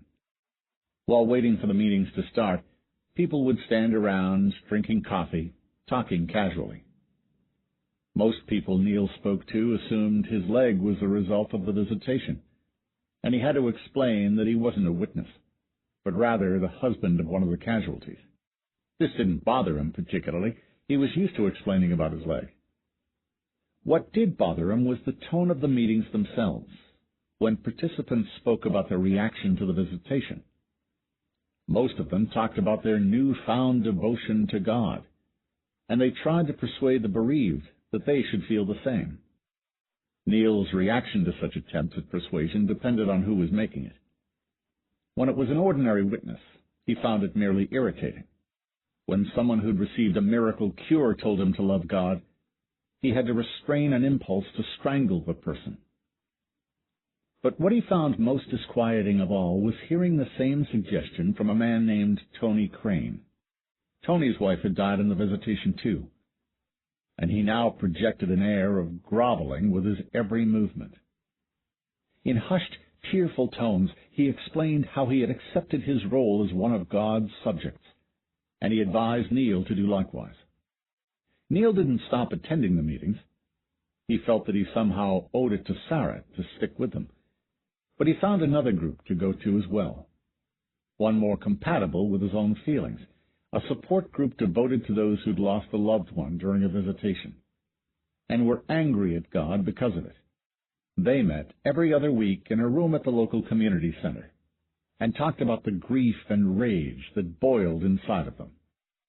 All the attendees were generally sympathetic to one another, despite differences in their various attitudes toward God. Of those who'd been devout before their loss, some struggled with the task of remaining so, while others gave up their devotion without a second glance.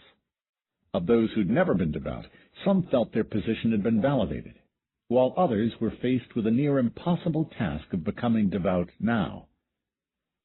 Neil found himself, to his consternation, in this last category.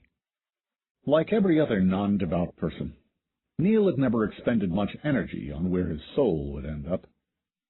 He'd always assumed his destination was hell, and he accepted that. That was the way of things. And hell, after all, was not physically worse than the mortal plane. It meant permanent exile from God, no more and no less. The truth of this was plain for anyone to see on those occasions when hell manifested itself. These happened on a regular basis. The ground seemed to become transparent, and you could see hell as if you were looking through a hole in the floor.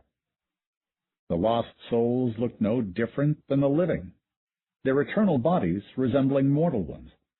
You couldn't communicate with them. Their exile from God meant that they couldn't apprehend the mortal plane where his actions were still felt. But as long as the manifestation lasted, you could hear them talk, laugh, or cry, just as they had when they were alive.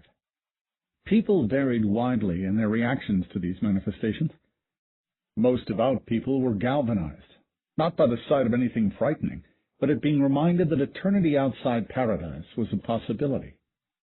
Neil, by contrast, was one of those who were unmoved.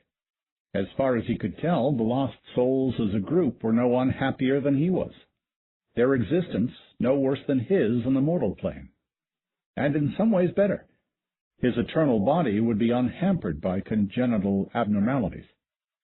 Of course, everyone knew that heaven was incomparably superior, but to Neil it had always seemed too remote to consider, like wealth or fame or glamour. For people like him, hell was where you went when you died, and he saw no point in restructuring his life in hopes of avoiding that. And since God hadn't previously played a role in Neil's life, he wasn't afraid of being exiled from God. The prospect of living without interference, living in a world where windfalls and misfortunes were never by design, held no terror for him. Now that Sarah was in heaven, his situation had changed. Neil wanted more than anything to be reunited with her, and the only way to get to heaven was to love God with all his heart. This is Neil's story, but telling it properly requires telling the stories of two other individuals whose paths became entwined with his. The first of these is Janice Riley. What people assumed about Neil had in fact happened to Janice. When Janice's mother was 8 months pregnant with her, she lost control of the car she was driving and collided with a telephone pole during a sudden hailstorm, fists of ice dropping out of a clear blue sky and littering the road like a spill of giant ball bearings. She was sitting in her car, shaken but unhurt, when she saw a knot of silver flames, later identified as the angel Bargiel, float across the sky. The sight petrified her, but not so much that she didn't notice the peculiar settling sensation in her womb. A subsequent ultrasound revealed that the unborn Janice Riley no longer had legs. Flipper-like feet grew directly from her hip sockets. Janice's life might have gone the way of Neil's, if not for what happened 2 days after the ultrasound. Janice's parents were sitting at their kitchen table, crying and asking what they had done to deserve this, when they received a vision. The saved souls of 4 deceased relatives appeared before them, suffusing the kitchen with a golden glow. The saved never spoke, but their beatific smiles induced a feeling of serenity in whoever saw them. From that moment on, the Rileys were certain that their daughter's condition was not a punishment. As a result, Janice grew up thinking of her legless condition as a gift. Her parents explained that God had given her a special assignment because he considered her equal to the task, and she vowed that she would not let him down. Without pride or defiance, she saw it as her responsibility to show others that her condition did not indicate weakness, but rather strength. As a child, she was fully accepted by her schoolmates. When you're as pretty, confident, and charismatic as she was, children don't even notice that you're in a wheelchair. It was when she was a teenager that she realized that the able-bodied people in her school were not the ones who most needed convincing. It was more important for her to set an example for other handicapped individuals, whether they had been touched by God or not, no matter where they lived. Janice began speaking before audiences, telling those with disabilities that they had the strength God required of them. Over time, she developed a reputation and a following. She made a living writing and speaking, and established a nonprofit organization dedicated to promoting her message.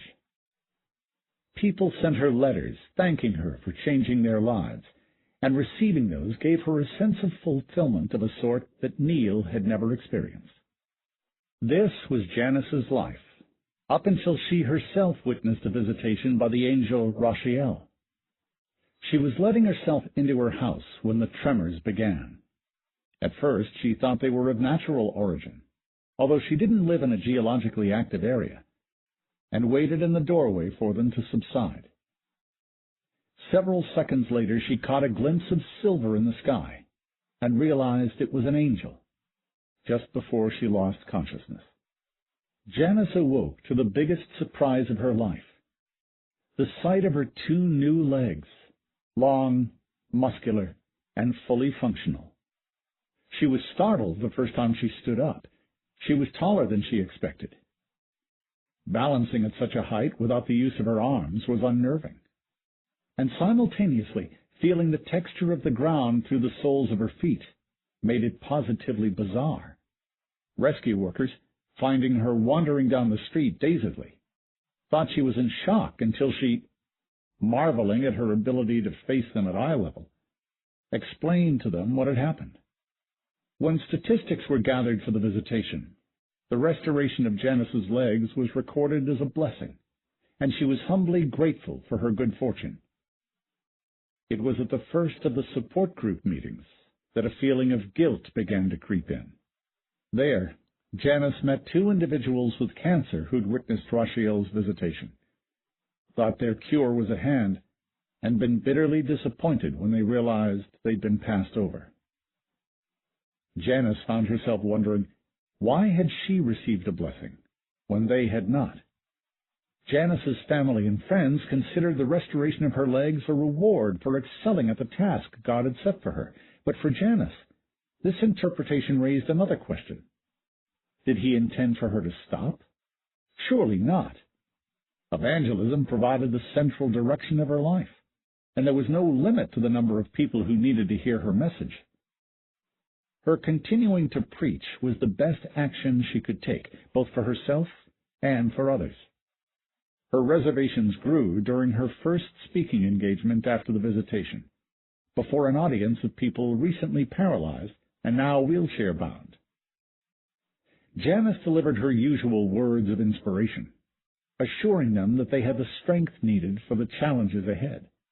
It was during the Q&A that she was asked if the restoration of her legs meant she had passed her test. Janice didn't know what to say. She could hardly promise them that one day their marks would be erased. In fact, she realized, any implication that she'd been rewarded could be interpreted as criticism of others who remained afflicted, and she didn't want that.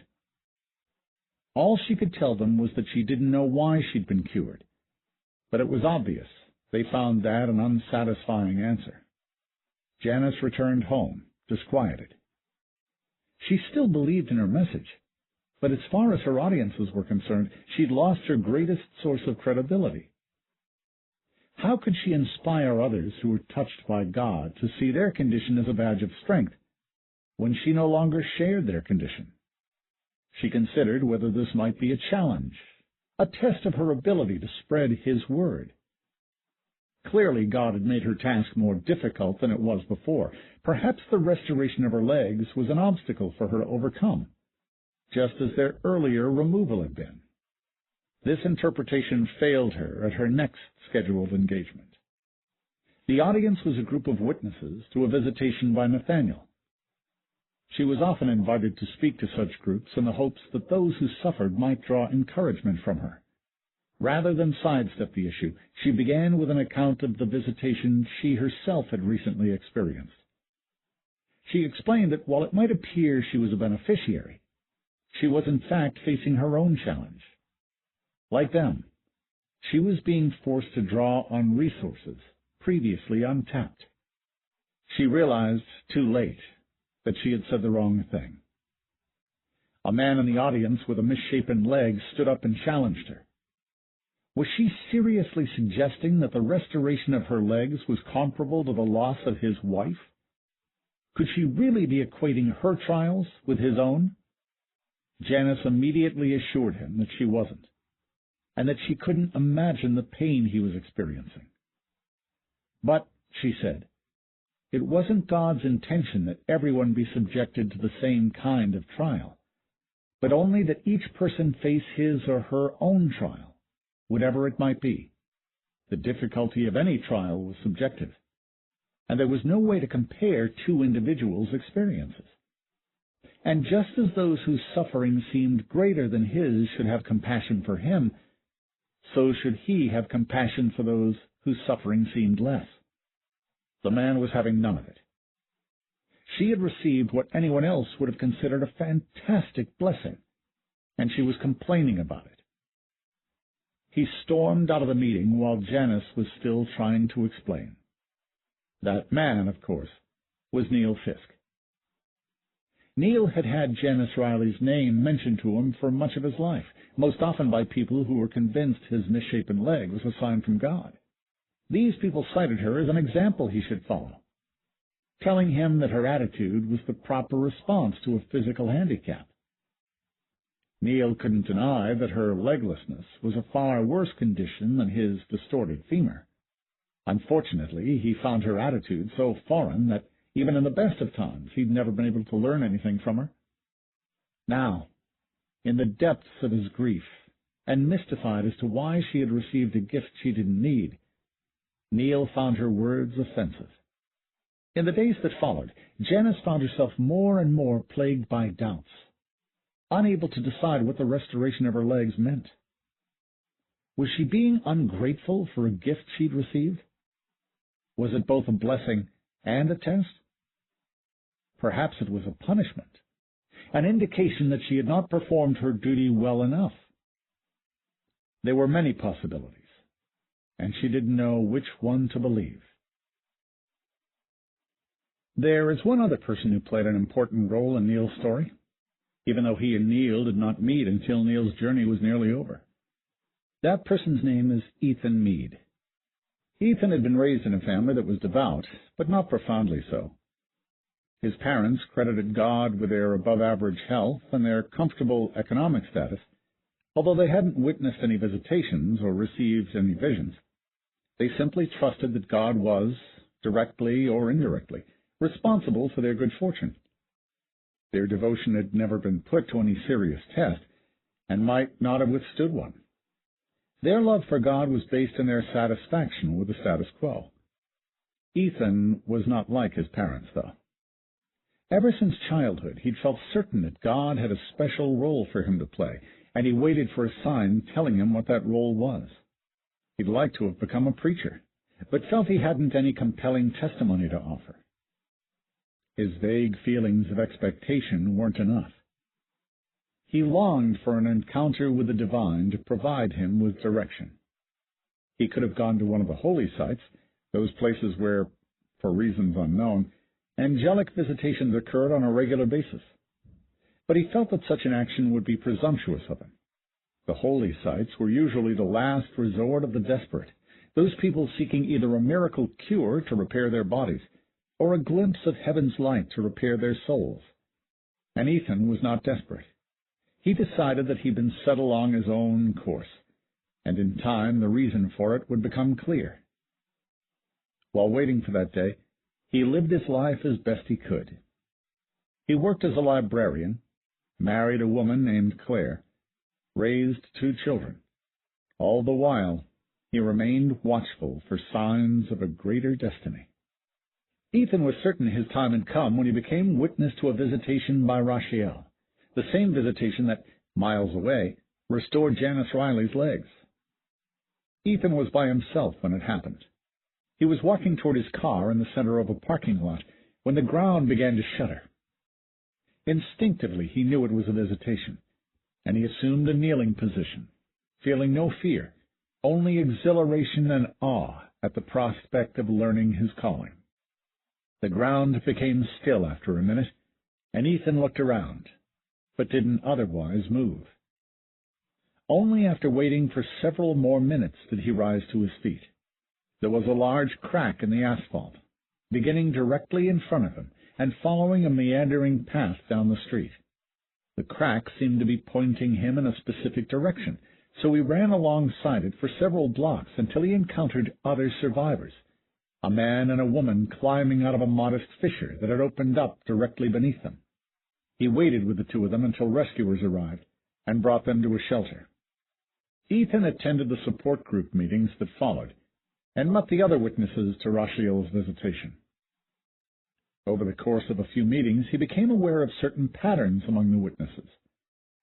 Of course, there were those who'd been injured and those who'd received miracle cures, but there were also those whose lives were changed in other ways. The man and woman he'd first met fell in love and were soon engaged. A woman who'd been pinned beneath a collapsed wall was inspired to become an EMT after being rescued. One business owner formed an alliance that averted her impending bankruptcy, while another, whose business was destroyed, saw it as a message that he change his ways. It seemed that everyone except Ethan had found a way to understand what had happened to them. He hadn't been cursed or blessed in any obvious way, and he didn't know what message he was intended to receive. His wife Claire suggested that he consider the visitation a reminder that he appreciate what he had, but Ethan found that unsatisfying, reasoning that every visitation, no matter where it occurred, served that function. And the fact that he'd witnessed the visitation firsthand had to have greater significance. His mind was preyed upon by the idea that he'd missed an opportunity, that there was a fellow witness whom he was intended to meet, but hadn't. This visitation had to be the sign he'd been waiting for. He couldn't just disregard it, but that didn't tell him what he was supposed to do. Ethan eventually resorted to the process of elimination. He got hold of a list of all the witnesses and crossed off those who had a clear interpretation of their experience, reasoning that one of those remaining must be the person whose fate was somehow intertwined with his. Among those who were confused or uncertain about the visitation's meaning would be the one he was intended to meet. When he had finished crossing names off his list, there was only one left: Janice Riley. In public, Neil was able to mask his grief as adults are expected to. But in the privacy of his apartment, the floodgates of emotion burst open. The awareness of Sarah's absence would overwhelm him, and then he'd collapse on the floor and weep. He'd curl up into a ball, his body racked by hiccuping sobs, tears and mucus streaming down his face, the anguish coming in ever-increasing waves until it was more than he could bear, more intense than he'd have believed possible. Minutes or hours later, it would leave, and he would fall asleep, exhausted. And the next morning he would wake up and face the prospect of another day without Sarah. An elderly woman in Neil's apartment building tried to comfort him by telling him that the pain would lessen in time, and while he would never forget his wife, he would at least be able to move on. Then he would meet someone else one day and find happiness with her, and he would learn to love God and thus ascend to heaven when his time came. This woman's intentions were good, but Neil was in no position to find any comfort in her words. Sarah's absence felt like an open wound, and the prospect that someday he would no longer feel pain at her loss seemed not just remote, but a physical impossibility. If suicide would have ended his pain, he'd have done it without hesitation, but that would only ensure that his separation from Sarah was permanent. The topic of suicide regularly came up at the support group meetings, and inevitably led to someone mentioning Robin Pearson, a woman who used to come to the meetings several months before Neil began attending. Robin's husband had been afflicted with stomach cancer during a visitation by the angel Makatiel. She stayed in his hospital room for days at a stretch, only for him to die unexpectedly when she was home doing laundry. A nurse who'd been present told Robin that his soul had ascended, and so Robin had begun attending the support group meetings. Many months later, Robin came to the meetings shaking with rage. There'd been a manifestation of hell near her house, and she'd seen her husband among the lost souls. She'd confronted the nurse, who admitted to lying in the hopes that Robin would learn to love God, so that at least she would be saved, even if her husband hadn't been. Robin wasn't at the next meeting, and at the meeting after that, the group learned she had committed suicide to rejoin her husband. None of them knew the status of Robin's and her husband's relationship in the afterlife, but successes were known to happen. Some couples had indeed been happily reunited through suicide. The support group had attendees whose spouses had descended to hell, and they talked about being torn between wanting to remain alive and wanting to rejoin their spouses. Neil wasn't in their situation, but his first response when listening to them had been envy. If Sarah had gone to hell, suicide would be the solution to all his problems. This led to a shameful self-knowledge for Neil. He realized that if he had to choose between going to hell while Sarah went to heaven, or having both of them go to hell together, he would choose the latter. He would rather she be exiled from God than separated from him. He knew it was selfish, but he couldn't change how he felt. He believed Sarah could be happy in either place, but he could only be happy with her. Neil's previous experiences with women had never been good. All too often he'd begin flirting with a woman while sitting in a bar, only to have her remember an appointment elsewhere the moment he stood up and his shortened leg came into view. Once, a woman he'd been dating for several weeks broke off their relationship, explaining that while she herself didn't consider his leg a defect, whenever they were seen in public together, other people assumed there must be something wrong with her for being with him. And surely he could understand how unfair that was to her. Sarah had been the first woman Neil met whose demeanor hadn't changed one bit, whose expression hadn't flickered toward pity or horror or even surprise when she first saw his leg. For that reason alone, it was predictable that Neil would become infatuated with her. By the time he saw all the sides of her personality, he'd completely fallen in love with her. And because his best qualities came out when he was with her, she fell in love with him, too. Neil had been surprised when Sarah told him she was devout. There weren't many signs of her devotion. She didn't go to church, sharing Neil's dislike for the attitudes of most people who attended, but in her own quiet way, she was grateful to God for her life.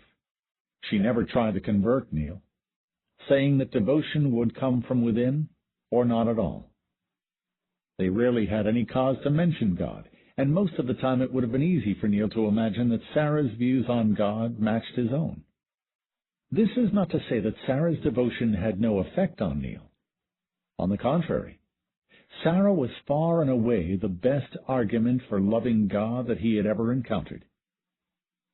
If love of God had contributed to making her the person she was, then perhaps it did make sense. During the years that the two of them were married, his outlook on life improved, and it probably would have reached the point where he was thankful to God if he and Sarah had grown old together. Sarah's death removed that particular possibility.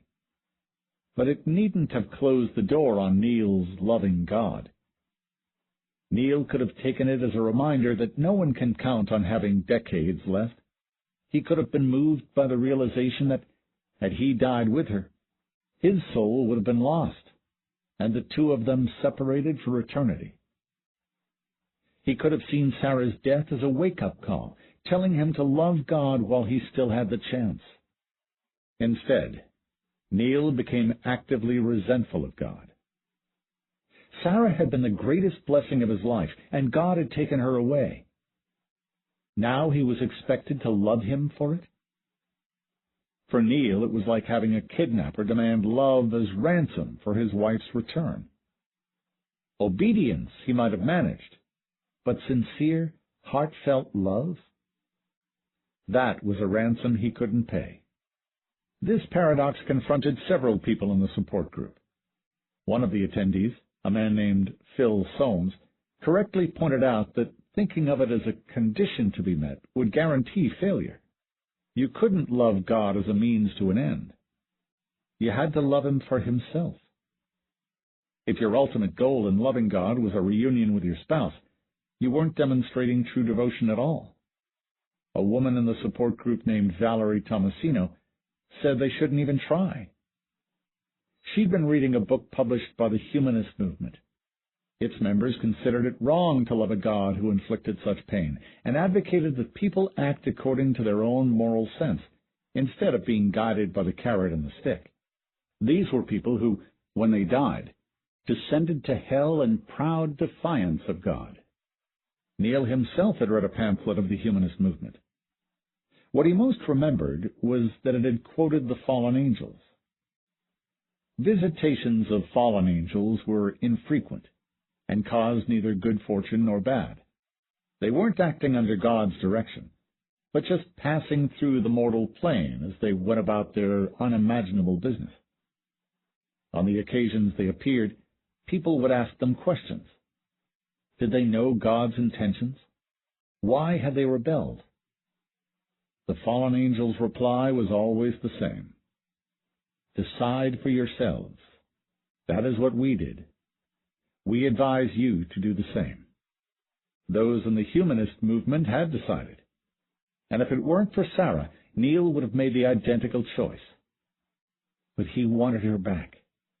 And the only way was to find a reason to love God. Looking for any footing on which to build their devotion, some attendees of the support group took comfort in the fact that their loved ones hadn't suffered when God took them, but instead died instantly. Neil didn't even have that. Sarah had received horrific lacerations when the glass hit her. Of course, it could have been worse. One couple's teenage son had been trapped in a fire ignited by an angel's visitation and received full-thickness burns over 80% of his body before rescue workers could free him. His eventual death was a mercy. Sarah had been fortunate by comparison, but not enough to make Neil love God.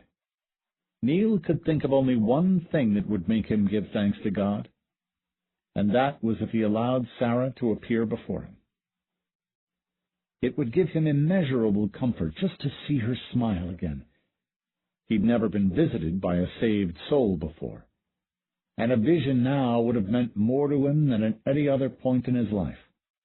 But visions don't appear just because a person needs one, and none ever came to Neil. He had to find his own way toward God. The next time he attended the support group meeting for witnesses of Nathaniel's visitation, Neil sought out Benny Vasquez, the man whose eyes had been erased by heaven's light. Benny didn't always attend because he was now being invited to speak at other meetings. Few visitations resulted in an eyeless person, since heaven's light entered the mortal plane only in the brief moments that an angel emerged from or re-entered heaven. So the eyeless were minor celebrities, and in demand as speakers to church groups. Benny was now as sightless as any burrowing worm. Not only were his eyes and sockets missing, his skull lacked even the space for such features, the cheekbones now abutting the forehead. The light that had brought his soul as close to perfection as was possible in the mortal plane had also deformed his body. It was commonly held that this illustrated the superfluity of physical bodies in heaven. With the limited expressive capacity his face retained, Benny always wore a blissful, rapturous smile. Neil hoped Benny could say something to help him love God. Benny described heaven's light as infinitely beautiful, a sight of such compelling majesty that it vanquished all doubts. It constituted incontrovertible proof that God should be loved, an explanation that made it as obvious as 1 + 1 = 2. Unfortunately, while Benny could offer many analogies for the effect of heaven's light, he couldn't duplicate that effect with his own words. Those who were already devout found Benny's descriptions thrilling, but to Neil they seemed frustratingly vague. So he looked elsewhere for counsel. "Accept the mystery," said the minister of the local church. "If you can love God even though your questions go unanswered, you'll be the better for it." "Admit that you need Him," said the popular book of spiritual advice he bought. "When you realize that self-sufficiency is an illusion, you'll be ready." "Submit yourself completely and utterly," said the preacher on the television. "Receiving torment is how you prove your love." Acceptance may not bring you relief in this life, but resistance will only worsen your punishment. All of these strategies have proven successful for different individuals. Any one of them, once internalized, can bring a person to devotion. But these are not always easy to adopt, and Neil was one who found them impossible. Neil finally tried talking to Sarah's parents, which was an indication of how desperate he was. His relationship with them had always been tense. While they loved Sarah, they often chided her for not being demonstrative enough in her devotion. And they'd been shocked when she married a man who wasn't devout at all. For her part, Sarah had always considered her parents too judgmental, and their disapproval of Neil only reinforced her opinion. But now Neil felt he had something in common with them. After all, they were all mourning Sarah's loss. And so he visited them in their suburban colonial, hoping they could help him in his grief. How wrong he was. Instead of sympathy, what Neil got from Sarah's parents was blame for her death.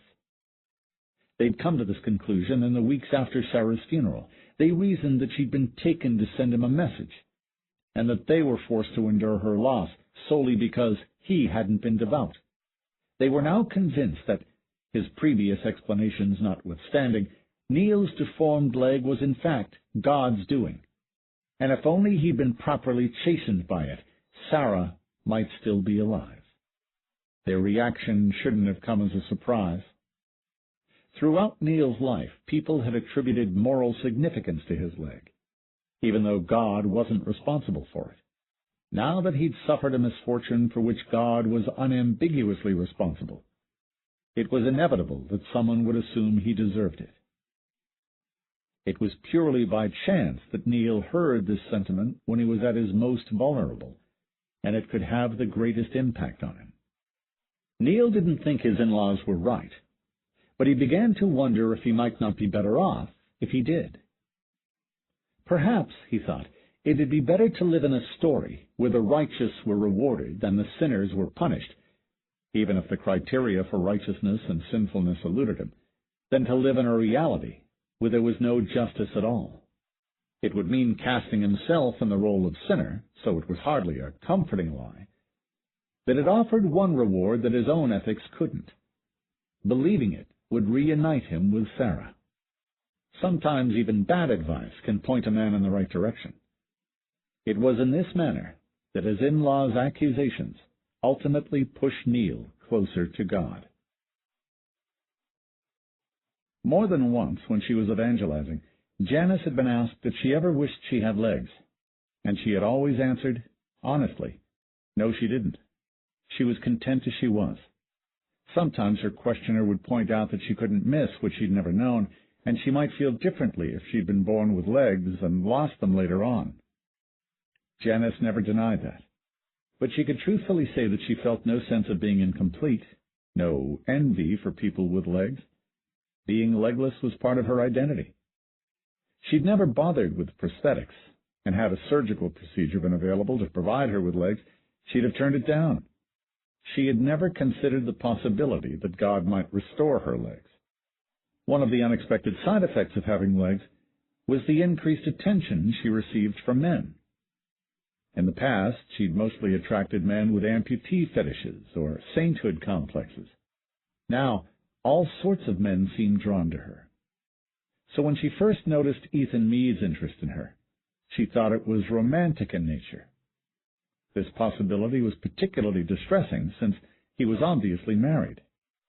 Ethan had begun talking to Janice at the support group meetings, and then began attending her public speaking engagements. It was when he suggested that they have lunch together that Janice asked him about his intentions, and he explained his theory. He didn't know how his fate was intertwined with hers. He knew only that it was. She was skeptical, but she didn't reject his theory outright. Ethan admitted that he didn't have answers for her own questions, but he was eager to do anything he could to help her find them. Janice cautiously agreed to help him in his search for meaning, and Ethan promised that he wouldn't be a burden. They met on a regular basis and talked about the significance of visitations. Meanwhile, Ethan's wife, Claire, grew worried. Ethan assured her that he had no romantic feelings toward Janice, but that didn't alleviate her concerns.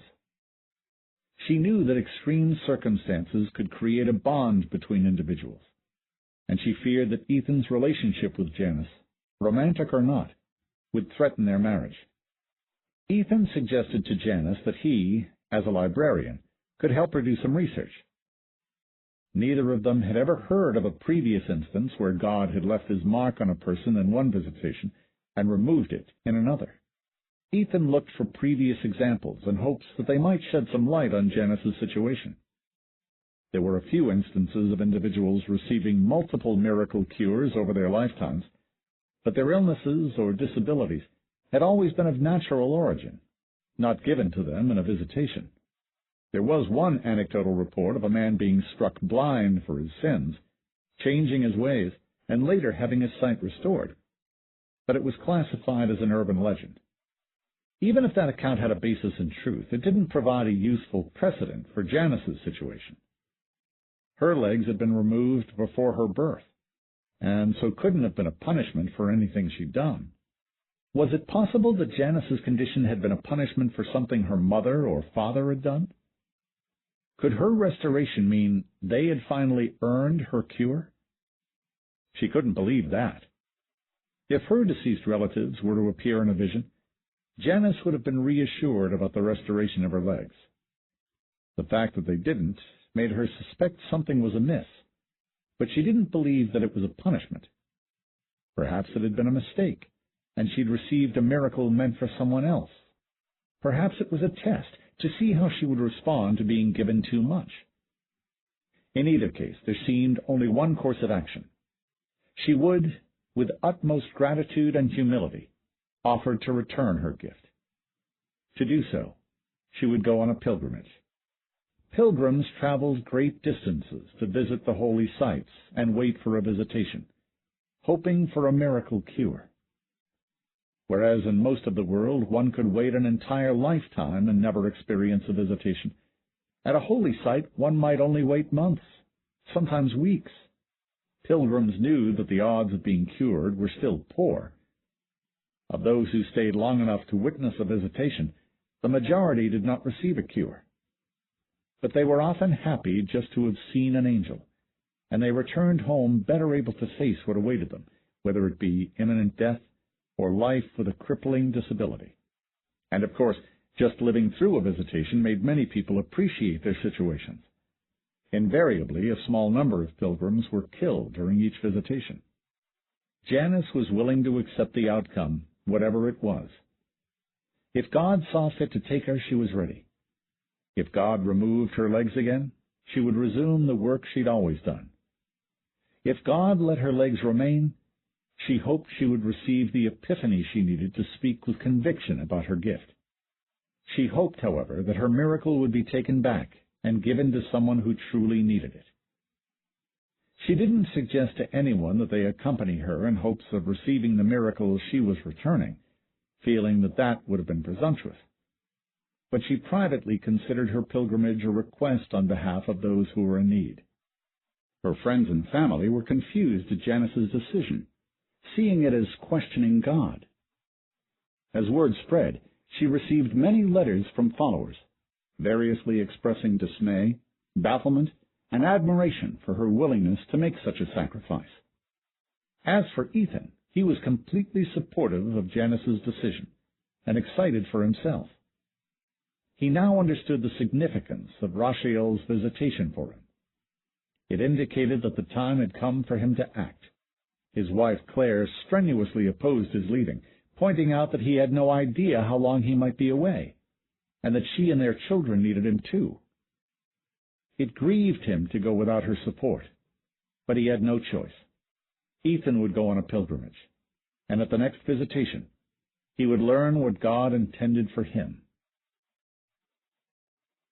Neil's visit to Sarah's parents caused him to give further thought to his conversation with Benny Vasquez. While he hadn't gotten a lot out of Benny's words, he'd been impressed by the absoluteness of Benny's devotion. No matter what misfortune befell him in the future, Benny's love of God would never waver, and he would ascend to heaven when he died. That fact offered Neil a very slim opportunity, one that had seemed so unattractive he hadn't considered it before. But now, as he was growing more desperate, it was beginning to look expedient. Every holy site had its pilgrims who, rather than looking for a miracle cure, deliberately sought out heaven's light. Those who saw it were always accepted into heaven when they died, no matter how selfish their motives had been. There were some who wished to have their ambivalence removed, so they could be reunited with their loved ones, and others who'd always lived a sinful life and wanted to escape the consequences. In the past, there'd been some doubt as to whether heaven's light could indeed overcome all the spiritual obstacles to becoming saved. The debate ended after the case of Barry Larson, a serial rapist and murderer who, while disposing of the body of his latest victim, witnessed an angel's visitation and saw heaven's light. At Larson's execution, his soul was seen ascending to heaven, much to the outrage of his victims' families. Priests tried to console them, assuring them, on the basis of no evidence whatsoever, that heaven's light must have subjected Larson to many lifetimes' worth of penance in a moment. But their words provided little comfort. For Neil, this offered a loophole, an answer to Phil Soames's objection. It was the one way that he could love Sarah more than he loved God and still be reunited with her. It was how he could be selfish and still get into heaven. Others had done it. Perhaps he could too. It might not be just, but at least it was predictable. At an instinctual level, Neil was averse to the idea. It sounded like undergoing brainwashing as a cure for depression. He couldn't help but think that it would change his personality so drastically that he'd cease to be himself. Then he remembered that everyone in heaven had undergone a similar transformation. The saved were just like the eyeless, except that they no longer had bodies. This gave Neil a clearer image of what he was working toward. No matter whether he became devout by seeing heaven's light or by a lifetime of effort, any ultimate reunion with Sarah couldn't recreate what they'd shared in the mortal plane. In heaven they would both be different, and their love for each other would be mixed with the love that all the saved felt for everything. This realization didn't diminish Neil's longing for a reunion with Sarah. In fact, it sharpened his desire, because it meant that the reward would be the same no matter what means he used to achieve it. The shortcut led to precisely the same destination as the conventional path. On the other hand, seeking heaven's light was far more difficult than an ordinary pilgrimage, and far more dangerous. Heaven's light leaked through only when an angel entered or left the mortal plane. And since there was no way to predict where an angel would first appear, light seekers had to converge on the angel after its arrival, and follow it until its departure. To maximize their chances of being in the narrow shaft of heaven's light, they followed the angel as closely as possible during its visitation. Depending on the angel involved, this might mean staying alongside the funnel of a tornado, the wave front of a flash flood, or the expanding tip of a chasm as it split apart the landscape. Far more light-seekers died in the attempt than succeeded. Statistics about the souls of failed light-seekers were difficult to compile, since there were few witnesses to such expeditions, but the numbers so far were not encouraging, in sharp contrast to ordinary pilgrims who died without receiving their sought-after cure, of which roughly half were admitted into heaven. Every single failed light-seeker had descended to hell. Perhaps only people who were already lost ever considered seeking heaven's light. Or perhaps death in such circumstances was considered suicide. In any case, it was clear to Neil that he needed to be ready to accept the consequences of embarking on such an attempt. The entire idea had an all-or-nothing quality to it that Neil found both frightening and attractive. He found the prospect of going on with his life, trying to love God, increasingly maddening. He might try for decades and not succeed. He might not even have that long. As he'd been reminded so often lately, visitation served as a warning to prepare one's soul, because death might come at any time. He could die tomorrow, and there was no chance of his becoming devout in the near future by conventional means. It's perhaps ironic that, given his history of not following Janice Riley's example, Neil took notice when she reversed her position. He was eating breakfast when he happened to see an item in the newspaper about her plans for a pilgrimage, and his immediate reaction was anger. How many blessings would it take to satisfy that woman? After considering it more, he decided that if she, having received a blessing, deemed it appropriate to seek God's assistance in coming to terms with it, then there was no reason he, having received such terrible misfortune, shouldn't do the same. And that was enough to tip him over the edge. Holy sites were invariably in inhospitable places. One was an atoll in the middle of the ocean, while another was in the mountains at an elevation of 20,000 feet. The one that Neil traveled to was in a desert, an expanse of cracked mud reaching miles in every direction. It was desolate, but it was relatively accessible and thus popular among pilgrims. The appearance of the holy site was an object lesson in what happened when the celestial and terrestrial realms touched. The landscape was variously scarred by lava flows, gaping fissures, and impact craters. Vegetation was scarce and ephemeral, restricted to growing in the interval after soil was deposited by floodwaters or whirlwinds, and before it was scoured away again. Pilgrims took up residence all over the site, forming temporary villages with their tents and camper vans. They all made guesses as to what location would maximize their chances of seeing the angel, while minimizing the risk of injury or death. Some protection was offered by curved banks of sandbags, left over from years past and rebuilt as needed.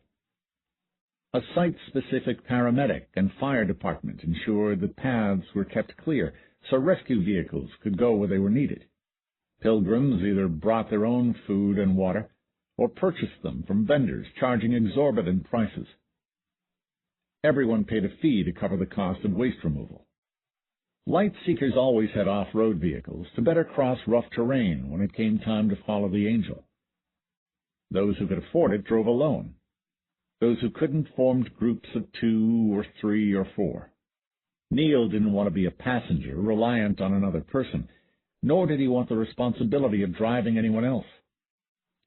This might be his final act on earth, and he felt he should do it alone. The cost of Sarah's funeral had depleted their savings, so Neil sold all his possessions in order to purchase a suitable vehicle, a pickup truck equipped with aggressively knurled tires and heavy-duty shock absorbers.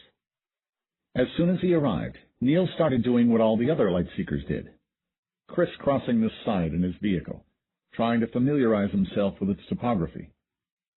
It was on one of his drives around the site's perimeter that he met Ethan. Ethan flagged him down after his own car had stalled on his return from the nearest grocery store, 80 miles away. Neil helped him get his car started again, and then, at Ethan's insistence, followed him back to his campsite for dinner. Janice wasn't there when they arrived, having gone to visit some pilgrims several tents over.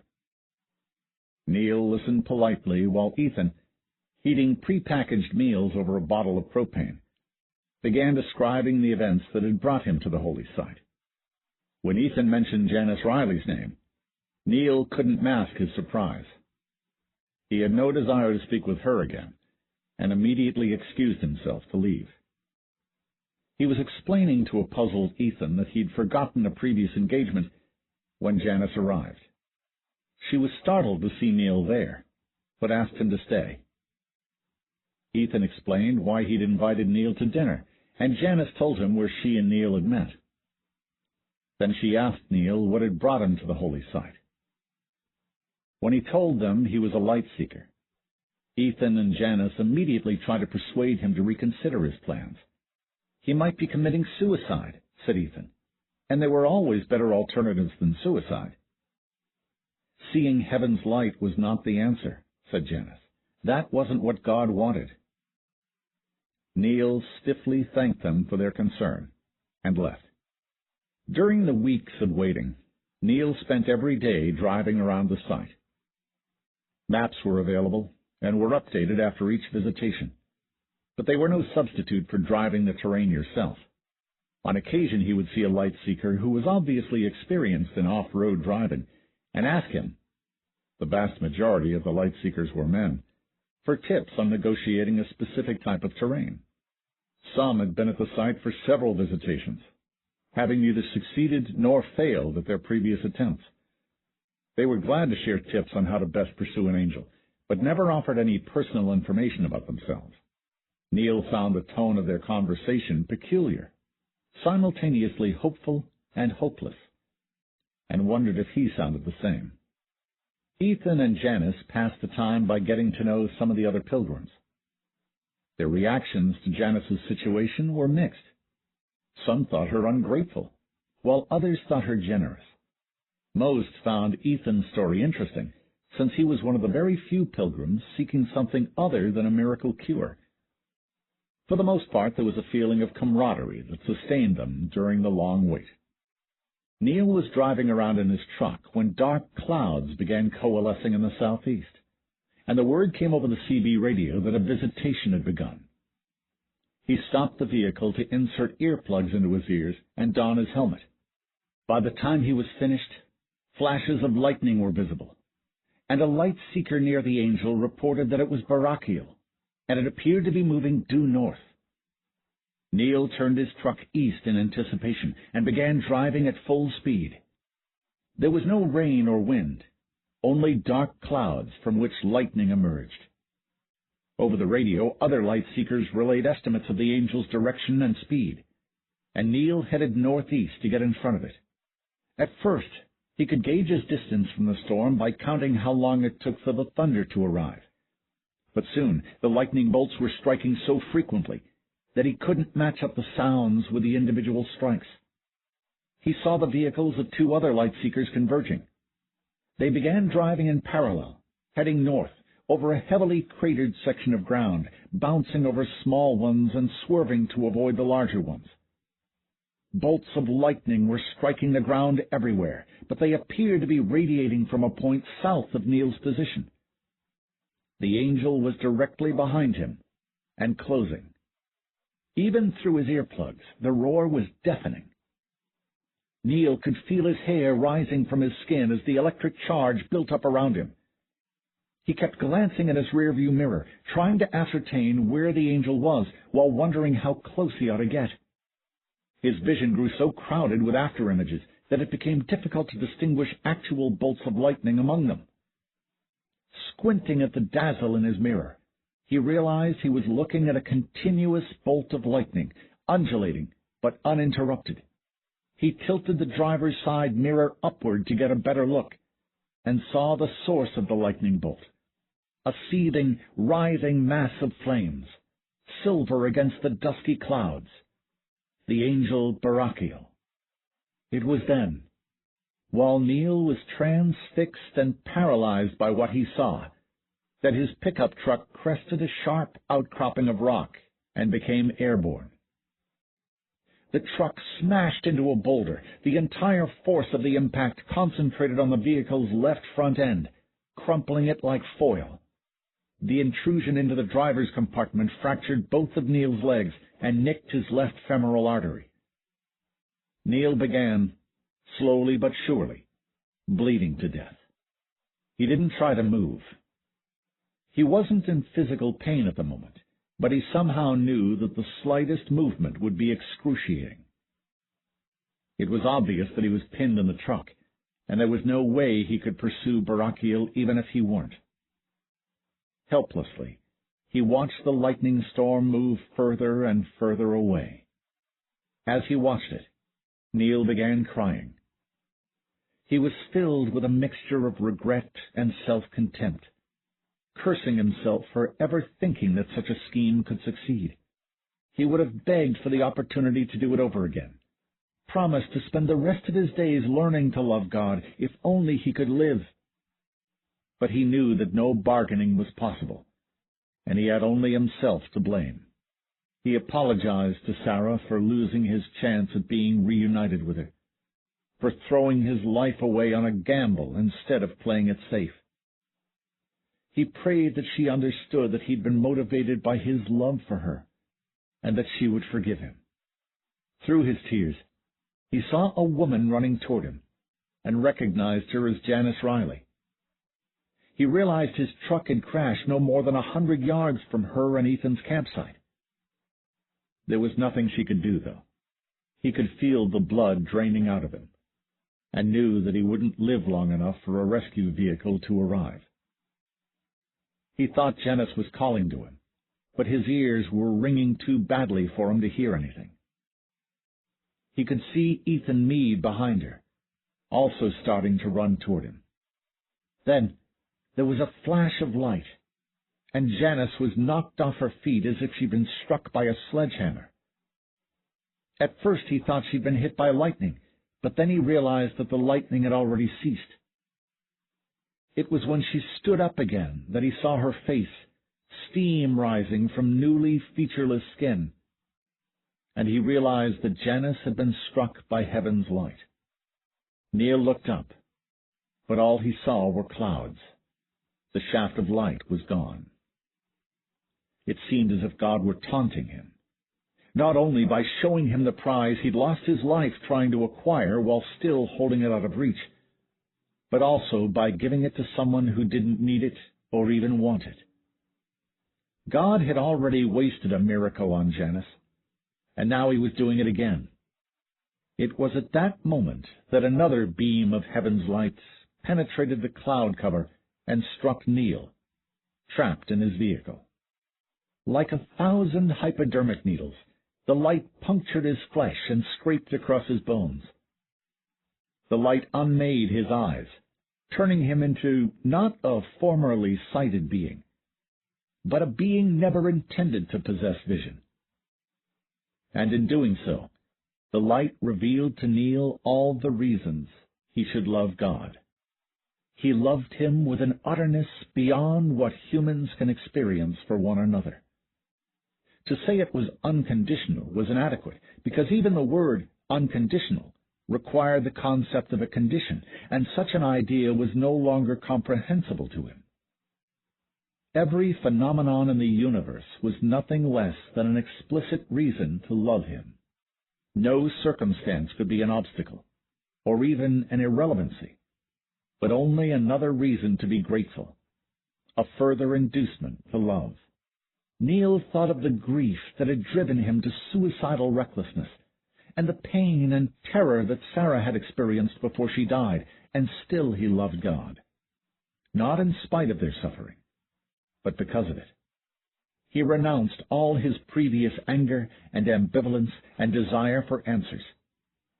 He was grateful for all the pain he'd endured, contrite for not previously recognizing it as the gift it was, euphoric that he was now being granted this insight into his true purpose. He understood how life was an undeserved bounty, how even the most virtuous were not worthy of the glories of the mortal plane. For him, the mystery was solved. because he understood that everything in life is love. Even pain, especially pain.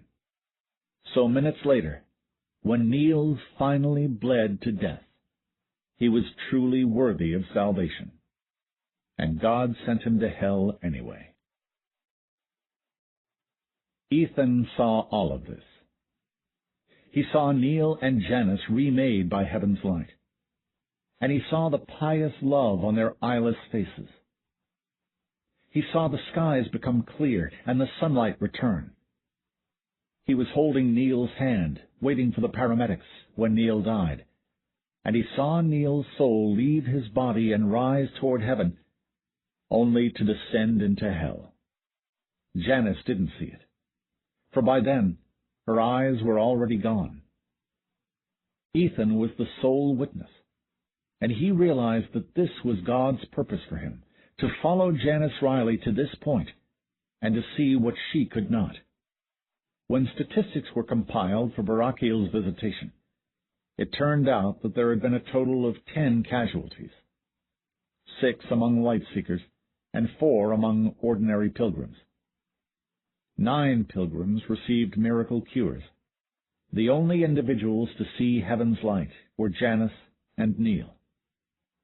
There were no statistics regarding how many pilgrims had felt their lives changed by the visitation, but Ethan counted himself among them.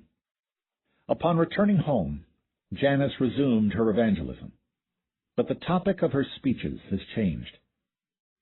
She no longer speaks about how the physically handicapped have the resources to overcome their limitations. Instead, she, like the other eyeless, speaks about the unbearable beauty of God's creation. Many who used to draw inspiration from her are disappointed, feeling they've lost a spiritual leader. When Janice had spoken of the strength she had as an afflicted person, her message was rare. But now that she's eyeless, her message is commonplace. She doesn't worry about the reduction in her audience, though, because she has complete conviction in what she evangelizes. Ethan quit his job and became a preacher, so that he too could speak about his experiences. His wife, Claire, couldn't accept his new mission and ultimately left him, taking their children with her. But Ethan was willing to continue alone. He's developed a substantial following by telling people what happened to Neil Fisk. He tells people that they can no more expect justice in the afterlife than in the mortal plane. But he doesn't do this to dissuade them from worshiping God. On the contrary, he encourages them to do so. What he insists on is that they not love God under a misapprehension, that if they wish to love God, they be prepared to do so no matter what his intentions. God is not just. God is not kind. God is not merciful, and understanding that is essential to true devotion. As for Neil, although he is unaware of any of Ethan's sermons, he would understand their message perfectly. His lost soul is the embodiment of Ethan's teachings. For most of its inhabitants, hell is not that different from earth. Its principal punishment is the regret of not having loved God enough when alive. And for many, that's easily endured. For Neil, however, hell bears no resemblance whatsoever to the mortal plane. His eternal body has well-formed legs, but he's scarcely aware of them. His eyes have been restored, but he can't bear to open them. Just as seeing heaven's light gave him an awareness of God's presence in all things in the mortal plane, so it has made him aware of God's absence in all things in hell. Everything Neil sees, hears, or touches causes him distress. And unlike in the mortal plane, this pain is not a form of God's love, but a consequence of his absence. Neil is experiencing more anguish than was possible when he was alive, but his only response is to love God. Neil still loves Sarah, and misses her as much as he ever did. And the knowledge that he came so close to rejoining her only makes it worse. He knows his being sent to hell was not a result of anything he did. He knows there was no reason for it, no higher purpose being served. None of this diminishes his love for God. If there were a possibility that he could be admitted to heaven and his suffering would end, he would not hope for it. Such desires no longer occur to him. Neil even knows that by being beyond God's awareness, he is not loved by God in return. This doesn't affect his feelings either, because unconditional love asks nothing, not even that it be returned. And though it's been many years that he has been in hell, beyond the awareness of God, he loves him still. That is the nature of true devotion. Liking What You See, a documentary. Beauty is a promise of happiness. Stendhal. Tamara Lyons, first-year student at Pembleton. I can't believe it. I visited the campus last year, and I didn't hear a word about this. Now I get here, and it turns out people want to make Cali a requirement. One of the things I was looking forward to about college was getting rid of this, so I could be like everybody else. If I'd known there was even a chance I'd have to keep it, I probably would have picked another college. I feel like I've been scammed. I turn 18 next week, and I'm getting my Cali turned off that day. If they vote to make it a requirement, I don't know what I'll do. Maybe I'll transfer. I don't know. Right now, I feel like going up to people and telling them, vote no. There's probably some campaign I can work for. Maria De Souza, third-year student, president of the Students for Equality Everywhere. C. Our goal is very simple. Pembleton University has a code of ethical conduct, one that was created by the students themselves, and that all incoming students agree to follow when they enroll. The initiative that we've sponsored would add a provision to the code, requiring students to adopt Caliagnosia as long as they're enrolled. What prompted us to do this now was the release of a specs version of Visage. That's the software that, when you look at people through your specs, shows you what they'd look like with cosmetic surgery. It became a form of entertainment among a certain crowd, and a lot of college students found it offensive. When people started talking about it as a symptom of a deeper societal problem, we thought the timing was right for us to sponsor this initiative. The deeper societal problem is lookism. For decades, people have been willing to talk about racism and sexism, but they're still reluctant to talk about lookism. Yet this prejudice against unattractive people is incredibly pervasive.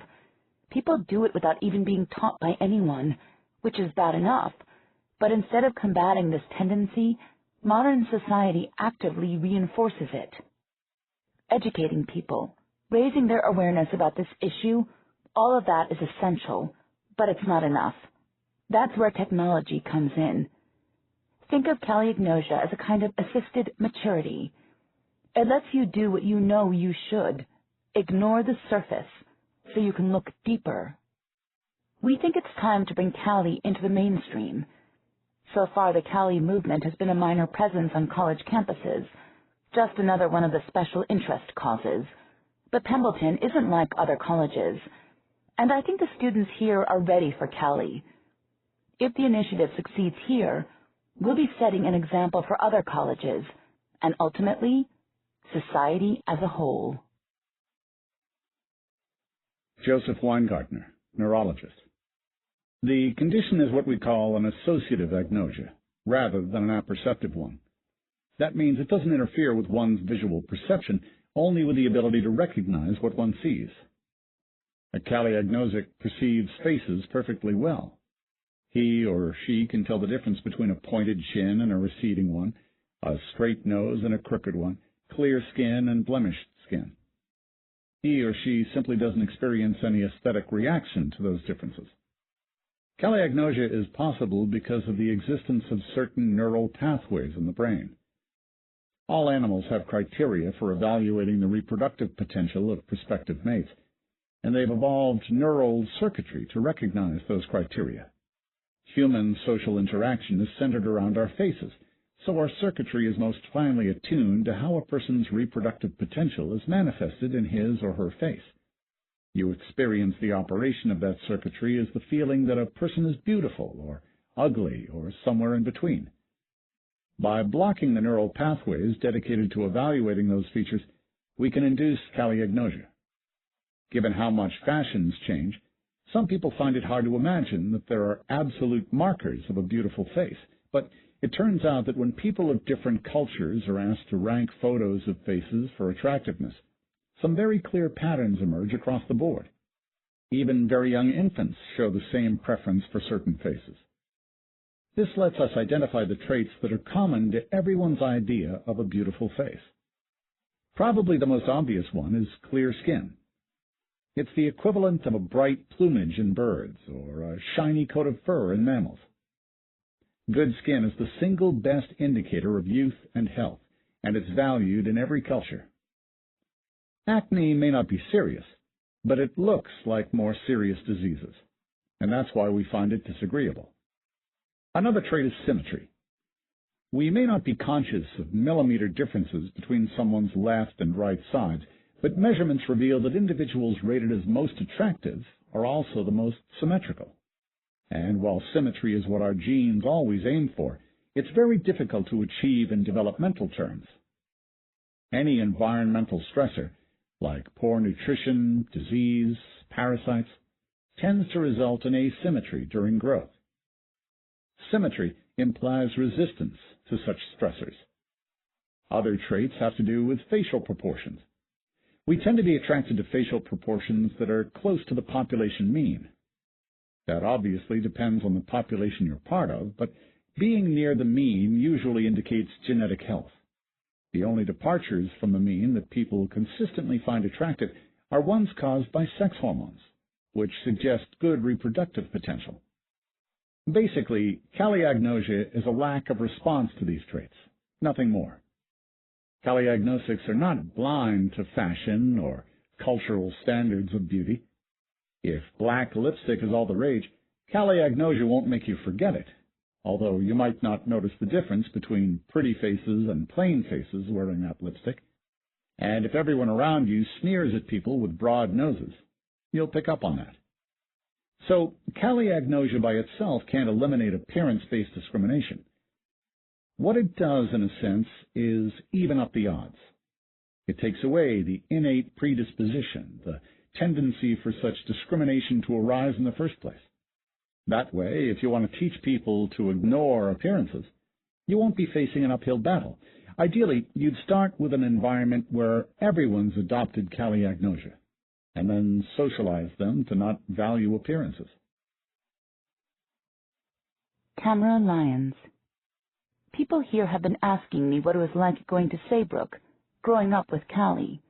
To be honest, it's not a big deal when you're young. You know, like they say, whatever you grew up with seems normal to you. We knew that there was something that other people could see that we couldn't, but it was just something we were curious about. For instance, my friends and I used to watch movies and try to figure out who was really good-looking and who wasn't. We'd say we could tell, but we couldn't really, not by looking at their faces.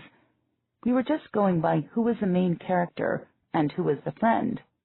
You always knew the main character was better looking than the friend. It's not true 100% of the time, but you could usually tell if you were watching the kind of thing where the main character wouldn't be good-looking. It's when you get older that it starts to bother you. If you hang out with people from other schools, you can feel weird because you have Callie and they don't.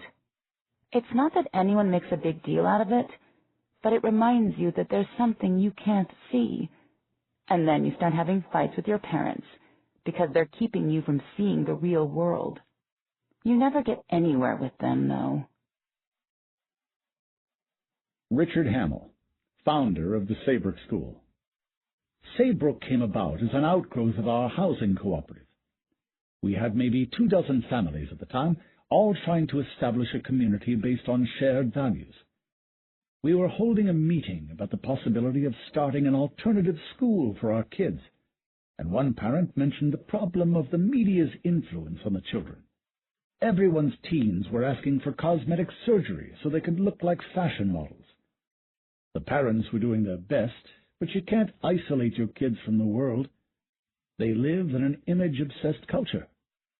It was around then that the last legal challenges to Callie agnosia were resolved, and we got to talking about it. We saw Callie as an opportunity. What if we could live in an environment where people didn't judge each other on their appearance? What if we could raise our children in such an environment? The school started out being just for the children of the families in the cooperative. But other Callie agnosia schools began making the news, and before long, people were asking if they could enroll their kids without joining the housing co-op. Eventually, we set up Saybrook as a private school, separate from the co-op, and one of its requirements was that parents adopt Callie agnosia for as long as their kids were enrolled.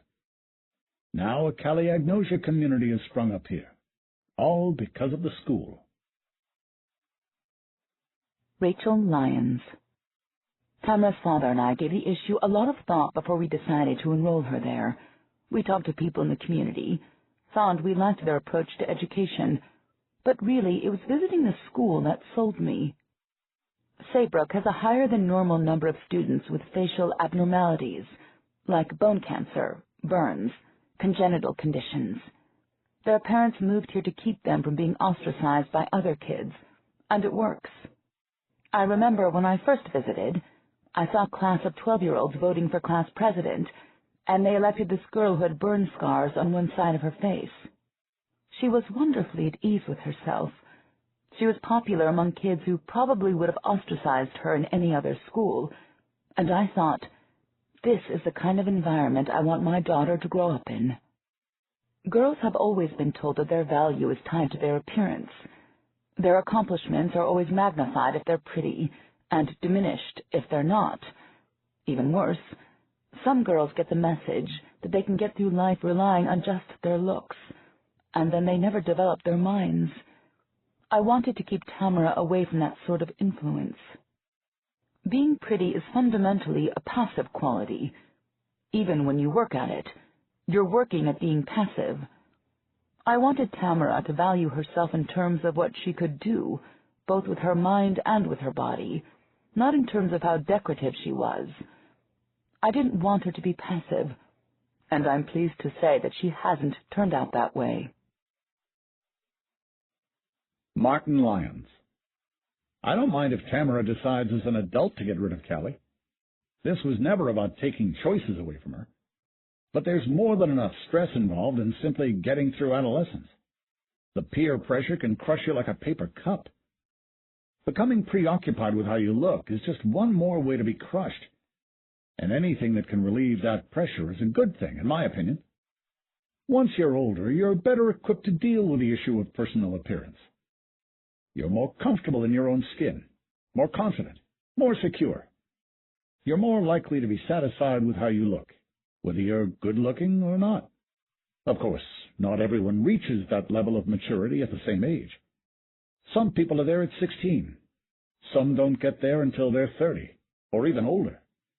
But 18's the age of legal majority, when everyone's got the right to make their own decisions. And all you can do is trust your child and hope for the best.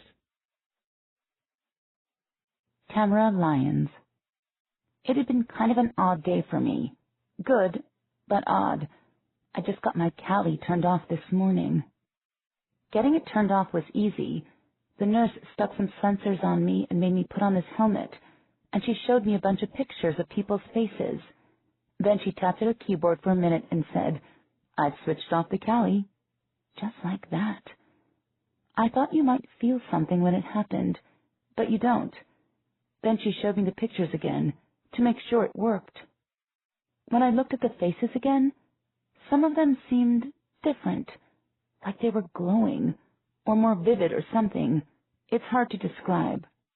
The nurse showed me my test results afterwards, and there were readings for how wide my pupils were dilating, and how well my skin conducted electricity and stuff like that. And for the faces that seemed different, the readings went way up. She said those were the beautiful faces. She said that I'd notice how other people's faces look right away, but it'd take a while before I had any reaction to how I looked. Supposedly, you're too used to your face to tell. And yeah, when I first looked in a mirror, I thought I looked totally the same. Since I got back from the doctor's, The people I see on campus definitely look different, but I still haven't noticed any difference in how I look. I've been looking at mirrors all day. For a while, I was afraid that I was ugly, and any minute the ugliness was going to appear, like a rash or something. And so I've been staring at the mirror, just waiting, and nothing's happened. So I figure I'm probably not really ugly, or I'd have noticed it. But that means I'm not really pretty either, because I'd have noticed that too. So I guess that means I'm absolutely plain, you know? Exactly average. I guess that's okay. Joseph Weingartner. Inducing an agnosia means simulating a specific brain lesion. We do this with a programmable pharmaceutical called Neurostat. You can think of it as a highly selective anesthetic, one whose activation and targeting are all under dynamic control.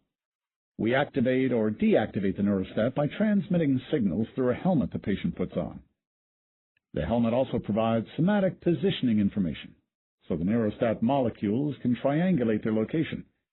This lets us activate only the Neurostat in a specific section of brain tissue, and keep the nerve impulses there below a specified threshold. Neurostat was originally developed for controlling seizures in epileptics and for relief of chronic pain. It lets us treat even severe cases of these conditions without the side effects caused by drugs that affect the entire nervous system. Later on, different Neurostat protocols were developed as treatments for obsessive-compulsive disorder, addictive behavior, and various other disorders. At the same time, Neurostat became incredibly valuable as a research tool for studying brain physiology. One way neurologists have traditionally studied specialization of brain function is to observe the deficits that result from various lesions. Obviously, this technique is limited because the lesions caused by injury or disease often affect multiple functional areas. By contrast, Neurostat can be activated in the tiniest portion of the brain, in effect, simulating a lesion so localized that it would never occur naturally. And when you deactivate the Neurostat, the lesion disappears, and brain function returns to normal. In this way, neurologists were able to induce a wide variety of agnosias. The one most relevant here is prosopagnosia, the inability to recognize people by their faces. A prosopagnosis can't recognize friends or family members unless they say something.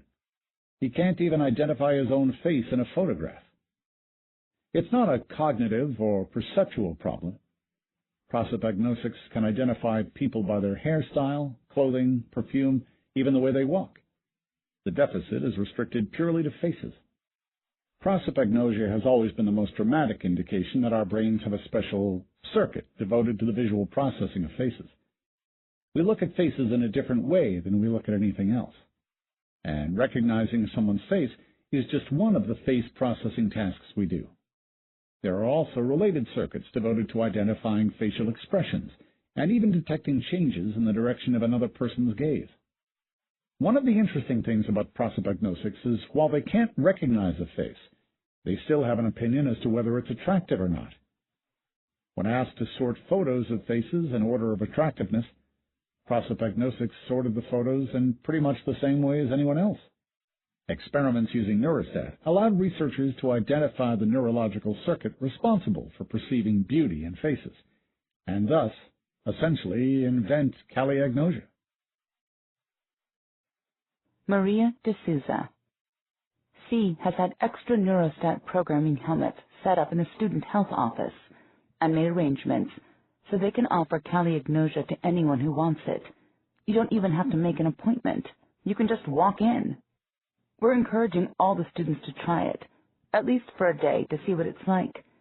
At first it seems a little odd, not seeing anyone as either good-looking or ugly, but over time you realize how positively it affects your interactions with other people. A lot of people worry that Cali might make them asexual or something, but actually physical beauty is only a small part of what makes a person attractive. No matter what a person looks like, it's much more important how the person acts. What he says and how he says it, his behavior and body language, and how does he react to you? For me, one of the things that attracts me to a guy is if he seems interested in me. It's like a feedback loop. You notice him looking at you, then he sees you looking at him, and things snowball from there. Callie doesn't change that. Plus, there's the whole pheromone chemistry going on, too. Obviously, Callie doesn't affect that. Another worry that people have is that Callie will make everyone's face look the same, but that's not true either. A person's face always reflects their personality, and if anything, Callie makes that clearer. You know that saying that after a certain age you're responsible for your face? With Callie, you really appreciate how true that is. Some faces just look really bland, especially young, conventionally pretty ones. Without their physical beauty, those faces are just boring. But faces that are full of personality look as good as they ever did, maybe even better. It's like you're seeing something more essential about them. Some people also ask about enforcement. We don't plan on doing anything like that.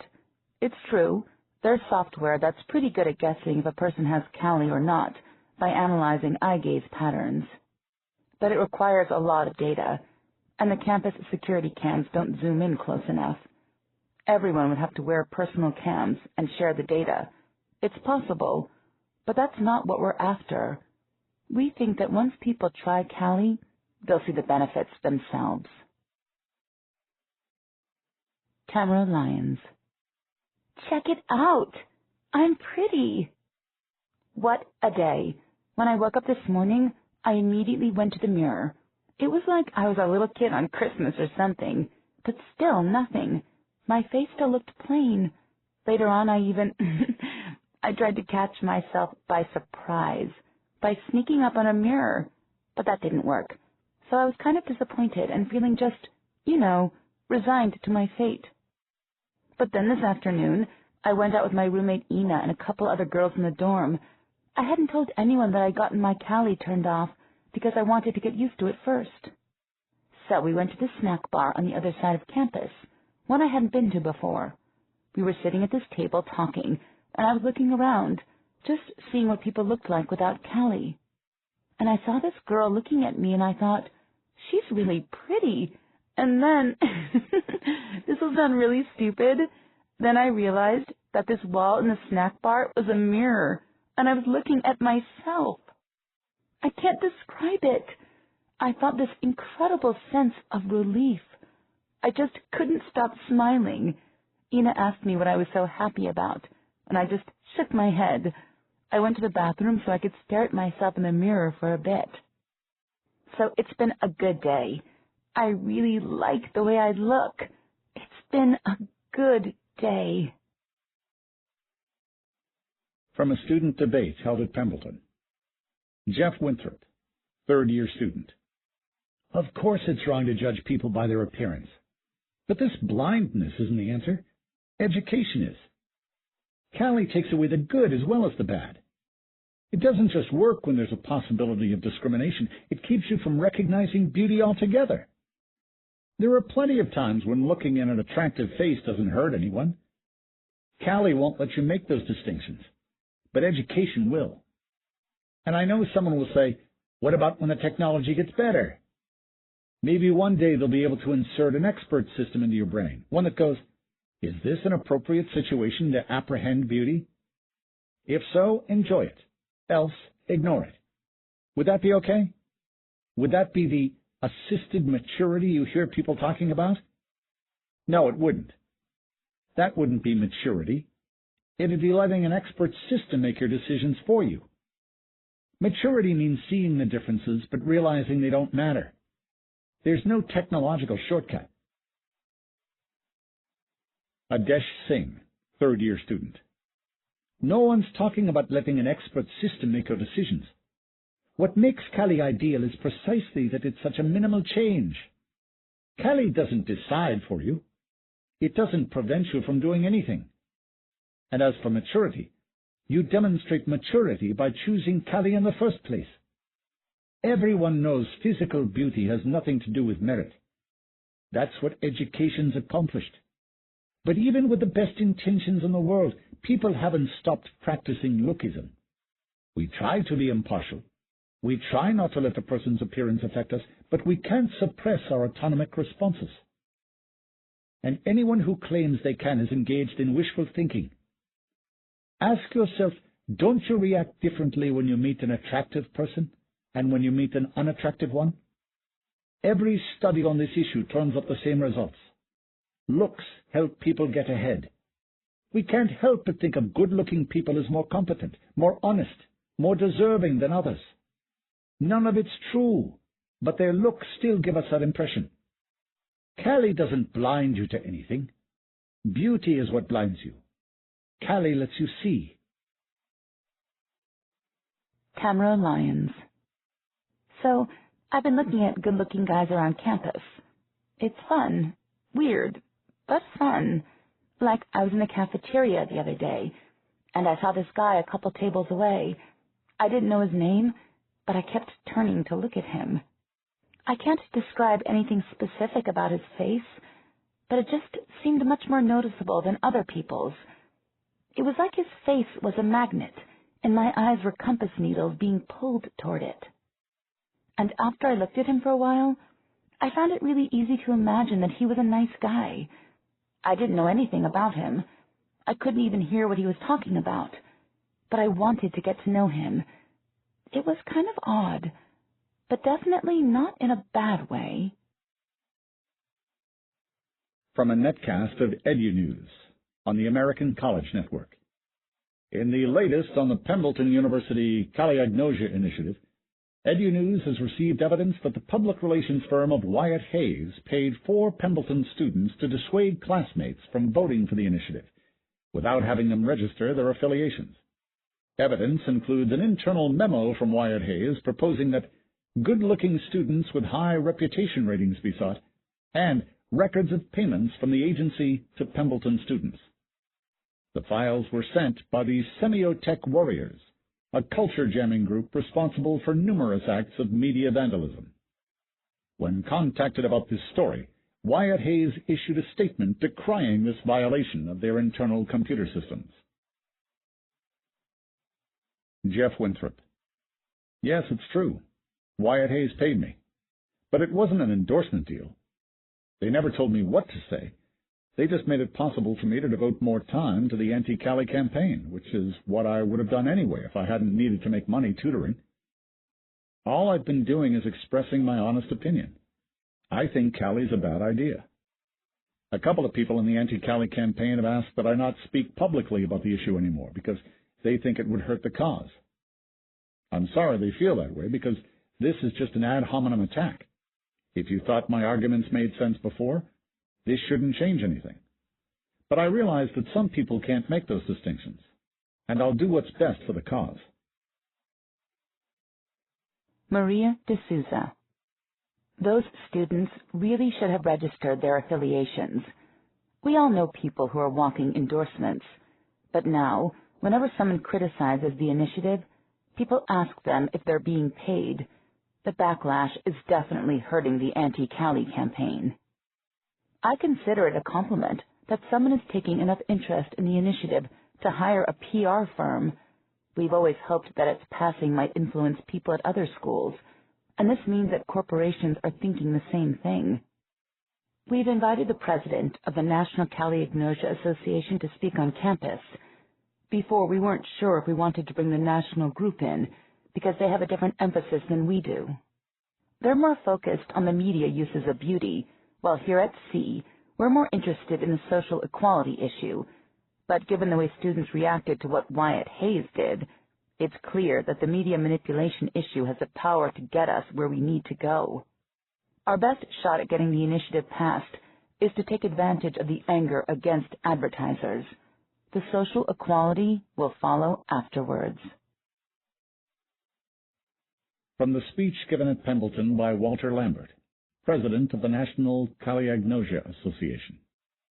Think of cocaine. In its natural form as coca leaves, it's appealing, but not to an extent that it usually becomes a problem. But refine it, purify it, and you get a compound that hits your pleasure receptors with an unnatural intensity. That's when it becomes addictive. Beauty has undergone a similar process, thanks to advertisers. Evolution gave us a circuit that responds to good looks. Call it the pleasure receptor for our visual cortex. And in our natural environment, it was useful to have. But take a person with 1 in a million skin and bone structure. Add professional makeup and retouching, and you're no longer looking at beauty in its natural form. You've got pharmaceutical-grade beauty, the cocaine of good looks. Biologists call this supernormal stimulus. Show a mother bird a giant plastic egg, and she'll incubate it instead of her own real eggs. Madison Avenue has saturated our environment with this kind of stimuli, this visual drug. Our beauty receptors receive more stimulation than they were evolved to handle. We're seeing more beauty in one day than our ancestors did in a lifetime. And the result is that beauty is slowly ruining our lives. How? The way any drug becomes a problem, by interfering with our relationships with other people. We become dissatisfied with the way ordinary people look because they can't compare to supermodels. Two-dimensional images are bad enough, but now with specs, advertisers can put a supermodel right in front of you, making eye contact. Software companies offer goddesses who remind you of your appointments. We've all heard about men who prefer virtual girlfriends over actual ones, but they're not the only ones who've been affected. The more time any of us spend with gorgeous digital apparitions around, the more our relationships with real human beings are going to suffer. We can't avoid these images and still live in the modern world, and that means we can't kick this habit, because beauty is a drug you can't abstain from unless you literally keep your eyes closed all the time. Until now. Now you can get another set of eyelids, one that blocks out this drug, but still lets you see. And that's chaliagnosia. Some people call it excessive, but I call it just enough. Technology is being used to manipulate us through our emotional reactions. So it's only fair that we use it to protect ourselves, too. Right now, you have an opportunity to make an enormous impact. The Pembleton student body has always been at the vanguard of every progressive movement. What you decide here will set an example for students across the country. By passing this initiative, by adopting chaliagnosia, you'll be sending a message to advertisers that young people are no longer willing to be manipulated. From a netcast of EduNews. Following NCA President Walter Lambert's speech, polls show that 54% of the Pembleton University students support the chaliagnosia initiative. Polls across the country show that an average of 28% of students would support a similar initiative at their school, an increase of 8% in the past month. Tamara Lyons. I thought he went overboard with that cocaine analogy. Do you know anyone who steals stuff and sells it so he can get his fix of advertising? But I guess he has a point about how good-looking people are in commercials versus in real life. It's not that they look better than people in real life, but they look good in a different way. Like, I was at the campus store the other day, and I needed to check my email. And when I put on my specs, I saw this poster running a commercial. It was for some shampoo, Jouissance, I think. I'd seen it before, but it was different without Callie. The model was so... I couldn't take my eyes off her. I don't mean I felt the same as that time I saw the good-looking guy in the cafeteria. It wasn't like I wanted to get to know her. It was more like watching a sunset or a fireworks display. I just stood there and watched the commercial like 5 times, just so I could look at her some more. I didn't think a human being could look so, spectacular. But it's not like I'm going to quit talking to people so I can watch commercials through my specs all the time. Watching them is very intense, but it's a totally different experience than looking at a real person. And it's not even like I immediately want to go out and buy everything they're selling either. I'm not even really paying attention to the products. I just think they're amazing to watch. Maria D'Souza. If I'd met Tamara earlier, I might have tried to persuade her not to get her Callie turned off. I doubt I would have succeeded. She seems pretty firm about her decision. Even so, she's a great example of the benefits of Callie. You can't help but notice it when you talk to her. For example, at one point I was saying how lucky she was, and she said, "Because I'm beautiful?" And she was being totally sincere, like she was talking about her height. Can you imagine a woman without Callie saying that? Tamara is completely unself-conscious about her looks. She's not vain or insecure, and she can describe herself as beautiful without embarrassment. I gather that she's very pretty, and with a lot of women who look like that, I can see something in their manner, a hint of show-offishness. Tamara doesn't have that, or else they display false modesty, which is also easy to tell. But Tamara doesn't do that either, because she truly is modest. There's no way she could be like that if she hadn't been raised with Callie. I just hope she stays that way. Annika Lindstrom, second-year student. I think this Callie thing is a terrible idea. I like it when guys notice me, and I'd be really disappointed if they stopped. I think this whole thing is just a way for people who, honestly, aren't very good-looking to try and make themselves feel better. And the only way they can do that is to punish people who have what they don't. And that's just unfair. Who wouldn't want to be pretty if they could? Ask anyone. Ask the people behind this. And I'd bet you they'd all say yes. Okay, sure, being pretty means that you'll be hassled by jerks sometimes. There are always jerks. But that's part of life. If those scientists could come up with some way to turn off the jerk circuit in guys' brains, I'd be all in favor of that. Jolene Carter, third-year student. I'm voting for the initiative because I think it'd be a relief if everyone had Callie. People are nice to me because of how I look, and part of me likes that. But part of me feels guilty because I haven't done anything to deserve it. And sure, it's nice to have men pay attention to me, but it can be hard to make a real connection with someone. Whenever I like a guy, I always wonder how much he's interested in me versus how much he's interested in my looks.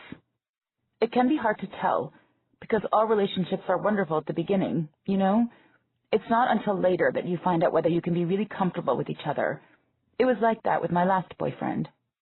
He wasn't happy with me if I didn't look fabulous, so I was never able to truly relax. But by the time I realized that, I had already let myself get close to him, so that really hurt, finding out that he didn't see the real me. And then there's how you feel around other women. I don't think most women like it, but you're always comparing how you look relative to everyone else. Sometimes I feel like I'm in a competition, and I don't want to be. I thought about getting Callie once, but it didn't seem like it would help unless everyone else did too. Getting it all by myself wouldn't change the way others treat me. But if everyone on campus had Callie, I'd be glad to get it. Tamara Lyons. I was showing my roommate Ina this album of pictures from high school, and we get to all these pictures of me and Garrett, my ex. So Ina wants to know all about him, and so I tell her. I'm telling her how we were together all of senior year, and how much I loved him, and wanted us to stay together, but he wanted to be free to date when he went to college.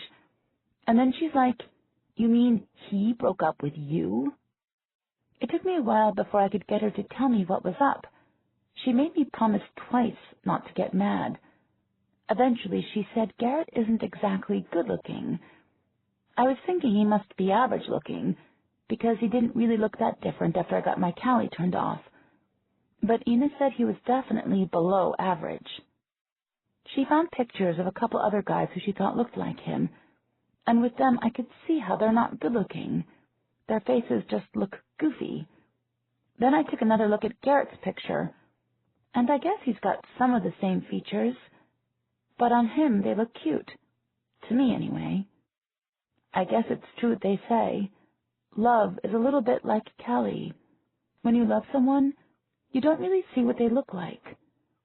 I don't see Garrett the way others do, because I still have feelings for him. Ina said she couldn't believe someone who looked like him would break up with someone who looked like me. She said that in a school without Callie, he probably wouldn't have been able to get a date with me, like we wouldn't be in the same league. That's weird to think about. When Garrett and I were going out, I always thought we were meant to be together. I don't mean that I believe in destiny, but I just thought there was something really right about the two of us. So the idea that we could have both been in the same school, but not gotten together because we didn't have Callie, feels strange. And I know that Ina can't be sure of that, but I can't be sure she's wrong either. And maybe that means I should be glad I had Callie, because it let me and Garrett get together. I don't know about that. From a netcast of EduNews. Net sites for a dozen Callie-Agnosia student organizations around the country were brought down today in a coordinated denial-of-service attack. Although no one has claimed credit for the attack, it's been suggested that those responsible may be retaliating for an incident last month in which the American Association of Cosmetic Surgeons net site was replaced by a Callie-Agnosia site. In a related story, the Semiotech Warriors announced the release of their new dermatology computer virus.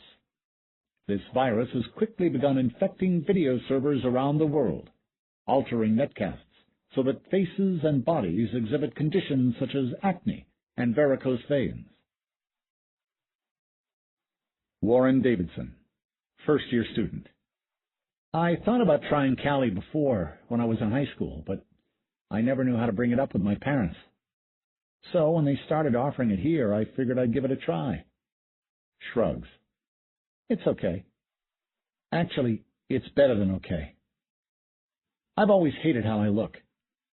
For a while in high school, I couldn't stand the sight of myself in a mirror. But with Callie, I don't mind as much. I know I look the same to other people, but that doesn't seem as big a deal as it used to. I feel better just by not being reminded that some people are so much better looking than others.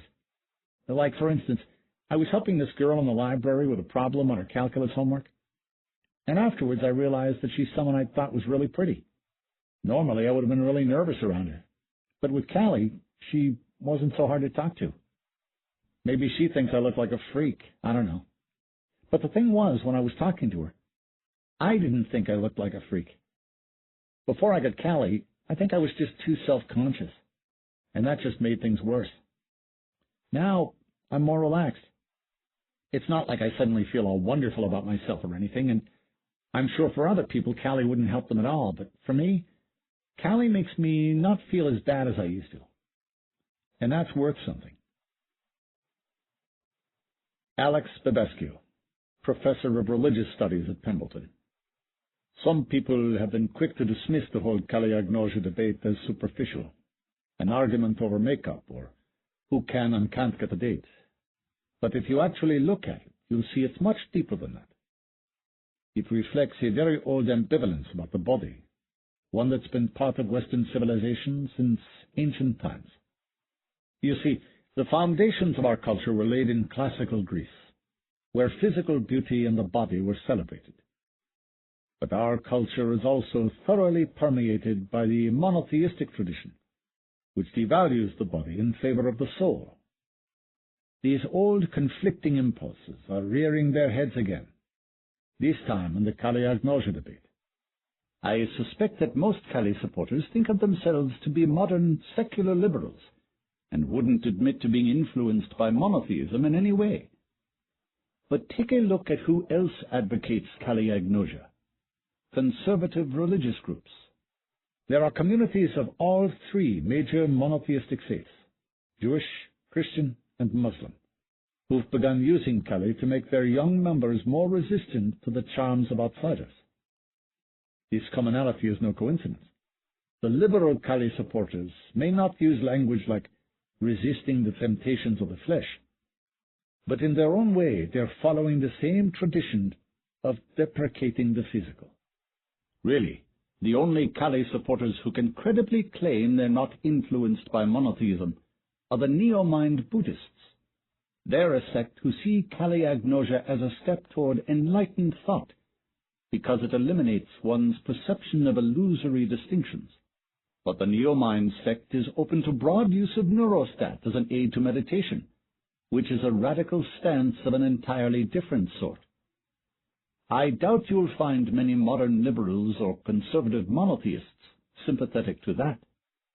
So, you see, this debate isn't just about commercials and cosmetics.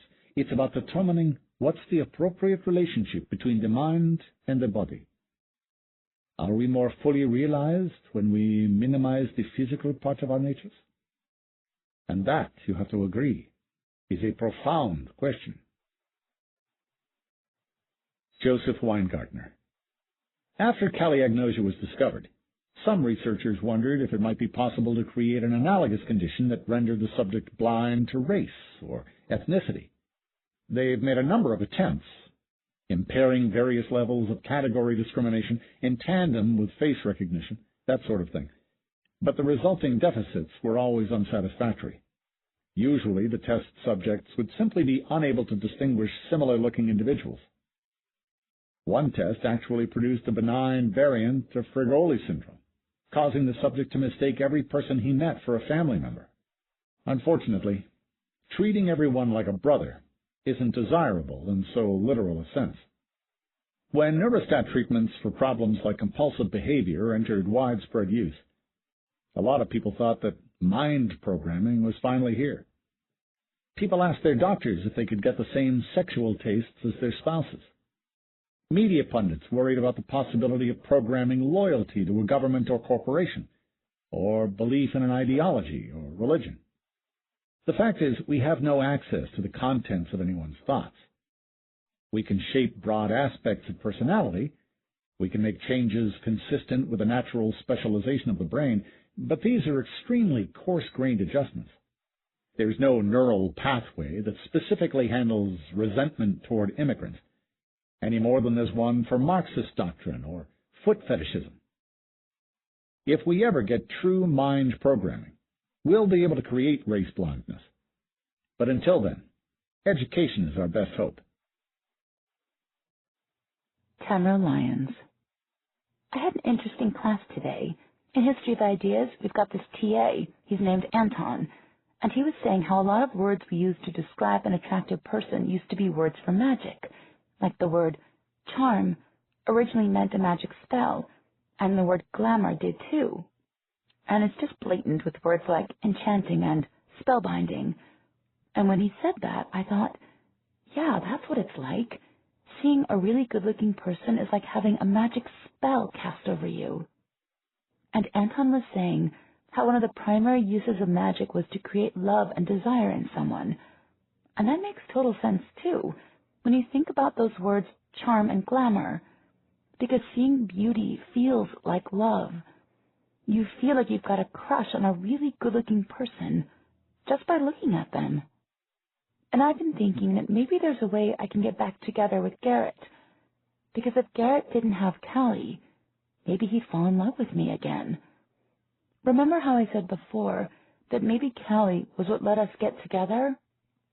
Well, maybe Callie is actually what's keeping us apart now. Maybe Garrett would want to get back with me if he saw what I really looked like. Garrett turned 18 during the summer, but he never got his Callie turned off because he didn't think it was a big deal. He goes to Northrop now, so I called him up, just as a friend, and when we were talking about stuff, I asked him what he thought about the Callie initiative here at Pembleton. He said he didn't see what all the fuss was about. And then I told him how much I liked not having Callie anymore, and said he ought to try it, so he could judge both sides. He said that made sense. I didn't make a big deal out of it, but I was stoked. Daniel Taglia, Professor of Comparative Literature at Pembleton. The student initiative doesn't apply to faculty, but obviously if it passes, there'll be pressure on the faculty to adopt caliagnosia as well. So I don't consider it premature for me to say that I'm adamantly opposed to it. This is just the latest example of political correctness run amok. The people advocating Callie are well-intentioned, but what they're doing is infantilizing us. The very notion that beauty is something we need to be protected from is insulting. Next thing you know, a student organization will insist we all adopt music agnosia, so we don't feel bad about ourselves when we hear gifted singers or musicians. When you watch Olympic athletes in competition, does your self-esteem plummet? Of course not. On the contrary, you feel wonder and admiration. You're inspired that such exceptional individuals exist. So why can't we feel the same way about beauty? Feminism would have us apologize for having that reaction. It wants to replace aesthetics with politics, and to the extent it succeeded, it's impoverished us. Being in the presence of a world-class beauty can be as thrilling as listening to a world-class soprano. Gifted individuals aren't the only ones who benefit from their gifts. We all do. Or should I say, we all can. Depriving ourselves of that opportunity would be a crime. Commercial paid for by People for Ethical Nanomedicine. Voiceover. Have your friends been telling you that Cali is cool? That it's the smart thing to do? Then maybe you should talk to people who grew up with Cali. After I got my Cali turned off, I recoiled the first time I met an unattractive person. I knew it was silly, but I just couldn't help myself. Cali didn't help make me mature. It kept me from becoming mature. I had to relearn how to interact with people. I went to school to be a graphic artist. I worked day and night, but I never got anywhere with it. My teacher said I didn't have the eye for it, that Cali had stunted me aesthetically. There's no way I can get back what I've lost. Having Cali was like having my parents inside my head, censoring my thoughts. Now that I've had it turned off, I realize just what kind of abuse I've been living with. Voiceover. If the people who grew up with Cali agnosia don't recommend it, shouldn't that tell you something? They didn't have a choice, but you do.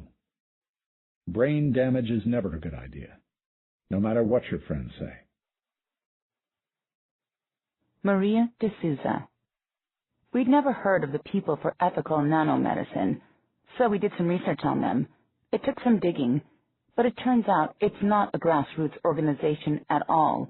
It's an industry PR front. A bunch of cosmetics companies got together recently and created it. We haven't been able to contact the people who appear in the commercial, so we don't know how much, if any, of what they said was true. Even if they were being honest, they certainly aren't typical. Most people who get their Cali turned off feel fine about it, and there are definitely graphic artists who grew up with Cali.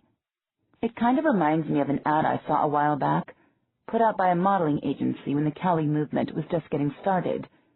It was just a picture of a supermodel's face with a caption, "If you no longer saw her as beautiful, whose loss would it be, hers or yours?" This new campaign has the same message, basically saying, "You'll be sorry," but instead of taking that cocky attitude, it has more of a concerned warning tone. This is classic PR. Hide behind a nice-sounding name and create the impression of a third party looking out for the consumer's interests. Tamara Lyons. I thought that commercial was totally idiotic. It's not like I'm in favor of the initiative. I don't want people to vote for it, but people shouldn't vote against it for the wrong reason. Growing up with Cali isn't crippling. There's no reason for anyone to feel sorry for me or anything. I'm dealing with it fine. And that's why I think people ought to vote against the initiative, because seeing beauty is fine. Anyway, I talked to Garrett again. He said he'd just gotten his Cali turned off. He said it seemed cool so far, although it was kind of weird, and I told him I felt the same way when I got mine disabled. I suppose it's kind of funny how I was acting like an old pro, even though I've only had mine off for a few weeks. Joseph Weingartner. One of the first questions researchers asked about Cali agnosia was whether it has any spillover, that is, whether it affects your appreciation of beauty outside of faces. For the most part, the answer seems to be no. Cali agnosics seem to enjoy looking at the same things other people do. That said, we can't rule out the possibility of side effects. As an example, consider the spillover that's observed in prosopagnostics. One prosopagnostic who was a dairy farmer found he could no longer recognize his cows individually. Another found it harder to distinguish models of cars, if you can imagine that. These cases suggest that we sometimes use our face recognition module for tasks other than strict face recognition. We may not think something looks like a face, a car, for example, but at a neurological level, we're treating it as if it were a face. There may be a similar spillover among chaliagnostics, but since chaliagnosia is subtler than prosopagnosia, any spillover is harder to measure. The role of fashion in cars' appearances, for example, is vastly greater than its role in faces. And there's little consensus about which cars are most attractive. There may be a chaliagnostic out there who doesn't enjoy looking at certain models as much as he otherwise would, but he hasn't come forward to complain. Then there's the role our beauty recognition module plays in our aesthetic reaction to symmetry. We appreciate symmetry in a wide range of settings: painting, sculpture, graphic design. But at the same time, we also appreciate asymmetry. There are a lot of factors that contribute to our reaction to art, and not much consensus about when a particular example is successful. It might be interesting to see if chaliagnosia communities produce fewer truly talented visual artists.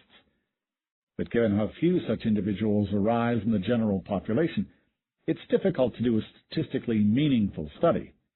The only thing we know for certain is that chaliagnostics report a more muted response to some portraits. But that's not a side effect per se. Portrait paintings derive at least some of their impact from the facial appearance of the subject. Of course, any effect is too much for some people. This is the reason given by some parents for not wanting chaliagnosia for their children. They want their children to be able to appreciate the Mona Lisa, and perhaps create its successor. Mark Esposito, fourth-year student at Waterston College. That Pembleton thing sounds totally crazed. I could see doing it like a setup for some prank. As in you'd fix this guy up with a girl and tell him she's an absolute babe, but actually you fixed him up with a dog. And he can't tell, so he believes you. That'd be kind of funny, actually. But I sure as hell would never get this Cali thing. I want to date good-looking girls. Why would I want something that'd make me lower my standards? Okay, sure, some nights all the babes have been taken, and you have to choose from the leftovers, but that's why there's beer, right? Doesn't mean I want to wear beer goggles all the time. Tamara Lyons. So Garrett and I were talking on the phone again last night, and I asked him if he wanted to switch to video so we could see each other, and he said okay, so we did. I was casual about it, but I had actually spent a lot of time getting ready. Ina's teaching me to put on makeup, but I'm not very good at it yet. I got that phone software that makes it look like you're wearing makeup. I set it for just a little bit, and I think it made a real difference in how I looked. Maybe it was overkill. I don't know how much Garrett could tell, but I just wanted to be sure I looked as good as possible. As soon as we switched to video, I could see him react. It was like his eyes got wider. He was like, "You look really great," and I was like, "Thanks." Then he got shy and made some joke about the way he looked, but I told him I liked the way he looked. We talked for a while on video, and all the time I was really conscious of him looking at me. That felt good. I got a feeling that he was thinking he might want us to get back together again, but maybe I was just imagining it. Maybe next time we talk, I'll suggest he could come visit me for a weekend, or I could go visit him at Northrop. That'd be really cool, though I'd have to be sure I could do my own makeup before that. I know there's no guarantee that he'll want to get back together. Getting my Cali turned off didn't make me love him less, so maybe it won't make him love me any more. I'm hoping, though. Kathy Minami, third-year student. Anyone who says the Cali movement is good for women is spreading the propaganda of all oppressors. The claim that subjugation is actually protection. Cali supporters want to demonize those women who possess beauty. Beauty can provide just as much pleasure for those who have it as for those who perceive it, but the Cali movement makes women feel guilty about taking pleasure in their appearance. It's yet another patriarchal strategy for suppressing female sexuality, and once again, too many women have bought into it. Of course beauty has been used as a tool of oppression, but eliminating beauty is not the answer. You can't liberate people by narrowing the scope of their experiences. That's positively Orwellian. What's needed is a woman-centered concept of beauty, one that lets all women feel good about themselves instead of making most of them feel bad. Lawrence Sutton, fourth-year student. I totally knew what Walter Lambert was talking about in his speech. I wouldn't have phrased it the way he did, but I felt the same way for a while now. I got Callie a couple years ago, long before this initiative came up, because I wanted to be able to concentrate on more important things. I don't mean I only think about schoolwork. I've got a girlfriend, and we have a good relationship. That hasn't changed. What's changed is how I interact with advertising. Before, every time I used to walk past a magazine stand or see a commercial, I could feel my attention being drawn a little bit. It was like they were trying to arouse me against my will. I don't necessarily mean a sexual kind of arousal, but they were trying to appeal to me on a visceral level. And I would automatically resist and go back to whatever I was doing before. But it was a distraction, and resisting those distractions took energy that I could have been using elsewhere. But now, with Callie, I don't feel that pull. Callie freed me from that distraction. It gave me that energy back. So I'm totally in favor of it. Lori Harbour, third-year student at Maxwell College. Callie is for wusses. My attitude is, fight back. Go radical, ugly. That's what the beautiful people need to see. I got my nose taken off about this time last year. It's a bigger deal than it sounds. Surgery-wise, to be healthy and stuff, you have to move some of the hairs further in to catch dust, and the bone you see, taps it with a fingernail, isn't real. It's ceramic. Having your real bone exposed is a big infection risk. I like it when I freak people out. Sometimes I actually ruin someone's appetite when they're eating. But freaking people out, that's not what it's about. It's about how ugly can beat beautiful at its own game.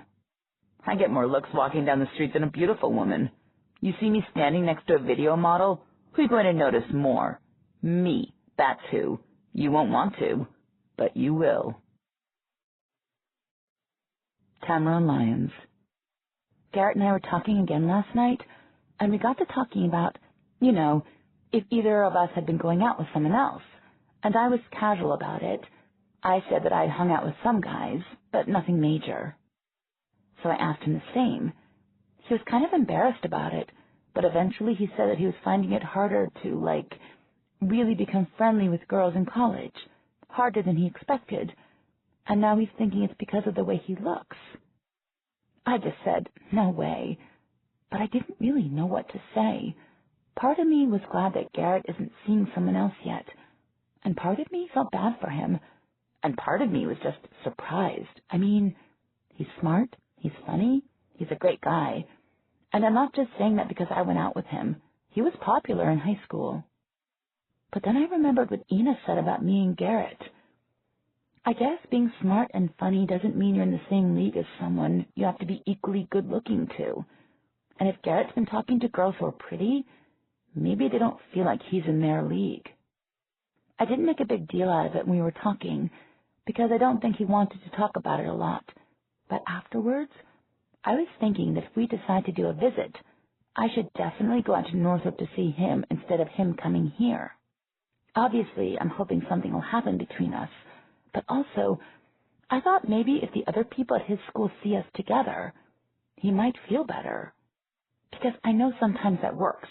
If you're hanging out with a cool person, you feel cool, and other people think you're cool. Not that I'm super cool, but I guess people like how I look, so I thought it might help. Ellen Hutchinson, Professor of Sociology at Templeton. I admire the students for putting forth this initiative. Their idealism heartens me, but I have mixed feelings about their goal. Like anyone else who's my age, I've had to come to terms with the effects time has had on my appearance. It wasn't an easy thing to get used to, but I've reached the point where I'm content with the way I look. Although I can't deny that I'm curious to see what a Cali-only community would be like. Maybe there a woman my age wouldn't become invisible when a young woman entered the room. But would I have wanted to adopt Callie when I was young? I don't know. I'm sure it would have spared me some of the distress I felt about growing older, but I liked the way I looked when I was young. I wouldn't have wanted to give that up. I'm not sure if, as I grew older, there was ever a point when the benefits would have outweighed the costs for me. And these students, they might never even lose the beauty of youth. With the gene therapies coming out now, they'll probably look young for decades, maybe even their entire lives. They might never have to make the adjustments I did, in which case adopting Callie wouldn't even save them from pain later on.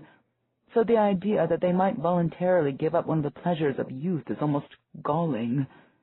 Sometimes I want to shake them and say, "No! Don't you realize what you have?" I've always liked young people's willingness to fight for their beliefs. That's one reason I've never really believed in the cliché that youth is wasted on the young. But this initiative would bring the cliché closer to reality, and I would hate for that to be the case. Joseph Weingartner. I've tried caliagnosia for a day. I've tried a wide variety of agnosias for limited periods. Most neurologists do, so we can better understand these conditions and empathize with our patients. But I couldn't adopt caliagnosia on a long-term basis, if for no other reason than that I see patients. There's a slight interaction between caliagnosia and the ability to gauge a person's health visually. It certainly doesn't make you blind to things like a person's skin tone, and a caliagnosis can recognize symptoms of illness just like anyone else does. This is something that general cognition handles perfectly well, but physicians need to be sensitive to very subtle cues when evaluating a patient. Sometimes you use your intuition when making a diagnosis, and caliagnosia would act as a handicap in such situations. Of course, I'd be disingenuous if I claimed that professional requirements were the only thing keeping me from adopting caliagnosia. The more relevant question is, would I choose caliagnosia if I did nothing but lab research and never dealt with patients? And to that, my answer is no. Like many other people, I enjoy seeing a pretty face, but I consider myself mature enough to not let that affect my judgment. Tamara Lyons.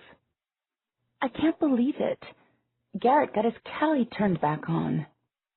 We were talking on the phone last night, just ordinary stuff, and I asked him if he wants to switch to video, and he's like, okay, so we do. And then I realize he's not looking at me the same way he was before, so I ask him if everything's okay with him, and that's when he tells me about getting Callie again. He said he did it because he wasn't happy about the way he looked. I asked him if someone had said something about it because he should ignore them, but he said it wasn't that. He just didn't like how he felt when he saw himself in a mirror. So I was like, what are you talking about? You look cute.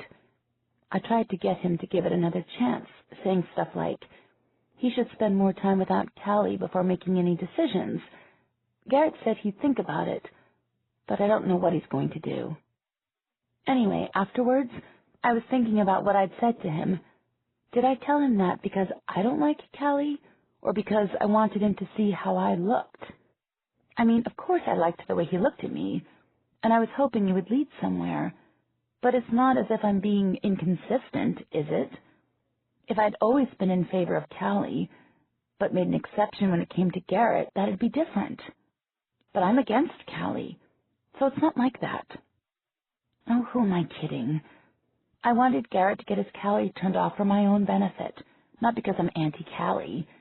And it's not even that I'm anti-Callie so much as I am against Callie being a requirement. I don't want anyone else deciding Callie's right for me, not my parents, not a student organization. But if someone decides they want Callie themselves, that's fine, whatever. So I should let Garrett decide for himself. I know that. It's just frustrating.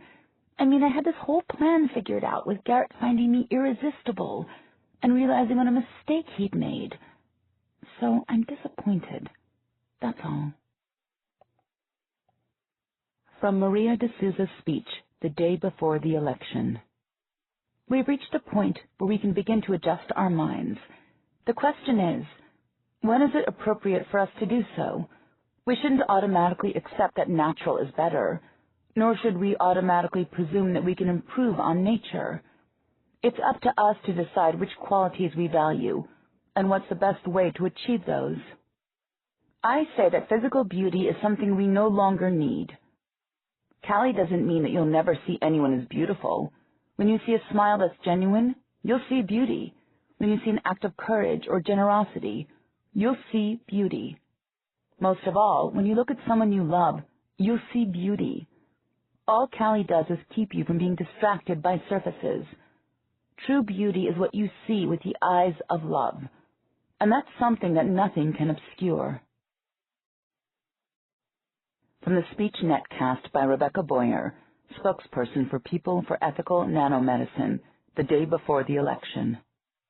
You might be able to create a pure Callie society in an artificial setting, but in the real world, you're never going to get 100% compliance. And that is Callie's weakness. Callie works fine if everybody has it, but if even one person doesn't, that person will take advantage of everyone else. There will always be people who don't get Callie. You know that. Just think about what those people could do. A manager could promote attractive employees and demote ugly ones, but you won't even notice. A teacher could reward attractive students and punish ugly ones, but you won't be able to tell. All the discrimination you hate could be taking place without you even realizing. Of course, it's possible those things won't happen, but if people could always be trusted to do what's right, no one would have suggested Callie in the first place. In fact, the people prone to such behavior are liable to do it even more once there's no chance of their getting caught. If you're outraged by that sort of lookism, how can you afford to get Callie? You're precisely the type of person who's needed to blow the whistle on that behavior. But if you've got Callie, you won't be able to recognize it. If you want to fight discrimination, keep your eyes open. From a netcast of EduNews. The Callie-Agnosia initiative, sponsored by students at Pembleton University, was defeated by a vote of 64% to 36%. Polls showed a majority favoring the initiative until days before the election. Many students say they were previously planning to vote for the initiative, but reconsidered after seeing the speech given by Rebecca Boyer of the People for Ethical Nanomedicine. This despite an earlier revelation that PEN was established by cosmetics companies to oppose the Callie-Agnosia movement. Maria D'Souza. Of course it's disappointing, but we originally thought of the initiative as a long shot. That period when the majority supported it was something of a fluke, so I can't be too disappointed about people changing their minds. The important thing is that people everywhere are talking about the value of appearances, and more of them are thinking about Callie seriously. And we're not stopping. In fact, the next few years will be a very exciting time. A specs manufacturer just demonstrated some new technology that could change everything. They figured out a way to fit somatic positioning beacons in a pair of specs, custom calibrated for a single person. That means no more helmet, no more office visit needed to reprogram your neurostat. You can just put on your specs and do it yourself. That means you'll be able to turn your Callie on or off any time you want. That means we won't have the problem of people feeling that they have to give up beauty altogether. Instead, we can promote the idea that beauty is appropriate in some situations and not in others. For example, people could keep Callie enabled when they're working, but disable it when they're among friends. I think people recognize that Callie offers benefits and will choose it on at least a part-time basis. I'd say the ultimate goal is for Callie to be considered the proper way to behave in polite society. People can always disable their Callie in private, but the default for public interaction would be freedom from lookism. Appreciating beauty would become a consensual interaction, something you do only when both parties, the beholder and the beheld, agree to it. From a netcast of EduNews. In the latest developments regarding the Pembleton Callie-Agnosia initiative, EduNews has learned that a new form of digital manipulation was used on the netcast of PEN spokesperson Rebecca Boyer's speech. EduNews has received files from the Semiotech warriors that contain what appear to be two recorded versions of the speech, an original acquired from the Wyeth Hayes computers, and a netcast version. The files also include the Semiotech warriors' analysis of the differences between the two versions. The discrepancies are primarily enhancements to Ms. Boyer's voice intonation, facial expressions, and body language. Viewers who watch the original version rate Ms. Boyer's performance as good, while those who watch the edited version rate her performance as excellent, describing her as extraordinarily dynamic and persuasive. Based on their analysis, the Semiotech warriors believe that Wyeth Hayes has developed new software capable of fine-tuning paralinguistic cues in order to maximize the emotional response evoked in viewers.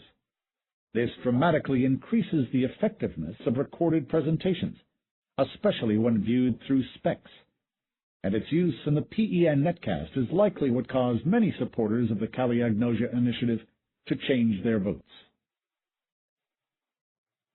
Walter Lambert, President of the National Kaliagnosia Association.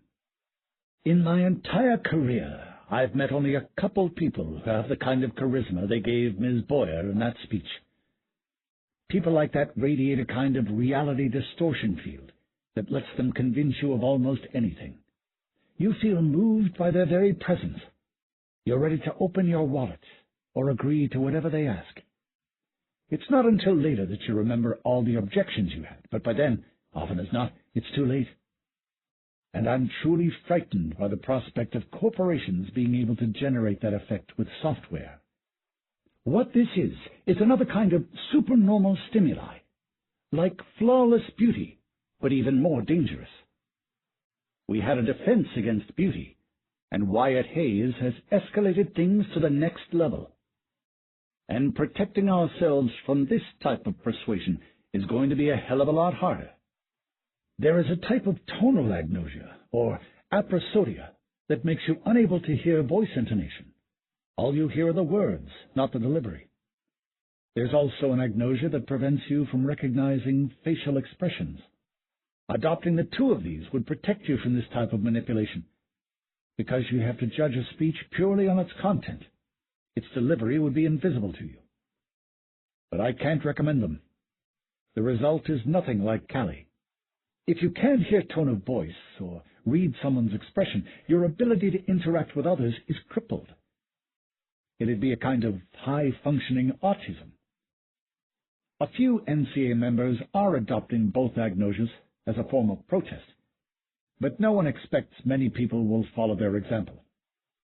So that means that once this software gets into widespread use, we're going to be facing extraordinarily persuasive pitches from all sides. Commercials, press releases, evangelists. We'll hear the most stirring speeches given by a politician or general in decades. Even activists and culture jammers will use it, just to keep up with the establishment. Once the range of the software gets wide enough, even the movies will use it too. An actor's own ability won't matter, because everyone's performance will be uncanny. The same thing will happen as happened with beauty. Our environment will become saturated with this supernormal stimuli, and it'll affect our interaction with real people. When every speaker on a netcast has the presence of a Winston Churchill or a Martin Luther King, we'll begin to regard ordinary people with their average use of paralinguistic cues as bland and unpersuasive. We'll become dissatisfied with the people we interact with in real life because they won't be as engaging as the projections we see through our specs. I just hope those specs for reprogramming Neurostat hit the market soon.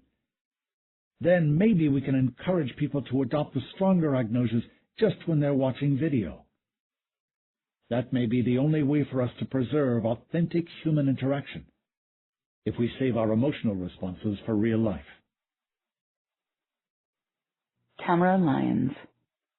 I know how this is going to sound, but, well, I'm thinking about getting my Kali turned back on. In a way, it's because of that pen video. I don't mean I'm getting Kali just because makeup companies don't want people to and I'm angry at them. That's not it. but it's hard to explain. I am angry at them because they used a trick to manipulate people. They weren't playing fair. But what it made me realize was I was doing the same kind of thing to Garrett, or I wanted to anyway. I was trying to use my looks to win him back, and in a way that's not playing fair either. I don't mean that I'm as bad as the advertisers are. I love Garrett, and they just want to make money.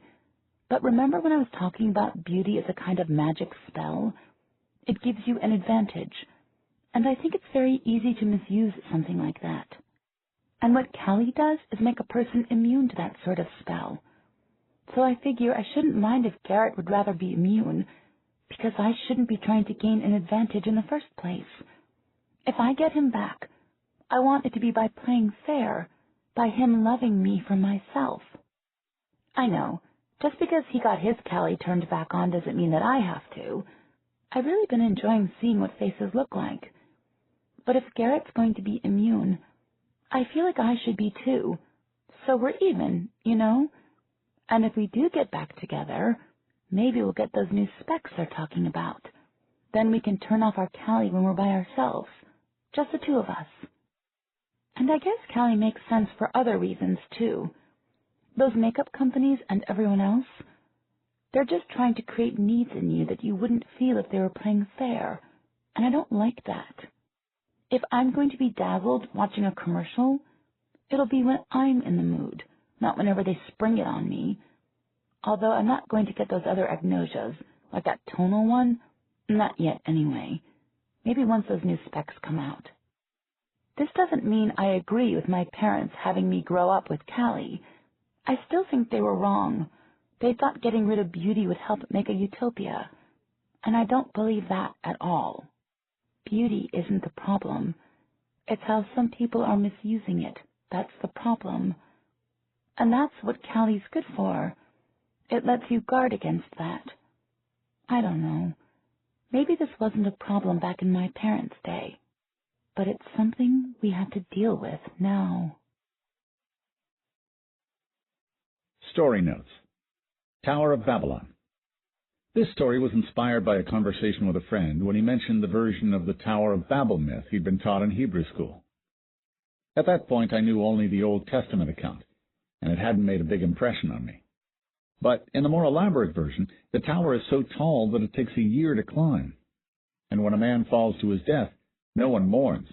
But when a brick is dropped, the bricklayers weep because it will take a year to replace. The original legend is about the consequences of defying God. For me, however, the tale conjured up images of a fantastic city in the sky, reminiscent of Magritte's castle in the Pyrenees. I was captivated by the audacity of such a vision, and started wondering what life in such a city would be like. Tom Dish called this story Babylonian science fiction. I hadn't thought about it that way when I was writing it. The Babylonians certainly knew enough physics and astronomy to recognize this story as fanciful, but I understood what he meant. The characters may be religious, but they rely on engineering rather than prayer. No deity makes an appearance in the story. Everything that happens can be understood in purely mechanistic terms. It's in that sense that, despite the obvious difference in cosmology, the universe in the story resembles our own. Understand. This is the oldest story in this volume, and might never have been published if it weren't for Spider Robinson, one of my instructors at Clarion. This story had collected a bunch of rejection slips when I first sent it out, but Spider encouraged me to resubmit it after I had Clarion on my resume. I made some revisions and sent it out, and it got a much better response the second time around. The initial germ for this story was an offhand remark made by a roommate of mine in college. He was reading Sartre's Nausea at the time, whose protagonist finds only meaninglessness in everything he sees. But what would it be like, my roommate wondered, to find meaning and order in everything you saw? To me, that suggested a kind of heightened perception, which in turn suggested superintelligence.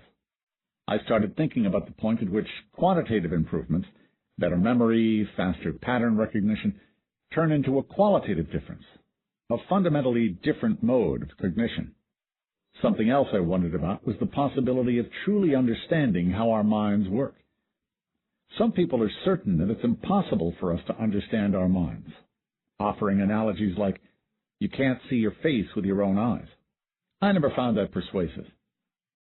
It may turn out that we can't, in fact, understand our minds, for certain values of understand and mind, but it'll take an argument much more persuasive than that to convince me.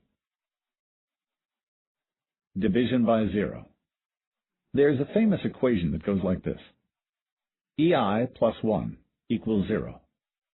When I first saw the derivation of this equation, my jaw dropped in amazement. Let me try to explain why. One of the things we admire most in fiction is an ending that is surprising, yet inevitable. This is also what characterizes elegance in design. The invention that's clever, yet seems totally natural. Of course, we know that they aren't really inevitable. It's human ingenuity that makes them seem that way, temporarily. Now consider the equation mentioned previously. It's definitely surprising.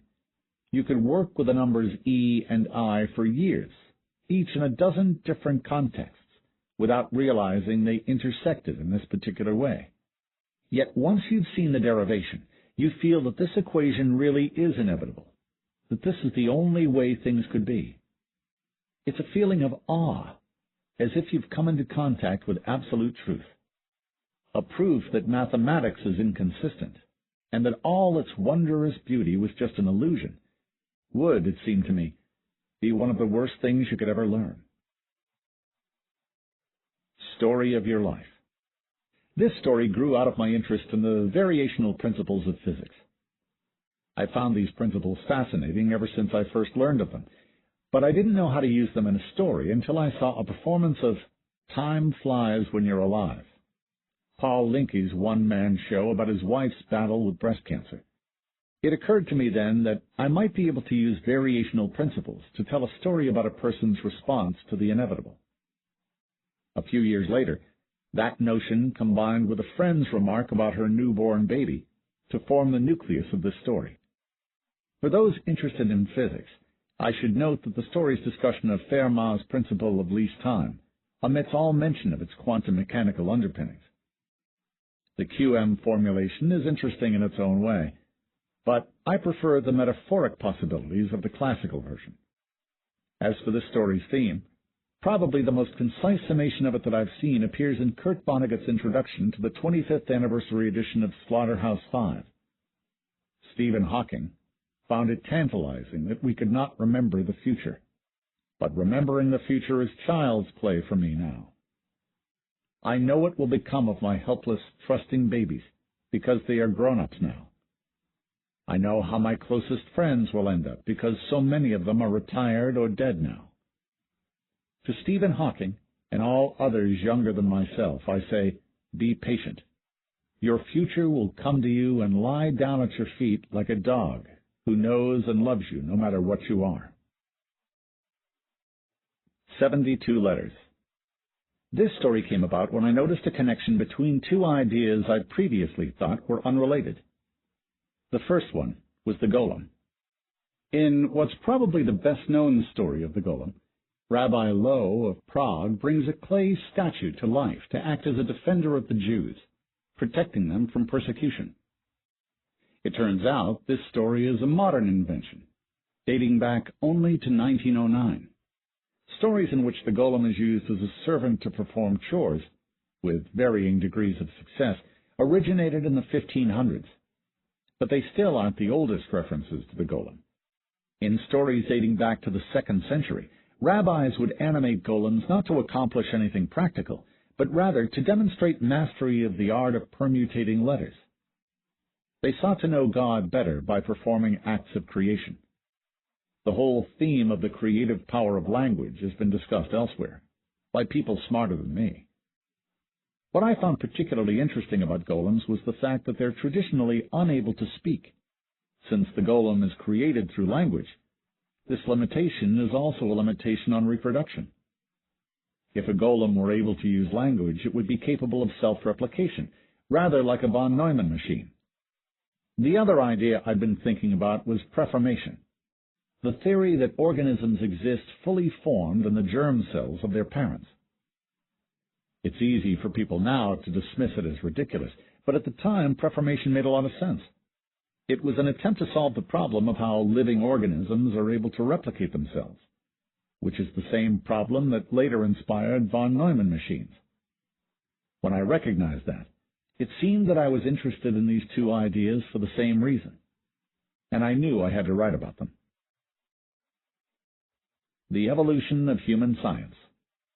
This short was written for the British science journal Nature. Throughout the year 2000, Nature ran a feature called Futures. Each week, a different writer provided a short fictional treatment of a scientific development occurring in the next millennium. Since the piece would appear in a scientific journal, making it about a scientific journal seemed like a natural choice. I started wondering about what such a journal might look like after the advent of superhuman intelligence. William Gibson once said, "The future is already here. It's just not evenly distributed." Right now, there are people in the world who, if they're aware of the computer revolution at all, know of it only as something happening to other people somewhere else. I expect that will remain true no matter what technological revolutions await us. Hell is the absence of God. I first wanted to write a story about angels after seeing the movie The Prophecy, a supernatural thriller written and directed by Gregory Wyden. For a long time, I tried to think of a story in which angels were characters, but couldn't come up with a scenario I liked. It was only when I started thinking about angels as phenomena of terrifying power, whose visitations resembled natural disasters, that I was able to move forward. Perhaps I was subconsciously thinking of Annie Dillard. Later on, I remembered she once wrote that if people had more belief, they'd wear crash helmets when attending church and lash themselves to the pews. Thinking about natural disasters led to thinking about the problem of innocent suffering. An enormous range of advice has been offered from a religious perspective to those who suffer, and it seems clear that no single response can satisfy everyone. What comforts one person inevitably strikes someone else as outrageous. Consider the book of Job as an example. For me, one of the unsatisfying things about the book of Job is that, in the end, God rewards Job. Leave aside the question of whether new children can compensate for the loss of his original ones. Why does God restore Job's fortunes at all? Why the happy ending?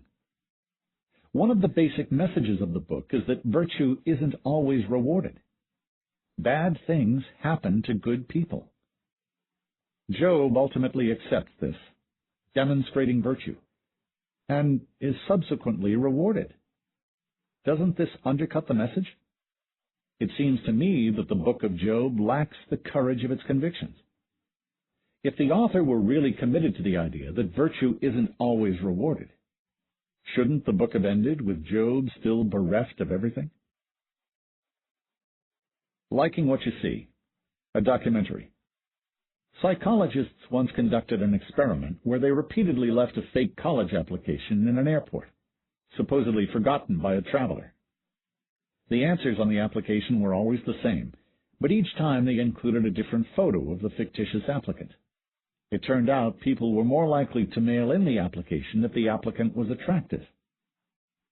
This is perhaps not surprising, but it illustrates just how thoroughly we're influenced by appearances. We favor attractive people even in a situation where we'll never meet them. Yet, any discussion of beauty's advantages is usually accompanied by a mention of the burden of beauty. I don't doubt that beauty has its drawbacks, but so does everything else.